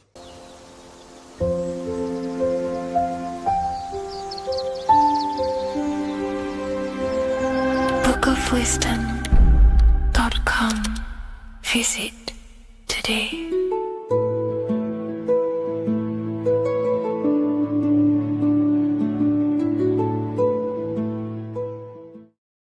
The scariest thing about having your first out-of-body experience and leaving your body is the realization that you have after. You realize everything you've been told about yourself, reality, the earth, what you're doing here on earth is a complete, utter lie. Your self-belief of what reality is and what you are is completely shattered. You now fully understand that you are more than your physical body that you inhabit. My first out-of-body experience happened a few years ago, but before all of that, I remember being a child, going to bed and closing my eyes, and I remember as a child feeling like I was floating above my body and moving. And maybe subconsciously, this has led me into knowing intuitively that there is more to reality, and I've gone down this path of esotericism, occultism, consciousness. Maybe that has led me to this. I don't know, but I've always had this subconscious intuition in my mind that there's more to reality than what we've been told. And maybe it came from having these experiences as a child. And I'm pretty sure some people in the comments will also have that experience, feeling like you're floating when you close your eyes in bed as a child. I remember this very vividly. But a few years ago, I had my first out-of-body experience, and it completely shattered everything. And it confirmed to me that I am eternal, and there is so much more to the self, to consciousness. I then realized after my first out-of-body experience that our self is not just here in the physical dimension, it's existing in every dimension there is in the universe. However, our mind is focused primarily on this physical time space. When your mind is totally giving its attention and time to this particular time space, it locks in the mind or consciousness into that particular body of consciousness, such as the physical body, right? But for example, let's say you have a daydream and your full focus isn't in the present moment and your environment that you're in physically. Your mind kind of wanders off into a daydream, what we like to call it. That again is shifting time space. Your consciousness is 40% here in the physical plane because your body's there, but then the other 60% is in this daydream, this imagination. So you're shifting time space, and what an out-of-body experience does is allow your mind to reduce that attention to the physical body and access attention to this altered body or dimension of consciousness. So I'm going to give you the story of my first out-of-body experience, because I know when I was researching this, I was always looking for personal stories about someone's out-of-body experience, and there's not many out there, to be honest with you. Well, based off my research, I couldn't find many. You find a few, but I'm going to give you my experience of my first out-of-body experience that happened a few years ago. It was early in the morning. I kept on waking up and falling asleep to my alarms. I went back to sleep after waking up for like the third time in the morning. When I fell back to sleep, that is when I had my out-of-body experience. It's also good to mention that I have been listening before that about podcasts, books about our out-of-body experiences, astral projection, and things along them lines. So this was stored in my subconscious, this topic. And I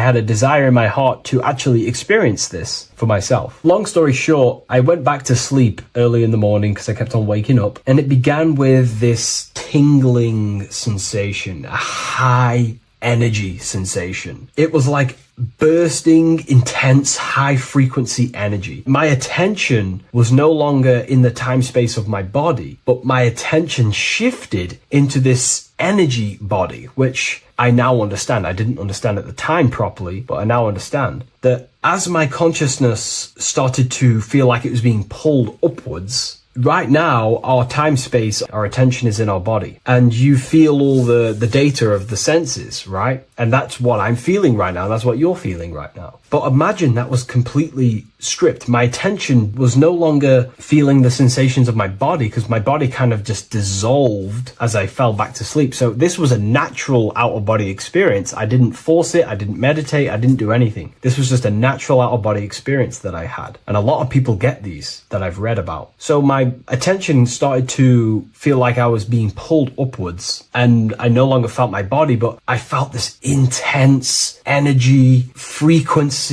sensation all around my body. It felt like this, it felt like illuminating energy that's moving very, very, very fast. So my conscious awareness was now shifting. I now understand. My whole body faded into this sensation. My whole mind faded into this energy sensation, this tingling, free, and it was very, very intense. I was not feeling my normal senses anymore, only this energy. This energy was also pulling me up. The more I was lifted up, the more intense the frequency became. So think of it like just a frequency resonator, how it just goes up and down, up and down. But then imagine the frequency resonator just going higher and higher and higher frequencies, and it would just get more and more and more intense. The energy was moving faster. This tingling was faster and faster and faster as I was being pulled up. Part of my mind began to fear this. My arms and legs grew very tense. I started to tense up because at this moment in time of the experience, I was very vaguely conscious. I was half there, half not. And as I was being pulled up, my physical body started to tense. And this is again when I started to feel my body again. But then I remembered what I heard out of body experiences is that you have to submit to the process. If you try and force an out-of-body experience, it will never happen, because an out-of-body experience is not truly out of body. What we're trying to do is trying to find a needle in a haystack. If you're trying to find a needle in a haystack, you don't go rummaging through the haystack to find the needle. What you do is you burn the haystack and then the needle reveals itself. It's the same with an out-of-body experience. We dissolve the senses of the body, so the body falls asleep, but the mind stays awake. As soon as I let go of this fear and I let go of the tensations in my body,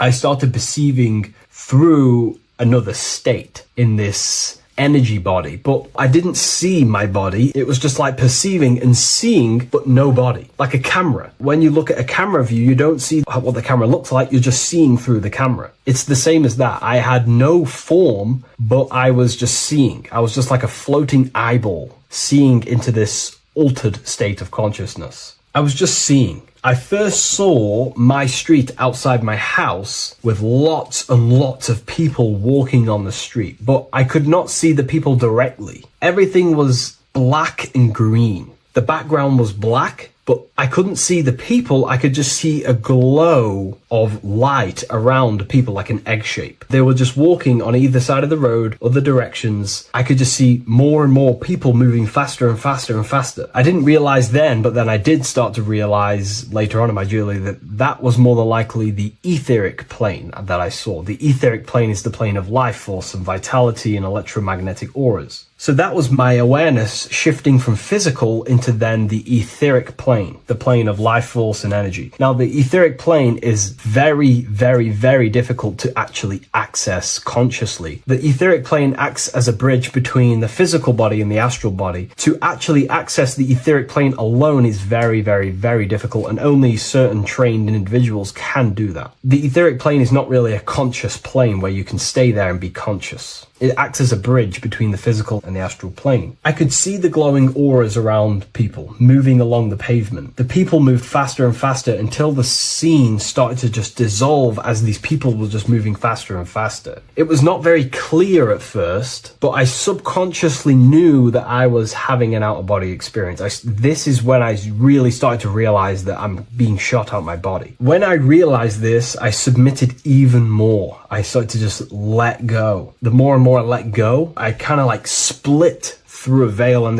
everything became super clear. Before, in the etheric plane that I think it was, the ethereal plane, things weren't very clear. I could only just see glowing auras. However, as I split through the veil of the etheric, this bridge, this place that I was going to, I then split and everything just came super, super clear. I was floating in the sky. I subconsciously knew that I was having an out-of-body experience when I realized this. As I was still being lifted upwards, I then split through the layer where everything just suddenly became super clear. But then I was awake, fully conscious, but I was not in my body. I was just like a camera in the sky. I had no body, no form. I could just see. When I entered this plane, there was some sort of voice guiding me through this whole process. It was a male voice, and it was basically guiding me where I was going. It was telling me what I can do here. This voice was pretty much saying, you can fly, you can think things into reality, you can do this, you can do that. While he was saying this voice, there was no being around me, but I felt a presence of another being. But this voice was just speaking to me mentally. Like, you can't hear it, but I just knew what it was saying.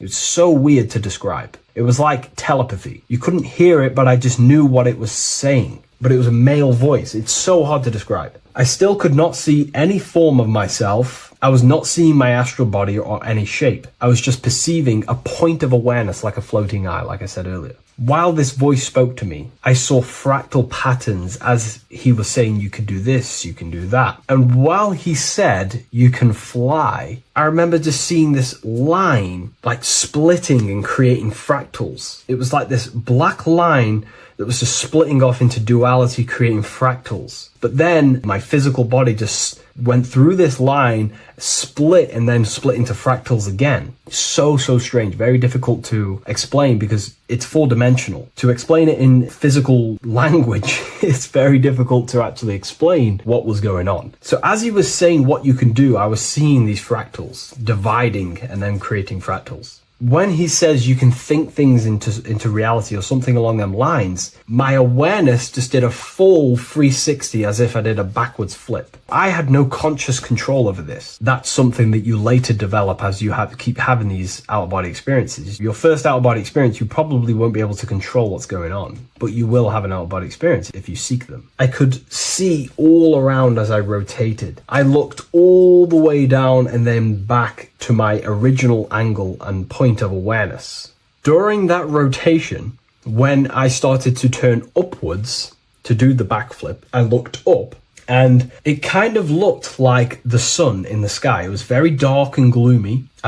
Now I know that was more than likely the lower astral plane because very dark and gloomy, and it was very kind of dense there. I looked up and I could see this. It was like the sun, but it was white, pure white light, and it was shining down over the astral plane. And that was the only light in that place. That's why it was so dark and gloomy there. And I then realized in that particular state, at that time, I thought that was God. I don't know what it was. Maybe it was, maybe it wasn't. Maybe it's the light of the higher mental plane shining through into the astral. But I looked up at it and I realized that was God. That was the source. That was the higher dimension beyond the astral plane, which is the mental plane, the higher astral planes, and then the mental planes, the planes of thought. Then once I saw that, I was in complete shock. As I rotated backwards even more, I then get the view of seeing down, completely down, like a bird's eye view. And I could see like an old medieval gloomy town. It was dark, almost night, with very little light. The only light present was the light from above. The town was old-fashioned, gloomy, misty. I looked over it from above. Then the experience began to fade. I don't remember anything after that process. But I'll be honest with you, the process of leaving my body for the first time was extremely intense. The frequency, the energy were overwhelming but powerful. Letting go and choosing to have no fear was the key to that experience. Just to give you a little bit more wisdom on what I actually experienced now, what I realized what was happening, I now understand that the voice that I was hearing was not an external being guiding me. It was actually a higher aspect of myself, a part of my own consciousness that is not focused in the time space of the physical world. My physical mind is focused here in this timeline, but once I exited this timeline and focused elsewhere, the higher part of myself guided me towards that experience. This higher version of ourselves that we call the higher self is a higher dimensional being, but we're just unconscious of it. This being exists beyond our ordinary thinking mind. Our self exists everywhere in the universe, and we can unlock higher versions of ourselves as we progress on our journey of awakening and self-realization. Because let's say right now, only 10% of your awareness is actually in the physical plane. Science tells you that 90% of you is actually in your subconscious mind. 10% of your awareness is your conscious mind. So there's 90% of you that your conscious mind is not aware of. But our conscious mind becomes so addicted with the physical world and distracted with the physical world, it just gets totally locked in with the physical. And we never pay attention to the hidden aspects of ourselves, the unconscious aspects of ourselves. And that's why everyone in the esoteric and occult space talks about gnosis, seeking knowledge of self. Gnosis is not knowledge, it's knowledge of self obtained through direct experience. So gnosis is about rediscovering who you truly are. And another bit of wisdom that I could give you from this is that the observer is the same observer that is observing this video right now. You're watching this video, but who is the one seeing the screen? Who is the one seeing the screen of your reality, of what you call life? There is an inner witness consciousness within you who experiences and observes your thoughts, emotions, and actions, experiences and observes the screen you call reality. And that witness also witnesses your dreams. When you shift your awareness from your time space of this body into your dreams, that same witness is witnessing your dreams. So when you meditate, connecting with this witness aspect of our consciousness really does help to excel the process of having an out-of-body experience. Because a lot of people have out-of-body experiences, but they don't understand what's actually going on. They don't understand the nature of it. But it's all mental. You move mentally in that dimension. You create mentally in that dimension. The same that you do in this dimension, but just on a quicker scale, because things manifest in the astral plane instantly as soon as you think of it. Just like the screen in your mind, you think of something, you have a screen of an object in your imagination. That plane, it manifests instantly, but down here, it takes a longer time for things to manifest and condense. Once you understand that thought rules the universe, thought is the creative force of the universe, you start to understand,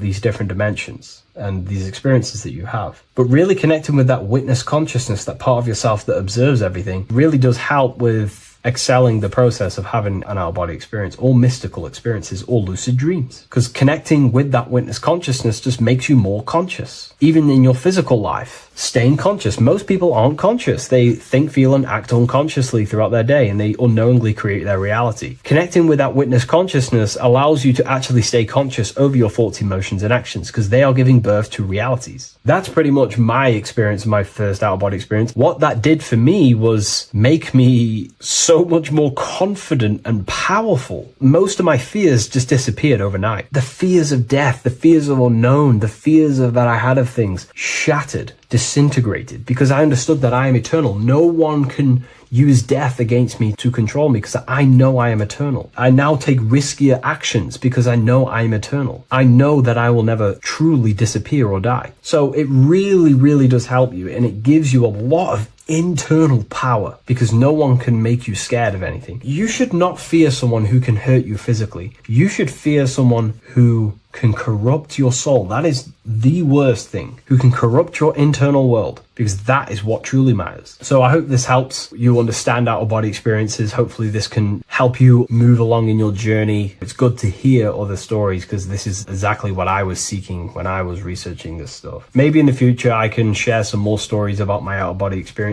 now I'm a bit more advanced. But yeah, please leave a like, comment, and subscribe on the video, and thank you all for watching.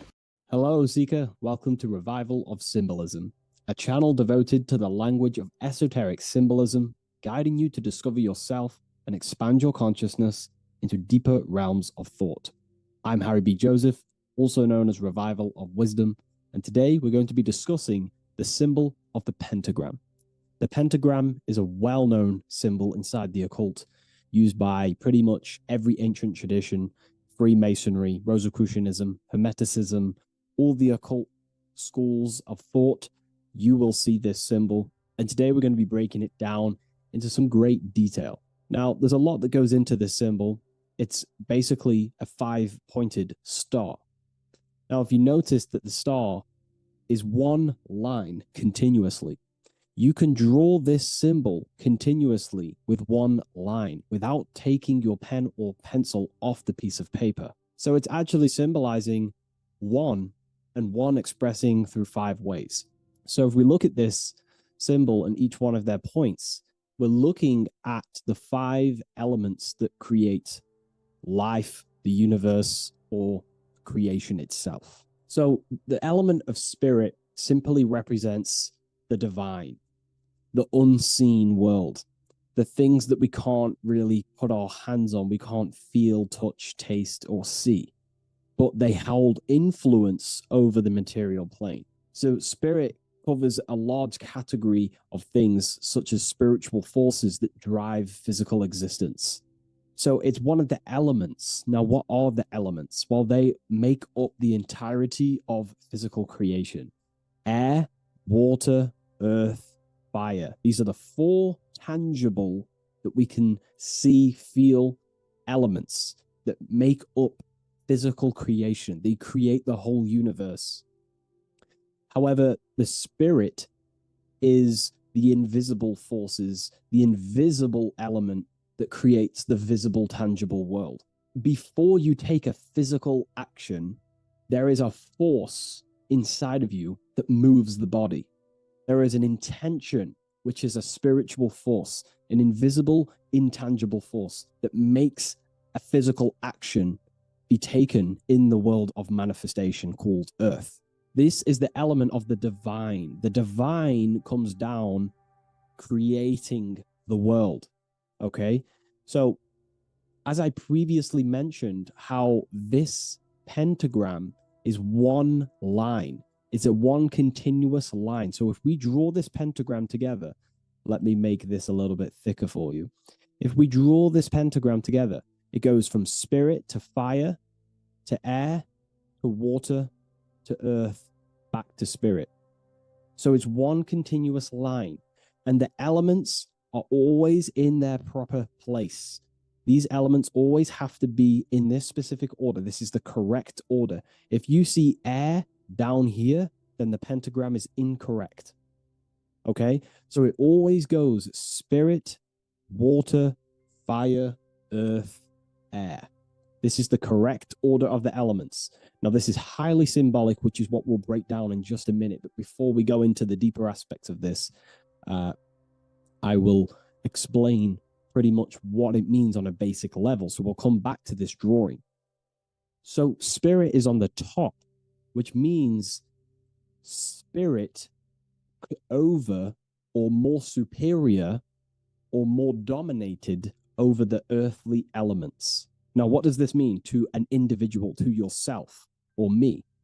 If I wear this pentagram, I am basically saying my spiritual divine self, my internal self, is more superior than anything the material world can pretty much give me. My spiritual journey is more superior. My spiritual self is more dominant over the earthly world and the material things. Okay?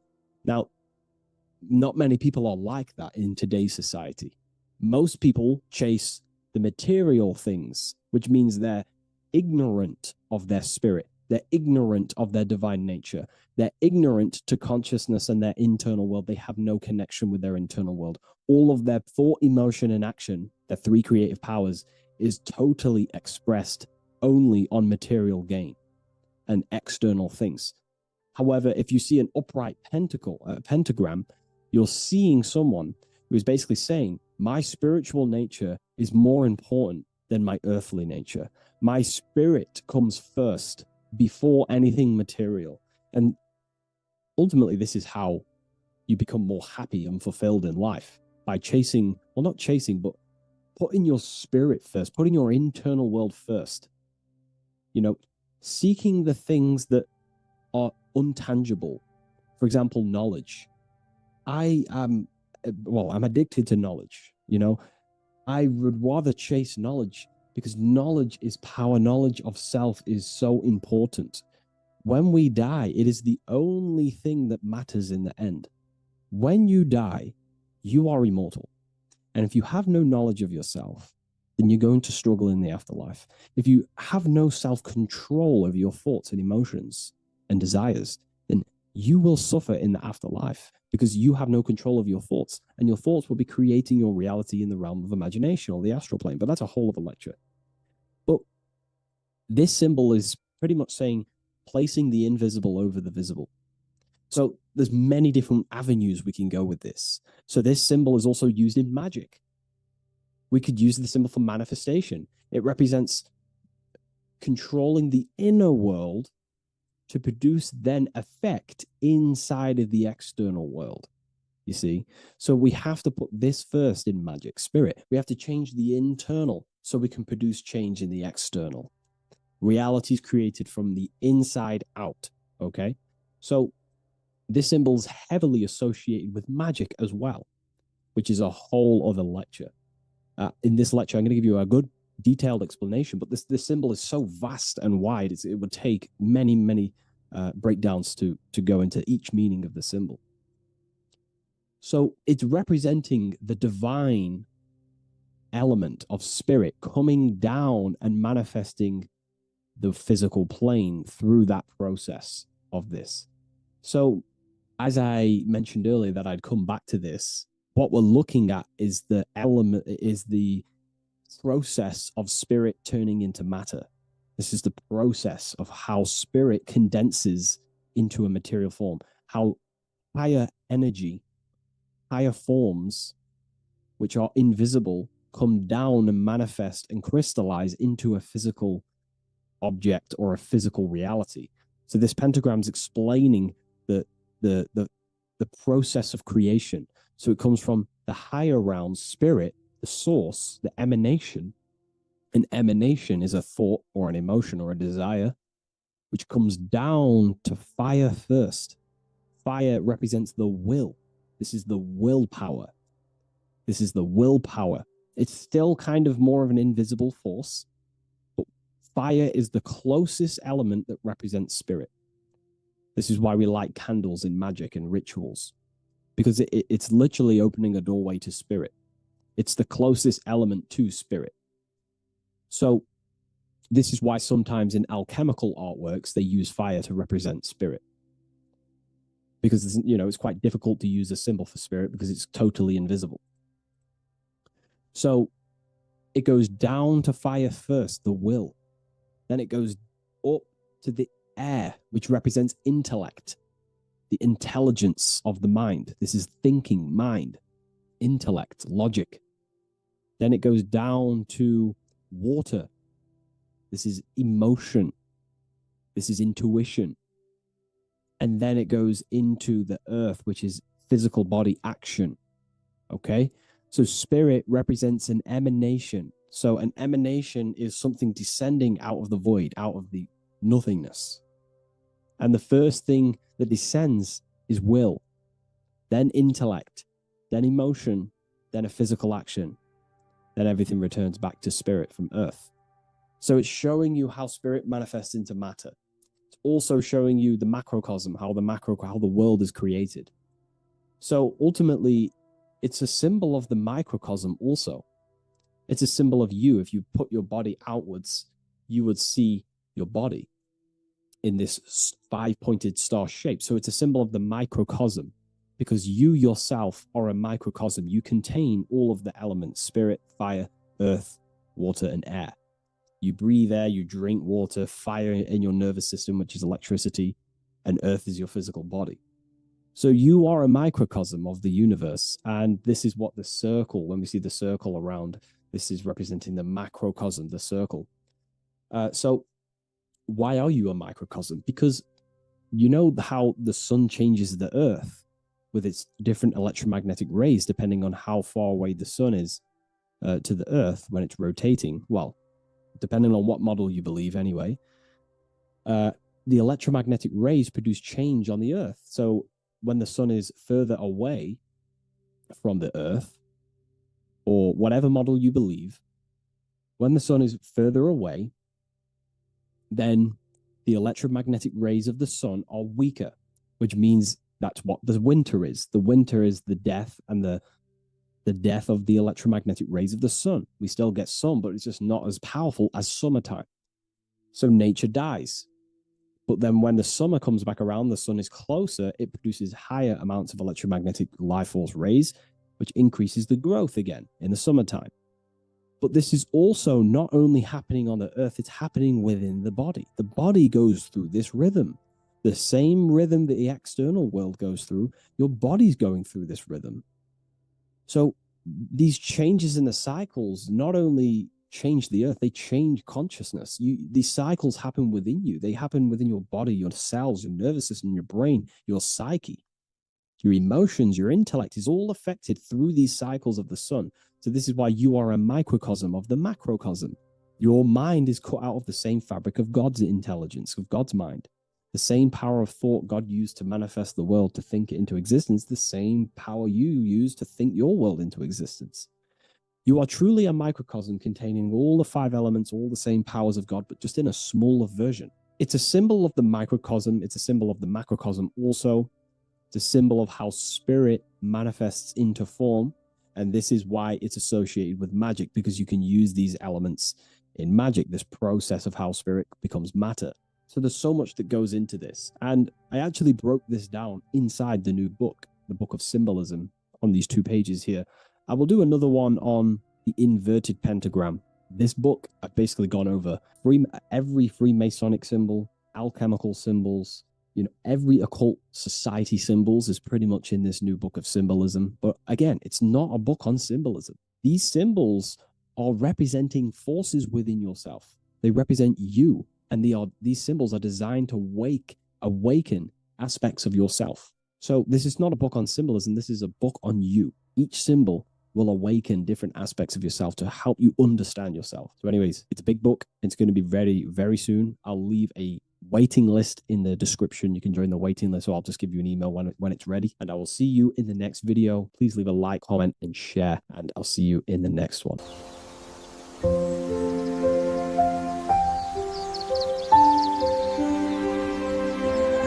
bookofwisdom.com.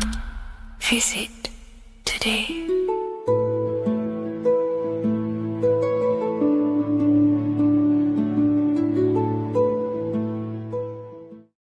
You're living in 4 planes of existence right now, but most people are only aware of one. And that's why they feel lost, disconnected, and stuck in cycles they can't explain. If you don't understand the blueprint of reality, you'll keep trying to fix the physical, while the real causes lie in the unseen dimensions that you have direct access to. You must understand that the universe only exists in the mind. Everything is a projection of consciousness. Therefore, consciousness produces everything. Our internal world is consciousness. Our external world is this physical body, physical world. Everything is an externalization of consciousness. For example, this was a thought. Now it's made physical. But before this was invented, it was existing in someone's mind, in consciousness, invisible. Then it was made manifest, made physical. So everything in this physical plane is the effect. The cause is consciousness, mind, the mental plane. So now I'm going to explain these different dimensions of consciousness. You don't just exist in this physical plane. The physical plane, in fact, is the lowest plane there is. It's the illusionary plane. So first of all, we have the Buddhic plane. This is the nothingness. So think of it like this. Absolute nothingness. If you turn off thoughts, there is nothingness. This is the void. And out of the void springs infinite potential, which is the mental plane. Now, your mind has no limitation. It can think anything, be anywhere, anytime, any place. In the whole world, there is no limitation with the mind. This is the realm of infinite possibilities. This is the realm of thought. Thought is a dimension, information and thought. To go a little bit deeper on this, there are pockets of thoughts, what we call in the occult fields of thoughts. Your mind does not think thoughts, it receives them. Your mind is like a radio. Whatever the mind is tuning into, setting its mindset, setting your frequency or setting your mind, you will receive thoughts based on that set, whatever you set your mind to. So there are pockets of thoughts that we penetrate in the mental plane. The mind is the mental plane, the infinite possibilities. This is the spark of creation. This is where all things begin to manifest as an idea in the mind as a thought. So if you want to gain certain information, you need to meditate or do thought exercises where you are penetrating that dimension of thought, that pocket of thought. For example, if you want to find a way on how to make financial wealth, you would use your mind, set your mind on wealth and money, and think, close your eyes and think about that specific topic and see where your mind takes you. And you will expand your mind into different pockets of thought and gain information. So this is the mental plane. This is how you can use the mental plane. You can use the mental plane to do this. Then we have the astral plane. We have higher, middle, and lower astral plane. The astral plane is the body for thought. So every dimension, physical, etheric, astral, mental, Buddhic, is a body for a dimension above. Each dimension below is a product of the dimension above. So for example, the astral plane is imagination. This is the lucidic realm of imagination. This is where thoughts begin to manifest into some sort of form. It's not a physical form because this is physical, but imagination is a lucidic form. It's not really physical, but it's there. It's a projection of light. It's astral matter condensed by the willpower of the mind. So depending on the vibration of that thought will depend whether it manifests in the higher astral plane, middle astral plane, and lower astral plane. If you think about more material things and visualize material things, this will manifest on the lower astral plane because material matter is low vibration. Now, that does not mean it's evil. That does not mean it's bad. Okay? It just means low vibration just means more material. But if you think and imagine more spiritual things, this manifests on the higher astral plane. So the astral plane is the screen in your mind that allows you to vision an apple, that allows you to vision anything. It's that mental projection that's inside of your mind. Now, this is what we call the third eye. It's an eye because the eye is the mind, and the mind can see into the astral plane. It perceives this spiritual world, this lucidic realm that we have access to. This is where also infinite potential takes place. This is the realm of spirits, demons, jinns, whatever you want to call them. Spiritual entities exist in this because this is where thought forms manifest into form. This is where thoughts create bodies. Think of it like this. The mental plane is a thought of a chair. The astral plane is the imagination of that chair and all of the different possible chairs that could possibly be. The etheric plane is the energy double of that chair. And the physical plane is the physical chair. So as you can see, the higher we go up, the more formless and lucidic it is. The lower we go down planes, the more dense it becomes. This is formless and this is form. Everything manifests through this process.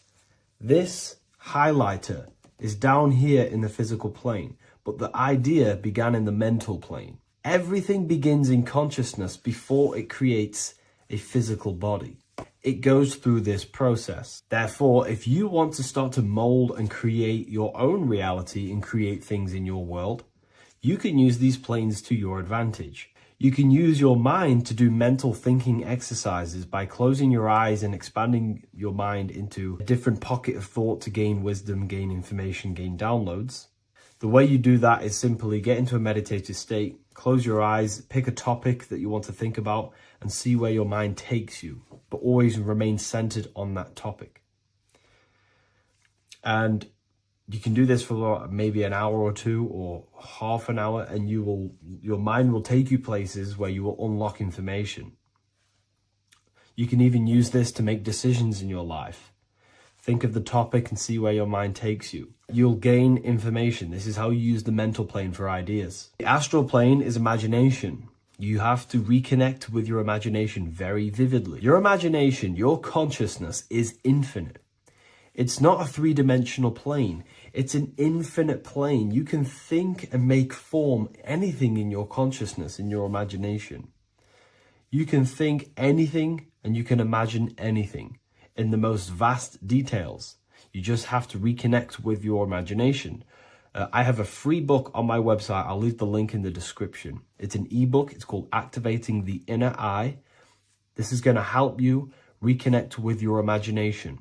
It's a practical guide on how to imagine. So once you know how to use the mental plane and astral plane, thought and imagination, you pretty much need to use the physical plane to take physical action with this physical body that you have and start to manifest these desires you have in the higher planes. Now, it's very important that we master the mind because the mind is the very fabric of reality. We become what we think about. Your life is a product of every thought you thought in the past. It is the mind that directs the flow of consciousness, and wherever this consciousness is flowing is what you will create in your life. Consciousness is the most potent force in the universe, and the mind is pretty much the universe in a microcosm form. It is infinite potential, and your mind will continue to expand into new realms of thought forever and ever and ever. You are eternal. You are not this physical body down here. You are consciousness, literally dreaming that you are in this physical body. So everything begins with the mind. We need to be conscious of the thoughts that enter our mental field of consciousness. There is a level of self-awareness that you can reach where you can become conscious of pretty much every single thought that enters your mental field. Now, we have over 7,000 thoughts a day. You can gain such mastery over your mind where you can become conscious of every thought you think. And that is when you gain superior power. Because when the mind is fully under control of self, you can direct the mind's potent force into a specific goal. Most people's minds are dualistic.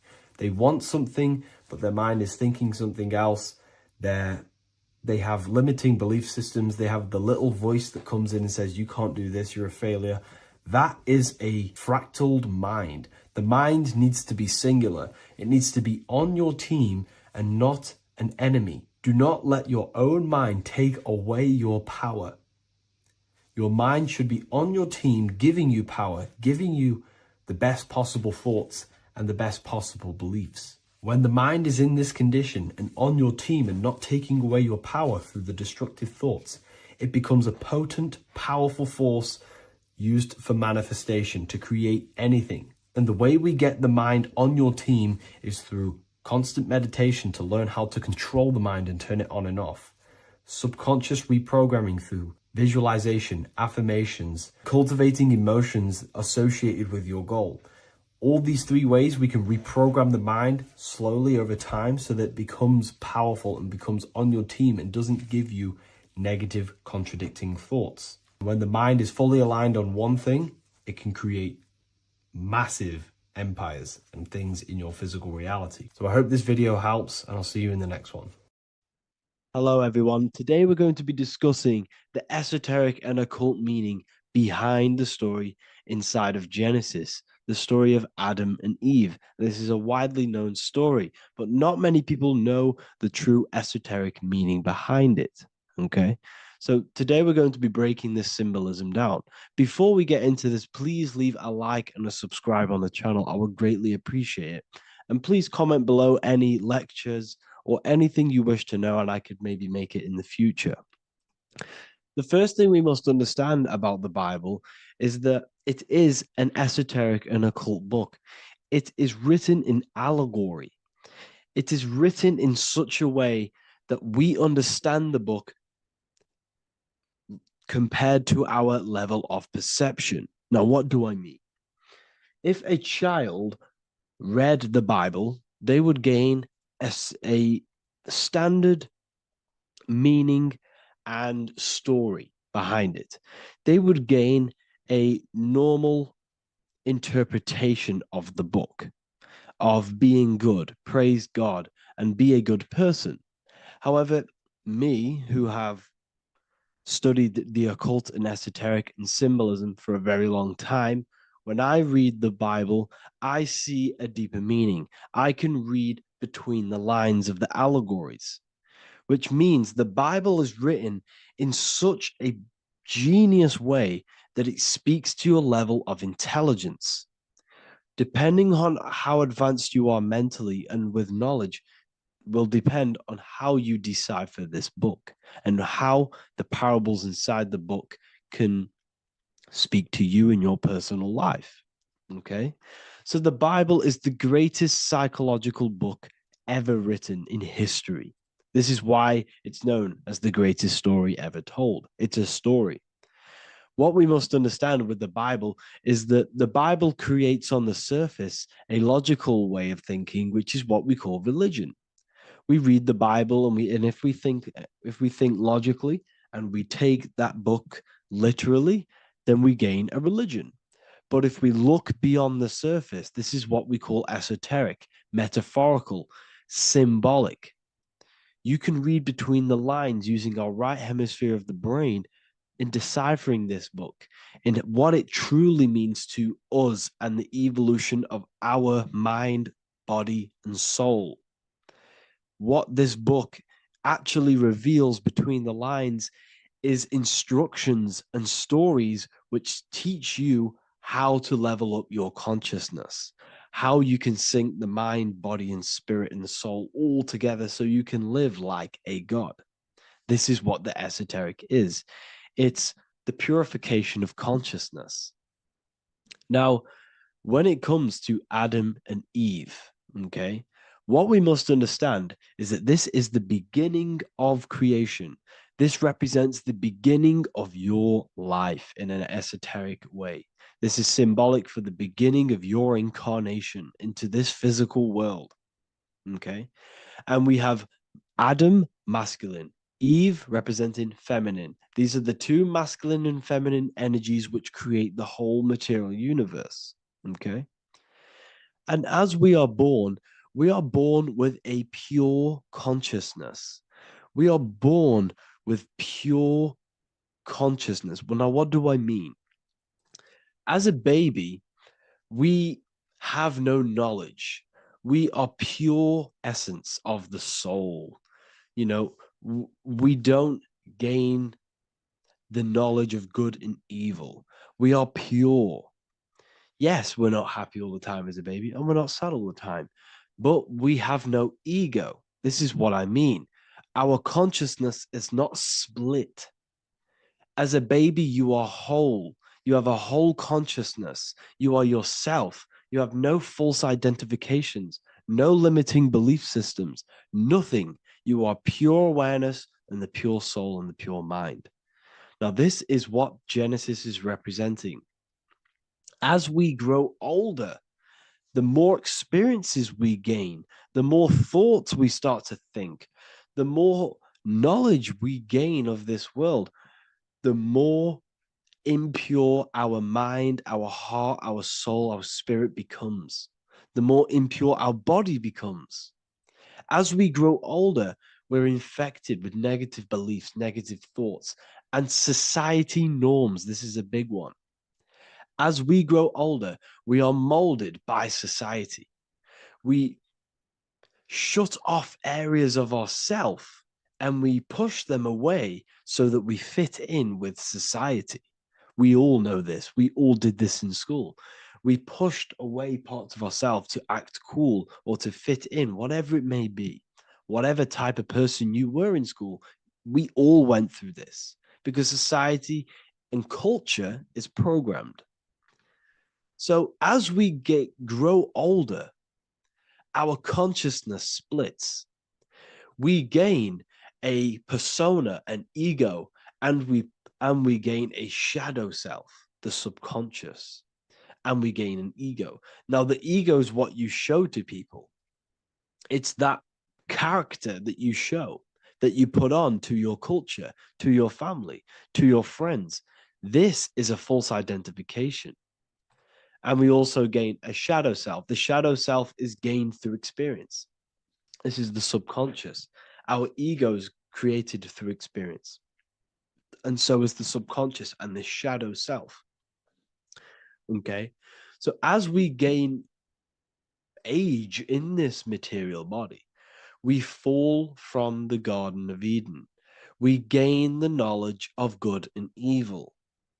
This is what the symbolism represents of us leaving the garden, us eating from the fruit. Now, the fruit represents the knowledge, it represents the insight, the experience, which splits our pure consciousness. Our soul splits. Okay? We lose connection with the divine. We lose connection with our pure self through material experiences. We may lose ourselves in material experiences. We may lose ourselves in lust and material gain, wealth, and all of these lovely things that the material world offers. We lose ourselves in this. Okay? And not only that, there's another symbolic thing that we're missing with being a child. There's another symbolic meaning behind this tree in this story of Adam and Eve. And this is sexual energy. Okay. As we are a baby, we have no ability to create another human life. We have no sexual urges. We have no desire for the material things as a baby. Nothing. As we grow older, our sexual energy cultivates around the age of, it's like 10, maybe earlier for some people or later for some people. This is what we call puberty, when our sexual energy activates. This is when the masculine and feminine energies are present within the body. And we are now given the ability to create human life. We're now given the ability to bring in a soul into the material world. Now, this is what we believe and know in the esoteric world. That is what sex is. You're bringing a soul from the astral into the physical. Okay. So as you grow older, you gain this ability to use the power of creation. You gain this force within you that allows you to open a portal in the astral and bring in a soul to the material.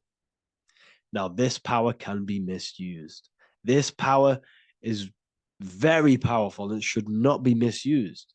In occult and esoteric teachings, we teach and learn sexual transmutation, how we transmute sexual energy into different areas of our life so we can grow and create. Because sexual energy is creative energy. It creates a whole new human being. So if we retain it, we can transmute it into creativity. So this energy is kind of corrupting us as well. And now I'm not saying growing up is evil, all this thing is evil. This is a natural cycle that we must go through. The soul of us must go through this cycle so that we learn, so that we overcome it, so that we gain mastery over ourselves, so that we expand ourselves. I recommend you watch the Evolution of Consciousness lecture that I did on my YouTube. An amazing lecture. Talks about the evolution of consciousness and how we're on a never-ending cycle of life and death and expansion. So leaving the Garden of Eden is symbolic. You see, Eve represents emotion. She's feminine. Adam represents action. That's why he bit the apple. You see, Eve takes the apple and tempts Adam because she's the emotion. She's the sexual desire. And Adam eats it. He releases. He misuses the power of his creation. He misuses his consciousness because of material illusions and material desires. This is natural. Okay. As we grow older in this life, our soul has to experience sin. We have to experience negativity. We have to experience evil. Okay. And we have to misuse this power within us to learn about it so we can overcome it and gain control over it. Now, this is why the Bible says in Genesis 3:6, "For God doth know that in the day ye eat thereof, then your eyes shall be opened. Ye shall be as gods, knowing good and evil." This is very, very, very symbolic. We come into this world to experience a dualistic way of reality. We come into this world to challenge ourselves so the soul can grow, because the soul comes from pure love from God. But we come into this world so the soul may know what it's like to be evil. You see, we are like a seed. Our soul's like a seed. And when that seed grows, okay, and it's planted, them roots must grow to hell in order for the top of the tree and the roots to grow to heaven. In order for the soul to reach the highest states, it must descend down into the lowest states. Good and evil. This is the story of good and evil, okay? And this is the story, a psychological story of how the human mind has functioned in this life. This is what this story is representing of how our soul and mind is functioning, how our consciousness is splitting and growing up and evoluting. Okay. Like I said, snakes represent sexual energy. They represent, snake, when you've been snaked. This is why we say you've been snaked, because it represents a temptation of sexual energy. This is why the Kundalini is symbolized as a snake. This is the serpent within us that we can rise to activate dormant brain cells in our brain. Now that's called the Kundalini awakening. I'm not going to get into that into this video, but this is what it symbolizes: the tree and the knowledge of good and evil, because our body is the tree. Our central nervous system is the tree. The snake is our sexual urges and this false temptation that tempts us to interact with sin, the material world, okay, and go against our higher divine self. This is what it represents. Now, it's very, very symbolic. Not everyone is going to agree with this, but this is my interpretation of Genesis based on my research of occultism, symbolism, metaphors, and me studying the Bible.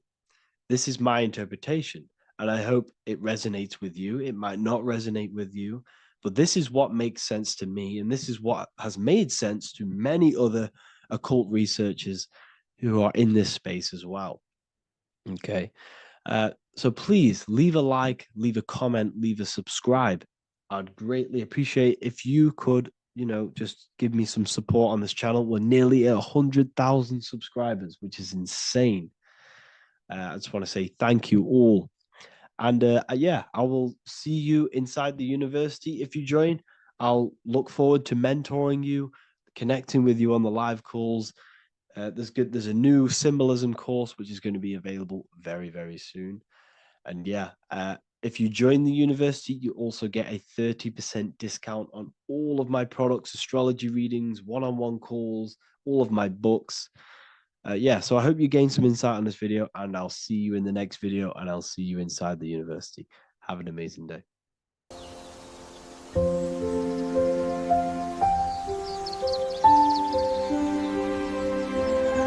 bookofwisdom.com. Visit today.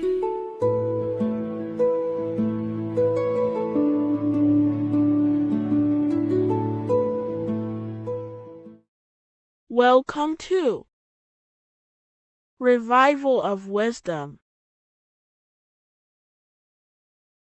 Today, we're going to be talking about portals, portal symbolism, what portals are, okay, and how they show them to us, because they have to tell you the truth, guys. This is the thing with the universal law. They have to tell you the truth. And they tell you through symbols, they tell you through movies, and different things like that. But let's jump straight into this. So first, I want to talk about the Freemasonry symbols. Okay, so first we got, obviously this is some Freemasonry art, but notice how you've got the ladder with a key. Okay, so this is ladder symbolism with a key. So maybe this is talking about ascending. Okay, because look, because this is ascending into the heavens, because it's a ladder with humans going up it with a key. In order to ascend, you must have the key. Okay, so what else do we have with a key? Well, the Netflix show Lock and Key, which is all about portals and keys. Because what the keys do, they open doors, gateways. Okay, so what's interesting about this is that they've got this key here, which represents the Kundalini energy rising up the spine. Okay, but we'll come back to this. But it's that same portal key symbolism. We've also got the Vatican the Vatican is in the shape of a key. Okay, so you can see the start of it here and the end. So this is key symbolisms. Keys open doors. And notice how it's got the 8-pointed star. Okay, what is the 8-pointed star? Okay, we'll come back to this. This all ties in, guys. I'll break it all down for you. But then you've also got the god Janus. Janus, okay, is known as the god of the doorways. He's an ancient god of Rome, and they worshipped him. However, he's not a god, he's more like a high-level ranked demon. Because he is the god of the doorways. And notice how he's got two faces. Because doorways always have two sides. You're going into somewhere, there's always two sides of a door. And he's always depicted with two sides of a face and a key, because he holds the key to the doorways, to the portals, to other worlds and realms. Okay, as you can see, he's always got two faces and a key. Okay, so now we have the Sumerians, the Anunnaki, and they are always depicted with the two faces. Why do they have the two faces? Because they're symbolizing doorways, and the Anunnaki come to Earth through doorways and portals. So these are what these gods are symbolizing in their artwork. But they always have the 8-pointed star. Okay, what is the 8-pointed star? You see how they always have. Look, let me try and find another one.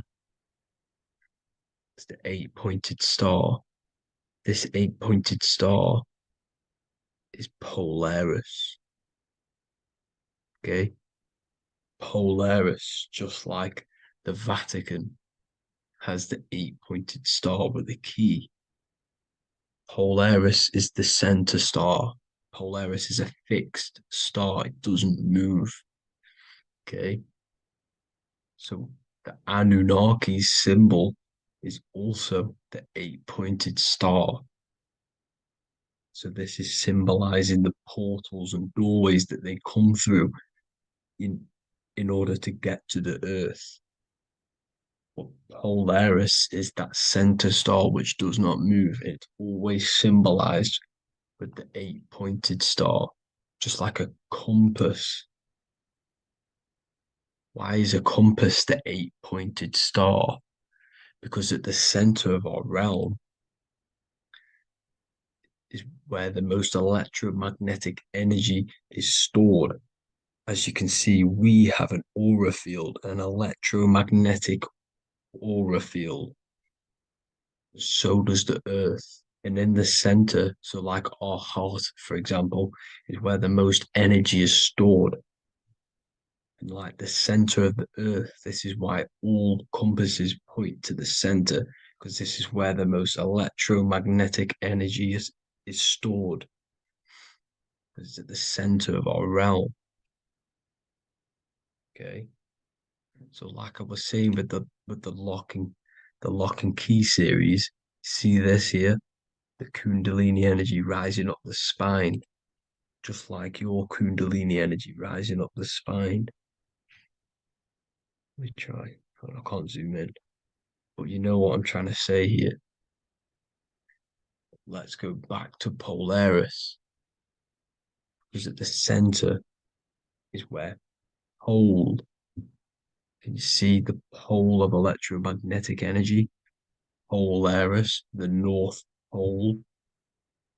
It's symbolized. The truth is in the words. It's like a pole of electromagnetic energy. And this is where the aurora borealis comes from. Notice how it's got the word aura in it, because it's the Earth's aura, electromagnetic field. Just like you have an aura, also known as the northern lights, because it's coming out of this center hole in the center of our realm, where the black sun is. And this is where the electromagnetic energy is coming up from. And this is what the aurora borealis is, or the northern lights. It's just electromagnetic energy.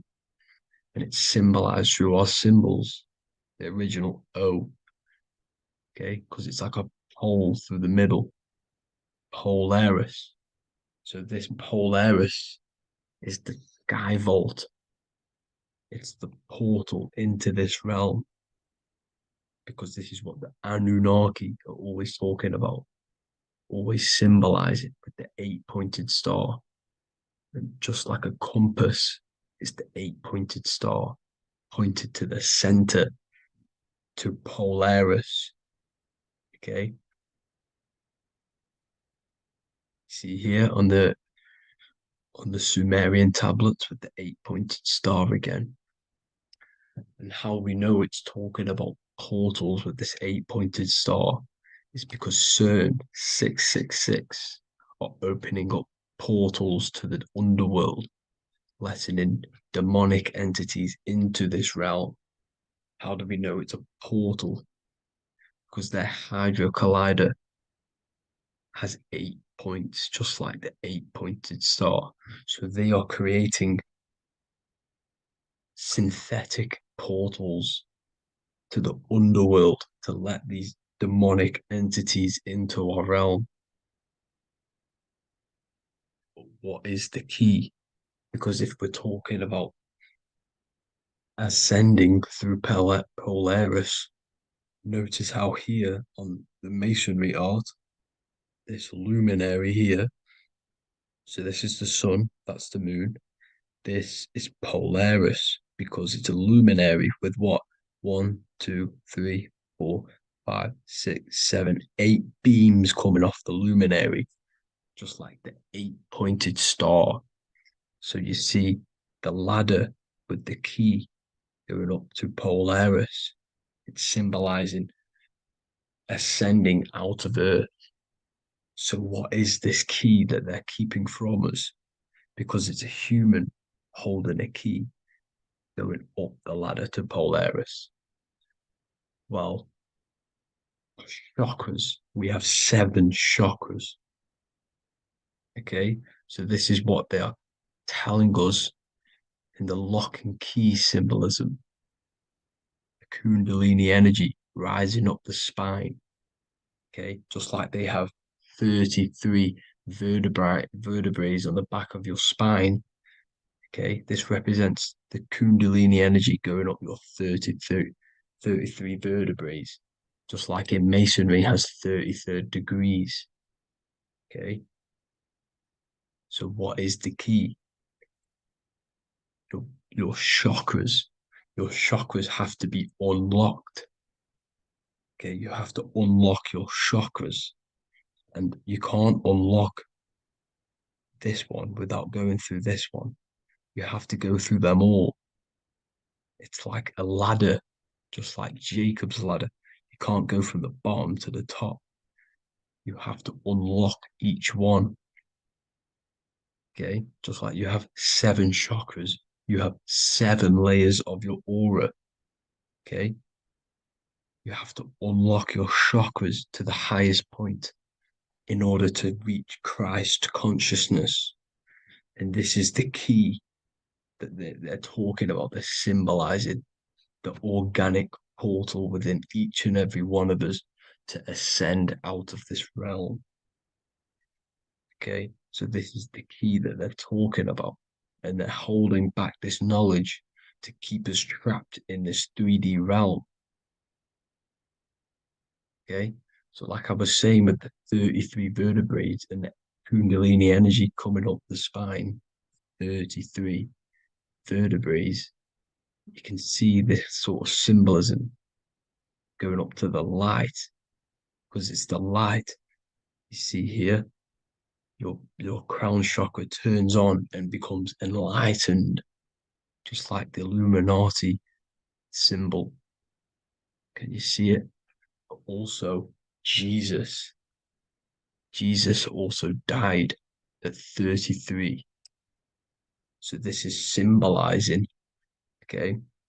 They're symbolizing the death of the ego, the body. So once you open up your chakras and reach Christ consciousness, which is your 33rd vertebrae, once your Kundalini energy goes up your 33rd vertebrae, your body technically, not physically, but spiritually dies because you then become formless. You reach Christ consciousness.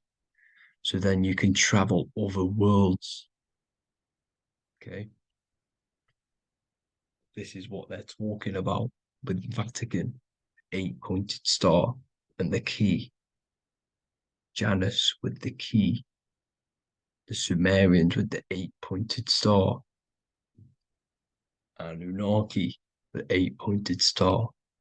Polaris, 8-pointed star. So Polaris is the way out of this realm, which is at the center.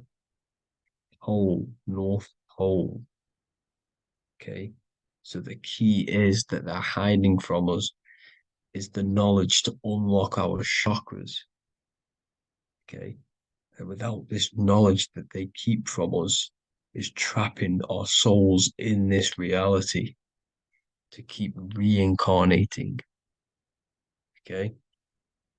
Well, thank you all for tuning in. I'm going to leave you all there. Make sure to leave a like and a comment in the comment section. Let me know some topics to talk about so I can break it down for you. God bless you all.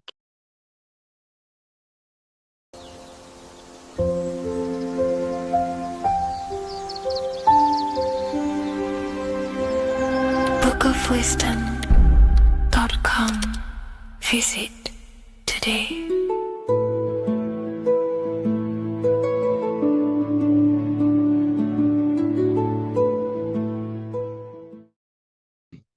This one secret that is hidden and guarded within secret societies grants you profound power, which can fully transform your life and perspective on reality.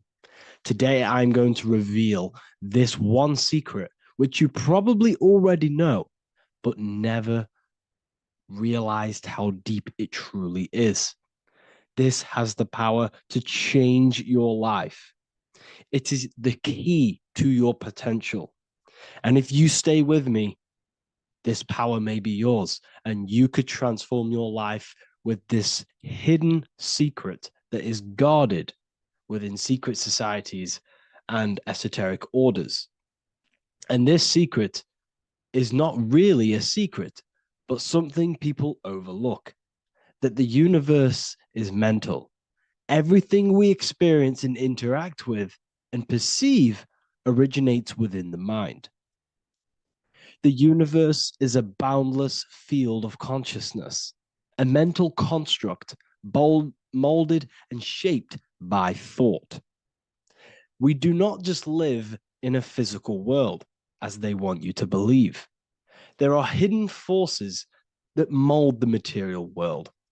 They want you to believe that you are only a physical being inside of a physical universe. But this is completely wrong. You are the architecture of the universe. Your consciousness is the very fabric of reality.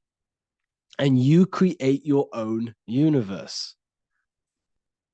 The universe is an infinite field of consciousness, a vast and limitless mental construct, intricately woven and shaped by the power of thought. It is a dynamic and ever-evolving field where the interplay of awareness and attention gives form to existence. Within the boundless realm, every idea, perception, and belief contributes to the creation and transformation of reality itself. Each thought holds the power to transform reality. Your consciousness is the very fabric of reality. And this is shown in the symbol of the flower of life. The flower of life is a symbol. It symbolizes the interconnectedness of all existence. illustrating how every thought is not merely a fleeting moment, but a ripple that reverberates across every layer of reality. Each action, like the intricate overlapping circles of this pattern in the symbol, extends its influence far beyond its origin, weaving a web of interdependence where every choice impacts the whole. It serves as a profound reminder that everything is connected, bound by an unseen field of consciousness. This symbol represents how one action, one thought is a ripple in the whole vastness of the ether of consciousness. To master your mind is to master the universe, because your mind is a miniature universe. The mind is the very fabric of reality. So if we gain the hook, if we gain the power and the mastery over our minds, we have now gained the power to create reality to your will and intent. You see, most people live in a cycle, and this cycle is the outer world manipulating how they feel on the inner world. People's external circumstances are creating their thoughts and emotion in the inner world of consciousness, which is producing a constant cycle of negative manifestation. For example, let's say something negative happens to me in my external world. Then I start to think negative and feel negative. What that is actually doing is manifesting and projecting more negativity, because our thoughts hold the power to control and weave our own life. Your life is a direct correlation of every thought you thought in the past.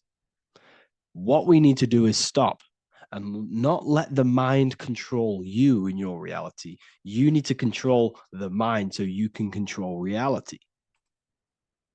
So what does this actually mean? Reality is an externalization of consciousness. Consciousness and matter are one. They're not separate. They are inseparable and interconnected. Everything we see, experience, and observe is a manifestation of thought, beliefs, and consciousness, shaping the world around us. Now, this ties in with the secret fifth element that they have hid from you. They've hid from you this sacred and very important symbol and pillar to reality. And this pillar, this sacred thing they've missed, is called the ether.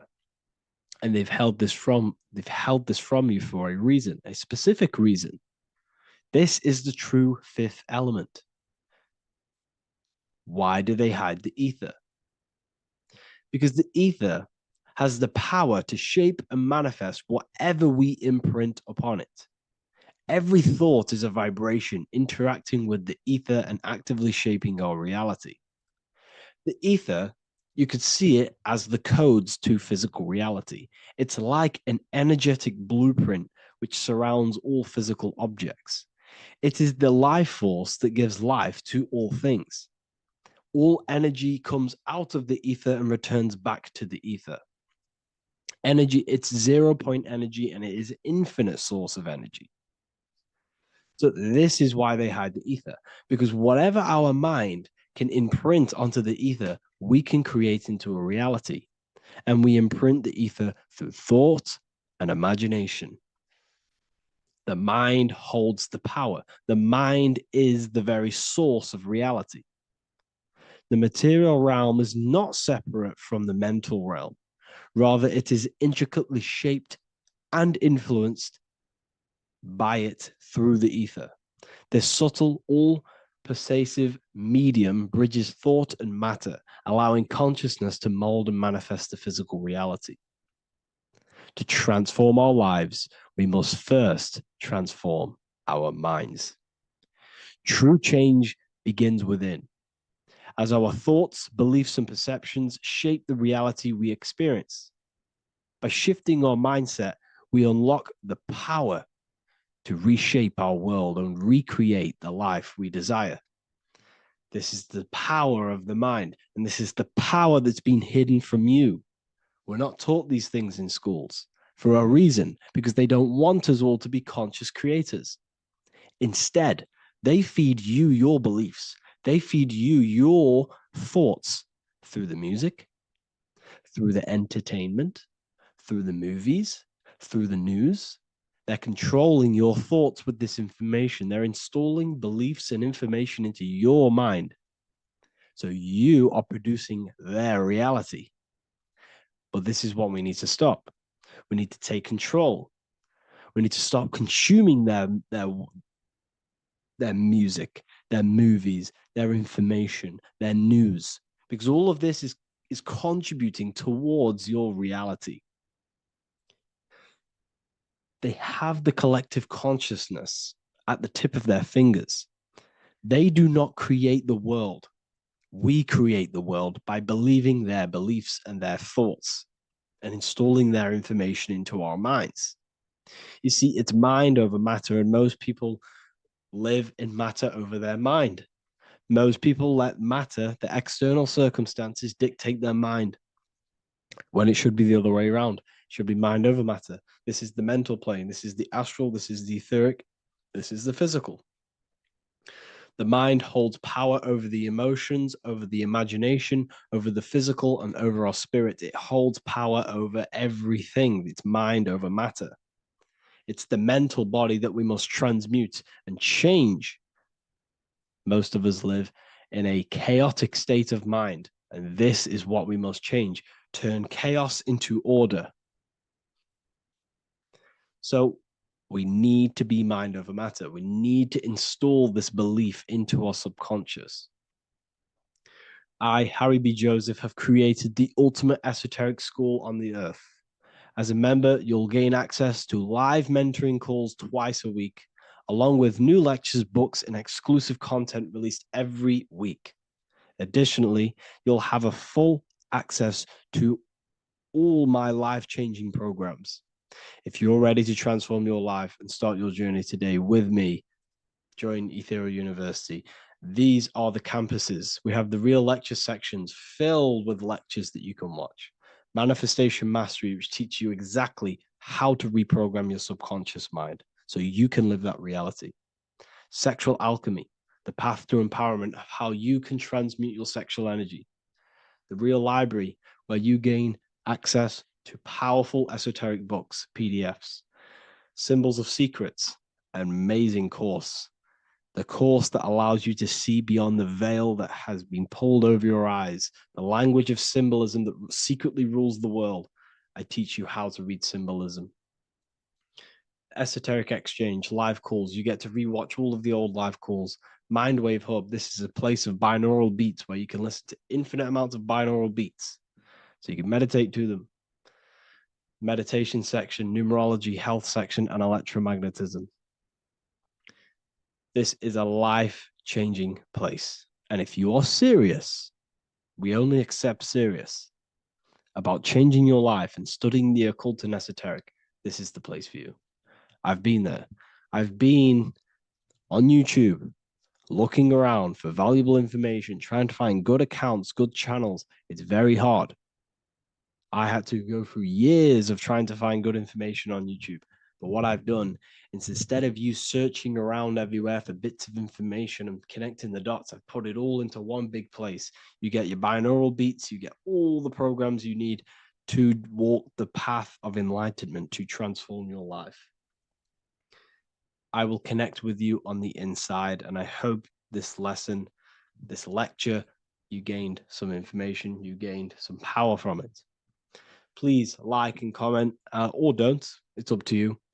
If you have any reviews, if you have any ideas of lectures that you know, if you don't understand certain things, make sure to leave a comment and I can make a lecture about it. I can make a video about it for sure. I don't mind taking recommendations for videos.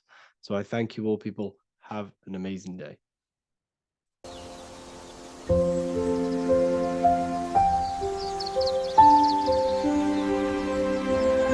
bookofwisdom.com. Visit today.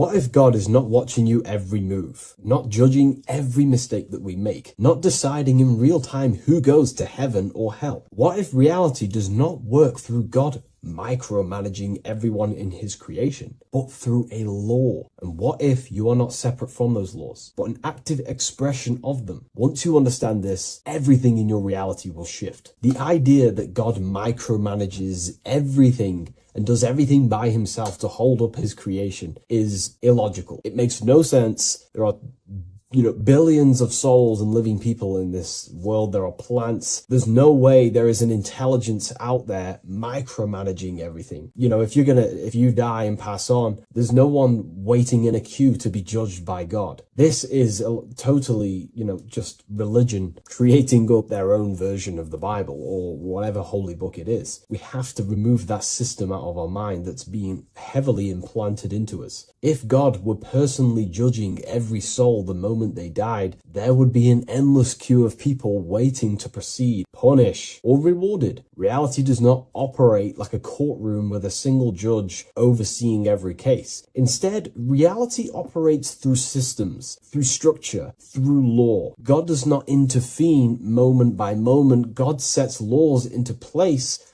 and creation unfolds by obeying them laws automatically. Think of like a video game. Reality works like a code, not a control. When someone creates a video game, they do not sit there creating and controlling every character, every movement, every outcome. They write a code. They define rules, gravity, collision, cause and effect. Once the code is set, the game runs on its own. Reality functions the same way. God is not micromanaging existence. There are laws that were written into the fabric of reality itself, and everything operates through them. And these laws are not just in the fabric of reality, like I just said. They're literally ingrained into your own mind. Your mind cannot escape these laws, are pretty much creating everything you call life. We see some of these laws in nature. This is where geometry comes important. Geometry is not random decoration in nature. It is a law made visible. Spirals, symmetry, ratio, structure appears everywhere because geometry follows rules. These rules govern how plants grow, how crystals form, how cells divide, how planets rotate around the Earth, never ever falling off track. The sun rotates around the Earth. The moon rotates around the Earth. What is the order? What is the law that these intelligences are following? Why do they never distort? Why do they do the exact same thing every day and never fall off path? There is an order. And in fact, the word cosmos comes from Greek, and the word cosmos in Greek means order. This is why we call cosmology or the cosmos, the universe. It is order. It is an ordered, structured creation which contains and recycles and regenerates itself. For example, if we look at the Fibonacci sequence, this sequence is a code written into nature. It's not just decoration. It is an instruction into plants, into everywhere you see the Fibonacci, which is right there in your hand, the Fibonacci sequence. The pattern governs how things grow in the most efficient and sustainable way possible. Leaves, flowers, shells, trees, hurricanes, and even galaxies follow this sequence because it allows growth without collapse, overlap, or waste. The reason the Fibonacci appears everywhere is because it's the law of balance. Each stage of growth builds the one before it. Nothing is forced. Nothing is micromanaged. Growth unfolds naturally because the rule already exists. Without this law, nature would not sustain itself. Plants would block their own light. Branches would compete instead of expand. They would all be fighting for space. Systems would collapse under their own complexity. The Fibonacci solves this by allowing infinite expansions while maintaining order. This is what an actual law looks like in action. A single principle set once, creating harmony across all scales of existence. Nature does not think about how to grow. It follows the code on a subconscious level. And because the code is perfect, growth appears intelligent. This is the same principle that governs reality itself. Without the Fibonacci sequence, plants would be fighting for space, fighting for light, that it would be pure chaos. The reason why there are laws in place is because it allows everything to self-sustain itself, to grow infinitely. These laws, such as the Fibonacci sequence, is pretty much a code to ensure that plants, nature, are eternal and they keep recycling themselves without a being micromanaging these things. Just like how your body works. Your body is running off subconscious programs. You don't tell your heart to beat, you never have. You don't tell yourself to breathe, you never really have. You don't tell your digestive system to digest food. These laws are already in place before you even become conscious as a baby. Who is the one telling your body to grow, to regenerate itself when it cuts? Who is this intelligence? What is this intelligence? Well, this is what we call the universal subconscious mind. The universal subconscious mind, the same power that is making the planets rotate around the earth, the same power that's telling the seed to grow into a plant, the same power that turns your cut into a scab, then into skin, is the same power that is running your heart, that is telling your lungs to breathe. We're all interconnected with this universal subconscious blueprint which sustains reality and creation itself. It's a self-containing system. Now that we've gone over some of the basic stuff, but you see where I'm trying to come from now. There are laws you cannot escape, and one of them laws would be cause and effect. It's impossible to escape this law. It is too powerful for your consciousness to actually escape cause and effect. Every cause will produce an effect, and every effect will produce a cause. It is an endless, infinite circle or cycle. It creates everything in your reality. The way I like to use cause and effect is before I make a decision, I know I'm trying to push my life towards who I want to be, towards my higher mind, but towards my goal. So every decision I make, let's say my friends contact me and say, do you want to come out? Let's do this. Let's say it's, something that's just going to waste my time and it's not very important. Of course, it's good to have time with friends, but let's say it wasn't important, for example. Before I make any decision in life, I say, well, what is this cause going to affect? Is that effect that this cause I'm about to decide on going to push me towards who I want to be, where I want to go in life, or what I want to achieve? Is it pushing me towards who I want to be?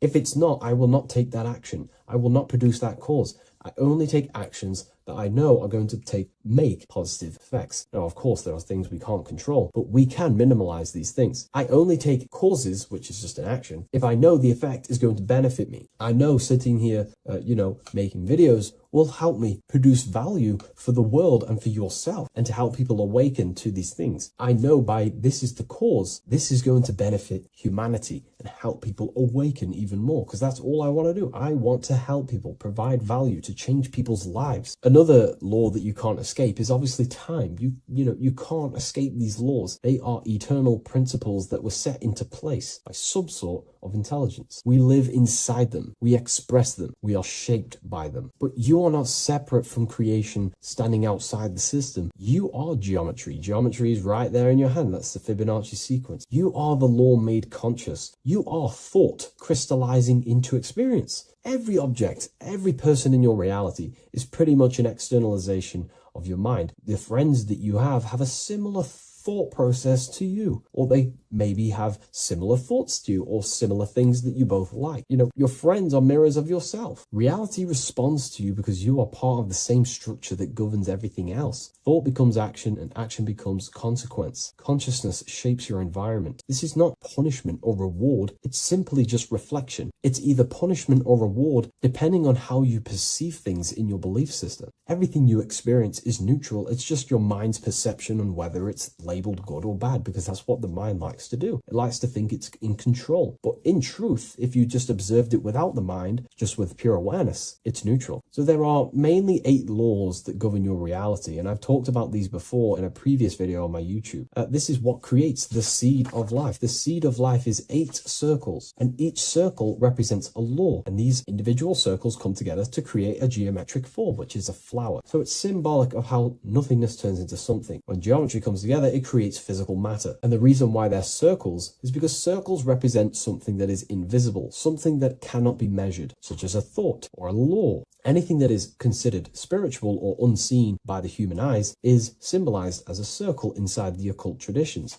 The reason for that is because circles' surface area cannot be calculated. You can't find the exact surface area of a circle, which means it symbolizes something that you can't actually measure or see or tangibly touch. Therefore, the seed of life represents the 8 laws that come together to create a flower, the 8 laws that come together to form matter, the 8 laws that crystallize mind into a physical experience. These laws would be the first one, mentalism, the big circle around the seed of life, the big circle. So mentalism just reveals everything is mind. Without mind, there is no existence. Mind is reality, pretty much. You experience life not just outside of you, but mainly inside of yourself. Therefore, all of the laws that come after mind correspond to the mind, because mind is the first law. The second law will be vibration. Every thought has its own vibration, and you attract to you the thoughts that you put out based on the vibration. If you think negative, low vibrational thoughts, you will receive back to yourself more negative thoughts. If you think positive, you will receive more thoughts. If you think about football, you will receive more thoughts based on that vibration that you put out into the mental field. The third law would be correspondence. Everything corresponds, which means everything is just a reflection of something. Your reality is an externalization and a reflection of your mind. The things that you possess, the things that you've achieved, all comes from the internal mind. Everything corresponds to everything. As above, so below. Your reality is just an externalization of the thought loop that you live in every day, because thoughts work in cycles. 90% of the thoughts we thought yesterday, we will think again today. It's the thought loop that manifests our reality. To change our reality, we have to change our thought loop. And once we change the internal, this will be mirrored in the external, which is the law of correspondence. Fourth law would be gender. Everything is masculine and feminine, conscious and subconscious. These two work together to create your reality. You have masculine and feminine forces of consciousness. Masculine forces of consciousness would be physical actions, willpower, thinking. Feminine forces of consciousness would be intuition and imagination and emotion. These are all aspects of the mind, the first law. The next law would be cause and effect. Very simple. We went over that earlier. Every cause produces an effect, and every effect will produce a new cause. It's an endless cycle. The next law would be rhythm. Rhythm is everything is in cycles, like I just said, day and night, winter, summer. The universe works in cycles. And just like I said, the law of correspondence, as above, so below, as within, so without, because the physical world has cycles, so does your mind have cycles. Thought loops. We think 90% of the thoughts that we thought yesterday. The subconscious mind responds to rhythm. The more you say something, the more you believe it, the more it becomes a program and more suggestible to your conscious mind. And the last law is care. It's impossible to escape care. You cannot not care. It is important. It is impossible to escape. If you hurt someone, you know deep down that was wrong. And care also corresponds to creation. You only act on what you care about. You care about paying the bills, right? So we take the physical actions to go generate money to pay the bills for our house or whatnot. Or if you love someone, you care for them. You take the actions to message them, to contact them, to see them. Human action is driven by love or care. This is how all reality is created. So once we understand these things, it's life-changing once you work with the law. That's what I mean. Most people are unconscious of the law. The laws are there, but they're just not aware of them. Now that you're aware of these laws, you can consciously work with these laws so they're not working against you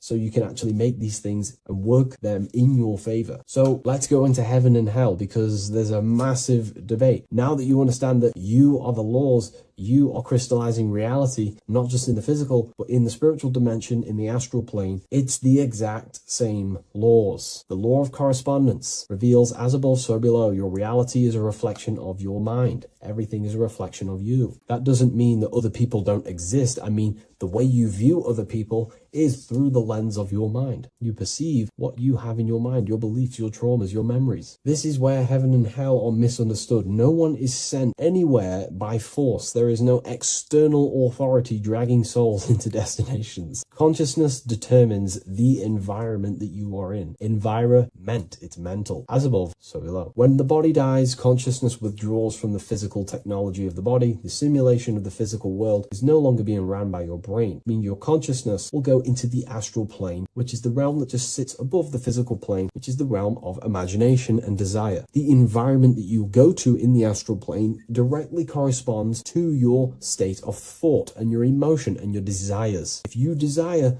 hurting people your whole life, then you're going to go to an astral realm, as above so below. You're going to be in an environment where that goes on, but in a non-physical sense. Wherever them thoughts, whatever the strongest thoughts you thought throughout your life, that is the environment that you go to. If you were so caring and loving to your family, all you wanted to do is provide for your family or whoever, and you pass on, you will go to a place where people care. Souls are manifesting them thoughts and them energies. It's vibration. Whatever vibration you're vibrating at, you will reflect and correspond in your reality when you die. Therefore, you create your own suffering by desiring such low vibrational things, or you create your own heaven if you are truly operating from a place of love in your heart. You see, your mind can lie, but your heart cannot. Your heart reveals your true desires, your deepest wants and needs, and it reveals your true self, and that will be projected and responded in the astral plane, because astral matter is very respondable to consciousness.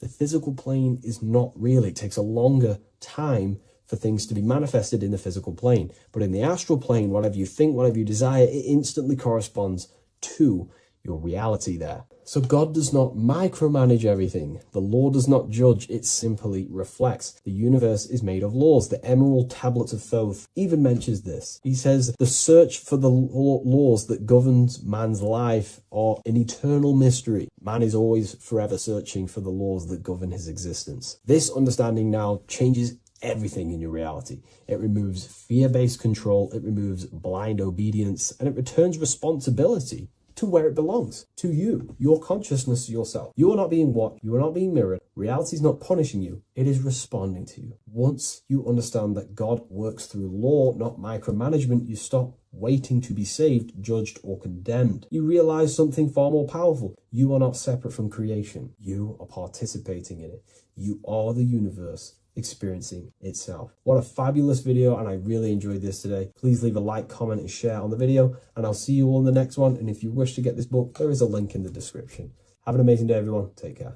What if I told you the devil is closer than you think, and it's not actually a real person, force, or spiritual entity outside of you, but a being and an aspect of your own mind and psyche? In this video, you will learn exactly what the devil is and the true esoteric meaning of the devil. The first thing we need to understand is that the universe is a mental universe. Look around you. Every action, every building, everything you see around you was begun first as thought in the mind, then manifested. We use the mind to build and shape our reality. The universe, the world, only exists inside of our mind. Therefore, God and the devil exist inside of our own psyche. So first of all, the devil is not a literal being, but a symbol of the lower self. It represents the unmastered, ego-driven part of the human mind, a symbol of destructive thoughts, emotions, behaviors, lives in realms of chaos, fear, hatred, lust, and ignorance. This is why we see the devil as red, because red is the lowest vibrational color on the color spectrum. It also corresponds with the root chakra, which is all to do with survival instincts. Red represents chaotic and intense emotions like hatred and anger. When we are angry, our face turns red. The devil represents our animalistic fundamental needs, our instinctual needs, our survival state of consciousness. We have a survival state of consciousness and a godly state of consciousness. Our godly state of consciousness is creating, not just experiencing in the animal state, but consciously creating reality.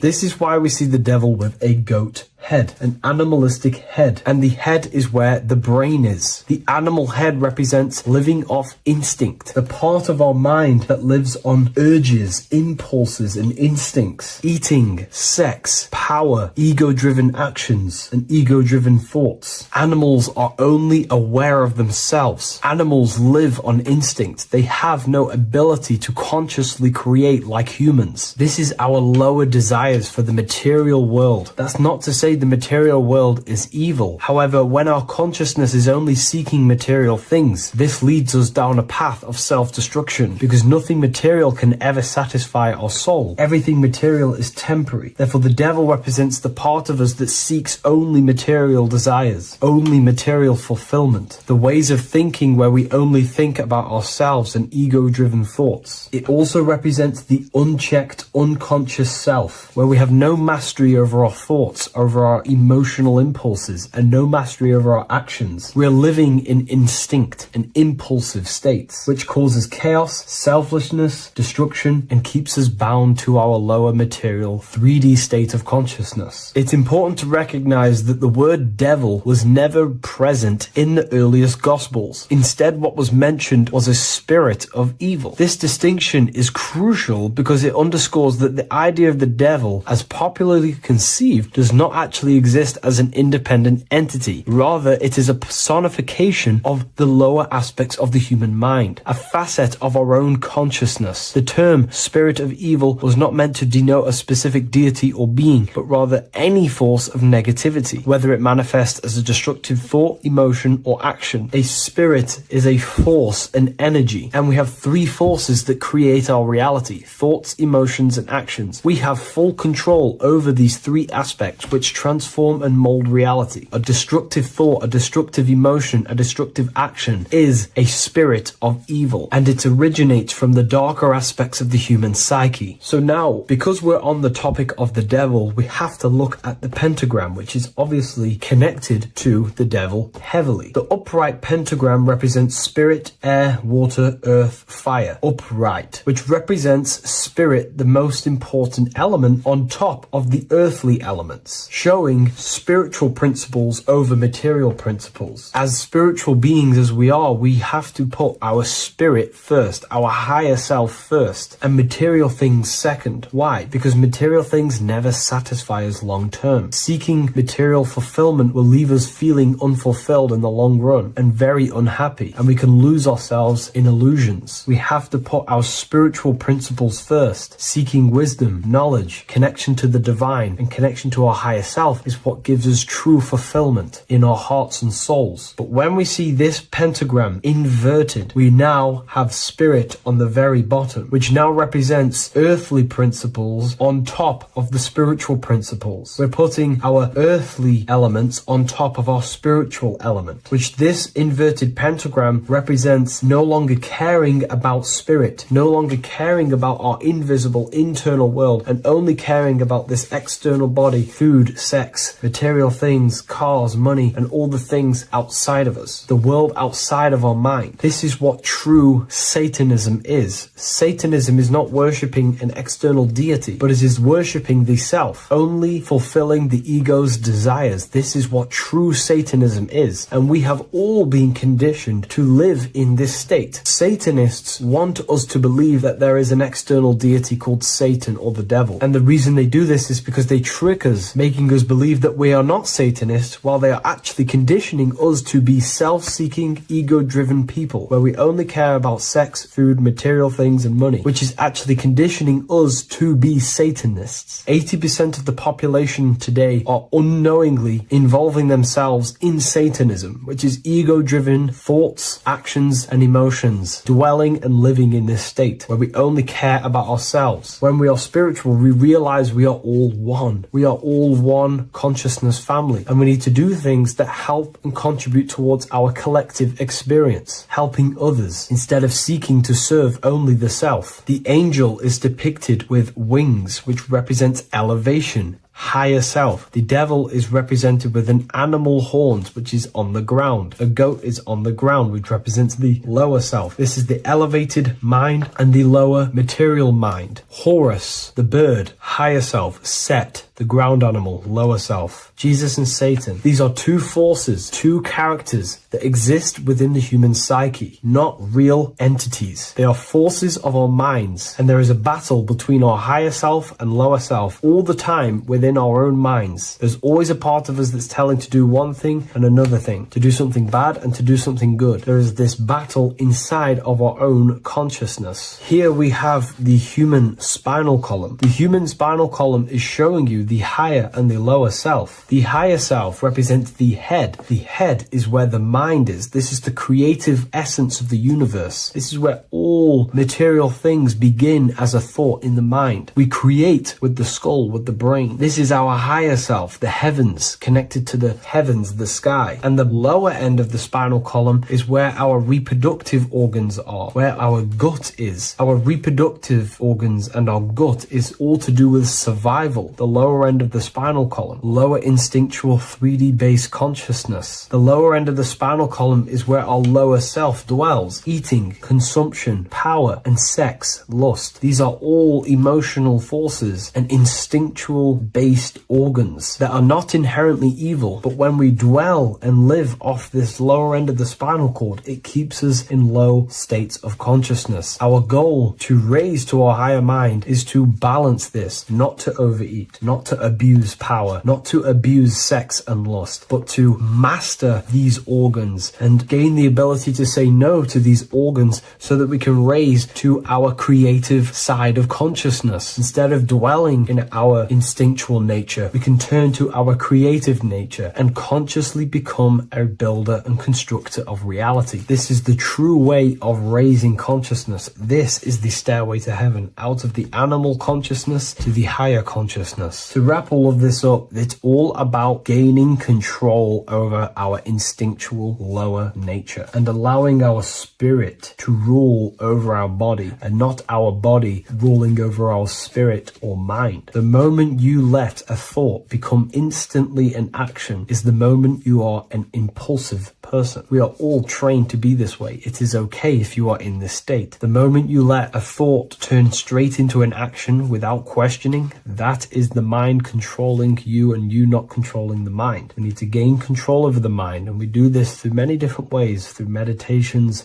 affirmations, and discipline. We slowly gain control over our minds. And once we gain control over our minds, we gain control over our thoughts, and we gain control over the attention that we give certain thoughts. We can then start to uplift our mind, our thoughts, out of our instinctual state to the higher mind. If you wish to learn more about consciousness, I'll leave a link in the description for the Book of Wisdom, Volume 2.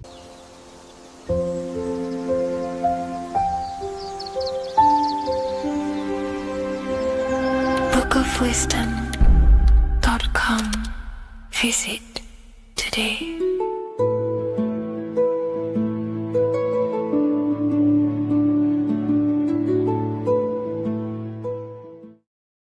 So depression doesn't actually exist, and in this video I'm going to show you how depression is actually a choice. And I'm going to give you some solutions on how to deal with it. And this is probably going to change your life forever just by doing this alone. Okay, so the first thing you need to understand about depression is that it exists in your conscious mind. It exists in your thinking mind. So what is inside your thinking mind? You have your body, your name, your reputation, your trauma, your memories, your family, your worries, your interests, your bills, your passion, dislikes, goals, right? Most people identify their lives with this. They identify their lives with their thinking mind. They think they're their name, their job, their reputation, their memories. But this is not who you actually are. Who you actually are is the observer of that. What happens if you stop thinking? What is left? You're left with unconditioned consciousness. You're left with the self, which is what we refer to as I. We are the consciousness, not the thinking consciousness. You are not these labels. You are not your thoughts. You are not your job, your name, your reputation. Okay? And the reason why I'm telling you this is because it's very important, is that we are something beyond this body, beyond this name, beyond our thoughts. We are the consciousness. So depression exists inside of the thinking mind, the conscious mind. Okay? So if you want to get rid of depression, you must learn how to escape the thinking mind. And not only just escape, but that's step one. In meditation, you do meditations, right? We sit still and we have to learn how to control the mind and turn off the thoughts. And when we turn off the thoughts, depression goes out the window because there's no thought present in your mental field of consciousness to be depressed. Okay? You must understand, who is the one suffering from the negative thoughts? Who is the one suffering? Your mind is not suffering because the mind is producing the thoughts. Your body's not suffering from the negative thoughts. You are suffering. And who is you? You are a soul. You are that feeling. You are that person beyond the thoughts, beyond the feelings, beyond that. You are the one experiencing. You are that. Meditation gives us the ability to turn off the thinking mind. This allows us to escape our thoughts, okay? And it gives us, over a long period of time after meditation, you'll be able to turn this switch, and this switch will be able to turn off your thoughts. And by doing this, we will be able to control our conscious mind directly by the hand. So when you notice yourself gaining them negative thoughts, we can then turn off the switch of turning off the conscious mind and rising to our authentic self and knowing the thoughts are just illusions. Now, let me tell you something that's very powerful. Most of your thoughts are coming from beliefs. Most of your feelings are coming from beliefs. So if you have a feeling of lack, this is coming from a belief that you don't have much. If you are feeling alone, this is coming from a belief that you are alone. So what we must do is restructure ourselves. We must restructure the subconscious mind, and we do this in many different ways. We can do this with meditation. We can do this with visualization, visualizing our desired reality as if we are living it. We can do this with affirmation. Now, a lot of people think, oh, I'm trying to speak something into existence with affirmation. No, you're not using vibration to try and change reality with what a lot of these new age people will teach you. Vibration, your words will not have much an impact on reality. That's the truth. But what they do have an impact on is reprogramming and recrafting and refining your mind. If you repeat, I am wealthy all day long, your subconscious mind, that word will be lingering inside your subconscious, and you will start to mold that into your conscious. You'll start to be consciously thinking about this. Most of your thoughts are coming from your subconscious. So if you want to get rid of depression, you got to figure out the trigger. What are you depressed about? What are you feeling? What are the beliefs that are making you feeling and thinking this way? And that's what you must restructure. You must restructure your subconscious mind through visualization, meditation, and affirmation. You do these all the time. You do these every single day, and you will slowly, if not surely, restructure your subconscious mind. While by doing the practice of meditation, you'll gain the off switch as well. Sometimes depression comes from not living in your authentic self. You're not doing the things that your soul is telling you to do. We all know what we should be doing at all times. I don't care what you have on. We all know we should be doing something. We all know that we have there's a higher aspect of our mind that tells us, oh, we need to be doing this, but I'm actually sat here on my phone. Oh, I shouldn't be eating this, but I'm doing it anyway. There's always that higher voice. And that is the voice that has to be connected to. And when that voice, when your body's not acting out the voice of the soul, then the soul becomes sadder, and suffers more and more and more. There has to be a connection between the soul, the mind, and the body. They have to work in unison. Okay? So I hope this video helps with depression, with whatever you're going through mentally. What if dreams aren't random at all, but messages from a deeper part of yourself trying to show you things? In this video, you're going to learn exactly what dreams are from an esoteric view, how to control dreams, and how to dream more frequently. Dreams are not nonsense. They are expressions of the subconscious mind. In the daytime, we're using our conscious mind, what we are aware of. This represents the daytime, the sun, the external world. We're operating in the external, outside the body in the day. But when we go to sleep, we return inward. Everything does this breath. We breathe in through the nose and out through the nose. Everything does this in and out process in the universe. We live, we die every single day. We wake up, we express things in the external. Then at nighttime, we return back to darkness, back to the internal. This is the breath of the universe. We have summer, we have winter. This is the breath of the sun and the seasons with the earth. You have an internal world and an external world. External is physical, the internal is spiritual. Like I said, when we go to sleep, we are returning back to the internal world of your own consciousness and subconscious mind. Your subconscious mind holds everything about you,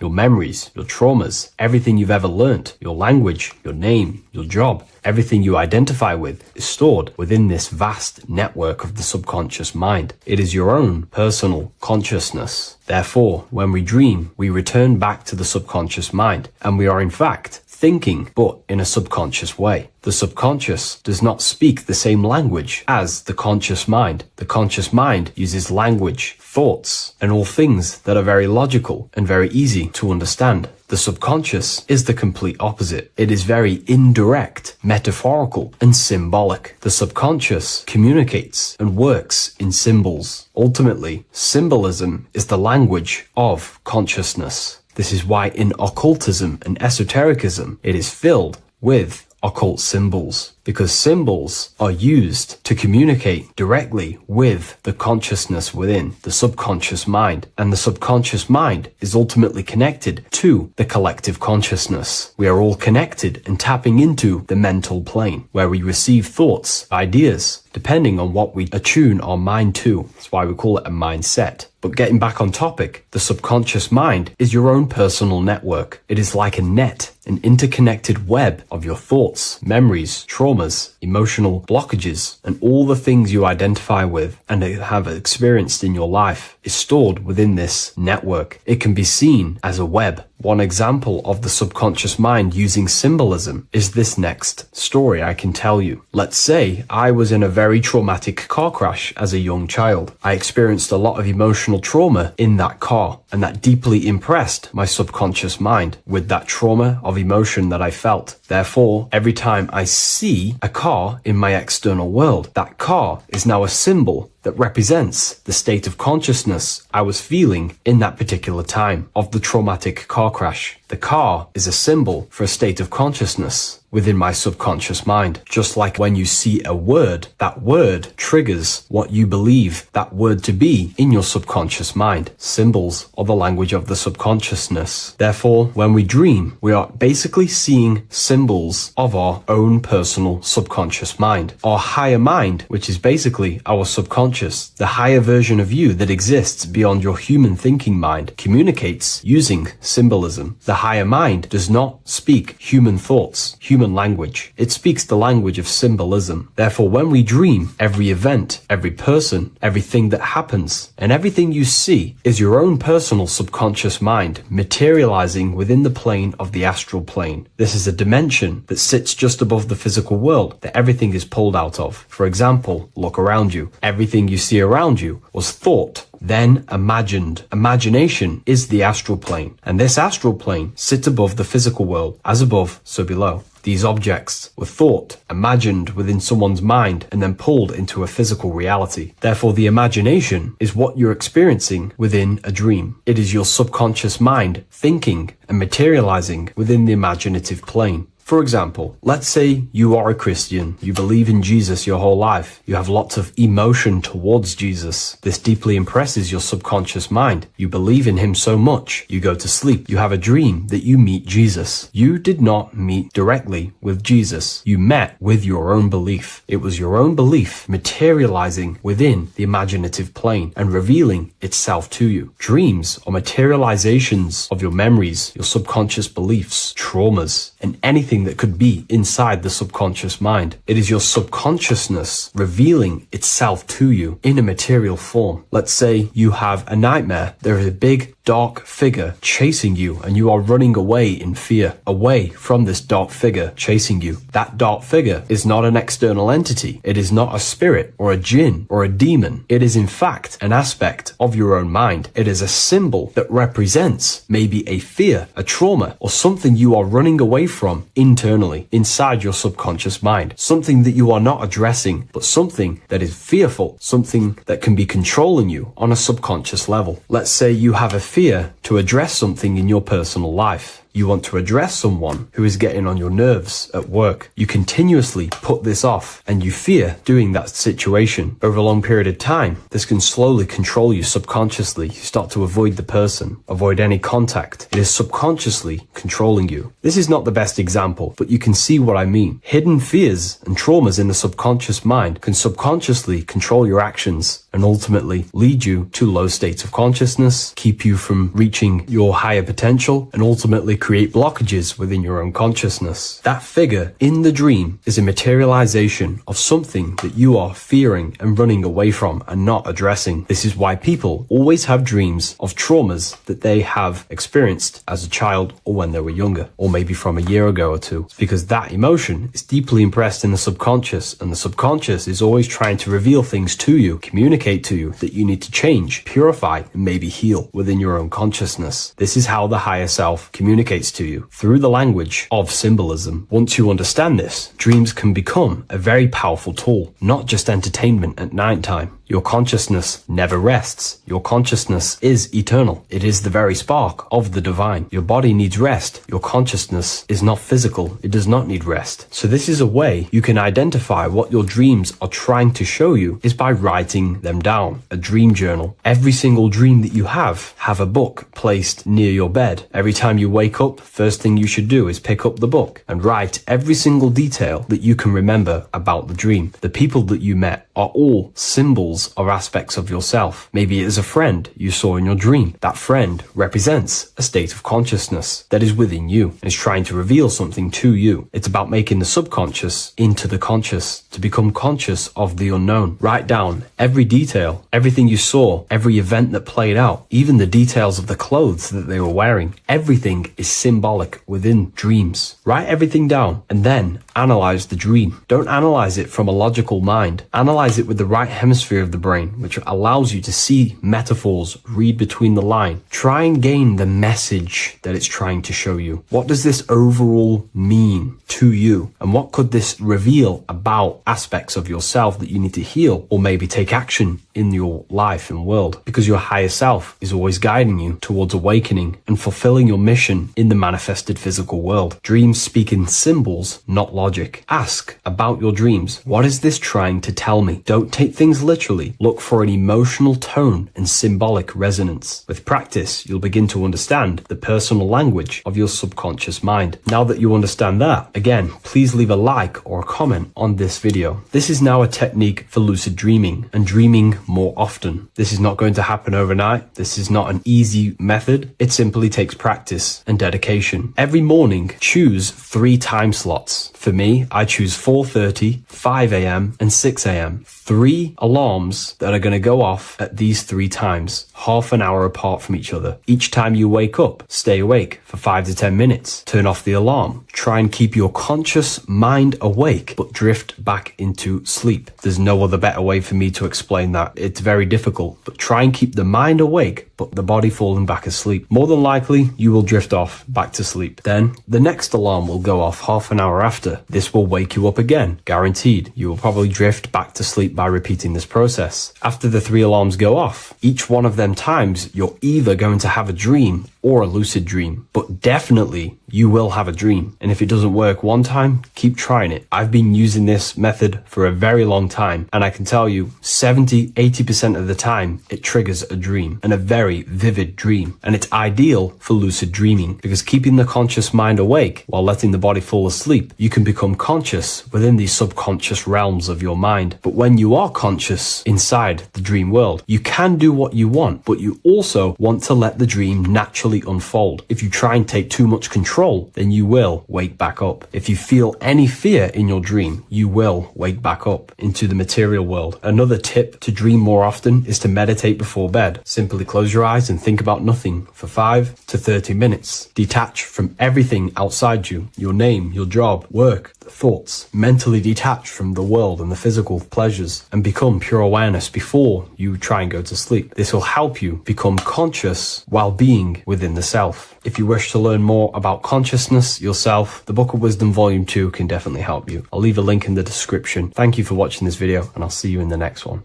Neo is plugged into the matrix on the back of his neck. And if we look at the human brain, the back of the neck is the reptilian brain stem. And when one operates their life out of the reptilian brain stem, they are unaware, unconscious. They are consciously dead because the reptilian brain does not really critically think. It acts on instinct, fight or flight mode. This is considered in the occult spiritually dead. When one is taking actions without intention, simply very reactive to life. They're not living, they're simply experiencing. When you're walking down the street and you see someone, and in your mind you think me versus them versus me, that is an animalistic way of thinking. I used to be trapped in this way of thinking, always thinking of fight or flight, always judging people, always reacting to the world, never consciously creating and commanding with intention in the world.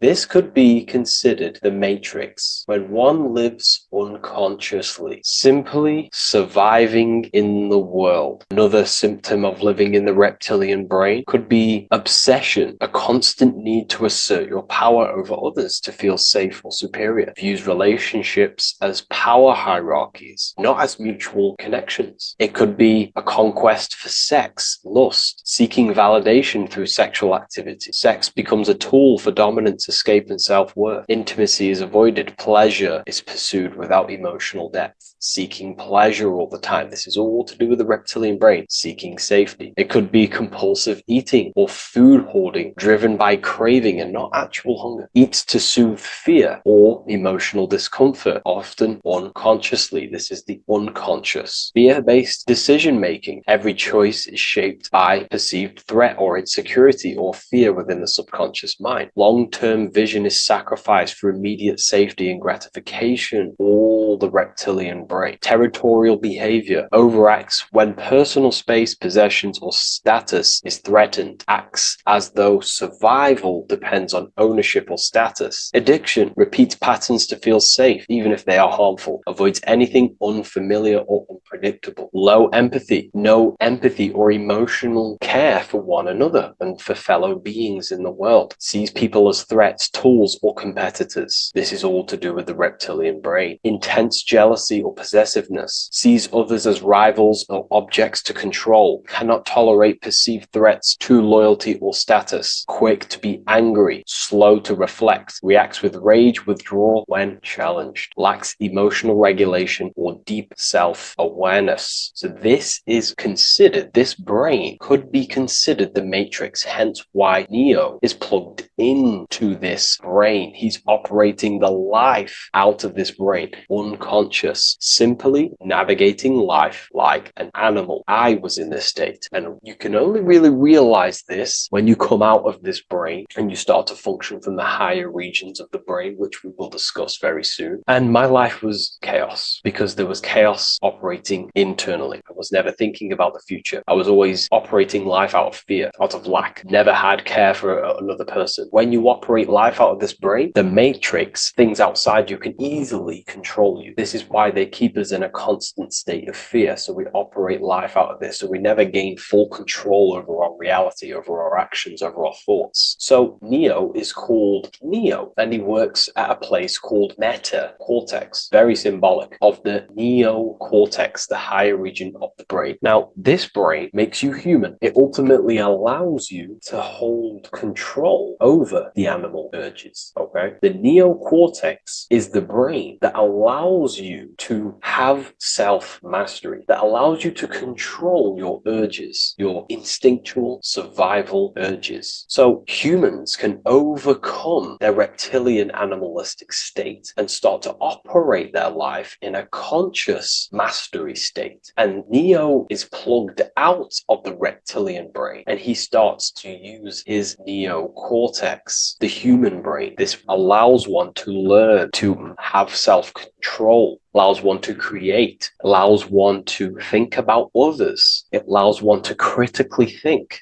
deeply. It allows one to be self-aware. Who am I? Where did I come from? And where am I going? This is ultimately the brain that has shaped the world. We look at humans. We built technology. We built all of these amazing things. They all come from the neocortex. This is the higher region of the brain that allows consciousness to function on a higher degree. It allows you to truly become a creator and have self-control instead of living in a reactive animal state. You see, animals are only aware of their five senses. They're only aware of surviving. If you notice, look at animals, they're always looking around. Even in their home, they're always looking around, sniffing around. That's because they operate in an animalistic brain. Humans have the neocortex. This is a higher region of the brain, which if you wish to master yourself, this is the brain that you will be using. This allows you to operate life on a higher degree. We see this reptilian brain symbolized everywhere. See it as reptiles. Reptiles are symbols of this brain. We see the Egyptian god Osiris with the green skin representing a reptile, a crocodile. Sometimes we see Osiris depicted in Egyptian artwork with crocodiles or reptiles, if you do a little bit of research on that. And also, if we look at the overall symbolism of Osiris and his story, we notice that he is the god of the dead or the underworld. This is not literal, but the dead or the god of the death,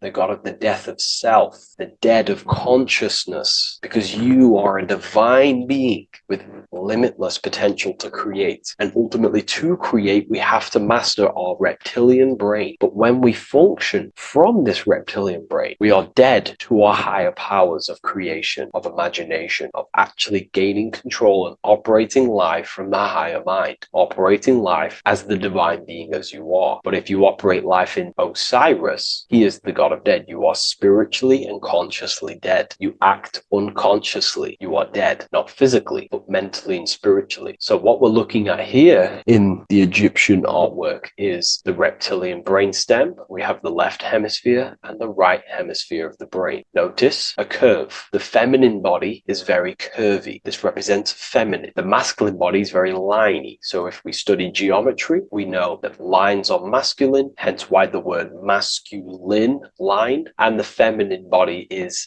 in geometry, feminine is represented as curves. So this is the left masculine brain on the left side, and this is the right feminine brain on the right side, with Osiris, the reptilian brainstem, in the middle. So we're going to go deeper into some Mesopotamian artwork now. Now let's have a look at this. We're looking at the reptile on the very bottom. We see the left brain and the right brain, the Eye of Ra and the Eye of Horus on the left and right. In Freemasonry, we still see the symbolism of the two pillars. Yakin and Boaz in Freemasonry, with the two pillars symbolizing masculine, feminine forces of consciousness, also representing the masculine left brain and the feminine right brain, with the reptile down here. But if we have a little look here, right, we have a little look at these reptiles. This person is standing on top of the reptiles. When you are on top of something, you have power over the below. You are standing atop of something. You have mastery over it. You have control over it, symbolizing gaining control over the reptilian brain, the reactive actions, the sexual urges, the addictions, the territorial behavior, the fear-based decisions, constant internal tension, never being able to focus. It's symbolizing gaining control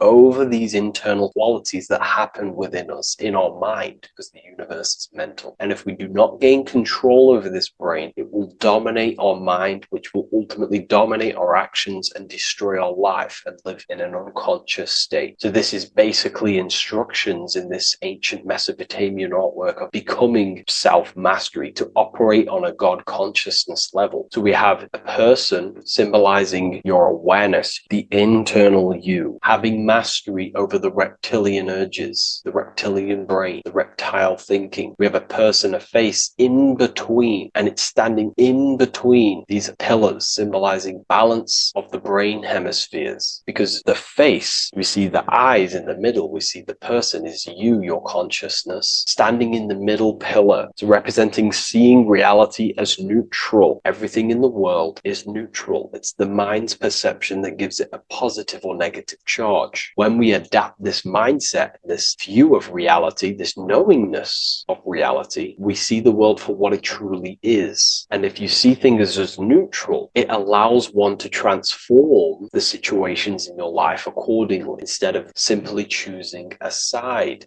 This is a major problem in society, and this was a problem within myself also. We like to choose sides, and choosing sides can keep your consciousness locked in a certain mindset, in a certain belief. And belief is what is ultimately destroying humanity. It's about knowingness, and knowingness is in the middle. We want to seek to know things. Knowing things allows you to go out there, directly experience it, and know it for yourself. For example, I know I'm not on a spinning global ball flying through space. Why? Because my senses tell me I'm not doing that. My senses tell me I'm not going 1,000 miles per hour and 360,000 miles per hour through space while spinning around the sun. I know that because I know myself. I know I'm not my body because I've had direct mystical experiences beyond the physical body. So we should seek to know things, and that's what we call gnosis, direct knowledge obtained through direct experience, knowingness. And that is a middle pillar quality. So in Freemasonry, we see the middle pillar. The matrix is designed to give you two wings all the time. Democrats, Republicans, feminism, and then there's another side. There's always two sides that they're giving you because they want you locked in either way, which is seek the middle pillar, seeing things as neutral, seeing things as the middle pillar, seeking direct experience, gnosis. And this aligns with the brain because the brain gives us these two perceptions also. The right brain sees the woods, the whole woods, but the left brain sees the individual trees and branches and leaves. If we're too left hemisphered, we're going to see everything as divided. If you're too left hemisphered, you're only going to see yourself. You're only going to think about me, myself, my ego, my consciousness, my life. And I'm only going to operate in the world, take actions only towards me without considering the collective, which is the right hemisphere quality. The right hemisphere allows you to see the bigger picture, how we're all connected. We're all one family of consciousness. We're all one being separated in different bodies, one consciousness operating in different bodies. So it's about aligning these perceptions of the brain and standing in the middle, and also conquering the reptilian brain. This allows us to operate in the world and see the world for what it truly is and operate from a place of balance. We also see some more symbolism in Egypt of the Ram Sphinx in Egypt. Ram Sphinx. Please leave a comment and please leave a like and a subscribe onto the YouTube if you like my content. Smash that like button and we'll get straight to this. So this is the Ram Sphinx in Egypt, also symbolizing the brain. This is my research. These are my conclusions. You can take this with a pinch of salt and go out and do your own research. This is what makes sense to me based off my information I've gained, my symbolism that I can read. So take what you can from it. I'm not here to obstruct anything. I'm not here to place anything in your mind. I'm simply here expressing my research. Never take anything off anyone as solid truth. I've never have said everything I say is solid truth. This is my research. If the research aligns with you, that's great. Maybe it doesn't with some people, that's fine. Simply take things with a pinch of salt, go out and collect as much research and information from many different sources and place together your own understanding of symbolism and your own perspective on reality. But like I say, seek to know and not believe.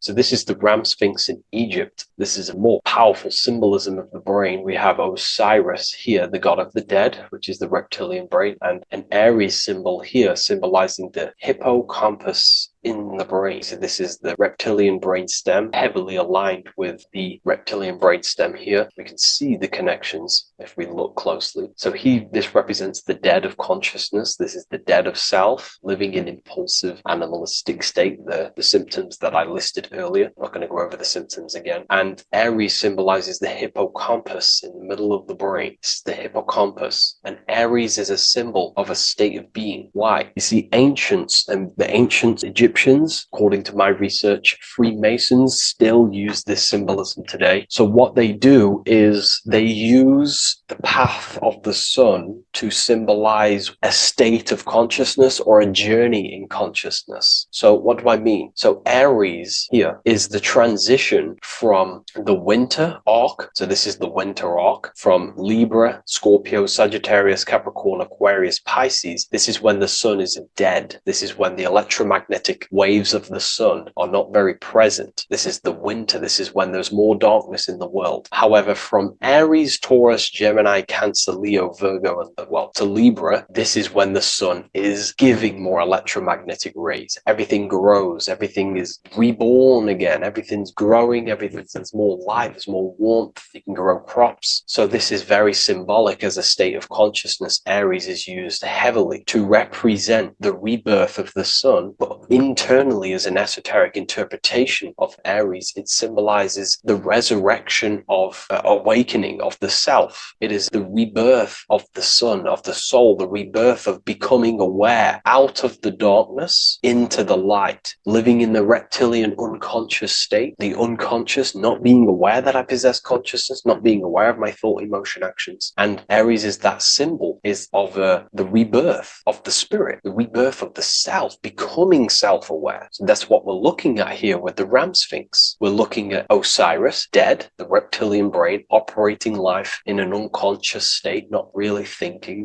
not self-aware of thought, emotion, actions, not aware of the soul, not aware of good and evil, not aware of the laws that are in the heart of love, not aware that there's always an intelligence in the heart telling us what's the right thing to do at all times, not aware of anything, just simply reacting to the world. But then we have a symbol of Aries above, which is the resurrection of self. So again, this is symbolizing by the Egyptians to me and my research going from darkness to light. This is the resurrection of consciousness when we start to deepen our self-awareness, which is ultimately what I'm doing to you in these videos. Hopefully I can awaken some people's minds and make people think deeper. And that process of internally what's happening within you that's what Aries represents when you're starting to say, wow, my mind's going deeper and deeper into the self, and I'm realizing more. That is what Aries symbolizes. When the sun returns, it's also a symbol of a sacrifice, because obviously when the sun returns back to Aries, we're sacrificing the winter, when we're transitioning, and all transitions require sacrifice. So in Aries, the Jews celebrate the Passover. It's the Passover of the sun, and what do? They eat lambs in the Passover Aries, because it's all symbolic of this internal process. In Aries, Christians celebrate with the Easter, which is the resurrection of Jesus, the resurrection of the sun. Remember, it goes deeper. There's deeper layers to this. It's the resurrection of the self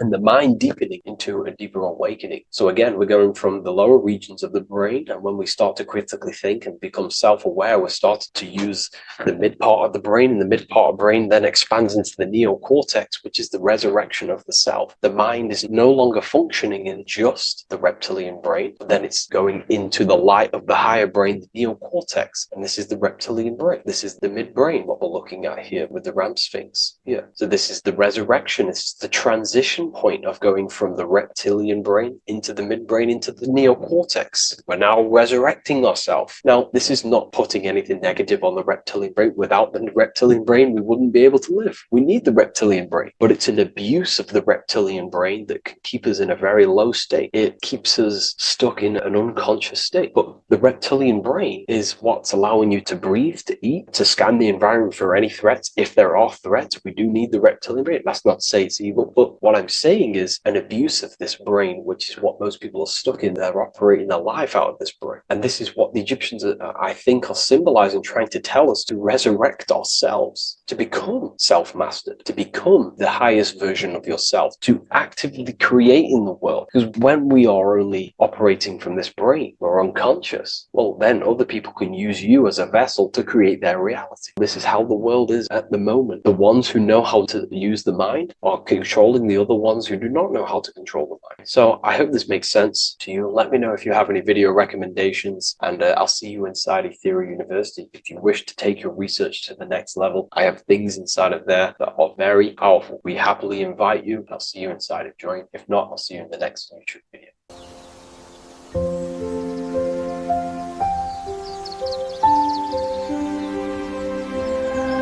bookofwisdom.com. Visit today.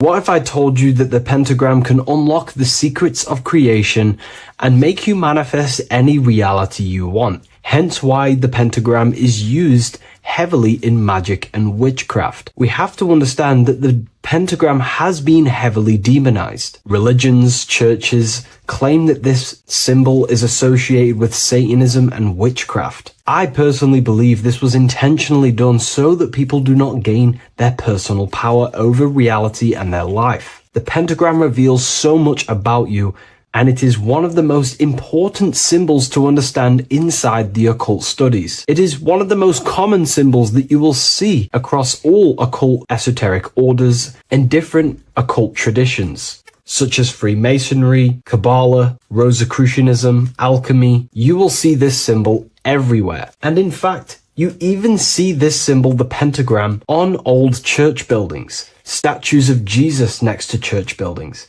You will see this symbol used by Christianity itself, which is very contradicting about the church. But I'm not here to tell you to think anything.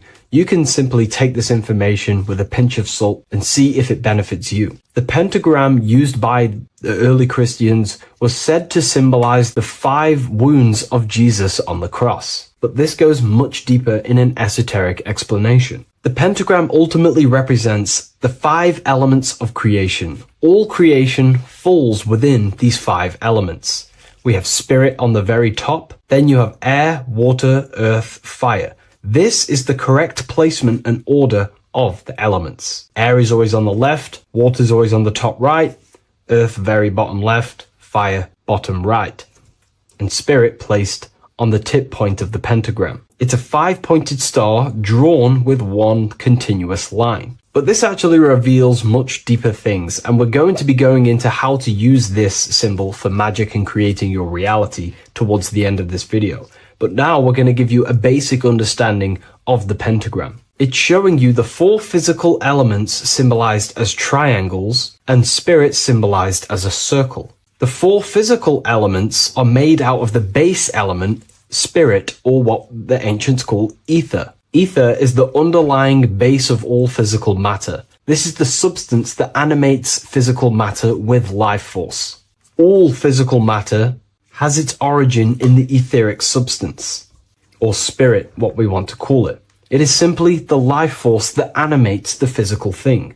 However, if we go deeper onto this symbol, it also represents something personal to the individual who wears this symbol. If you wear this symbol, you're basically saying you're putting your divine nature over your material nature. Your divine self is in control of your material self. You put your spiritual needs before your physical desires and needs. Hence why the spirit is on top, looking down over the 4 physical elements. The circle is continuous, one line, eternal, no beginning, no end. The triangle has beginning and end and points. You can see the beginning and the end when you draw it. On a deeper level, this is pretty much showing the process that symbolizes the structure of the macrocosm, the universe itself, showing how the invisible spiritual planes condense and crystallize into the visible physical world, spirit turning into physical reality. But if you wear this symbol, you're basically saying, I put my divine nature over my material nature, showing that your spiritual nature rules over your earthly existence. You put your spiritual needs first. If you see this inverted, it is now the opposite, placing spirit on the bottom, basically saying, I desire the physical things over the spiritual. But what exactly is your spiritual nature?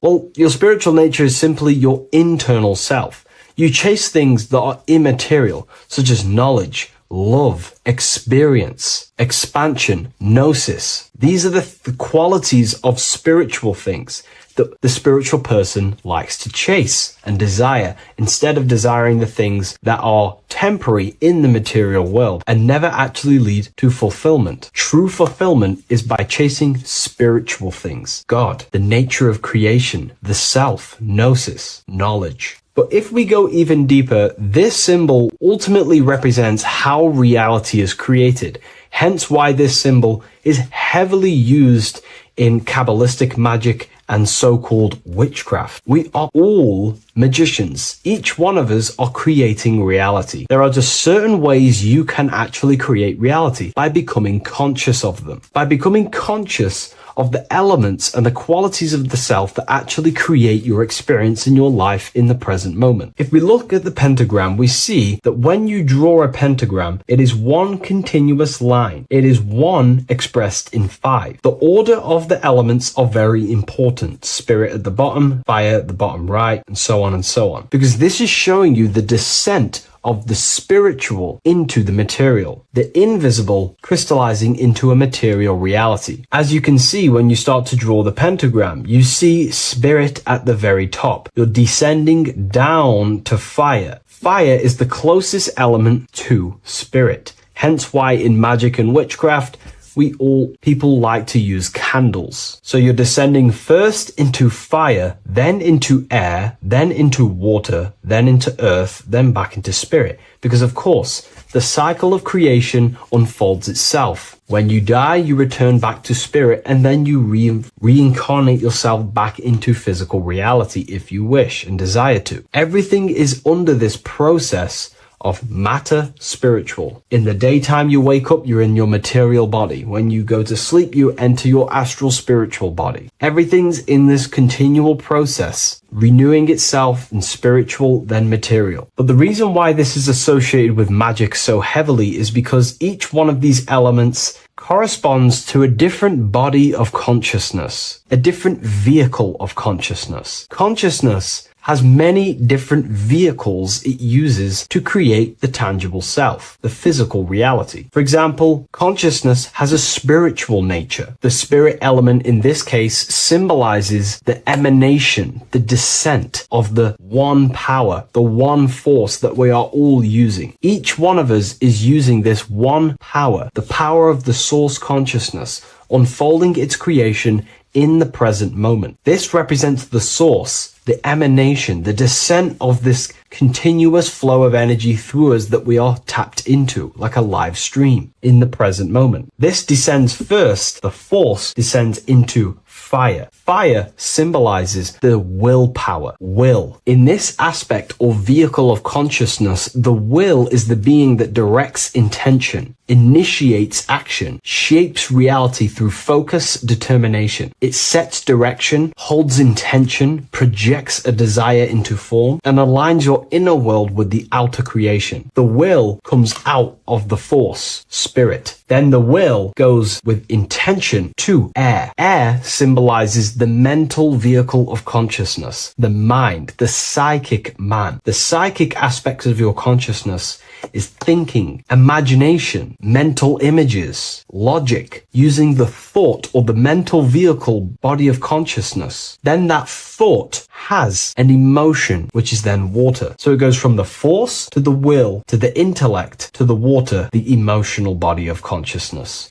The emotional vehicle of consciousness amplifies the thought into an emotional desire that you want to take action on. No one takes random actions, and if we do, we say we're very bored and we don't care. The water is the energy, the emotion you have to fulfill something. And that emotion then descends into earth, which is the physical body to take the physical action in the present moment, to fulfill that desire, to fulfill that will, that thought, that desire. And that is how reality is created all the time. Now, there is much more that you can go into with the pentagram, because true magic is about changing consciousness at will, not casting random spells. It's the ability to change the direction of consciousness using the power of the will to direct these forces to create change in the internal world so it can project outwardly in the external world. Because consciousness creates the external reality. What happens within us, we see change outside of us. So true magic is about manipulating the forces and the vehicles of consciousness that exist within our own mind to produce a change in the material world. There are other ways you can use magic, by purifying each body of consciousness or banishing each body of consciousness. Other forms of magic, you can dissect each body of consciousness and work with that specific body. If you think you're using your mind too much, you can start using banishing rituals to banish the power of the mind, to stop overthinking, for example. Or if you have lack of emotional connection with your emotional vehicle of consciousness, we can dissect this body, tap into this body, and invoke this body and strengthen it. We're dissecting each body and vehicle of consciousness so we can work with it to create a specific change inside ourselves, then to be mirrored outside of us. So pretty much this pentagram represents the descent of the spiritual turning into a material reality. Hence why sometimes we see a human figure standing in the point of a pentagram, because it ultimately represents the microcosm. You are the microcosm. You represent the entire process of spirit into matter, the invisible into the visible, the formless into form. The pentagram, drawn in one unbroken motion, captures this divine act of creation, showing how consciousness flows downward through the elements or the vehicles of consciousness to bring forth the material reality. The Book of Symbolism will teach you all about this. It was released November 17th. A lot of people have taken advantage of this. You also gain a free ebook with this copy. Every order comes with a free ebook. And if you wish to get your copy of the brand new Book of Symbolism, you can find it in the description or revivalofwisdom.com. Thank you, everyone. I'll see you in the next video.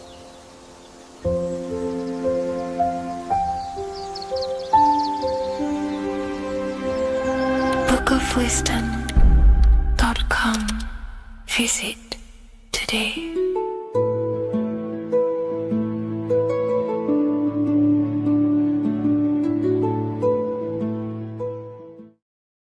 Geometry. This is the study of nature, of the codes, the mathematical codes behind physical reality. So today we're going to be going deep into geometry and the true esoteric internal geometry, the geometry that no one really talks about, and how geometry relates to human consciousness. So essentially, what we must understand when it comes to geometry, the basics of geometry is everything is vibration, and this vibration is vibrating on a certain frequency, and this certain frequency creates a geometric shape, which is why in nature we see all of these different geometric shapes. All matter takes form in shapes. So if we put sand on a plate and we vibrate the plate on a specific frequency, we see that the sand goes into specific geometric shapes and patterns. So essentially, matter is energy condensed. It's energy vibrating on a low frequency, vibrating at a certain frequency. So matter is condensed energy, and each geometric shape is manifesting and showing a specific energy. Some shapes carry more energies than others. For example, the cube is what traps energy. A square is what traps energy. So geometry and the flowers are basically how energy manifests itself into physical matter. We are in a world made out of energy or light. Light is energy. So everything is vibration, everything is frequency, and everything is energy. Even the words, each atom in our body, everything. So everything in nature has these mathematical, energetic codes. So geometry is basically the study of nature and the shapes that are in nature and their energetic principles. Because like I said, matter is energy. So this is what we call cymatics, when we place water in a petri dish and we shine light on top and we vibrate the water. And we can capture, this creates certain patterns. Each frequency, like you see here, has its own pattern. So what we are seeing here in the physical plane is essentially energy condensed into physical reality. We see it in the turtle. We see it in every single form in nature.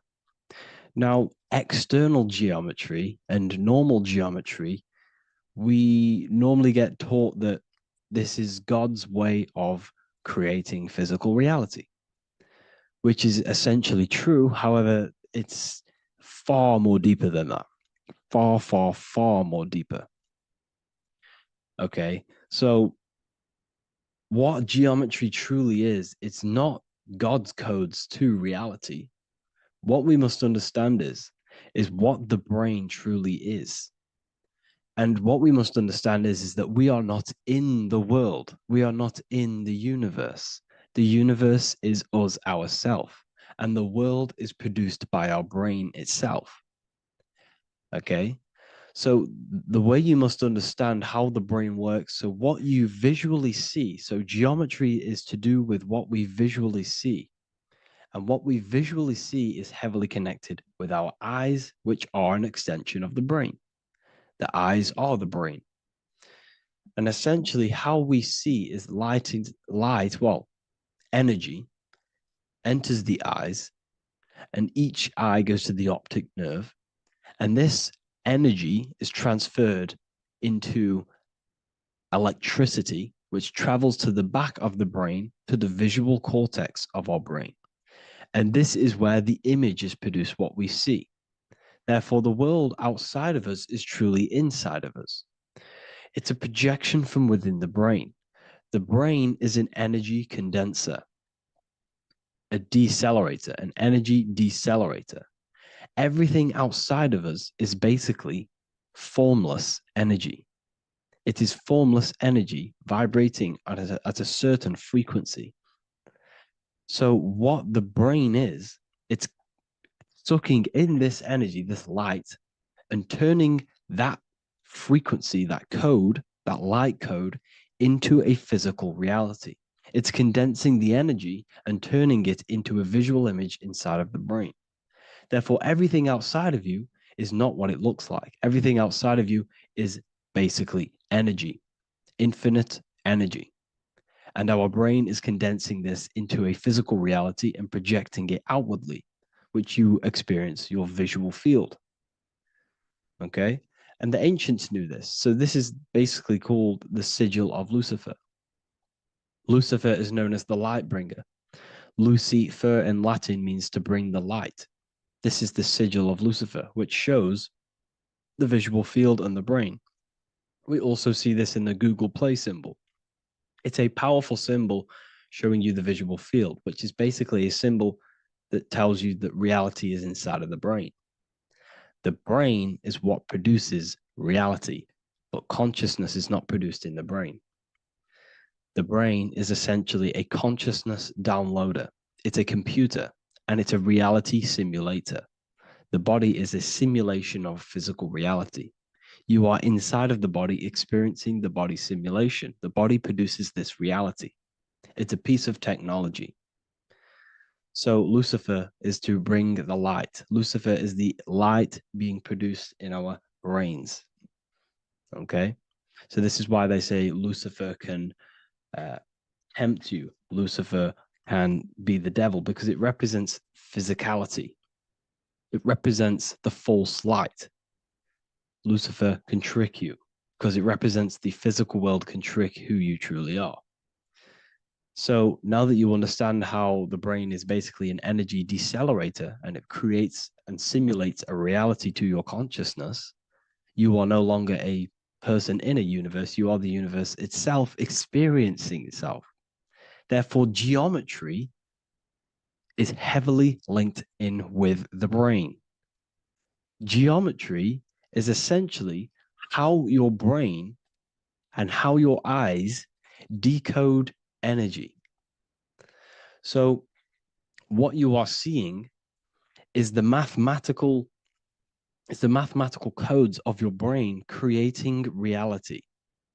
So what they teach you is the external is that geometry is God's way of creating this world, and these are the mathematical codes God's created.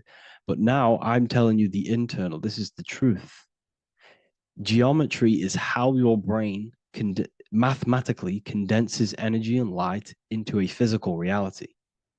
So therefore, your brain is a computer program. So now geometry is nothing outside of you. Geometry is not something created by something else. It's created by your brain. Your brain produces these patterns through mathematical codes by breaking down energy into physical reality. And this is why you see geometry in everything around you. This completely changes your view on geometry. It's in your ear, it's in your face, it's in everything. Geometry is everything. Okay?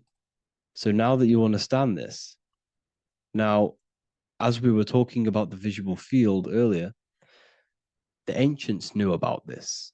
The ancient Egyptians knew about this. We can see this symbolism inside of the casket, the Egyptian casket. See, this crossover represents the visual field. This represents the back of the brain. This is the left hemisphere, the right hemisphere. And now some of the most simplest teachings in geometry is that straight lines are masculine and curved lines are feminine. And we even see this in the human body. The feminine human body is curvy and the masculine human body is liney. And even with the genital reproductive area, we have a line and a curve, 0 and 1, the binary code of all creation, 0 and 1, because that's basically all that exists. Nothingness and one, nothingness and God, nothingness and consciousness. That's all that exists. Now that I've told you that, the basics of geometry and the line and the curve and the feminine and the masculine, what do we have here? You see this stick here? This is a curve. And what's the right hemisphere? The right hemisphere is the feminine, the feminine energy, the feminine aspect of our brain. Then we have a straight line. This is straight lines. Now this represents the left brain. So the Egyptians are showing you the left masculine brain and the right feminine brain because of the curve and the straight line. And this is the visual field, the crossover. So there's a crossover in the brain. The left eye is connected to the right brain. The right eye is connected to the left brain. Okay, so the left eye is connected to the right brain. The right eye is connected to the left brain. The solar and the lunar. So, like I said, everything outside of you is basically energy. Your body is basically a holographic avatar, condensed energy produced by your brain. There's nothing actually outside of you. Your 5 senses are electrical threads of light. And when you touch something, this is basically electrical signals in your nervous system, which are reporting back to the brain. Therefore, what you touch is actually, you're not touching. The feeling that you feel when you touch something is not the true feeling. That's your nervous system you're feeling. You're feeling your nervous system in the brain. It's electrical signals to your brain. So the 5 senses do not decode, well, what you're experiencing as the 5 senses is not outside of you. This is your brain interpreting electrical signals. You don't experience the world, you experience your nervous system and your brain. The nervous system is an extension of the brain. So this is the truth. This is not woo-woo spirituality. This is true consciousness science that I'm teaching you here. Okay?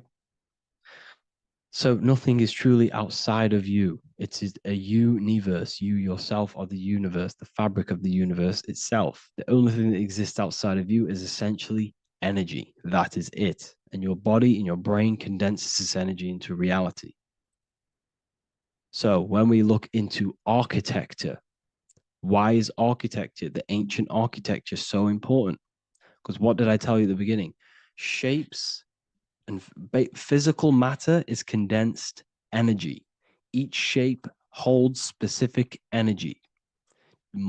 Some shapes hold more energy, emit more energy. Some shapes condense energy. Some shapes transfer energy.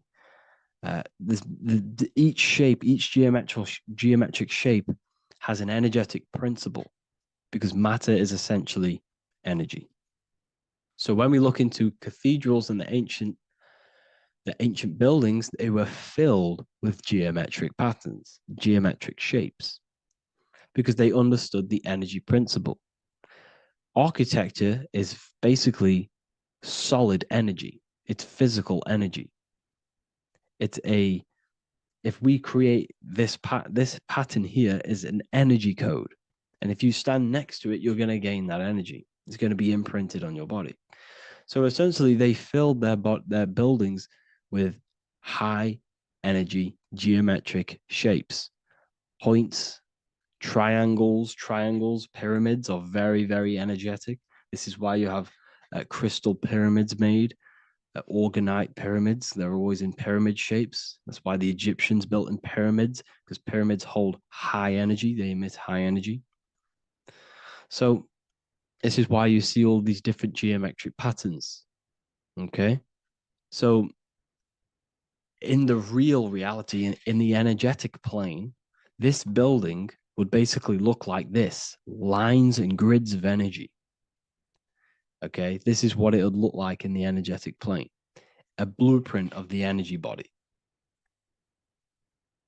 So as you see here, these are the different frequencies in a petri dish, of water in a petri dish.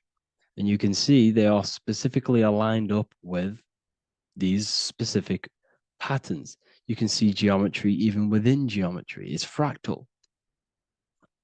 So essentially, when you would stand inside of these buildings, they would imprint the energy of the building in your body, because your body is healed through energy. You have an electromagnetic field around your body.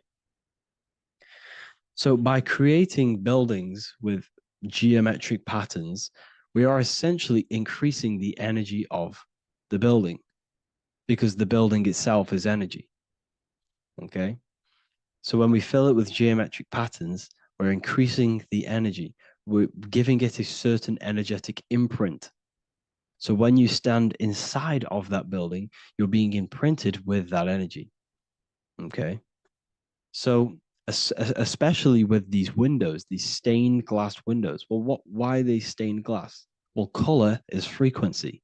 So when you have all of these different colors, and not only were they just painted, some of these colors are specific gemstones, crystals, natural stones, which all hold energetic principles. Each crystal is vibrating on a certain frequency. Wood has its own frequency. Metal has its own frequency. What you must understand is that everything in nature is not just a piece of matter. It's vibrating. The atoms of wood are vibrating on a certain level, which give it a certain energetic principle. Each crystal is vibrating. The atoms of the crystal are vibrating on a certain frequency, which give it a certain energetic principle, quality. So each thing, this is why the ancients were obsessed with natural stones, natural things, crystals, natural metals, and they wore different metals, different things like copper on their bodies, because they understood the atoms of these natural things are vibrating, which give certain qualities to you if you wear them. So you're not wearing it, you're basically putting that frequency onto your body, because they understood this is energy. If I put copper on my body, I'm not putting copper on the body. I'm putting the frequency and the energy of the atoms onto my skin. And that frequency of them atoms are going to vibrate my skin, that frequency, and heal my body. So this is why this is so important. So each building is an energetic code. Okay. So when you stand in these buildings, it can heal your body. This is why when people walk into these ancient churches, they feel like they've met God. They feel a certain way. They feel so amazing when they enter these churches. They feel holy, for example. It's not because God's there. It's not because these man in the sky dwells in these holy places. It's because the energy of these buildings affect our consciousness. They increase your energy. They raise your vibration. They heal your body. They heal your cells. They imprint the water in your body, especially with these stained glass windows. Like I went a bit on a tangent there, but these stained glass windows were encoded. Well, they use different gemstones, different lights, different colors. And when the sun would shine through this window, well, what's the sun? The sun is light. Light is energy. The sun's light would go through this filter of the window, of the crystals and the different gemstones and the different colors, And the sun's light would be encoded, imprinted with these crystals, with these colors and these natural glasses, which have healing energetic principles. And when you are inside that building, the sun's encoded energy of the window would be imprinted into your body, into your energy field, and it will heal your energy field, and it would heal your body, your cells on a cellular level. Because your body is what? 60 to 70 to 80, some people say 80% water. And water is encoded with vibration. If you say certain things into water, it gives it a specific geometric pattern, like I broke down in the beginning. If you say love to a water and then freeze it, it will go to this. If you say hate, it will go to a distorted pattern. So when you are in these buildings, you're being imprinted by the energetic codes of these buildings, the energetic principles of the windows, of the structure itself. The ancients never used to build in squares. Their buildings, their insides were never square rooms because they understood squares trap energy. They always had pointed roofs so energy can escape. So there's many little things that we need to look into geometry. For example, when you see magicians, when you look at ancient magic, why do they stand in circles with different geometric patterns? They use different geometric shapes. Why? Because shapes are energy. They hold specific energy. So when the magician stands in a circle with a pentacle, they're working with the energy of that pentacle. You can work with different energies based upon the different geometric shapes that you draw. And you can use this in your structure, in your architecture, in your work, and it can influence everything. So this is the true geometry. I hope you gained a deeper understanding on geometry and how it relates with you and your consciousness. Like I said earlier, your brain produces geometry. It's basically how your brain decodes energy. It's not God, how God creates this reality. And no, you're in this reality. You are the reality itself. Your body produces the reality. Therefore, geometry is one with you. So therefore, if I play with the geometry of the buildings, for example, like the government have, everything's in squares. If you look outside, everything's a square, everything's a rectangle. You go to a city, every window is a rectangle, every building is a rectangle.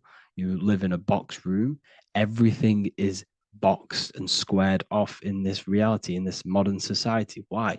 Because they're trapping energy. The cube is the most simple geometric shape, which basically condenses energy and it traps energy.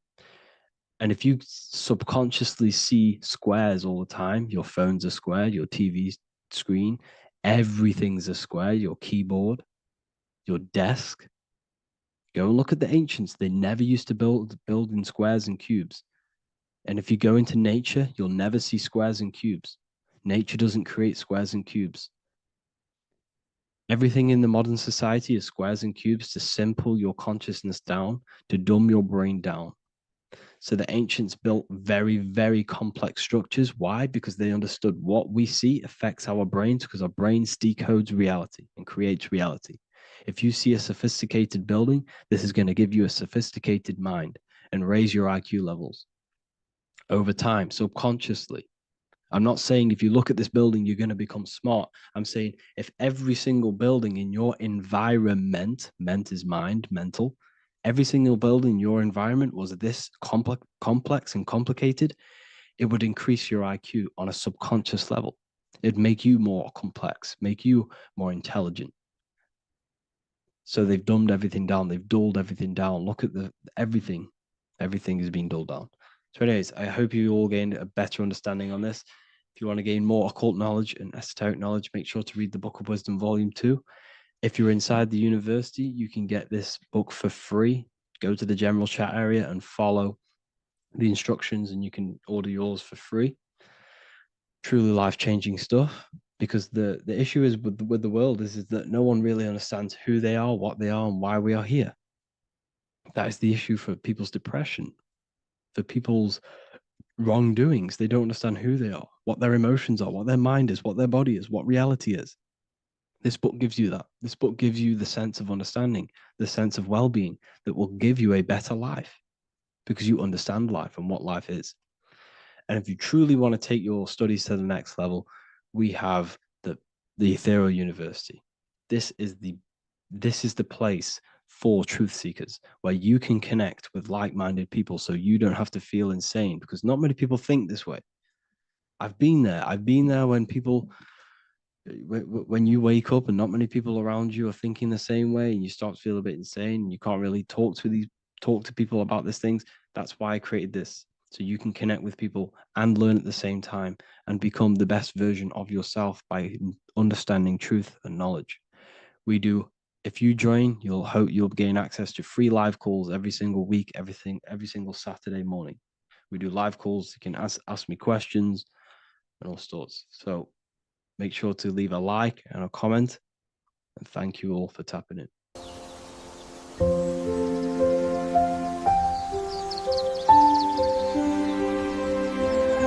bookofwisdom.com. Visit today.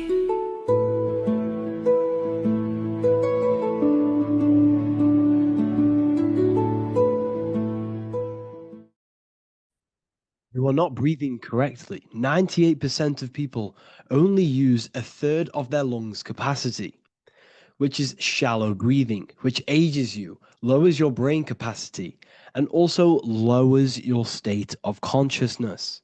So it's essential that you breathe consciously on a day-to-day basis, because this is what truly elevates your consciousness. I am going to give you the key for you to raise your consciousness just through breathing alone. Such a simple thing, but yet the most effective way for raising your state of consciousness and becoming more spiritually and mentally advanced.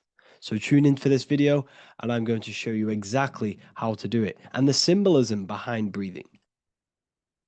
Air is more than just air. It carries electromagnetic energy. So now I'm going to give you the science behind this spiritual truth. This invisible force is what sustains all physical life, providing the life force energy essential for existence. Electromagnetism. Everything is fed off electromagnetism. Your body is an electromagnetic battery. Now, we can prove that air carries electromagnetism just by doing a simple test, a simple scientific experiment, by getting liquid oxygen and pouring it between a north and south magnetic pole, two polar opposite magnets. We see that the liquid does not fall straight through it. It is sucked. It is magnetically attracted to these two opposing forces, opposing magnets. This is proof that air, liquid oxygen carries electromagnetism. When you are breathing electromagnetism, the essential life force behind all living beings. This is known as energy or prana, chi, ether, or spirit. This is all the same thing. Air is not just empty space. It is energy. It is prana. It is life force. It is spirit. It is ether, chi, prana. You are an electromagnetic being. Your consciousness is in direct correlation with your electromagnetic aura or biofield around your body. Your state of consciousness is mirrored within this field around your body. Now, your breath, when you breathe in, you're breathing electromagnetism or life force. Breath is the vital link between the physical and the spiritual, bridging the body with the soul. Through breath, we connect with both tangible world and deeper, the unseen realms of energy and consciousness. Breathing deeply and properly elevates our consciousness, enhancing the brain's functions, heightening the sensitivity of our five senses. It also brings a profound calmness to the mind, creating a state of clarity and inner peace. Like I said earlier, breathing properly is the fastest way to elevate your consciousness. It is the fastest way. Because breathing, when you stop breathing, what happens? You lose physical consciousness. Your body will shut down if you do not breathe in this vital electromagnetic energy in the oxygen. If your body does not get this for 5 minutes or however you can last without breathing, this makes you lose physical consciousness. Your body will not survive without this essential life force energy. Therefore, air is one of the most overlooked things. This is why we see the symbolism of Buddha having a big belly. Why does he have a big belly?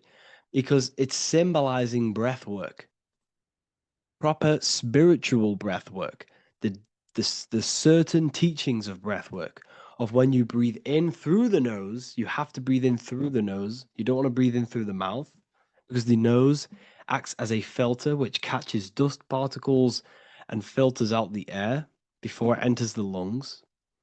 The mouth does not do that. The nose is for breathing inward. We breathe in through the nose, and when we breathe in, we breathe into our belly, not our lungs. When we breathe into our belly and our belly expands outwards, we are then moving this energy down from the nose down the spinal column. And when we breathe back out, the belly goes in, which is raising the energy up the spinal column, back out through the mouth. This is the true way of breathing, because when we breathe, we are moving energy. We are moving electromagnetic energy. When we breathe in through the nose, the energy travels down the spinal column. And when we breathe out, we are raising this energy back up the spine, some of it going out the mouth, and some of it reaching the brain, activating dormant brain cells in the brain. But when we breathe, we need to make sure we are using 100% of our lungs' capacity, because the lungs is what transforms this special energy into consciousness, physical consciousness. So this is why Buddha has a big belly. It's not because he was fat. It's not because he was overweight. It's symbolism. It's symbolism of breath work. So try this. Do this for 2 minutes while you watch this video.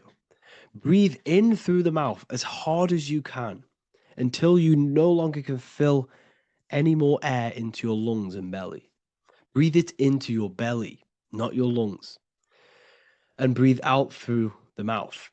Do this for 5 minutes or 2 minutes, however long. I promise you, breath affects your consciousness.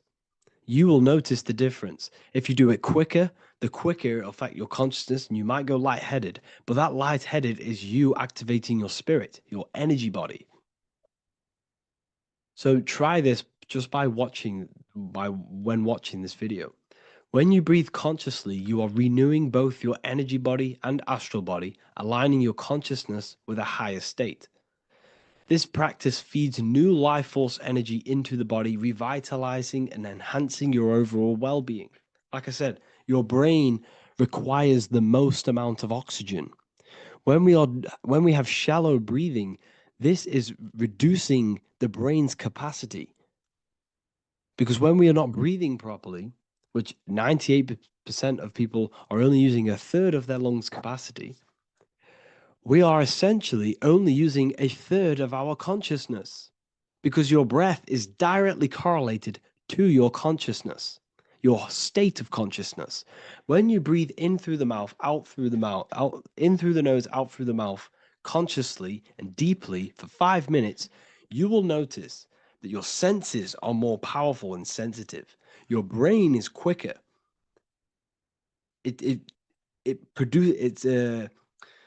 What's the word? It processes information quicker. You become quicker. You become a superhuman, and you feel more spiritual because it activates your spirit, your astral and energy body.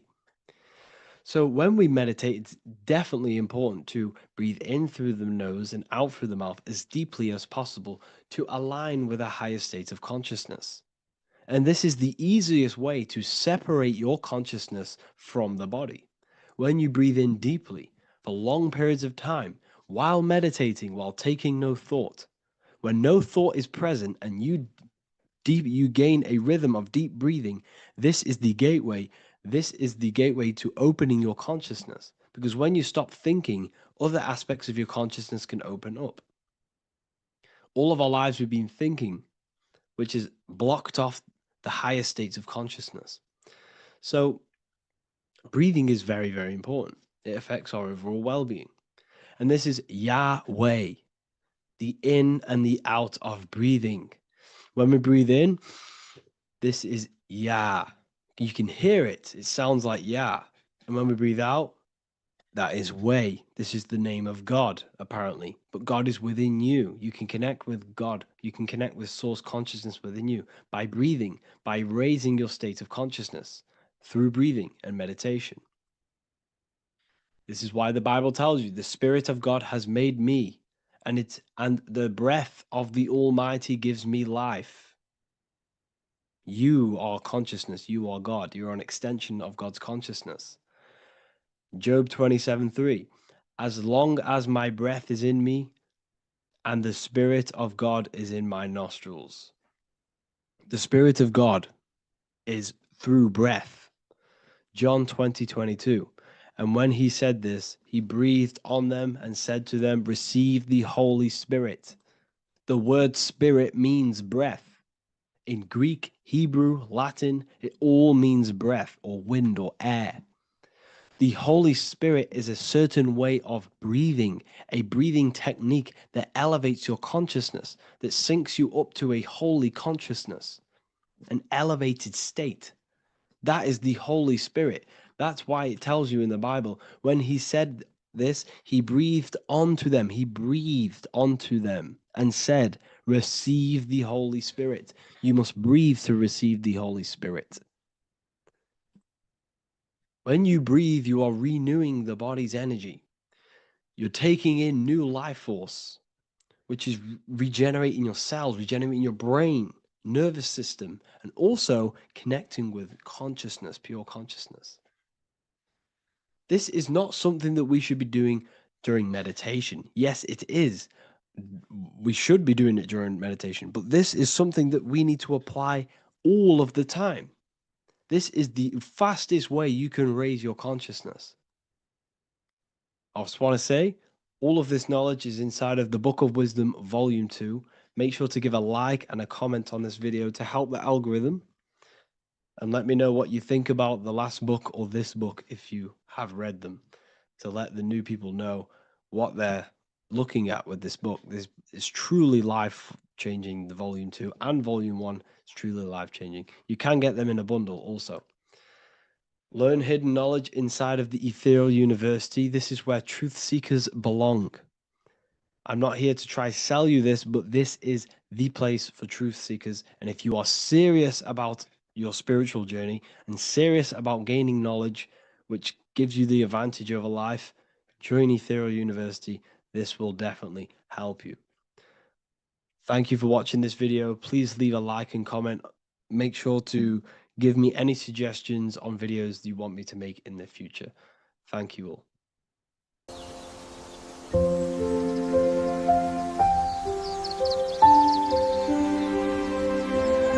bookofwisdom.com. Visit today.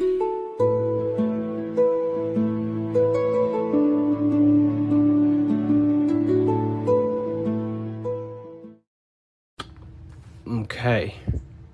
Is manifestation real? Of course it's real. You've just manifested that sentence.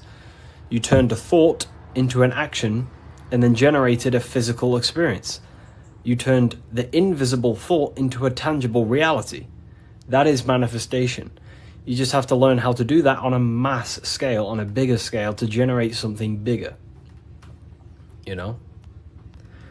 So yeah, of course, manifestation is real. That's all you're ever doing. Creation is not created. It's in an ever state of becoming. You are in a continuous state of becoming something in the present moment. You know, so you're always molding creation through thought, emotion, and action.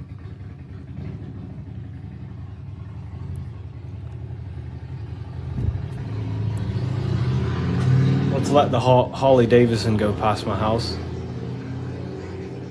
It's a very loud bike. It's a cool bike.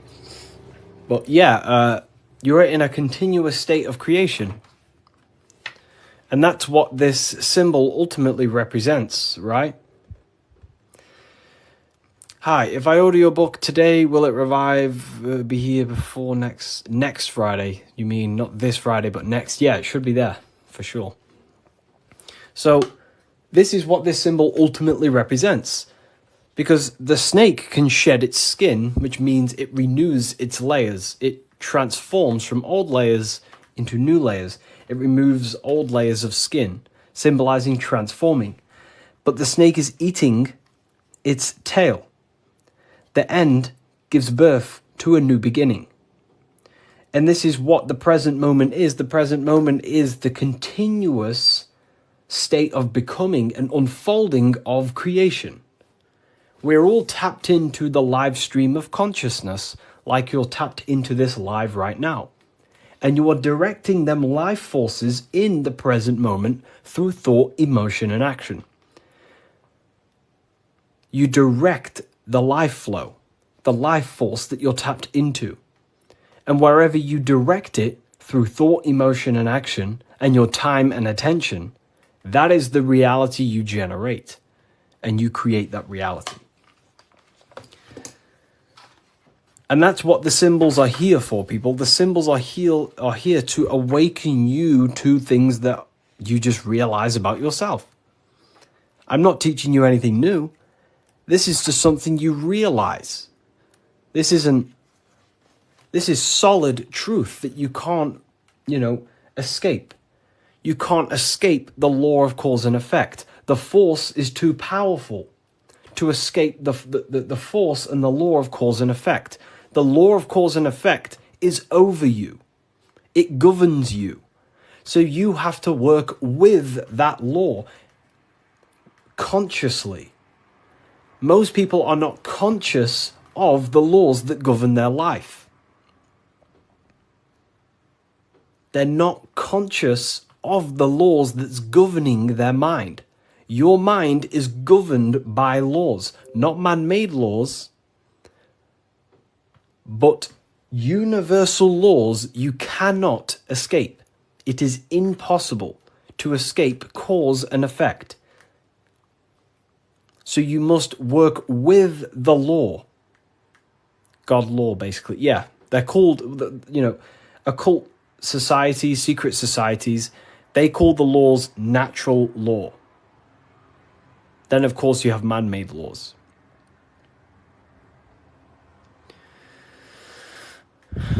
So you have to work with the law. If you do not work with the law is going to be working anyway. And it will probably work against your favor. But these laws that are in place are there to give you what you want, to create your will, to create your desire. These laws are here for you to create, to give you what you want. Okay? So we have to become conscious of the laws that is governing our mind. Because the mind functions with free will, however, exists in the boundaries of the laws. Without them laws, the mind would not solidify a true creation. Everything would be chaos. The laws make sure that it creates this specific reality that you're experiencing right now. Hello, Harry. I've reached a higher state of consciousness thanks to you and your book. Wow, amazing, Craig. Absolutely amazing. Absolutely amazing. This book, don't read it once, read it many, many times. I'm probably sure you already have, but it just helps you. You pick up new things every time you read it. What do you think about getting a pentagram tattoo or a different symbol? I mean, the pentagram's a great symbol. It's just how you use the symbol. I gifted your book to a friend. Wow, amazing. Which book? The new one or the older ones? So we can influence our reality, of course, through thought, emotion, and action. You have free will. You have full control over them three things. If you try and control anything other than your thought, your emotion, and your action, you are going against natural law. God has given you the permission to only control your thoughts, your emotions, your actions. If you try and force anything on anyone else, you are then breaking natural law. They are the forces that consciousness expresses itself through the mind, mentalism, through thought, imagination, through emotion, through feeling, intuition, and through action, willpower, taking physical actions. That is how the force of consciousness expresses itself in 3 distinct ways. And that's how you create your reality, through thought, emotion, and action. And that's how you gain your personal power, by controlling your reality. How do you control your reality? Very simple. Is this the Book of Wisdom? This is not the Book of Wisdom. This is the Book of Symbolism, the brand new book, only available on my website. So here it is. Here it is, people. This is not the Illuminati. This is not the Illuminati, people. Let me make something clear. Everyone has demonized this symbol, and I think they use this symbol on purpose. Because this symbol unlocks your personal power, and that's what the Illuminati is.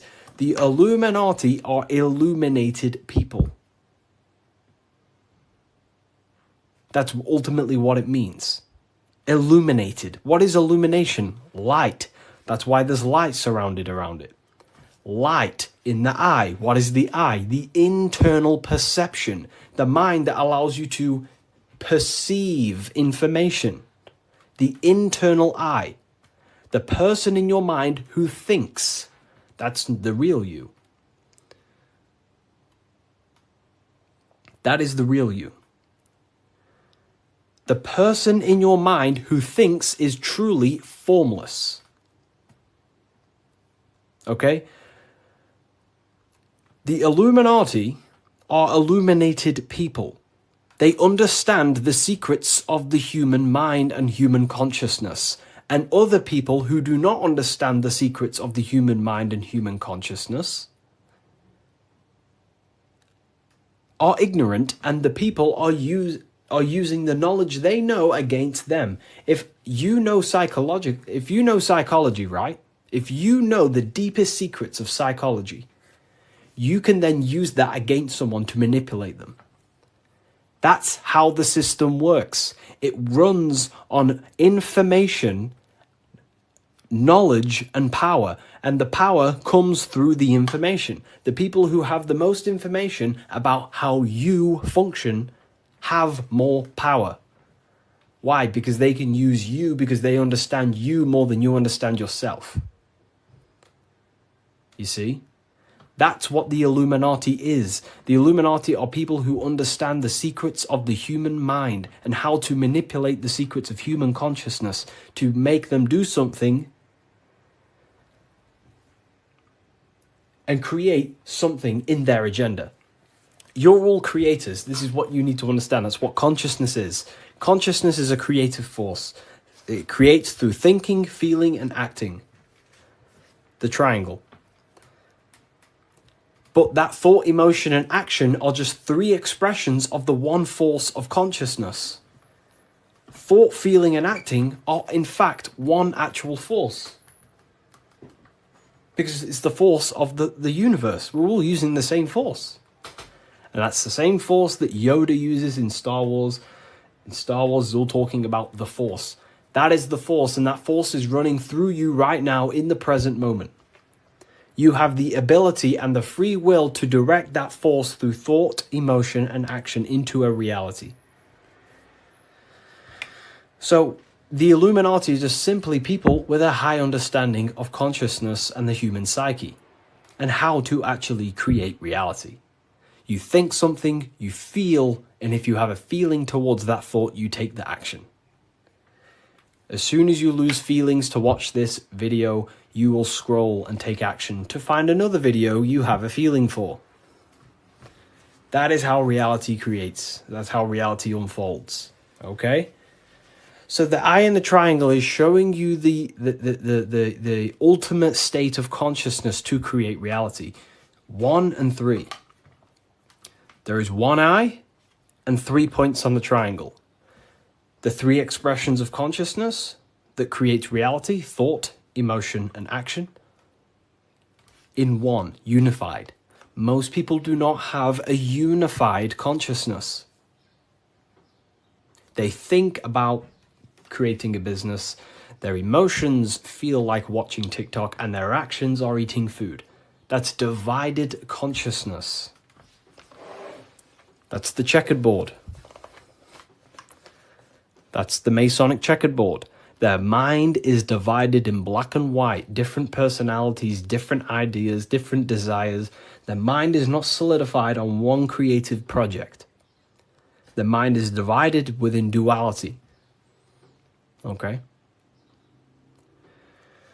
That's what the checkered board is. The checkered board is simply a divided mind.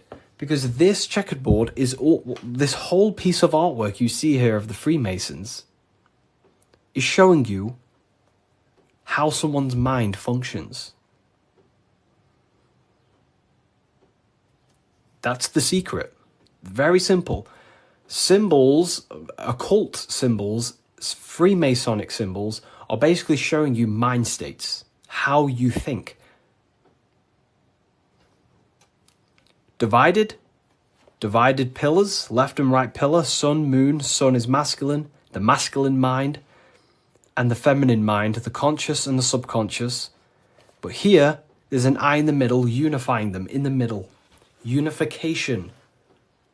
Unifying with the true being inside of you. Not being left or right. Not being too masculine, not being too feminine, but unifying the masculine and feminine principles to become a unified consciousness so you can create your reality. The masculine principles symbolized by the sun, and this left pillar symbolizes willpower, your will. Your willpower is very, very, very powerful. Willpower is ultimately everything you create, your will. So this sun represents the masculine forces of the mind, such as willpower, taking physical actions, intelligence, intellect, thinking. That's all the masculine. Then on the right side, you have the feminine qualities of consciousness on this right pillar, symbolizing imagination, emotion, desire, intuition. These are the feminine forces of consciousness. And what happens when a male and a female comes together? They give birth to a new creation called a baby. What happens when you merge your masculine and feminine qualities of consciousness?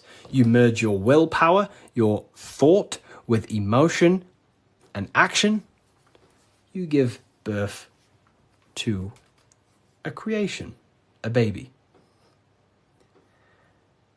The same principle. It's the same principle. Freemasonry is very simple. It's about bettering yourself, working on the temple, and the temple is symbolic for you, for your mind. The stonework Freemasonry, Freemasonry is about stonework, and that stone is you. You're perfecting a stone, and that stone is your mind. You're perfecting the Temple of Solomon, or you're rebuilding the temple, which is rebuilding yourself, because you are the broken temple. The thing is, your teachings is destroying my life. It's not destroying your life, it's destroying your old view of the world, which will then give birth to a whole new, beautiful life. You have to go through destruction. You have to go through the darkness to see the light. Destruction, creation demands destruction. And it's up to you how you interpret my information. Take it with a pinch of salt. Go and do your own research. I'm not saying everything I'm saying is, take what I say and apply it to your life and see if it helps. But everything I'm telling you here is helping me build myself and build my own reality. But it's very simple. It's about building yourself, because when you create change in your own psyche, you see change in your world. What happens when you start to awaken? You start to think differently. And when you start to awaken and spiritually awake, what happens to your friends? Your friends say, oh, you've changed. You see? So the external world is always mirroring your internal world. If you create change in yourself, you will see a change mirrored outside of you. That is as above, so below. Okay.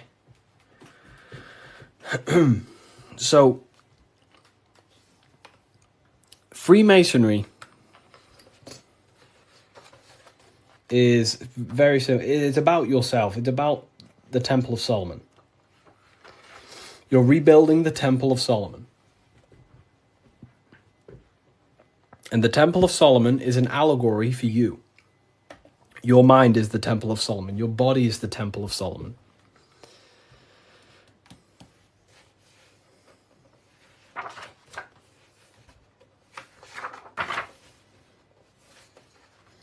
So why is it the Freemasons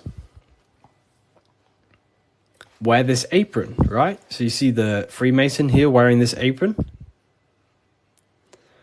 Well, this apron originates from stone masonry. Stonemasons. What are stonemasons? Stonemasons chip away stone, and then they use the stone to put on a building or, wherever. But Freemasonry teaches in metaphors. So this stone, this apron, was worn by the stonemasons to protect themselves from flying chips of stone hitting their genital area. So this is symbolic of doing the Masonic work, perfecting the stone, perfecting your mind. Every day you are either building your mind or building your mind's prison. Every day. You wake up, you're either destroying your mind or either help freeing your mind. You have the option, right? And they also wear this apron on the lower half in the genital areas because you think with every chakra. The chakras are basically spinning energy vortexes. This is what you see here, right? These chakras.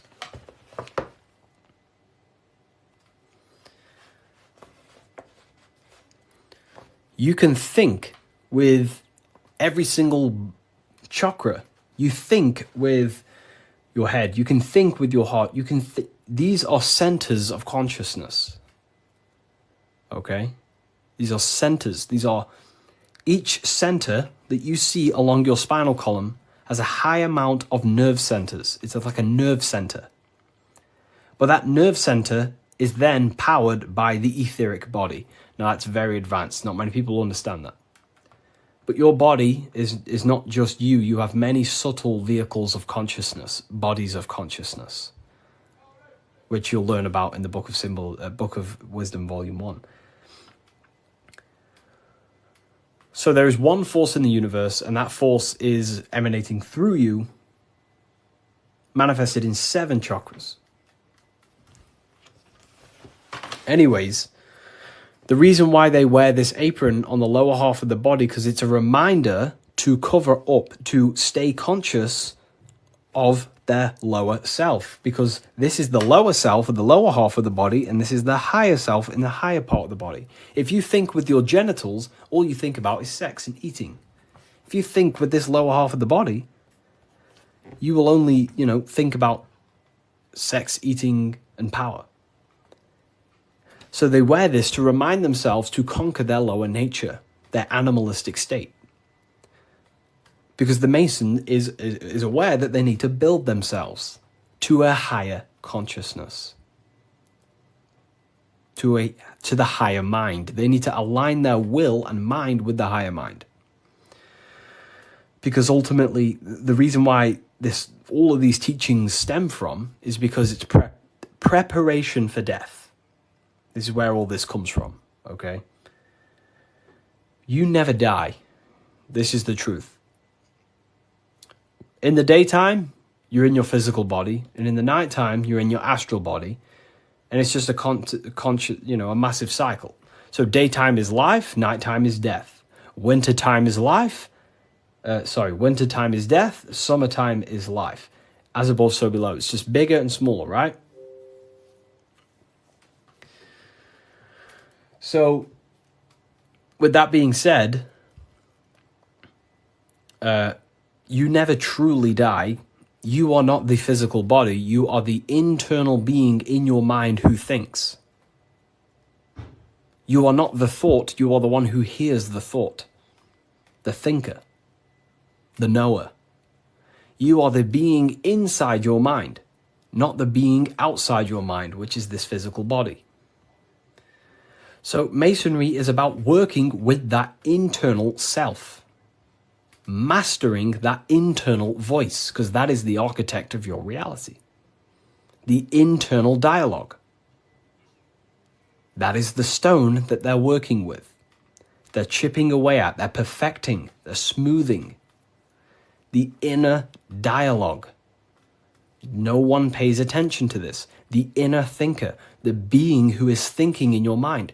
Who is that being? Who is the person in your head? It's not your body. Your body is acting out the commands of the internal being.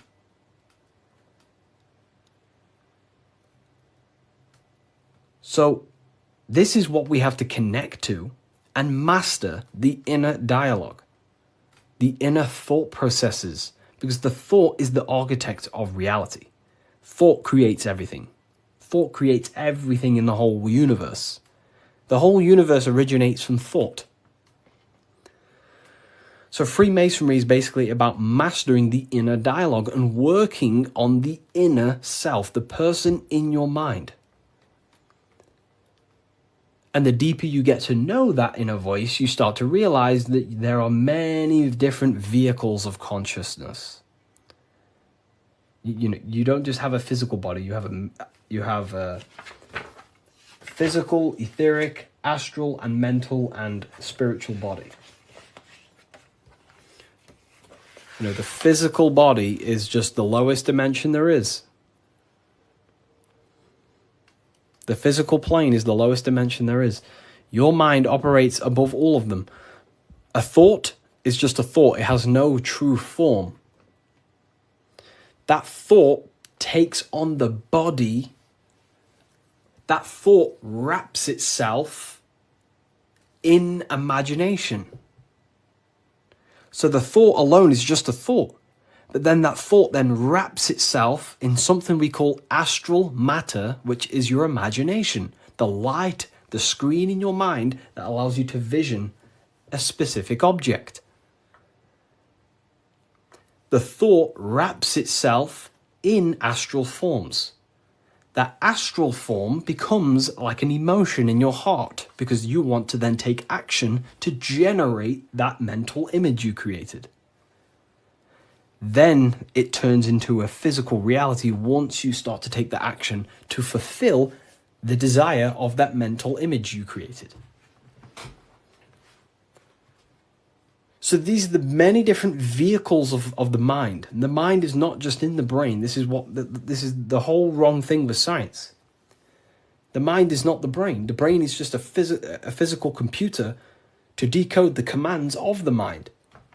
The mind is not even touching the physical world.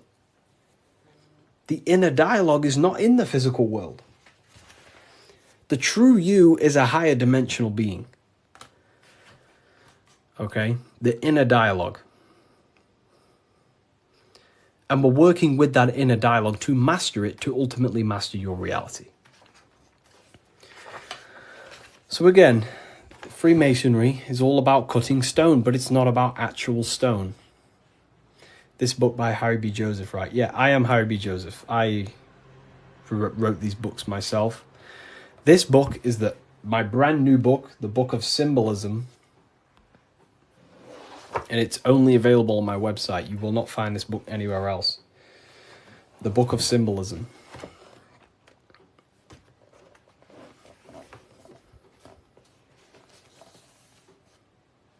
So, nice to meet you. Welcome. Okay, so, again, what does this represent?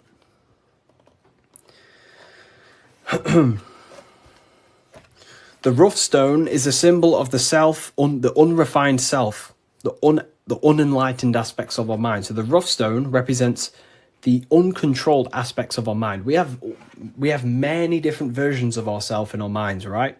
We have a version of ourselves who's perfect. We have a rough version of ourselves that we can become. You know, there's many different things in our mind. But the aim of the Mason is about unifying all of them different personalities into our higher self. It's about learning the secrets of the mind.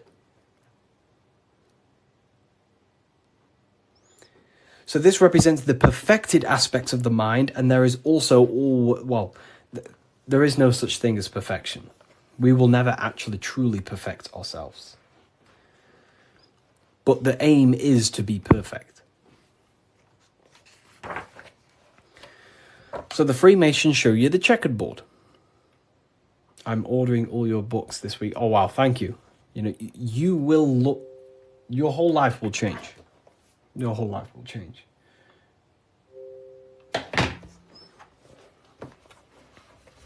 Okay.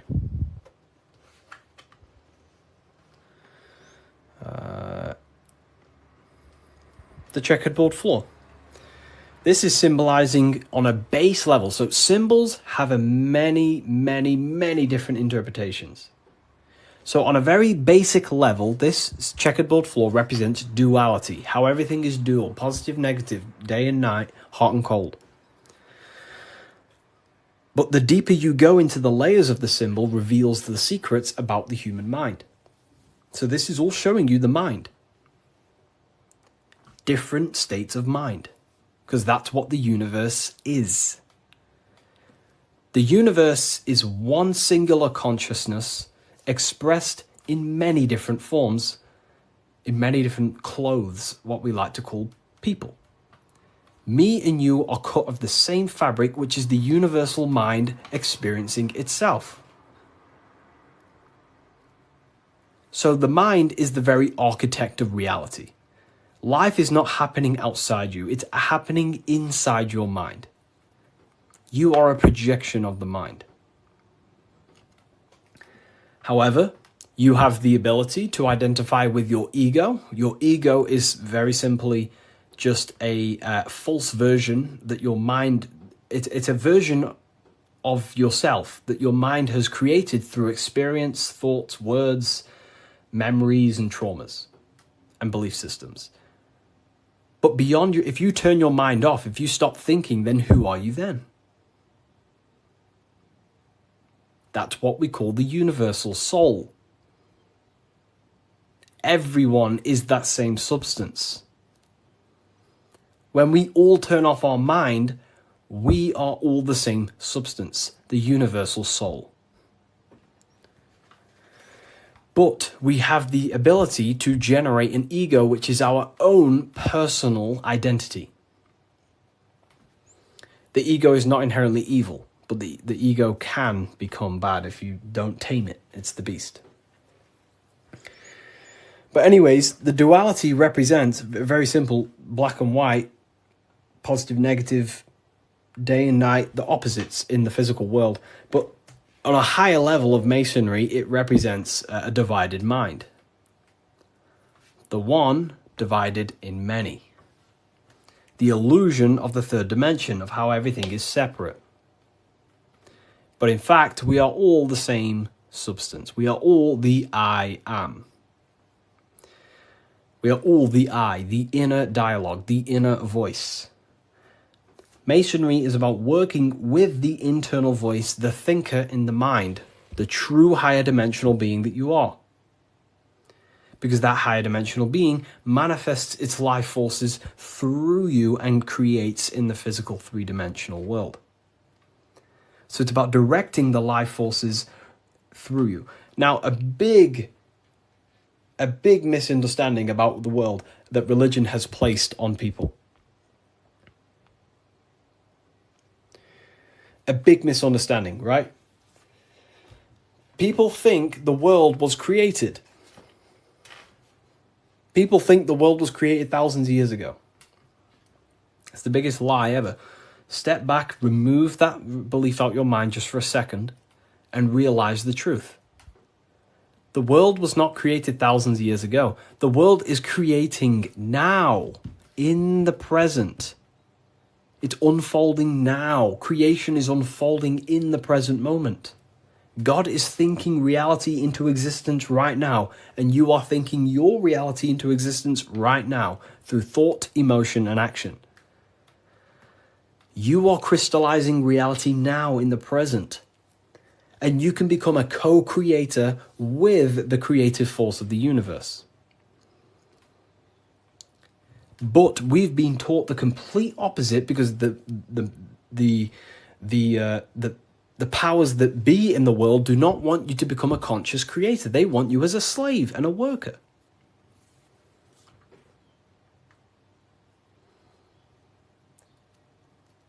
You see, so we have to understand that we are all co-creators of this world. We're all contributing towards the building project of Earth right now. But the elites make you think that the world was created thousands of years ago, and now you're just experiencing it. Now you become an experiencer. You're not an experiencer. You're an experiencer and creator. You mold it. And when you do not understand this, someone else who does understand this will use you to create their agenda. Because they understand this. And look what's happening in the world today. We are creating the agenda of the government. Why? Because we believe their lies. We don't have to, but we choose to. We all have free will. Everything else is just an illusion. Money is an illusion. It's a belief in the mind. Harry, are you a part of Freemasons? I am not. And if I ever do, I will be transparent about that.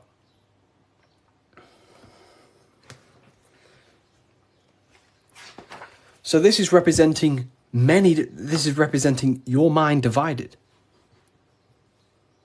Divided consciousness. Now take a look here. What are the Freemasons trying to show you here?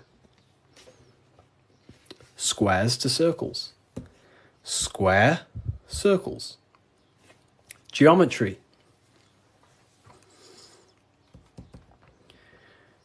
Geometry. Harry, my book came, thanks. It's a pleasure. It's an absolute pleasure. Enjoy the book. Take your time, read through it, enjoy it, read it over and over. You know, I can't wait for you to read this. Was it the third book you got? The three represent alignment, the black and white represents conscious and subconscious. It can represent that, yeah, that's one layer of symbolism. But you got to remember that the symbols don't represent one thing.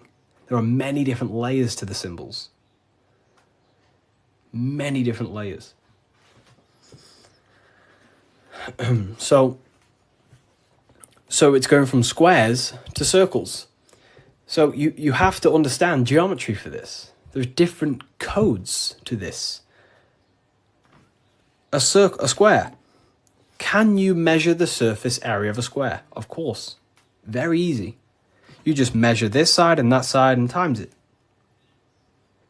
Right? Very simple. Then you have the surface area of a circle, of a square. But can you do that with a square? No. You can't find the surface area of a circle. It is impossible.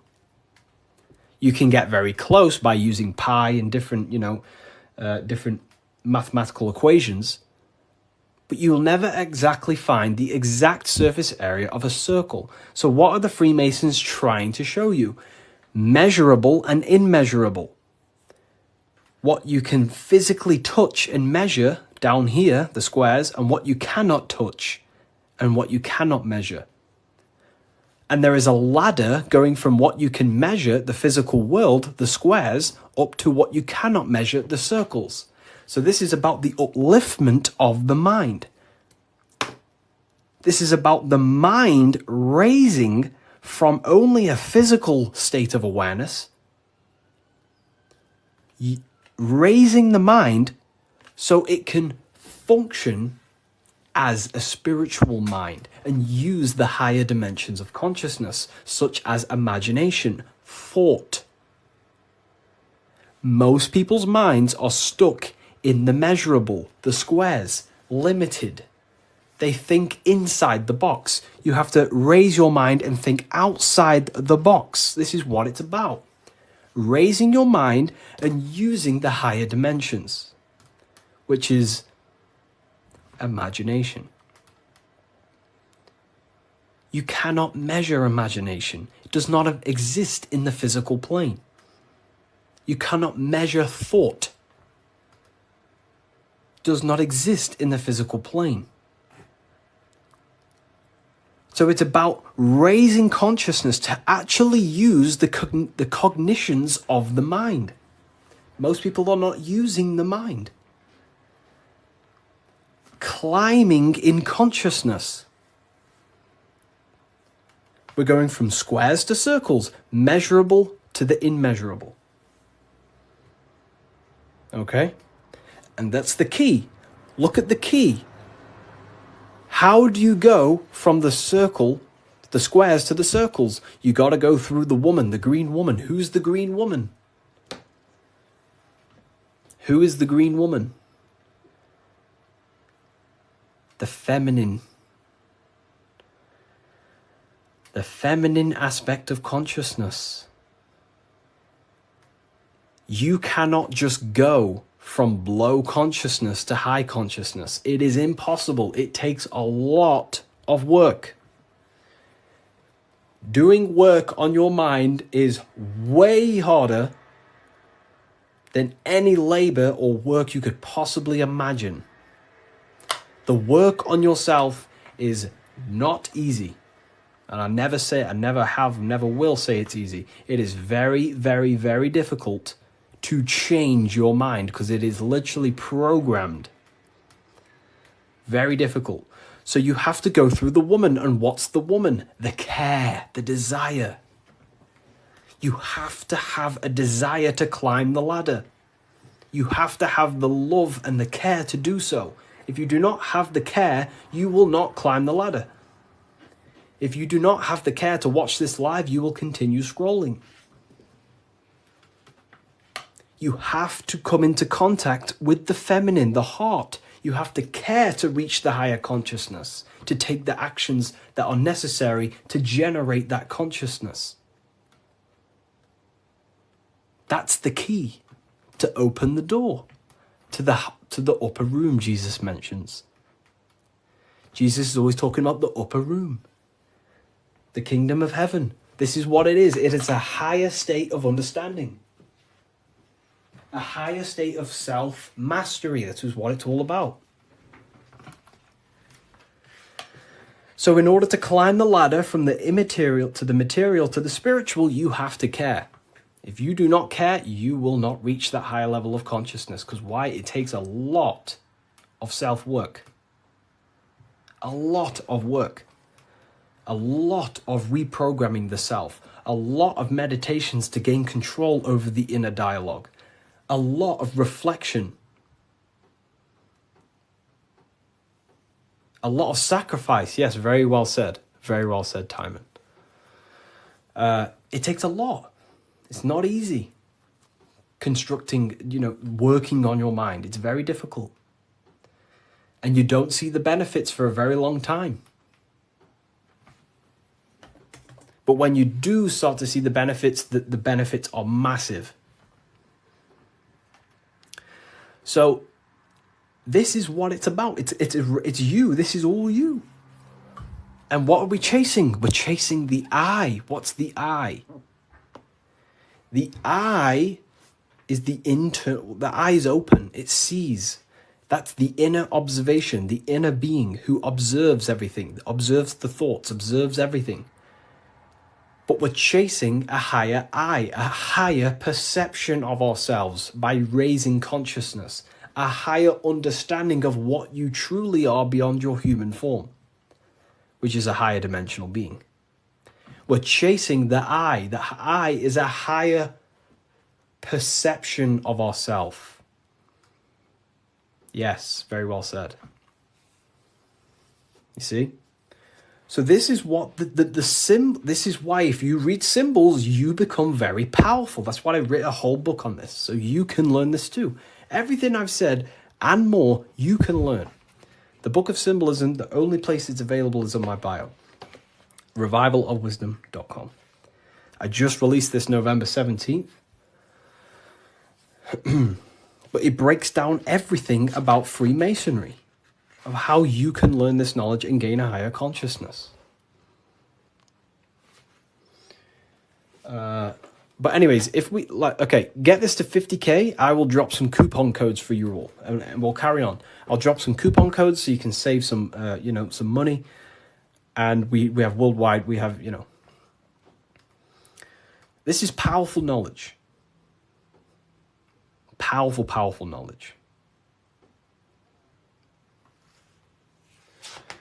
What do you think about the Golden Dawn? I have a friend, well, not a friend, but I know him he's an Instagram creator, and he went through the Golden Dawn system, and he is a very famous author now. You've probably heard of his stuff. It's called The Serpent Rising. He went through the order of the Golden Dawn, learned about Kundalini and stuff like that. Golden Dawn Society, yeah. How can I buy your book? There's no link in your bio. There should be. There's a link in my bio. Revivalofwisdom.com is the only place you get the Book of Symbolism in English, French, German, Italian, Spanish. Okay, so let's carry on, right? So we've broke this down. You now understand that we're going from squares to circles, which is going from the measurable to the immeasurable, changing the mind from a state of reaction, because this is, okay, the circle cannot be measured, but the square can be measured. So this is the material, this is the spiritual, this is the seen and the unseen. This is the cause, this is the effect. The cause, effect. What does the sun do? The sun causes effect on the earth. This is why there's a sun here. It's showing cause, effect. The sun produces changes in the plants and the nature on the earth, which means as above, so below. The cause is above, the effect is below. So this is talking how to change the inner dialogue of yourself, the inner voice, from a reaction mind to a demanding causal mind. Most people live in reaction mind, the square.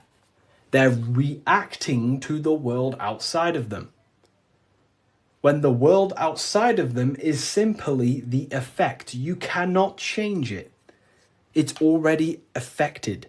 It's already manifested. The only thing you can do to change the world is to change the cause. The inner world is the cause, the mind is the cause, the external world's the effect. The inner world is the cause, the external world is the effect. Most people have something bad outside them. I'm not perfect. I'm not saying I've reached the highest level of consciousness.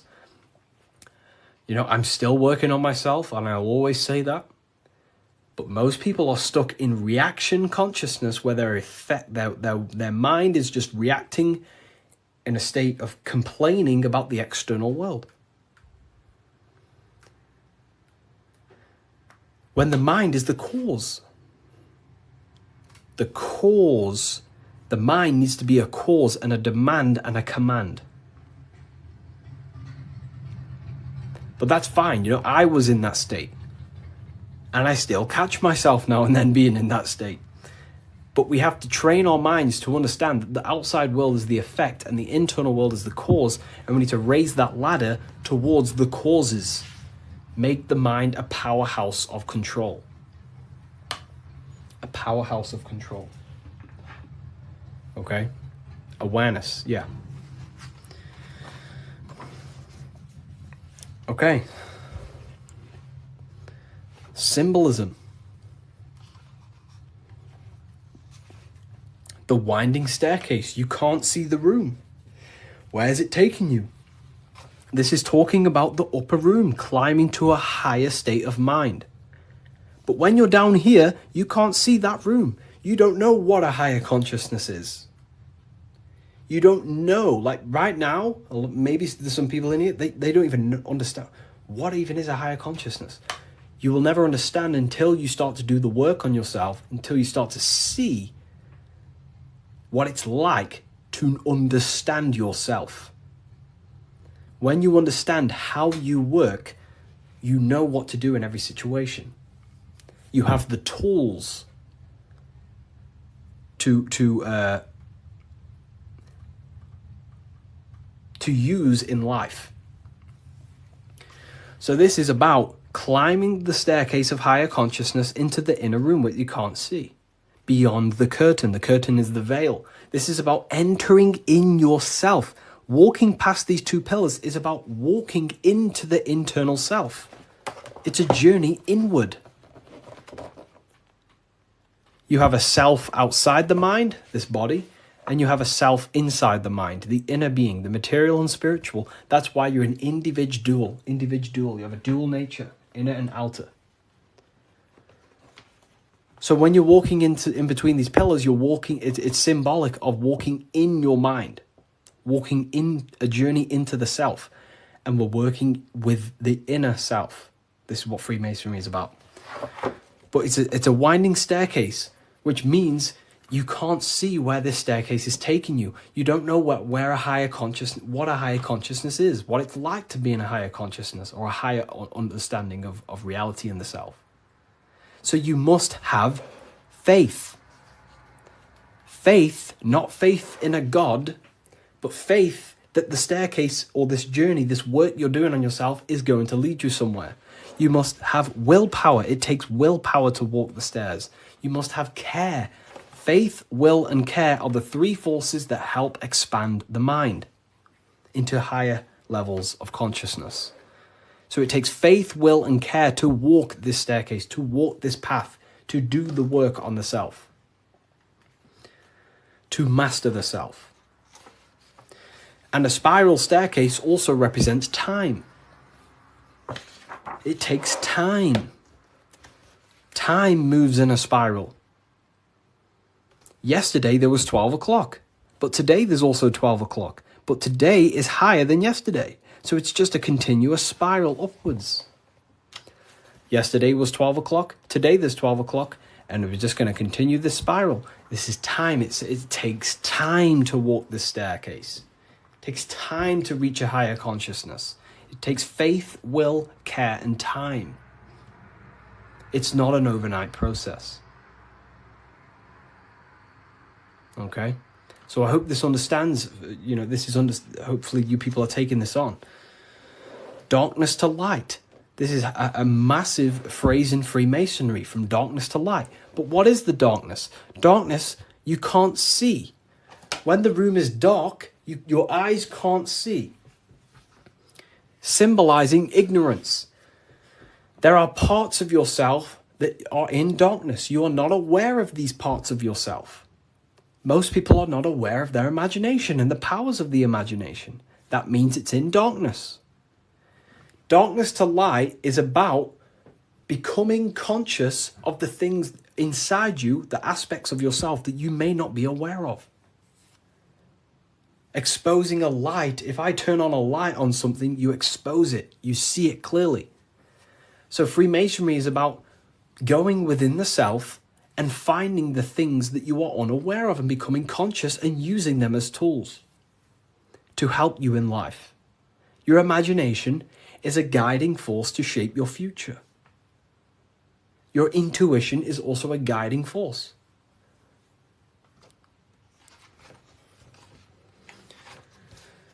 This is the hammer, the Freemasonic hammer. Why do Freemasons use hammers? The hammer, the force. What is your hammer? What is the force that drives you?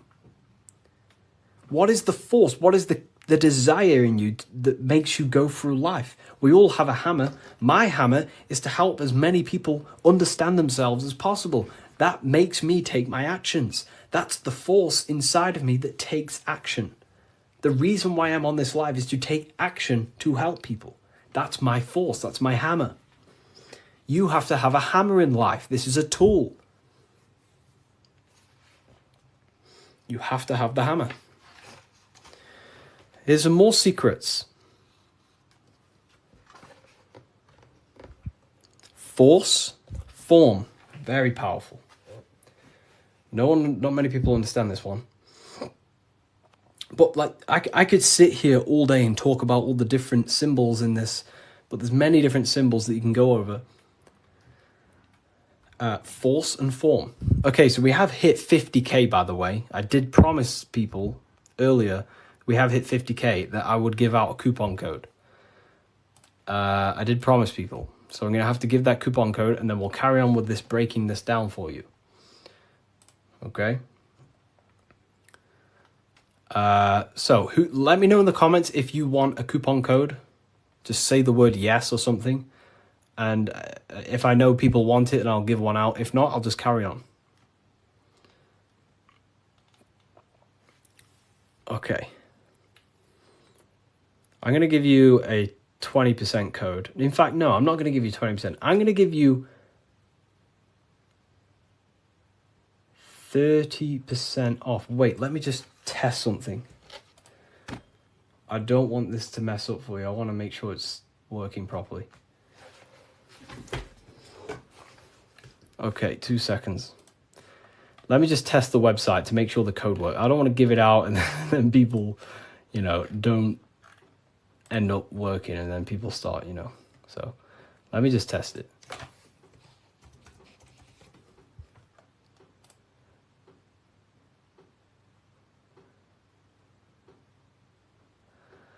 Okay.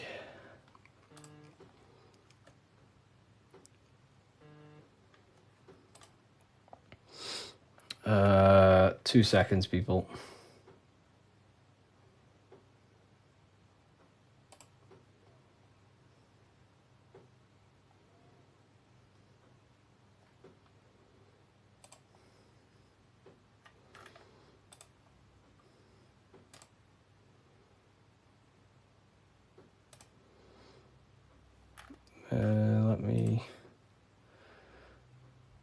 You said 50%. I didn't say 50%. I said if we hit 50k likes, I will give a coupon code. And that's what we've hit, 50k likes. I can't give 50%, then that would be pointless. I wish I could, but it's literally, I'd probably lose money. I'm just testing the code out for you.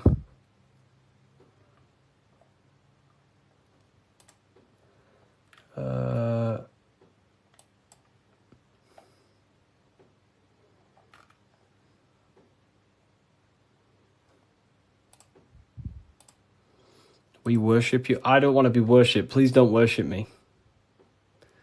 I don't want to be worshipped. I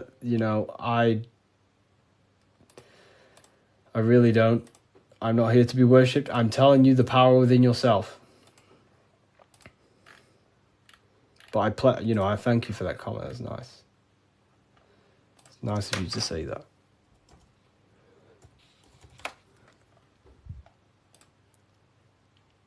Okay, so it is working. Okay, nice. So the code is working, and the code is, I'm not giving you 20%, I'm going to give you 30%. Do I have a pen? I can write it down for you. The code is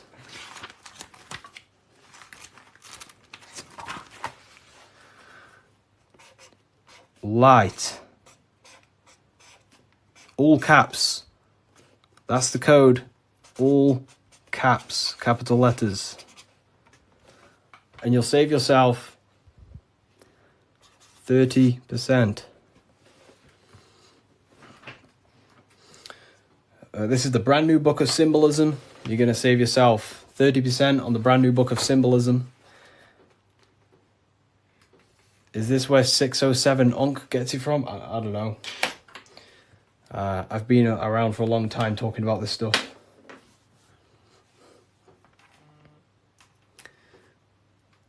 I don't know. I don't know. I don't know where he gets his information from.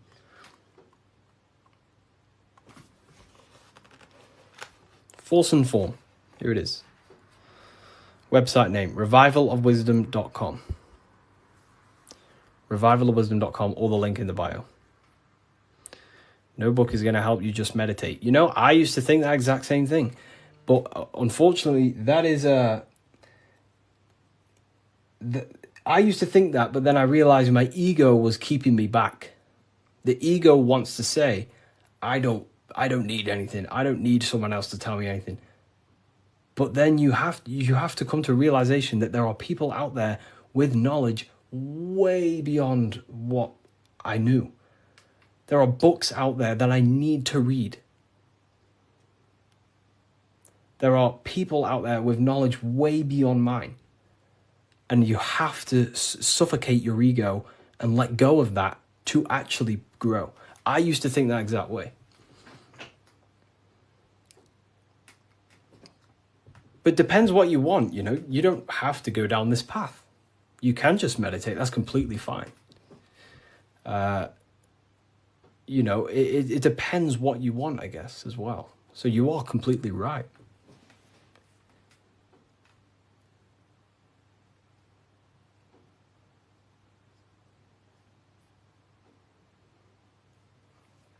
You are completely right. Is there a PDF? No PDF. Physical books only. You know, we ship worldwide. What's your fave part of the book? Oh, you know, no one's ever asked me that. You know, that's a very good question. What is my favorite part of the book?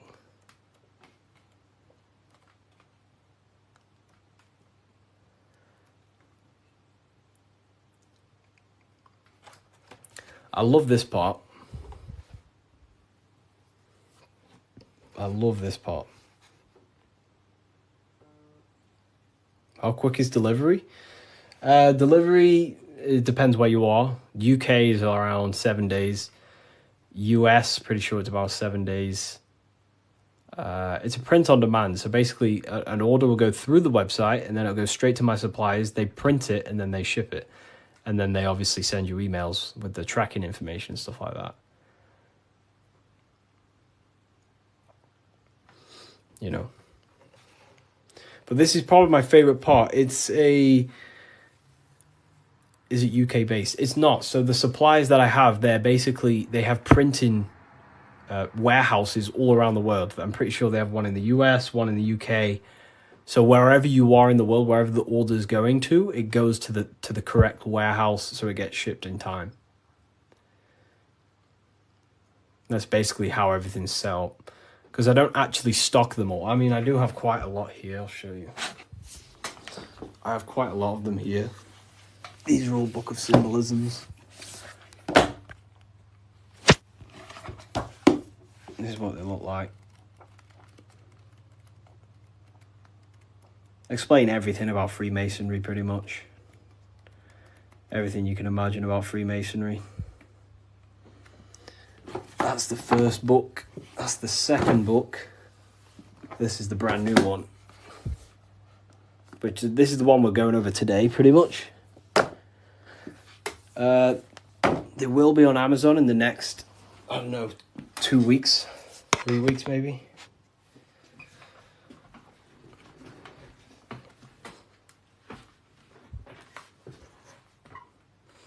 How can we use the book to live a fulfilling life? That's pretty much, the book teaches you, it's a guide to higher consciousness. It helps you understand and unlock aspects of yourself that you never knew was there.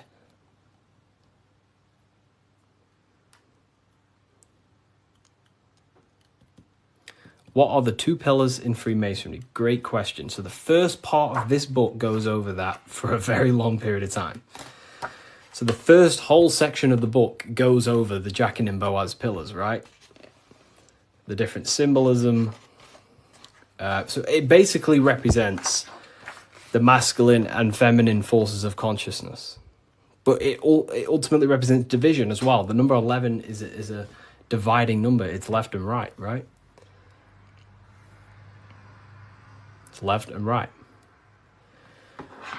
So, have you experienced spiritual psychosis? No.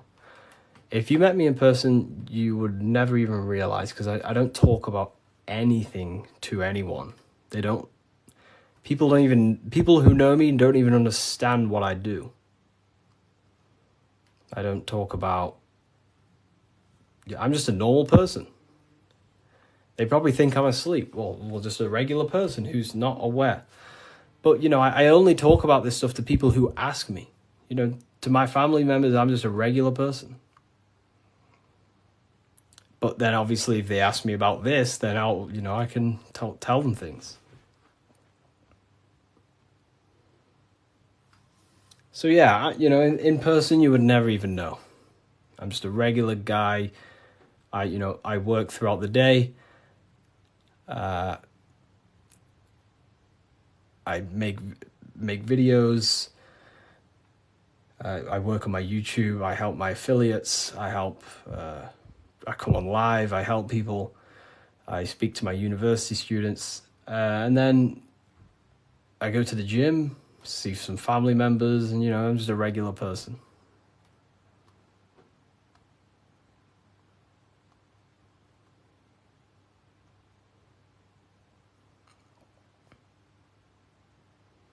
But not regular in mindset. Me personally, I don't agree with, making everything your whole personality. That's fine if you do that. That's completely fine. We all have different ways of living and expressing ourselves. But, I don't find I don't want to make this my whole personality.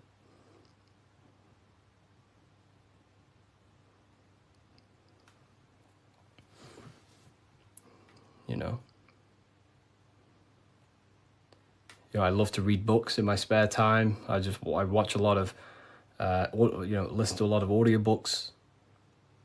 I don't really listen to much music. Whenever I'm in the car, I put on an audiobook. And just by doing that alone, you'll gain a lot of information. Just type in Masonic books or esoteric books. You will find so much on YouTube. Just listen to everything, and over a period of time, you'll start to develop a pattern recognition, and you'll start to decipher your own truth. The Bully Slayer was cloned. I see some of his videos today. I don't know. I don't think he's being cloned. I think I don't know. He stayed off the internet for a while. He might have changed and stuff like that. But I love his stuff.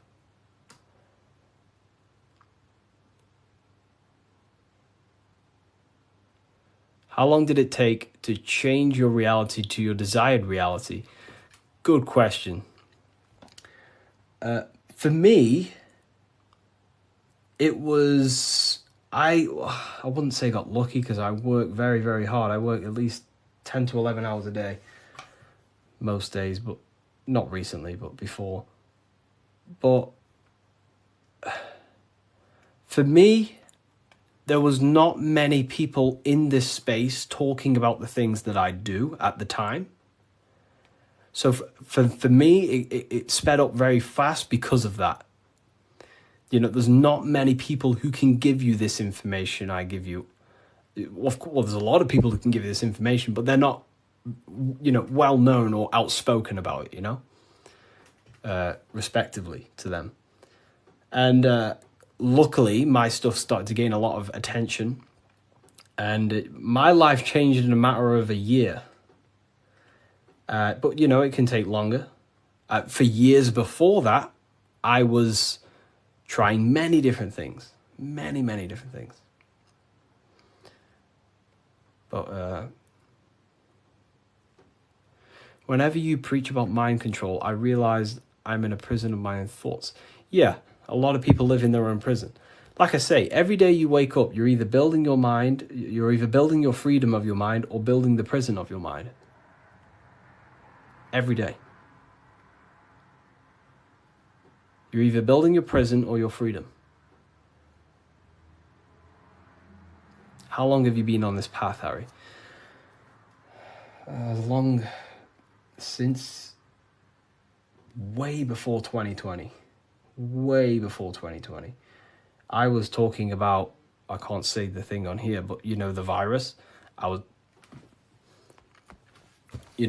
talking about the virus way before 2020. And there may be some people in this live who watched my very first lives. I used to go live all the time. But I was looking into conspiracy theories when I was year 7, year 8. And then I got really deep into like conspiracies 6 years ago. And then after about a year of that, I started to switch into like esotericism. And then for like the past 5 years, since 2020, it's been all esoteric stuff, pretty much. You know, like Masonic, the psyche, human psyche, human consciousness, metaphysics, symbolism. So the last 2 years, it's mainly been symbolism, because I'm obsessed with symbolism at the moment. But yeah. Do you believe in God, Harry? I believe in a form of energy that gives rise to all things, yes.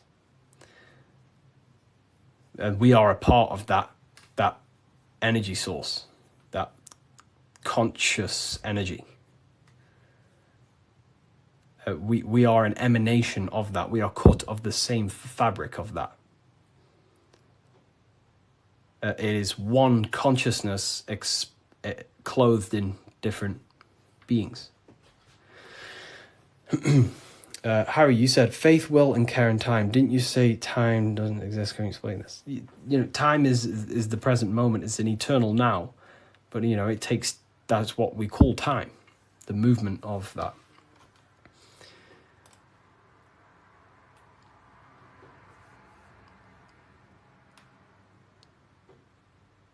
I don't believe in a God outside of us. You know, well, God is outside of us, but he's also inside of us. God is everything.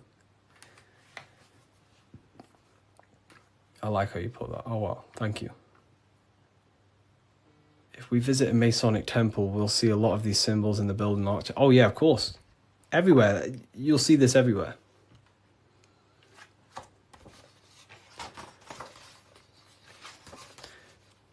And look here. This is the gate of Europe. 2 pillars. The gate of Europe, 2 pillars, middle pillar.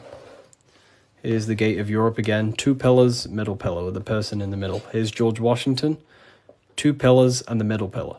You are the middle pillar. You are the middle pillar. You're the middle pillar. You are the balancing pillar between the masculine and feminine. You're trying to combine the 2 pillars, which is the masculine and feminine forces of consciousness. And this is what I say about building yourself. This is the Egyptians telling you the same thing. They're building the middle pillar. They're building the self. They're building the mind. That's what Masonry is all about.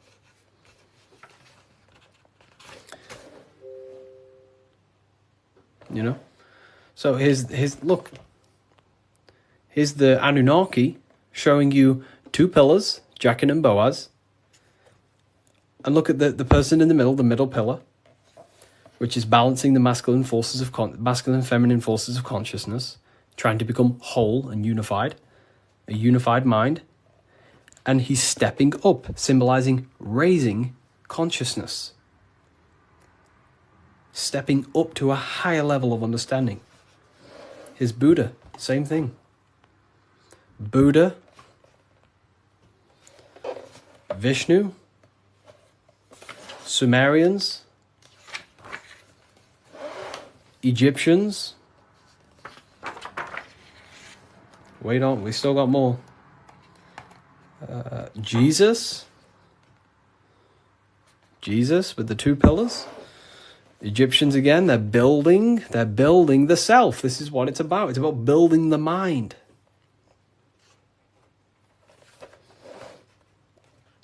Royal Arch of Freemasonry. Knights Templars. It's everywhere. This symbolism is everywhere. It's in every tradition because this is the universal system of constructing the mind. This was way before religion. This is what it was about. It was the religion of the serpent. The serpent used to symbolize this knowledge about the serpent can shed its skin and transform. So it's about transforming the mind. The serpent was the universal symbol of this spiritual journey. What does the G mean? So here, you see the G. It wasn't a religion of the serpent. I wouldn't say religion, but I in my conclusion, you can take this as a pinch of salt. In my conclusion, I think the serpent, found in every religion. It's the Vatican. It was in the Garden of Eden. It's in every religion you can possibly imagine. There's a serpent, and there's serpent symbolism all around the world. I personally think the serpent was the symbol for gnosis, for the well, I don't like calling it religion, but a spiritual system that was universal before religion. It was the wisdom of Kundalini. It was the wisdom of awakening. It was the knowledge of the self. And then I think the serpent got demonized because then religion took over and started to externalize all the spiritual teachings and then following man-made gods and gods in the sky and stuff. But before all of that, I believe that me personally, I believe the serpent was a symbol for the universal spiritual system of knowledge that was before all the religion. That's my interpretation. It's about self-transformation. Yeah. Someone asked about the G. And now they say serpent is Satan. Yeah, very well said. Now everything about the serpent is demonized. And it's crazy to me when you realize, well, everything's inverted nowadays. So, I guess we'll never know, but based on my symbolism studies, that's what I think it is. I could be wrong, but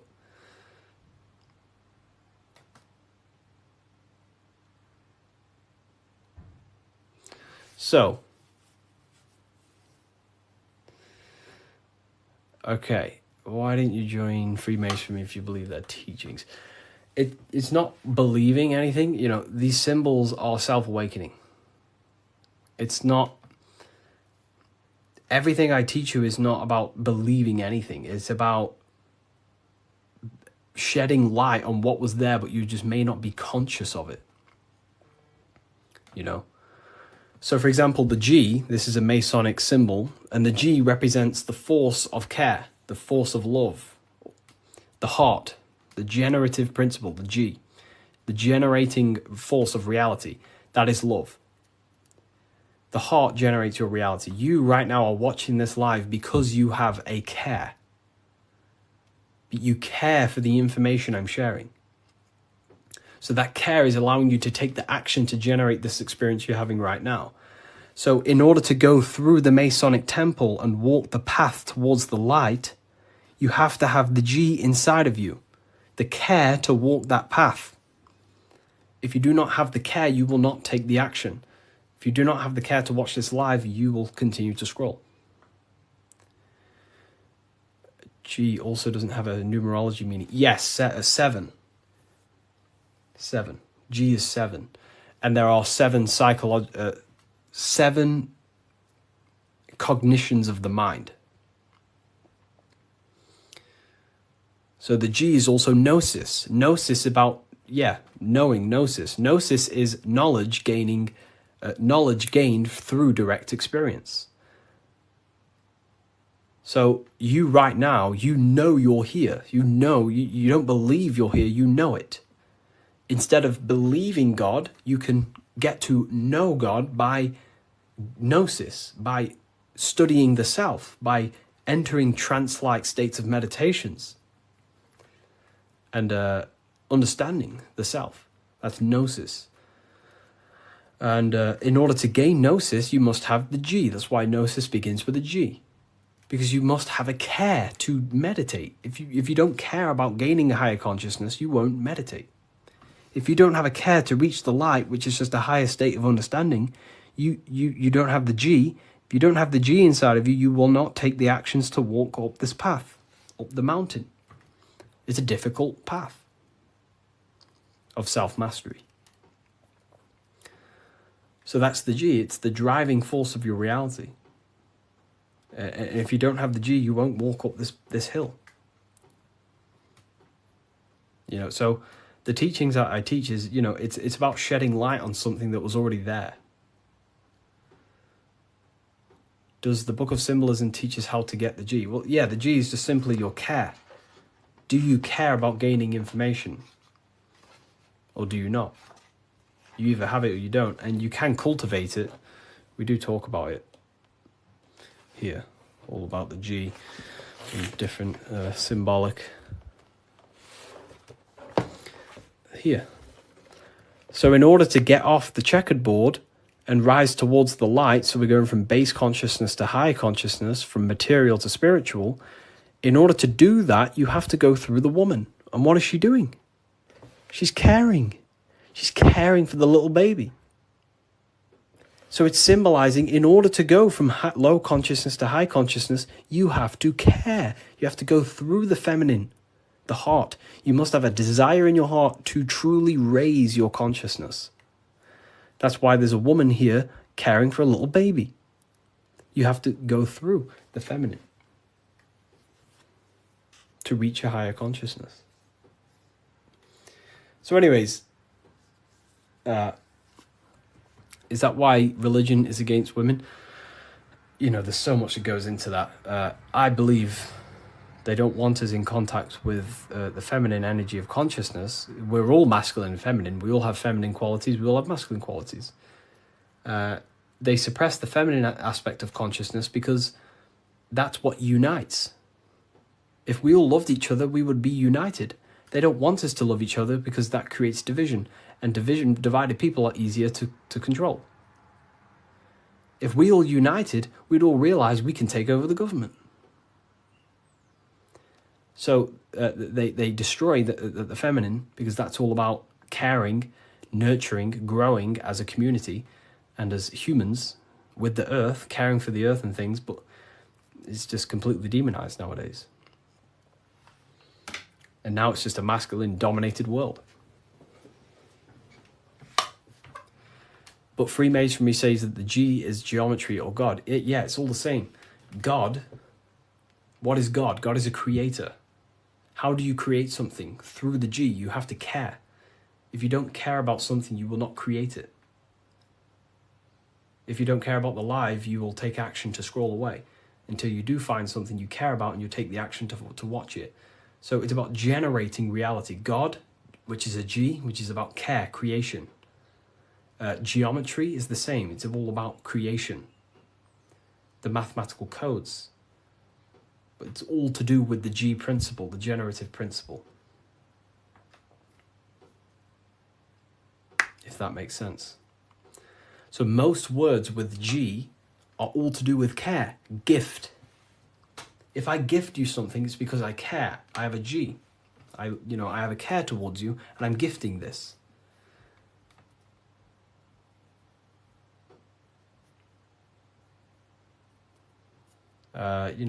Geometry, God, generation, Genesis, all about creation and care. The whole world is built on love, and when you see it, you can never unsee it. The whole world is built on love. All creation is built upon the principle of love. That's why the earth is called heart.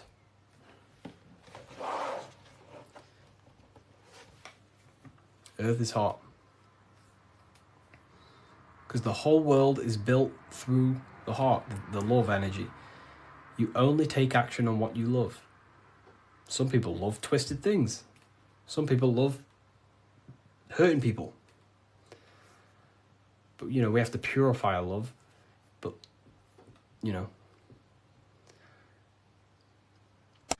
The Book of Wisdom by Harry B. Joseph has really piqued my interest. It's 119 pages of curated spiritual insight. This book has really piqued my curiosity. And regardless if I believe in everything I read out of here or not, I am just so mesmerized by a lot of these topics. You know, it's all, some of them are controversial. Some of them are based in Christianity. Some are not. But it's just a really insightful book. And I'm super excited to check it all out. If you want to check it out too, I'll link it for you. Get your copy. Visit bookofwisdom.com. In this video, you're going to learn exactly what Christ consciousness truly is and how to cultivate this into your life so you can live a better life, create the things that benefit yourself and humanity, and ultimately to bring heaven on earth. This is the true way. If you're familiar with my work, you know that, I'm pretty much obsessed with symbolism. Symbolism is such a massive topic, and it unlocks profound ancient wisdom that is hidden behind these layers of symbolism of the ancient paintings, symbols, and texts. So I was going through some Christian artwork and I came across this painting. It's a well-known painting called The Sacred Heart of Jesus. And it just blew my mind what this is revealing about human consciousness and Christ consciousness, which is what Jesus represents. If you're not familiar with Christ consciousness, you should definitely do a bit of research on that.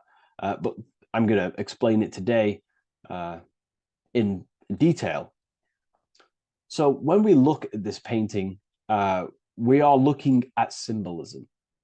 We're looking at consciousness, a state of being, a state of living, a way of thinking, a way of feeling, and a way of acting in the world. As I've said this many times, we're all creators. We all create and generate reality. And you don't just have your personal reality, you have a collective reality. Your reality is affected by the collective consciousness. Depending on the collective consciousness's understanding of reality will also affect your life. We have a collective life and a collective experience. So Jesus in this depiction here is in a way showing us instructions to reach Christ consciousness, whether you see it yet or not. But I'm going to decode this for you. And your mind might be blown after watching this. Okay, so what is the meaning of Christ consciousness? What's the whole purpose of this? Very simple. Like I mentioned before, we have a collective experience on this world.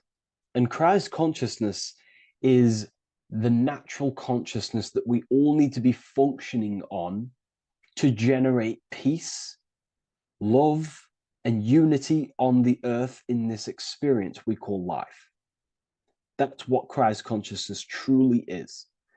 It's a state of being that we need to cultivate within our own self, within myself, others, and everyone in this life and experience, so that we can all live in peace and heaven on earth, what they like to call it, so that we can generate the best experience possible together on this thing we call earth, on this material world, this material dimension. The material dimension is simply just a physical dimension of thought. It's a physical outcome of thought, but that's a whole other lecture. So please leave a like, leave a comment if you have any topics to talk about that you wish for me to cover, and definitely leave a subscribe if you like my content and channel. So to go deeper into this, right, we've explained what Christ consciousness is and what it actually, will do to the earth. and what it will do to reality and our collective experience.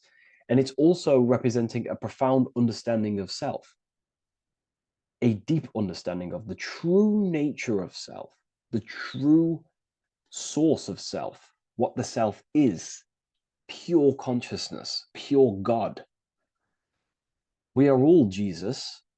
Jesus is you, a physical manifestation of the divine made manifested physically.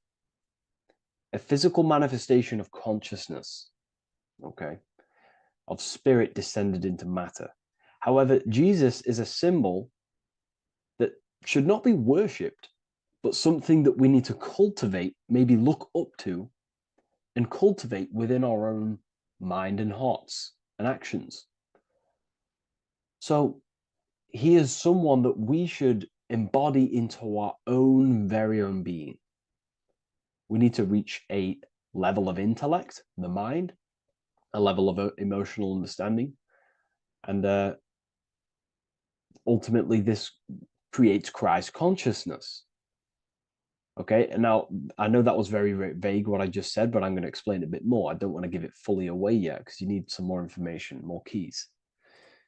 So let's observe the top end of this painting. Jesus with this circular light emanating around his head is symbolic of the mind, of our thinking aspects of consciousness, the way we generate thoughts, ideas. The mind is also good at also ruling communication. It also rules what we give attention to. Okay, so this is symbolizing the mind of every human being. The mind is a very powerful center of consciousness located in the head, of course. This is why Jesus is the head at the top with the circle around it, representing the mind. Now, to reach Christ consciousness, we need to purify our minds. Purification of the subconscious mind. The subconscious mind is the hidden aspect of our mind with all of our memories, belief systems, and everything we've ever experienced is stored within there. We have traumas there, we have bad belief systems that hold us back. So it's about reprogramming the subconscious and aligning the subconscious with higher consciousness, with higher understanding of self. Removing any mental blockages from the mind. Because in today's world, most people's minds, including myself before I, purified myself, and I'm still continually purifying myself. That's not to say I'm perfect, because I'm definitely not. But what I was saying was purifying the mind so we can have a powerful mind. Because like I was saying, most people's minds are not their own friend. They let their mind control them. They let their thoughts create negative influence on them, negative emotions. They let their mind destroy their confidence, destroy themselves. We do not want a mind like this. We need a mind that is our best friend, that receives powerful thoughts, that gives someone power. We do not want our mind taking away our power. Okay, so in this specific image here of Jesus, this represents a light mind, a powerful mind, enlightenment. The word enlightenment means light and ment coming from mental or mind, light in the ment. This means a powerful mind. Light is also symbolic of knowledge, information. When someone's very intelligent, you call them a bright person. It's a bright mind.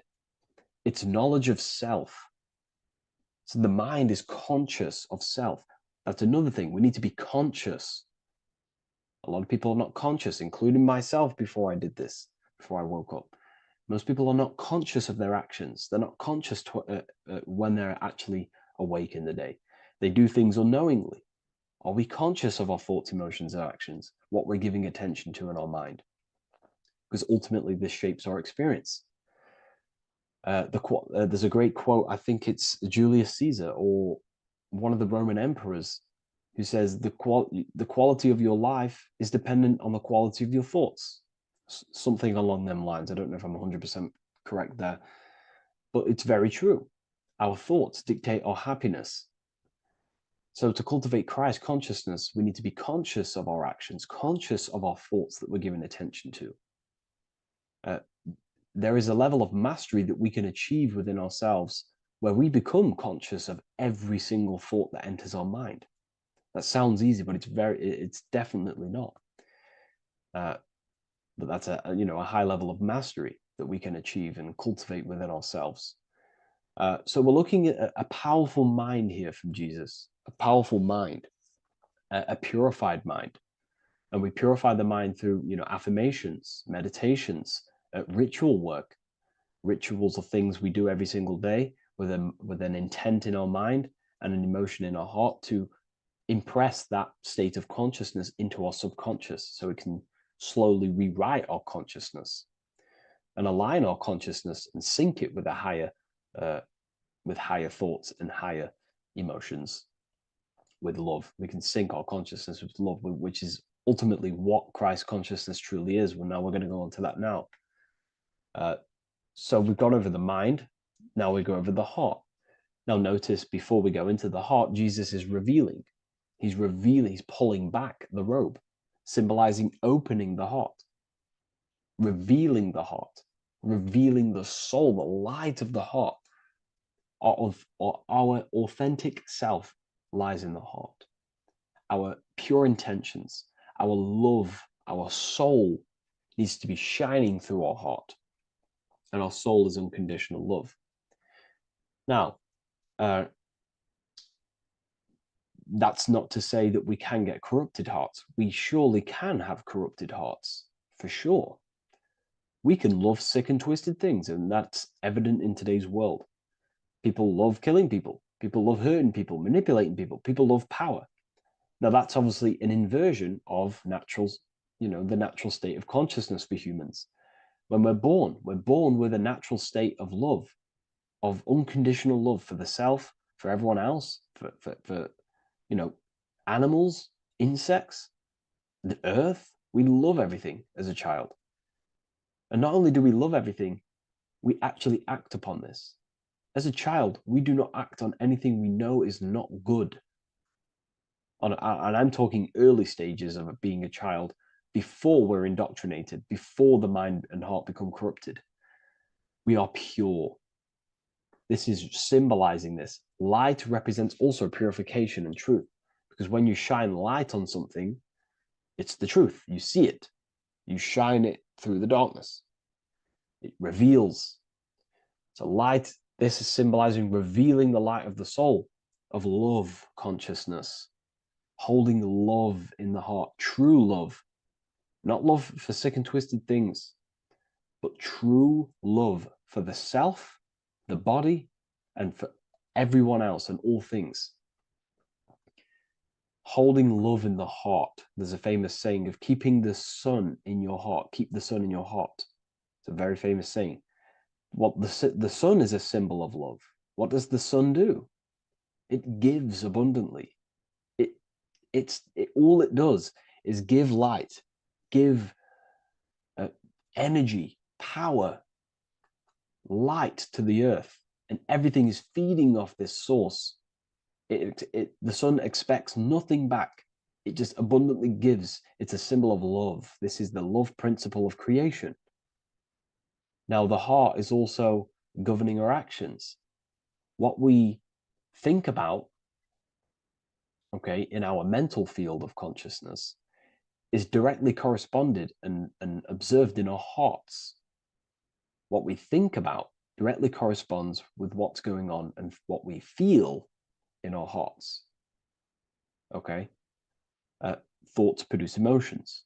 So if we give attention to negative thoughts, there's no wonder we're having negative emotions in our hearts. So purification of the mind is also having an effect and purification on the heart. Because when we purify our thoughts and only give attention to powerful thoughts and positive thoughts that uplift yourself and humanity, then we're going to also see this change in the heart. see this emotional change in our consciousness. Okay, so this represents the purification of, a purified heart, the light emanating around the heart. Love for the self, love for one another. And you're revealing this, you're shining the heart on others. This represents, revealing your true self to everyone without suppressing aspects of self. Revealing the light, not holding back the light. Because people in darkness will look at people who are spiritual and say, oh, he's into the woo-woo stuff. It's about revealing that and not caring about others. Because when you shine a light, you're also planting seeds in other people. Now, I'm going to tie this together with the hand gesture. Now, what we're looking at here, we're looking at a hand gesture with 2 fingers up. We have the middle finger and the index finger upwards. And notice how they're crossed over. They're crossed. They're not separate. They're crossed, representing unification. Unification here. This is a unified 2 fingers. 2 represents division. Crossed over represents oneness. It's the unification of the mind and the heart. A lot of people talk about this, but not many people go into detail about it because, for many reasons. But this is the unification of thought with emotion. This is how we truly reach Christ consciousness.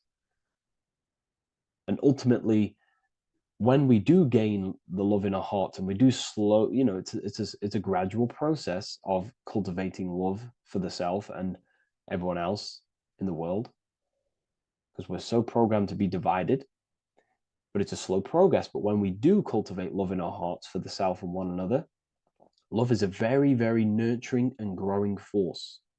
Like I said, the sun earlier, that is pure love energy. It makes everything grow on the earth. While love in your heart grows connections with people. It grows care. You go out your way to do things to people and do give people things. It's a very nurturing and growing energetic force. And me personally, I think the whole universe is built upon love. The whole thing. Without love, without the love, there is nothing. Nothing is, love is the only true emotion that truly exists. Everything else is either an opposition of love or a different degree and branch of love. Love is the only true emotion, and everything is built upon that principle. Okay, love is what guides us to a higher consciousness. When we cultivate love in our hearts, we become a vessel for light, more energy, more vibration. Our electromagnetic field expands, or biofield, when we hold love in our hearts. It's a very powerful force. And when we do cultivate a strong spiritual compass within our heart, because that's what our heart truly is, it's a spiritual compass. It tells us, well, it doesn't tell us, it knows what is right at all times. If you think something, your heart tells you whether that is right or that is wrong, whether you should act upon it or whether you should not. The heart knows what's good and evil. No one told you this as a child. As a child, you already knew this. You came into the world, you knew what was right and wrong. You knew it was wrong to hurt people. So this unification that he's doing with his hand symbolizes thinking with the love of the heart. Represents thinking with love of the heart. Thinking with love of the heart for the self and the collective. Now, ultimately, what this does is give birth to perfect action. Why? Why does this give birth to perfect action? Think about it. Every time you've taken an action, why did you take the action? You would have thought about it, you had a feeling towards it, a care energy, and you took action. Why do we go to work? We care about paying the bills and staying in our house. We go to work to earn money. We think, we care, we act.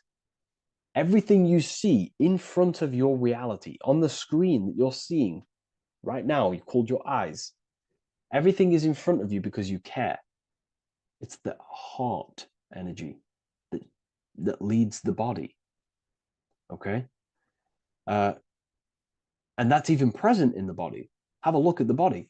We have the head, thought, then emotion, then our feet is at the bottom, and our feet take action. Thought, emotion, action. Thought, emotion, action. So even the body is basically a blueprint of how creation is manifested. So we receive thoughts from the divine planes, from the higher planes of consciousness. We receive them.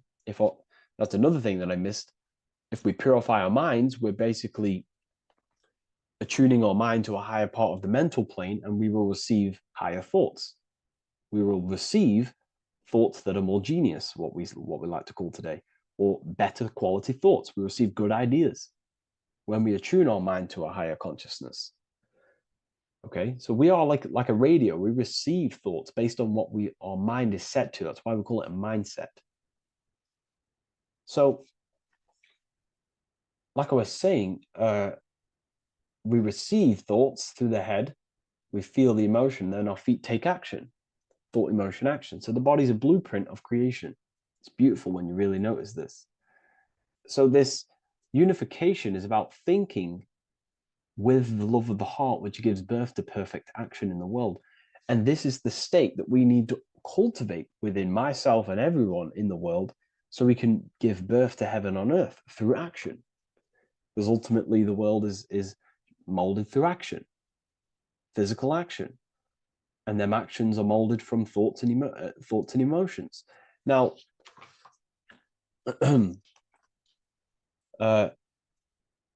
just to have a little announcement, I am now opening 10 more spaces inside my symbolism masterclass.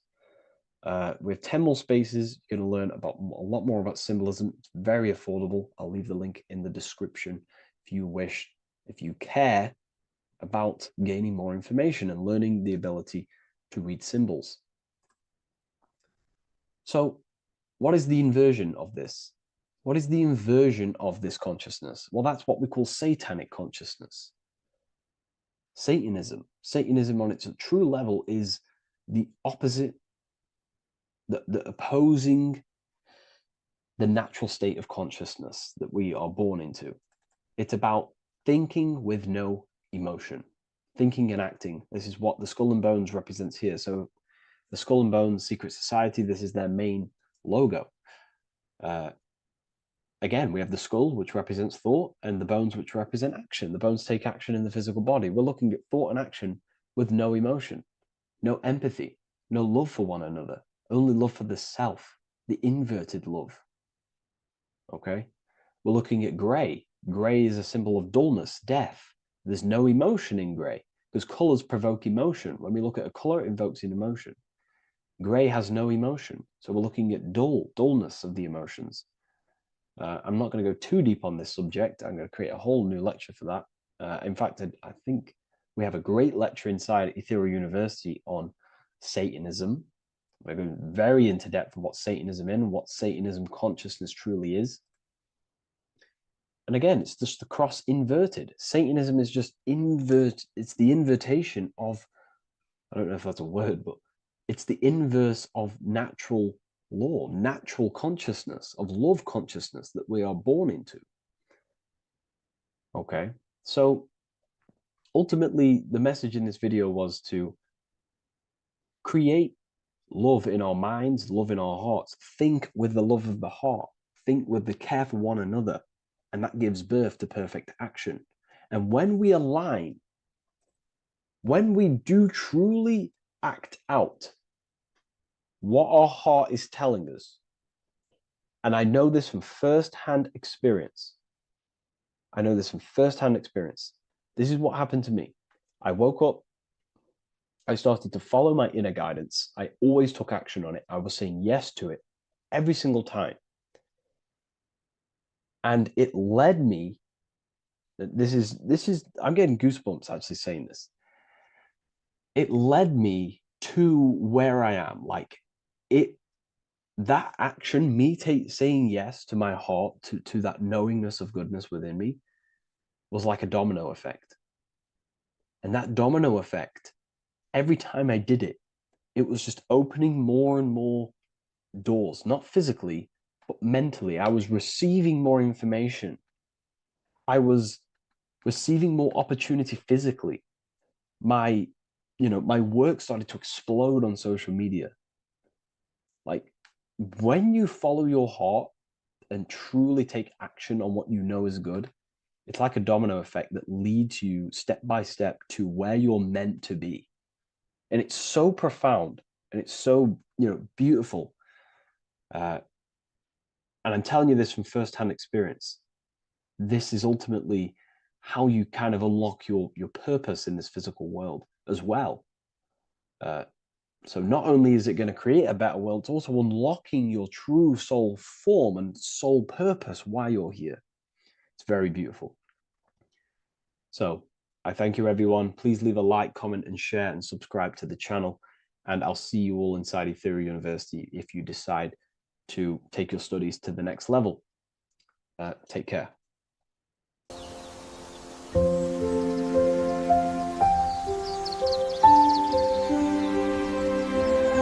bookofwisdom.com. Visit today.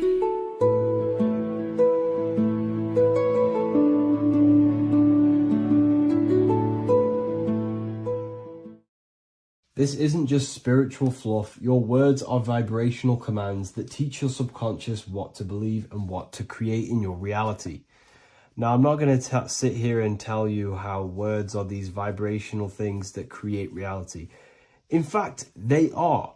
However, the power of words does not hold in the vibration of the word. Yes, it has a little effect on plants. Yes, every word is a vibration that speaks to every cell in your body. However, this is not the main power of words. The main power of words is restructuring your consciousness and invoking energy inside of your own consciousness. I'm going to go over these two in detail for you. Your life is an externalization of your consciousness. Your belief system, your internal world, are building blocks to create your external world. What you believe in is how you see reality. It is the filter that you see to see reality. If you want to change reality, you have to change your consciousness first. There's no point trying to create a change, a manipulation in the external world, because it won't last very long. You have to restructure your inner temple, your inside world of thought and emotion. For example, your external reality is an externalization of every thought you thought in the past. Your life circumstances are just a result of every thought you thought in the past. You become what you think about. So if we can control what we think about, we will control who we become. Words are a powerful way to restructure your subconscious mind, which will then restructure what you think about. For example, if I said the word chicken all day long, I'm going to be thinking about chicken all day long. The words we repeat enter our subconscious mind, and our subconscious mind molds our conscious mind of what we are consciously giving attention to and thinking about. And that becomes our emotion. Our emotion becomes the energy, the charge behind our action. And all of this creates who you are and your reality. If you want to create a change in your external world, you need to repeat the end result as in an affirmation. I am abundant. I am disciplined. For example, if you're trying to stop a certain addiction, don't say, I am going to stop smoking. Say, I am disciplined. By saying discipline, the subconscious mind accepts the word discipline and not the word smoking. If you repeat smoking, I am not smoking, your subconscious mind will just pick up smoking and then do more smoking. So if you are trying to create discipline in your life and trying to stop something, say, I am disciplined. The reason for this is powerful because you're conditioning your consciousness. You're conditioning your subconscious mind and filling it with the word discipline. And I'm not going to say do this a certain amount of times a day or do this in the mornings.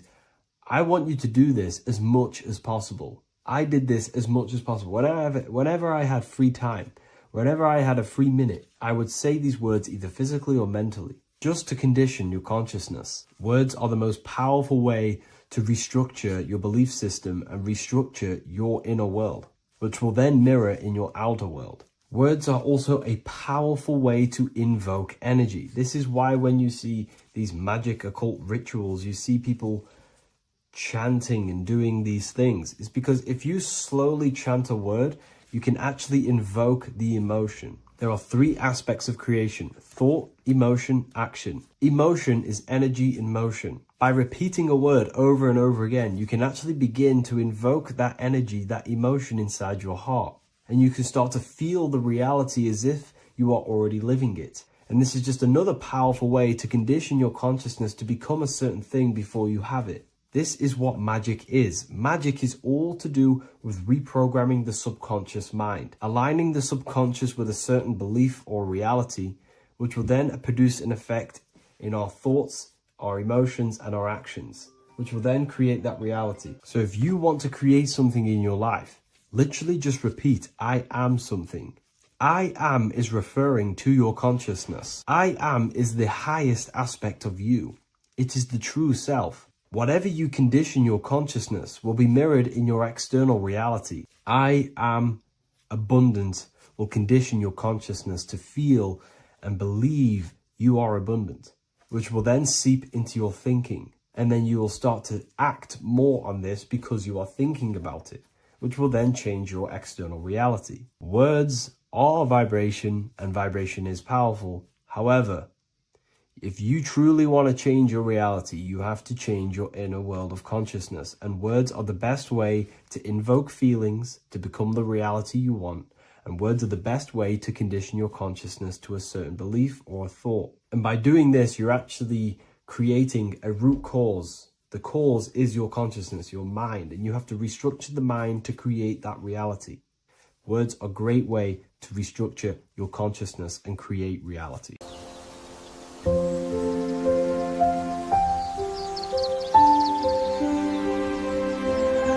bookofwisdom.com. Visit today.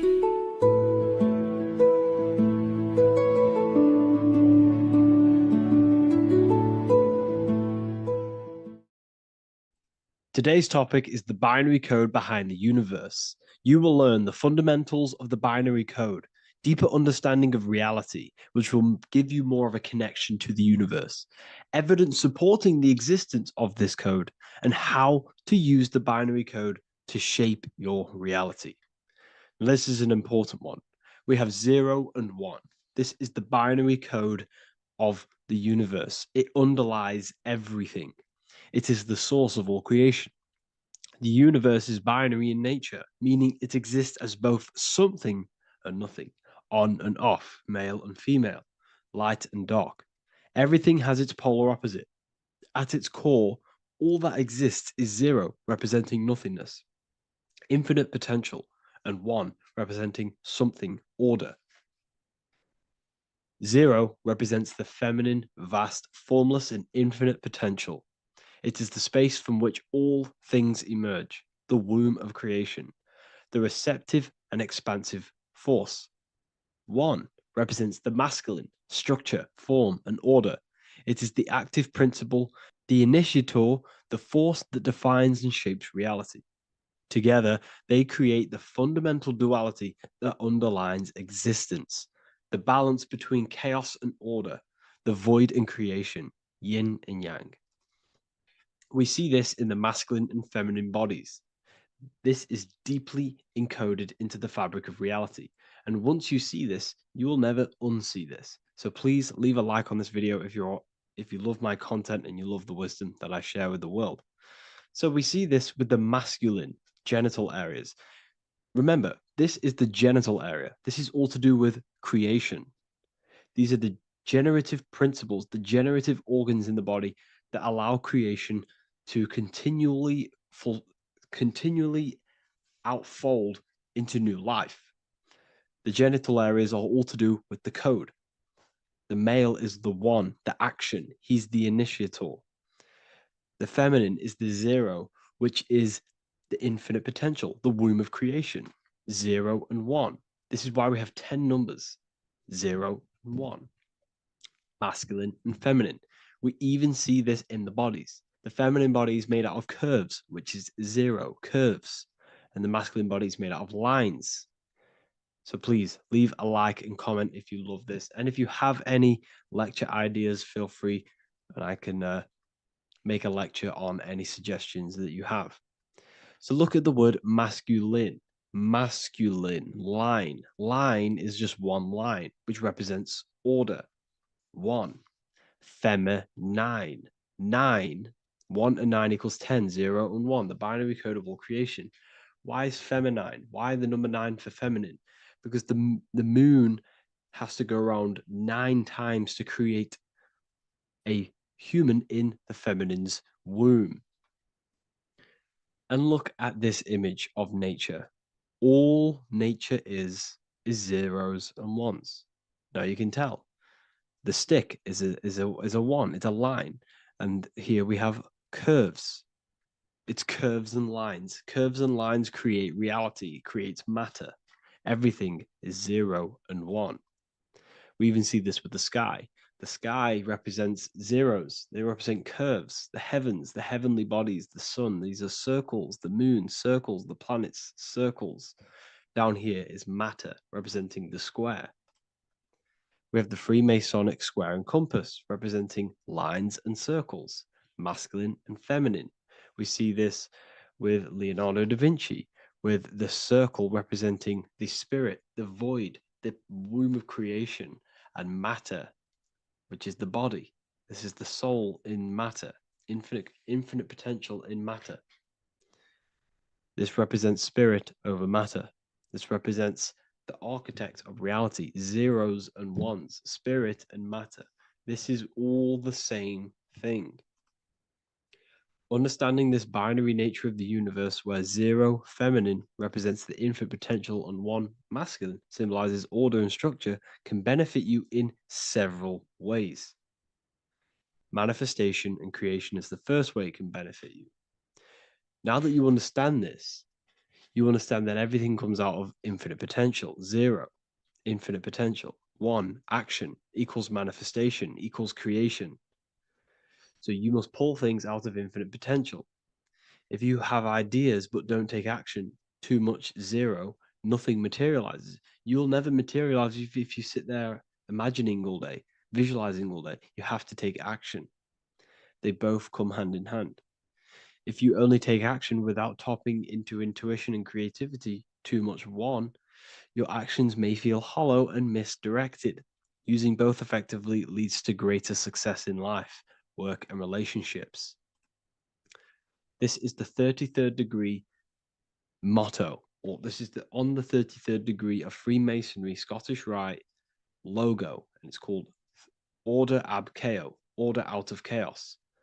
Chaos is the 0, infinite potential. Chaos is the dimension of the imagination. This is where this all ties in now. Imagination is the dimension of infinite potential, pure potential, formless creativity, and the realm of infinite possibilities. It is the void, the unmanifested energy that contains all that could ever be. That is the imagination. The imagination is the dimension that you are connected to, and you can pull any idea out of and materialize it into a reality. Matter, on the other hand, is order brought out of the imagination, chaos. It is when raw potential is structured, defined, and crystallized into form. This is the fundamental principle of order out of chaos, the process of turning the unseen into the seen, the abstract into the concrete, the dream into reality. That's why we say dreams into reality. Dreams are in the imagination, infinite potential, and the human mind is connected to high dimensions of consciousness, which we can pull ideas, things out of, and materialize it into our lives. Whether that's good or bad, that's completely up to you. But we have access to higher dimensions beyond the physical plane. And this is the secret that the human mind is connected to, and that you are not just a physical body. Okay? The universe itself was born from chaos. Before form, there was only energy and potential. Our minds function the same way. The mind is a microcosm of the universe. Our thoughts exist in an infinite field of possibility, but they only become real when we take action and give them form. If your inner world is filled with chaotic thoughts and impulsive emotions and negativity, then creating order within is essential for balance, clarity, and growth. What do I mean? Order out of chaos, 0 and 1. All creation comes out of infinite potential. The mind, the imagination, is the infinite potential. The material world is the order. It's the effect. Therefore, if your material world has chaos, if your room is messy, if your body is out of shape, if you do not look after yourself, everything in the physical world is just a reflection of what's going on inside of you, what's going on inside of you. So if you have a messy room in a messy house, this reflects as a messy mind, a chaotic mind, and we must create order in our mind. So this applies to all realms of your life. This applies with your mind, it applies with your emotions, it applies with your manifestation, it applies with the physical world, with the masculine and feminine. 0 and 1 is heaven and earth. It's everything. It's duality. It's on and off. It's everything. So it applies to all realms of your life. Okay. So in order for this to benefit our lives, we must, 1, have awareness and observe the chaos. Step back and observe your thoughts and emotions without reacting to them. Recognize that you are not your thoughts. You are the observer of them. You are the soul. You are in between them. You are the midpoint between the left and the right, the 0 and the 1. You are the soul. Journaling or meditation can help you identify patterns and negativity and impulsivity. So it's important that we recognize these patterns, we recognize the chaos within us, and we transmute it. 2, implement structure, mental discipline, mindful practices, meditation, breath work, and slowing down your reactions. Cognitive reframing, replace destructive thoughts with constructive ones. This is so important. For every negative thought that you place attention to, place your attention onto 5 more positive. Never think about something that you don't want to manifest, because whatever you're placing attention on inside that mental field of consciousness, you're giving attention to which then can manifest into your action, and that will materialize into your world. Routine and ritual. Create daily habits that anchor you. Morning routines, exercise, or creative outlets bring stability. We must master the inner world of thought and emotion. We must bring chaos into order. In order to create anything in your life, you're turning chaos into order. Order out of chaos. You're turning 0 into 1. This is the binary code. All things underlie it. 0 and 1. So it's so important that we master our minds, we master our emotions, we master our inner world so we can produce effect in the outer world. We cannot create consciously and effectively if we have chaotic thoughts and impulsive emotions. So I hope this has made more clarity to you so you can implement this into your life. I know I haven't given you much strategic things to implement into your life, but now that you have a better understanding of how this world is pulled out of infinite potential, you can use that. Everything in your life is pulled out of your imagination. Every text you send, everything you think of, oh, I'm going to do this later, that is your imagination thinking about the future. So you just have to do this on a mass scale to create something big in your reality. So I hope this gives you a better understanding of how the universe works and has benefited your life. If you have any comments or any suggestions or how this video made you feel, let me know in the comment section. I would really appreciate it. And I'll see you all inside of the Symbolism Masterclass on March the 8th.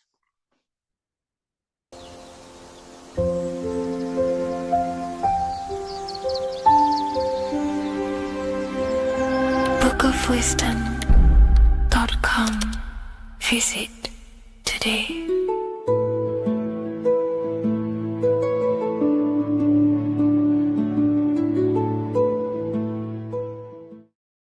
Religions were made to hide the truth about yourself, God, and the universe. You see, religion teaches there is a God separate from you. He created the universe separate from himself. They did this to truly disconnect you from consciousness, from God, and from yourself. Now let me explain. It's going to be very difficult to understand this from a left hemisphere dominated perception. The left hemisphere sees everything individual.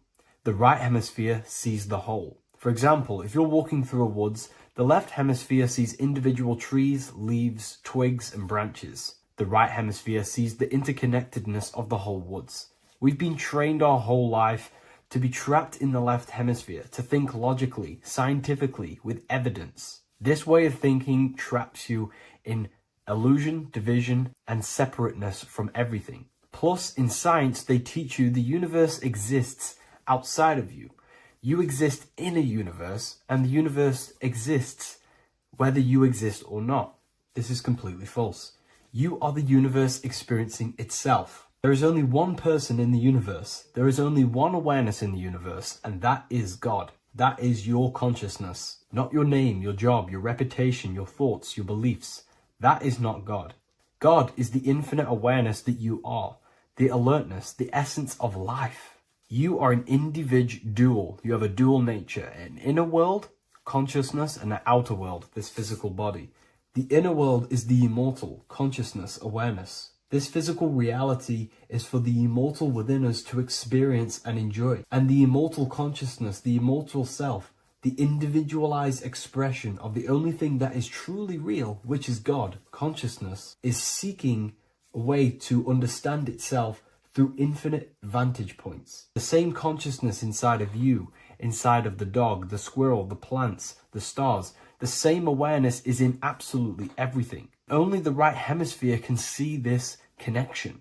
The universe is one mind separated into the infinite bodies and life forms. This is why scientists tell you that the universe is forever expanding. It's truth in plain sight, because the universe is the mind, and the mind is always seeking more vantage points to understand itself. And the mind is always expanding into new realms of thought. The mind cannot be filled up. It does not exist in space. However, human awareness, human consciousness is very sacred. And the reason why I say that is because humans possess a two-way consciousness, unlike a dog, an animal, or a squirrel, for example. The dog looks in the mirror. It is not aware of itself. It doesn't look in the mirror and see that it needs to improve something. However, humans, we can look in the mirror and say, who am I? Where do I come from? And I need to change this aspect of me. I'm lacking in this area. Dogs do not have this awareness. They function only on their immediate surroundings, on survival and instinct. Human awareness is special because we have the ability to reflect on the self. We can question our consciousness. We can question, who am I? Where do I come from? And where am I going after this? The human mind has no limitation. We can surpass our animal nature and rise to a godly nature. This is the whole purpose of reaching Christ consciousness, which is just an ideal consciousness where we have control over self and we know who we truly are. Humans have been given the tools to awaken. Our five senses are locked only to perceive the physical world, but the mind holds the gateway to understand the unseen aspects of reality. The mind holds the secrets to the universe and consciousness. We just have to study ourselves to understand God. We are all individualized aspects of consciousness. There is only one pure consciousness in the universe, but we're fractaled into infinite life forms, experiencing this consciousness in a different form, molding this consciousness into individual egos and individualized consciousness. Me and you are made of the same fabric. However, I have thought different things, believed different things, experienced different things, which has conditioned my consciousness to be my own individualized aspect of God. And that's what makes me, me, and you, you. God is the creative power within us to turn thoughts into physical reality, to create things. We are a creator. Each one of us is a miniature earth, creating and building in this physical 3D reality. Our consciousness holds power over the 3D reality. We can mold it and create anything we wish. However, we have been conditioned to live like an animal, living in our animal nature, eating, surviving, lusting, and these low-level desires keep us trapped from figuring out our creative power. This is why the ancients always depicted God inside of the brain. Even in ancient Christian artwork, William Blake, Anton Raphael, all depict God inside of the brain. Why is this? Because God is our creative power. The spinal column acts as a type of ladder of consciousness. If you just think about sex and act on sex, eating, consuming, and living in a survival animalistic state, then your consciousness is functioning on the lower end of the spinal column, where your reproductive organs are and your gut organs are to consume food. In order to activate the God within us and to us to truly know God, we have to be aligned with the God consciousness. We have to unlock the God within us so we can truly actually experience God and understand it. However, God exists beyond our personal consciousness, beyond our human identity. In secret societies, satanic rituals and satanic societies, they are seeking a way to escape the human identity through ritual work, meditation, and trance-like states. A trance-like state is like the state that you enter just before you fall asleep, where there is no thought present in your mind, because you are not the mind, you are the observer, you experience the thoughts. And when we escape the human identity through rituals, meditation, or trance-like states, we can actually experience beyond the veil of this material world. However, satanic rituals do this in a negative way. Satanic rituals include ways to make the human mind tap out by pushing the human minds to the limit through pain, suffering, and even torture, to allow the mind to pass out so you can temporarily pass on the veil of the physical world and escape the limitations of the human identity and the human thinking mind. Now, you do not have to do it this way. You can experience the divine and beyond your human identity through many different ways, such as deep, deep meditation, rising above your thoughts, and setting 3 alarms, one for 6 a.m., one for 6:30, and one for 7:30. And when you wake up at these times, what you need to do each time you wake up is allow your mind to stay awake but your body to fall asleep. And you will enter this trance-like state. And you can gain ideas, experience lucid dreams, and maybe even astral project. All of these rituals in secret societies and satanic societies is all about escaping the human identity and experiencing the divine planes beyond the physical. To wrap all of this up, this is all about consciousness. Consciousness is the infinite awareness of the universe, just fractaled into separate bodies. And this consciousness is seeking a way to understand itself in infinite angles and vantage points. And religion was made to cut off your connection to the divine planes beyond this world and beyond your self-identity. Therefore, if you want to know God, you have to study the attributes and qualities of God, such as geometry, numbers, consciousness, the mind, the subconscious, human anatomy. All of these things are aspects of God. We have to study ourselves and study nature so we can see God. God is the infinite awareness of the universe. If you love this video, please leave a like and share it with a friend. I'll leave a link in the description for the Book of Wisdom, Volume 2.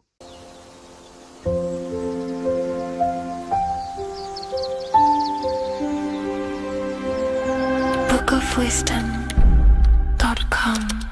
Visit today.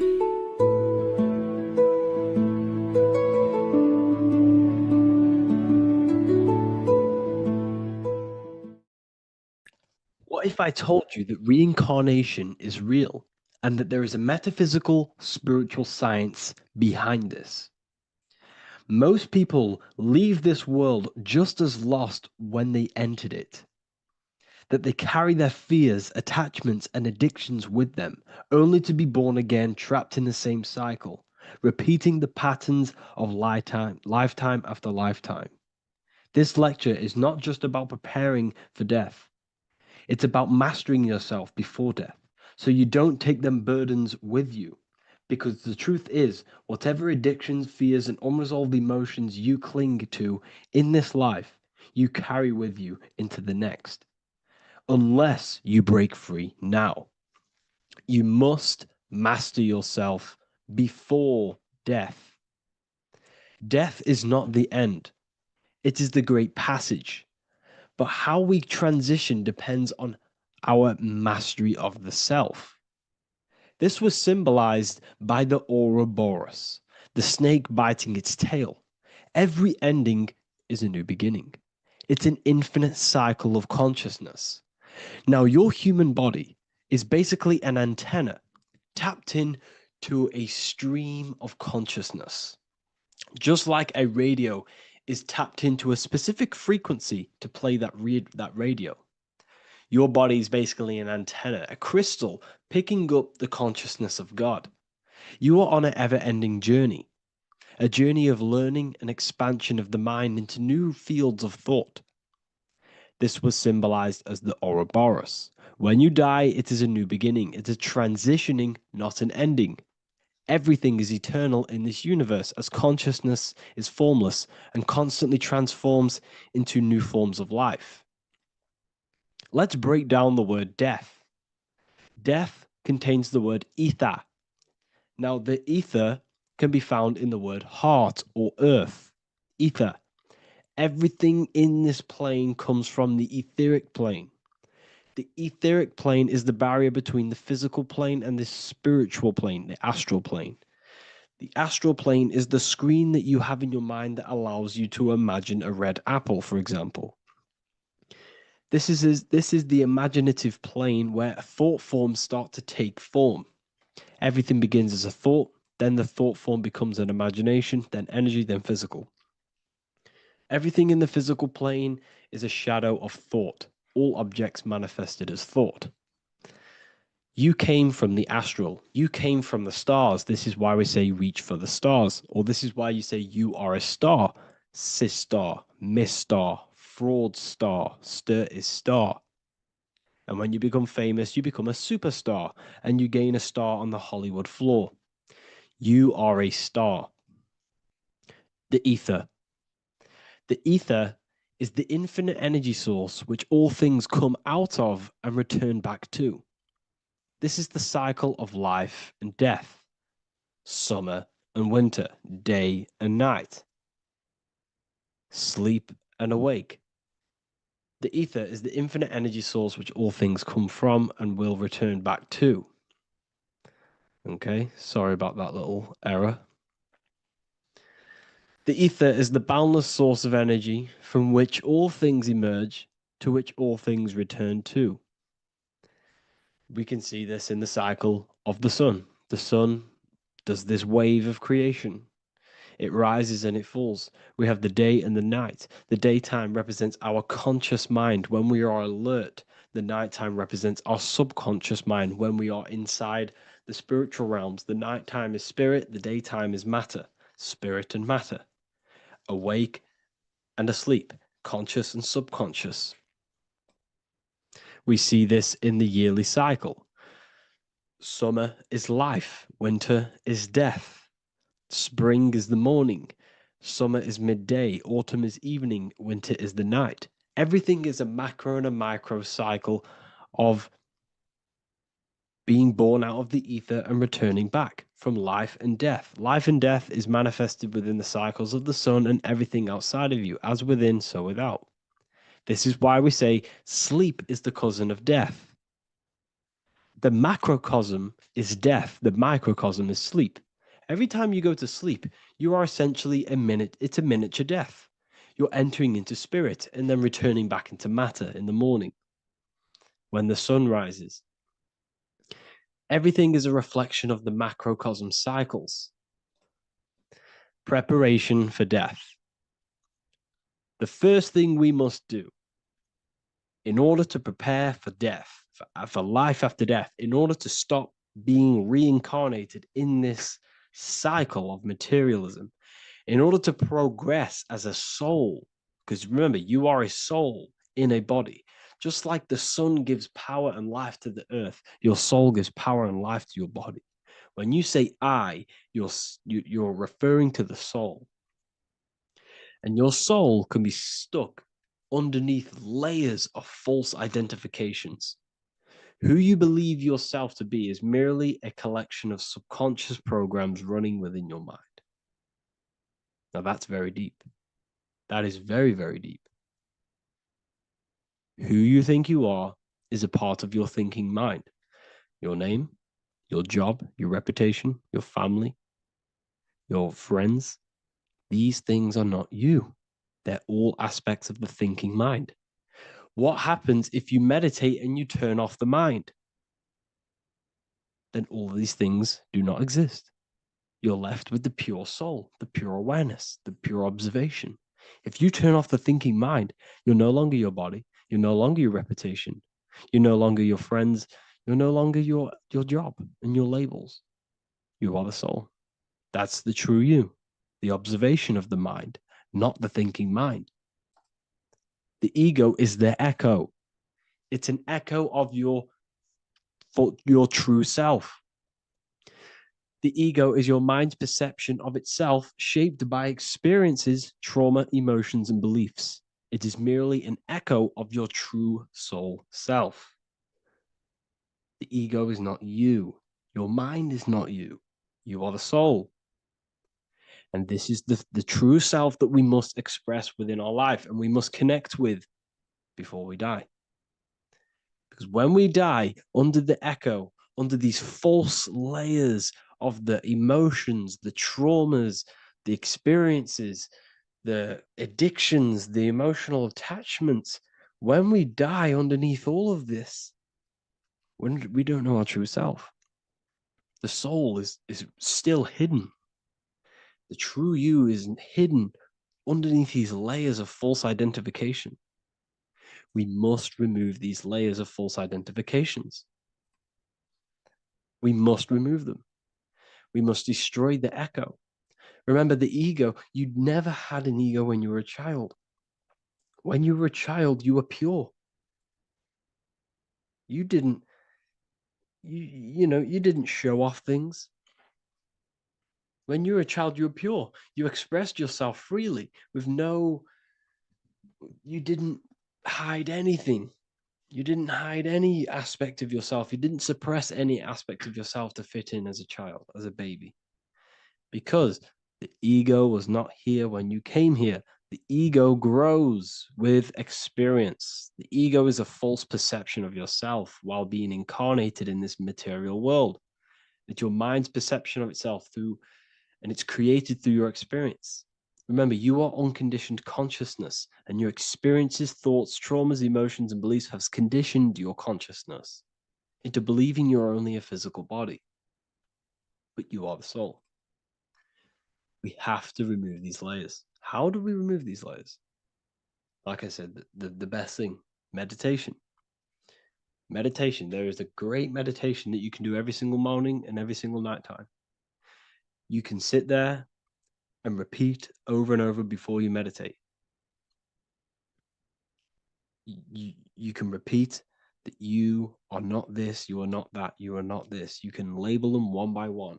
Start with, I am not my body, I am not my job, I am not my name,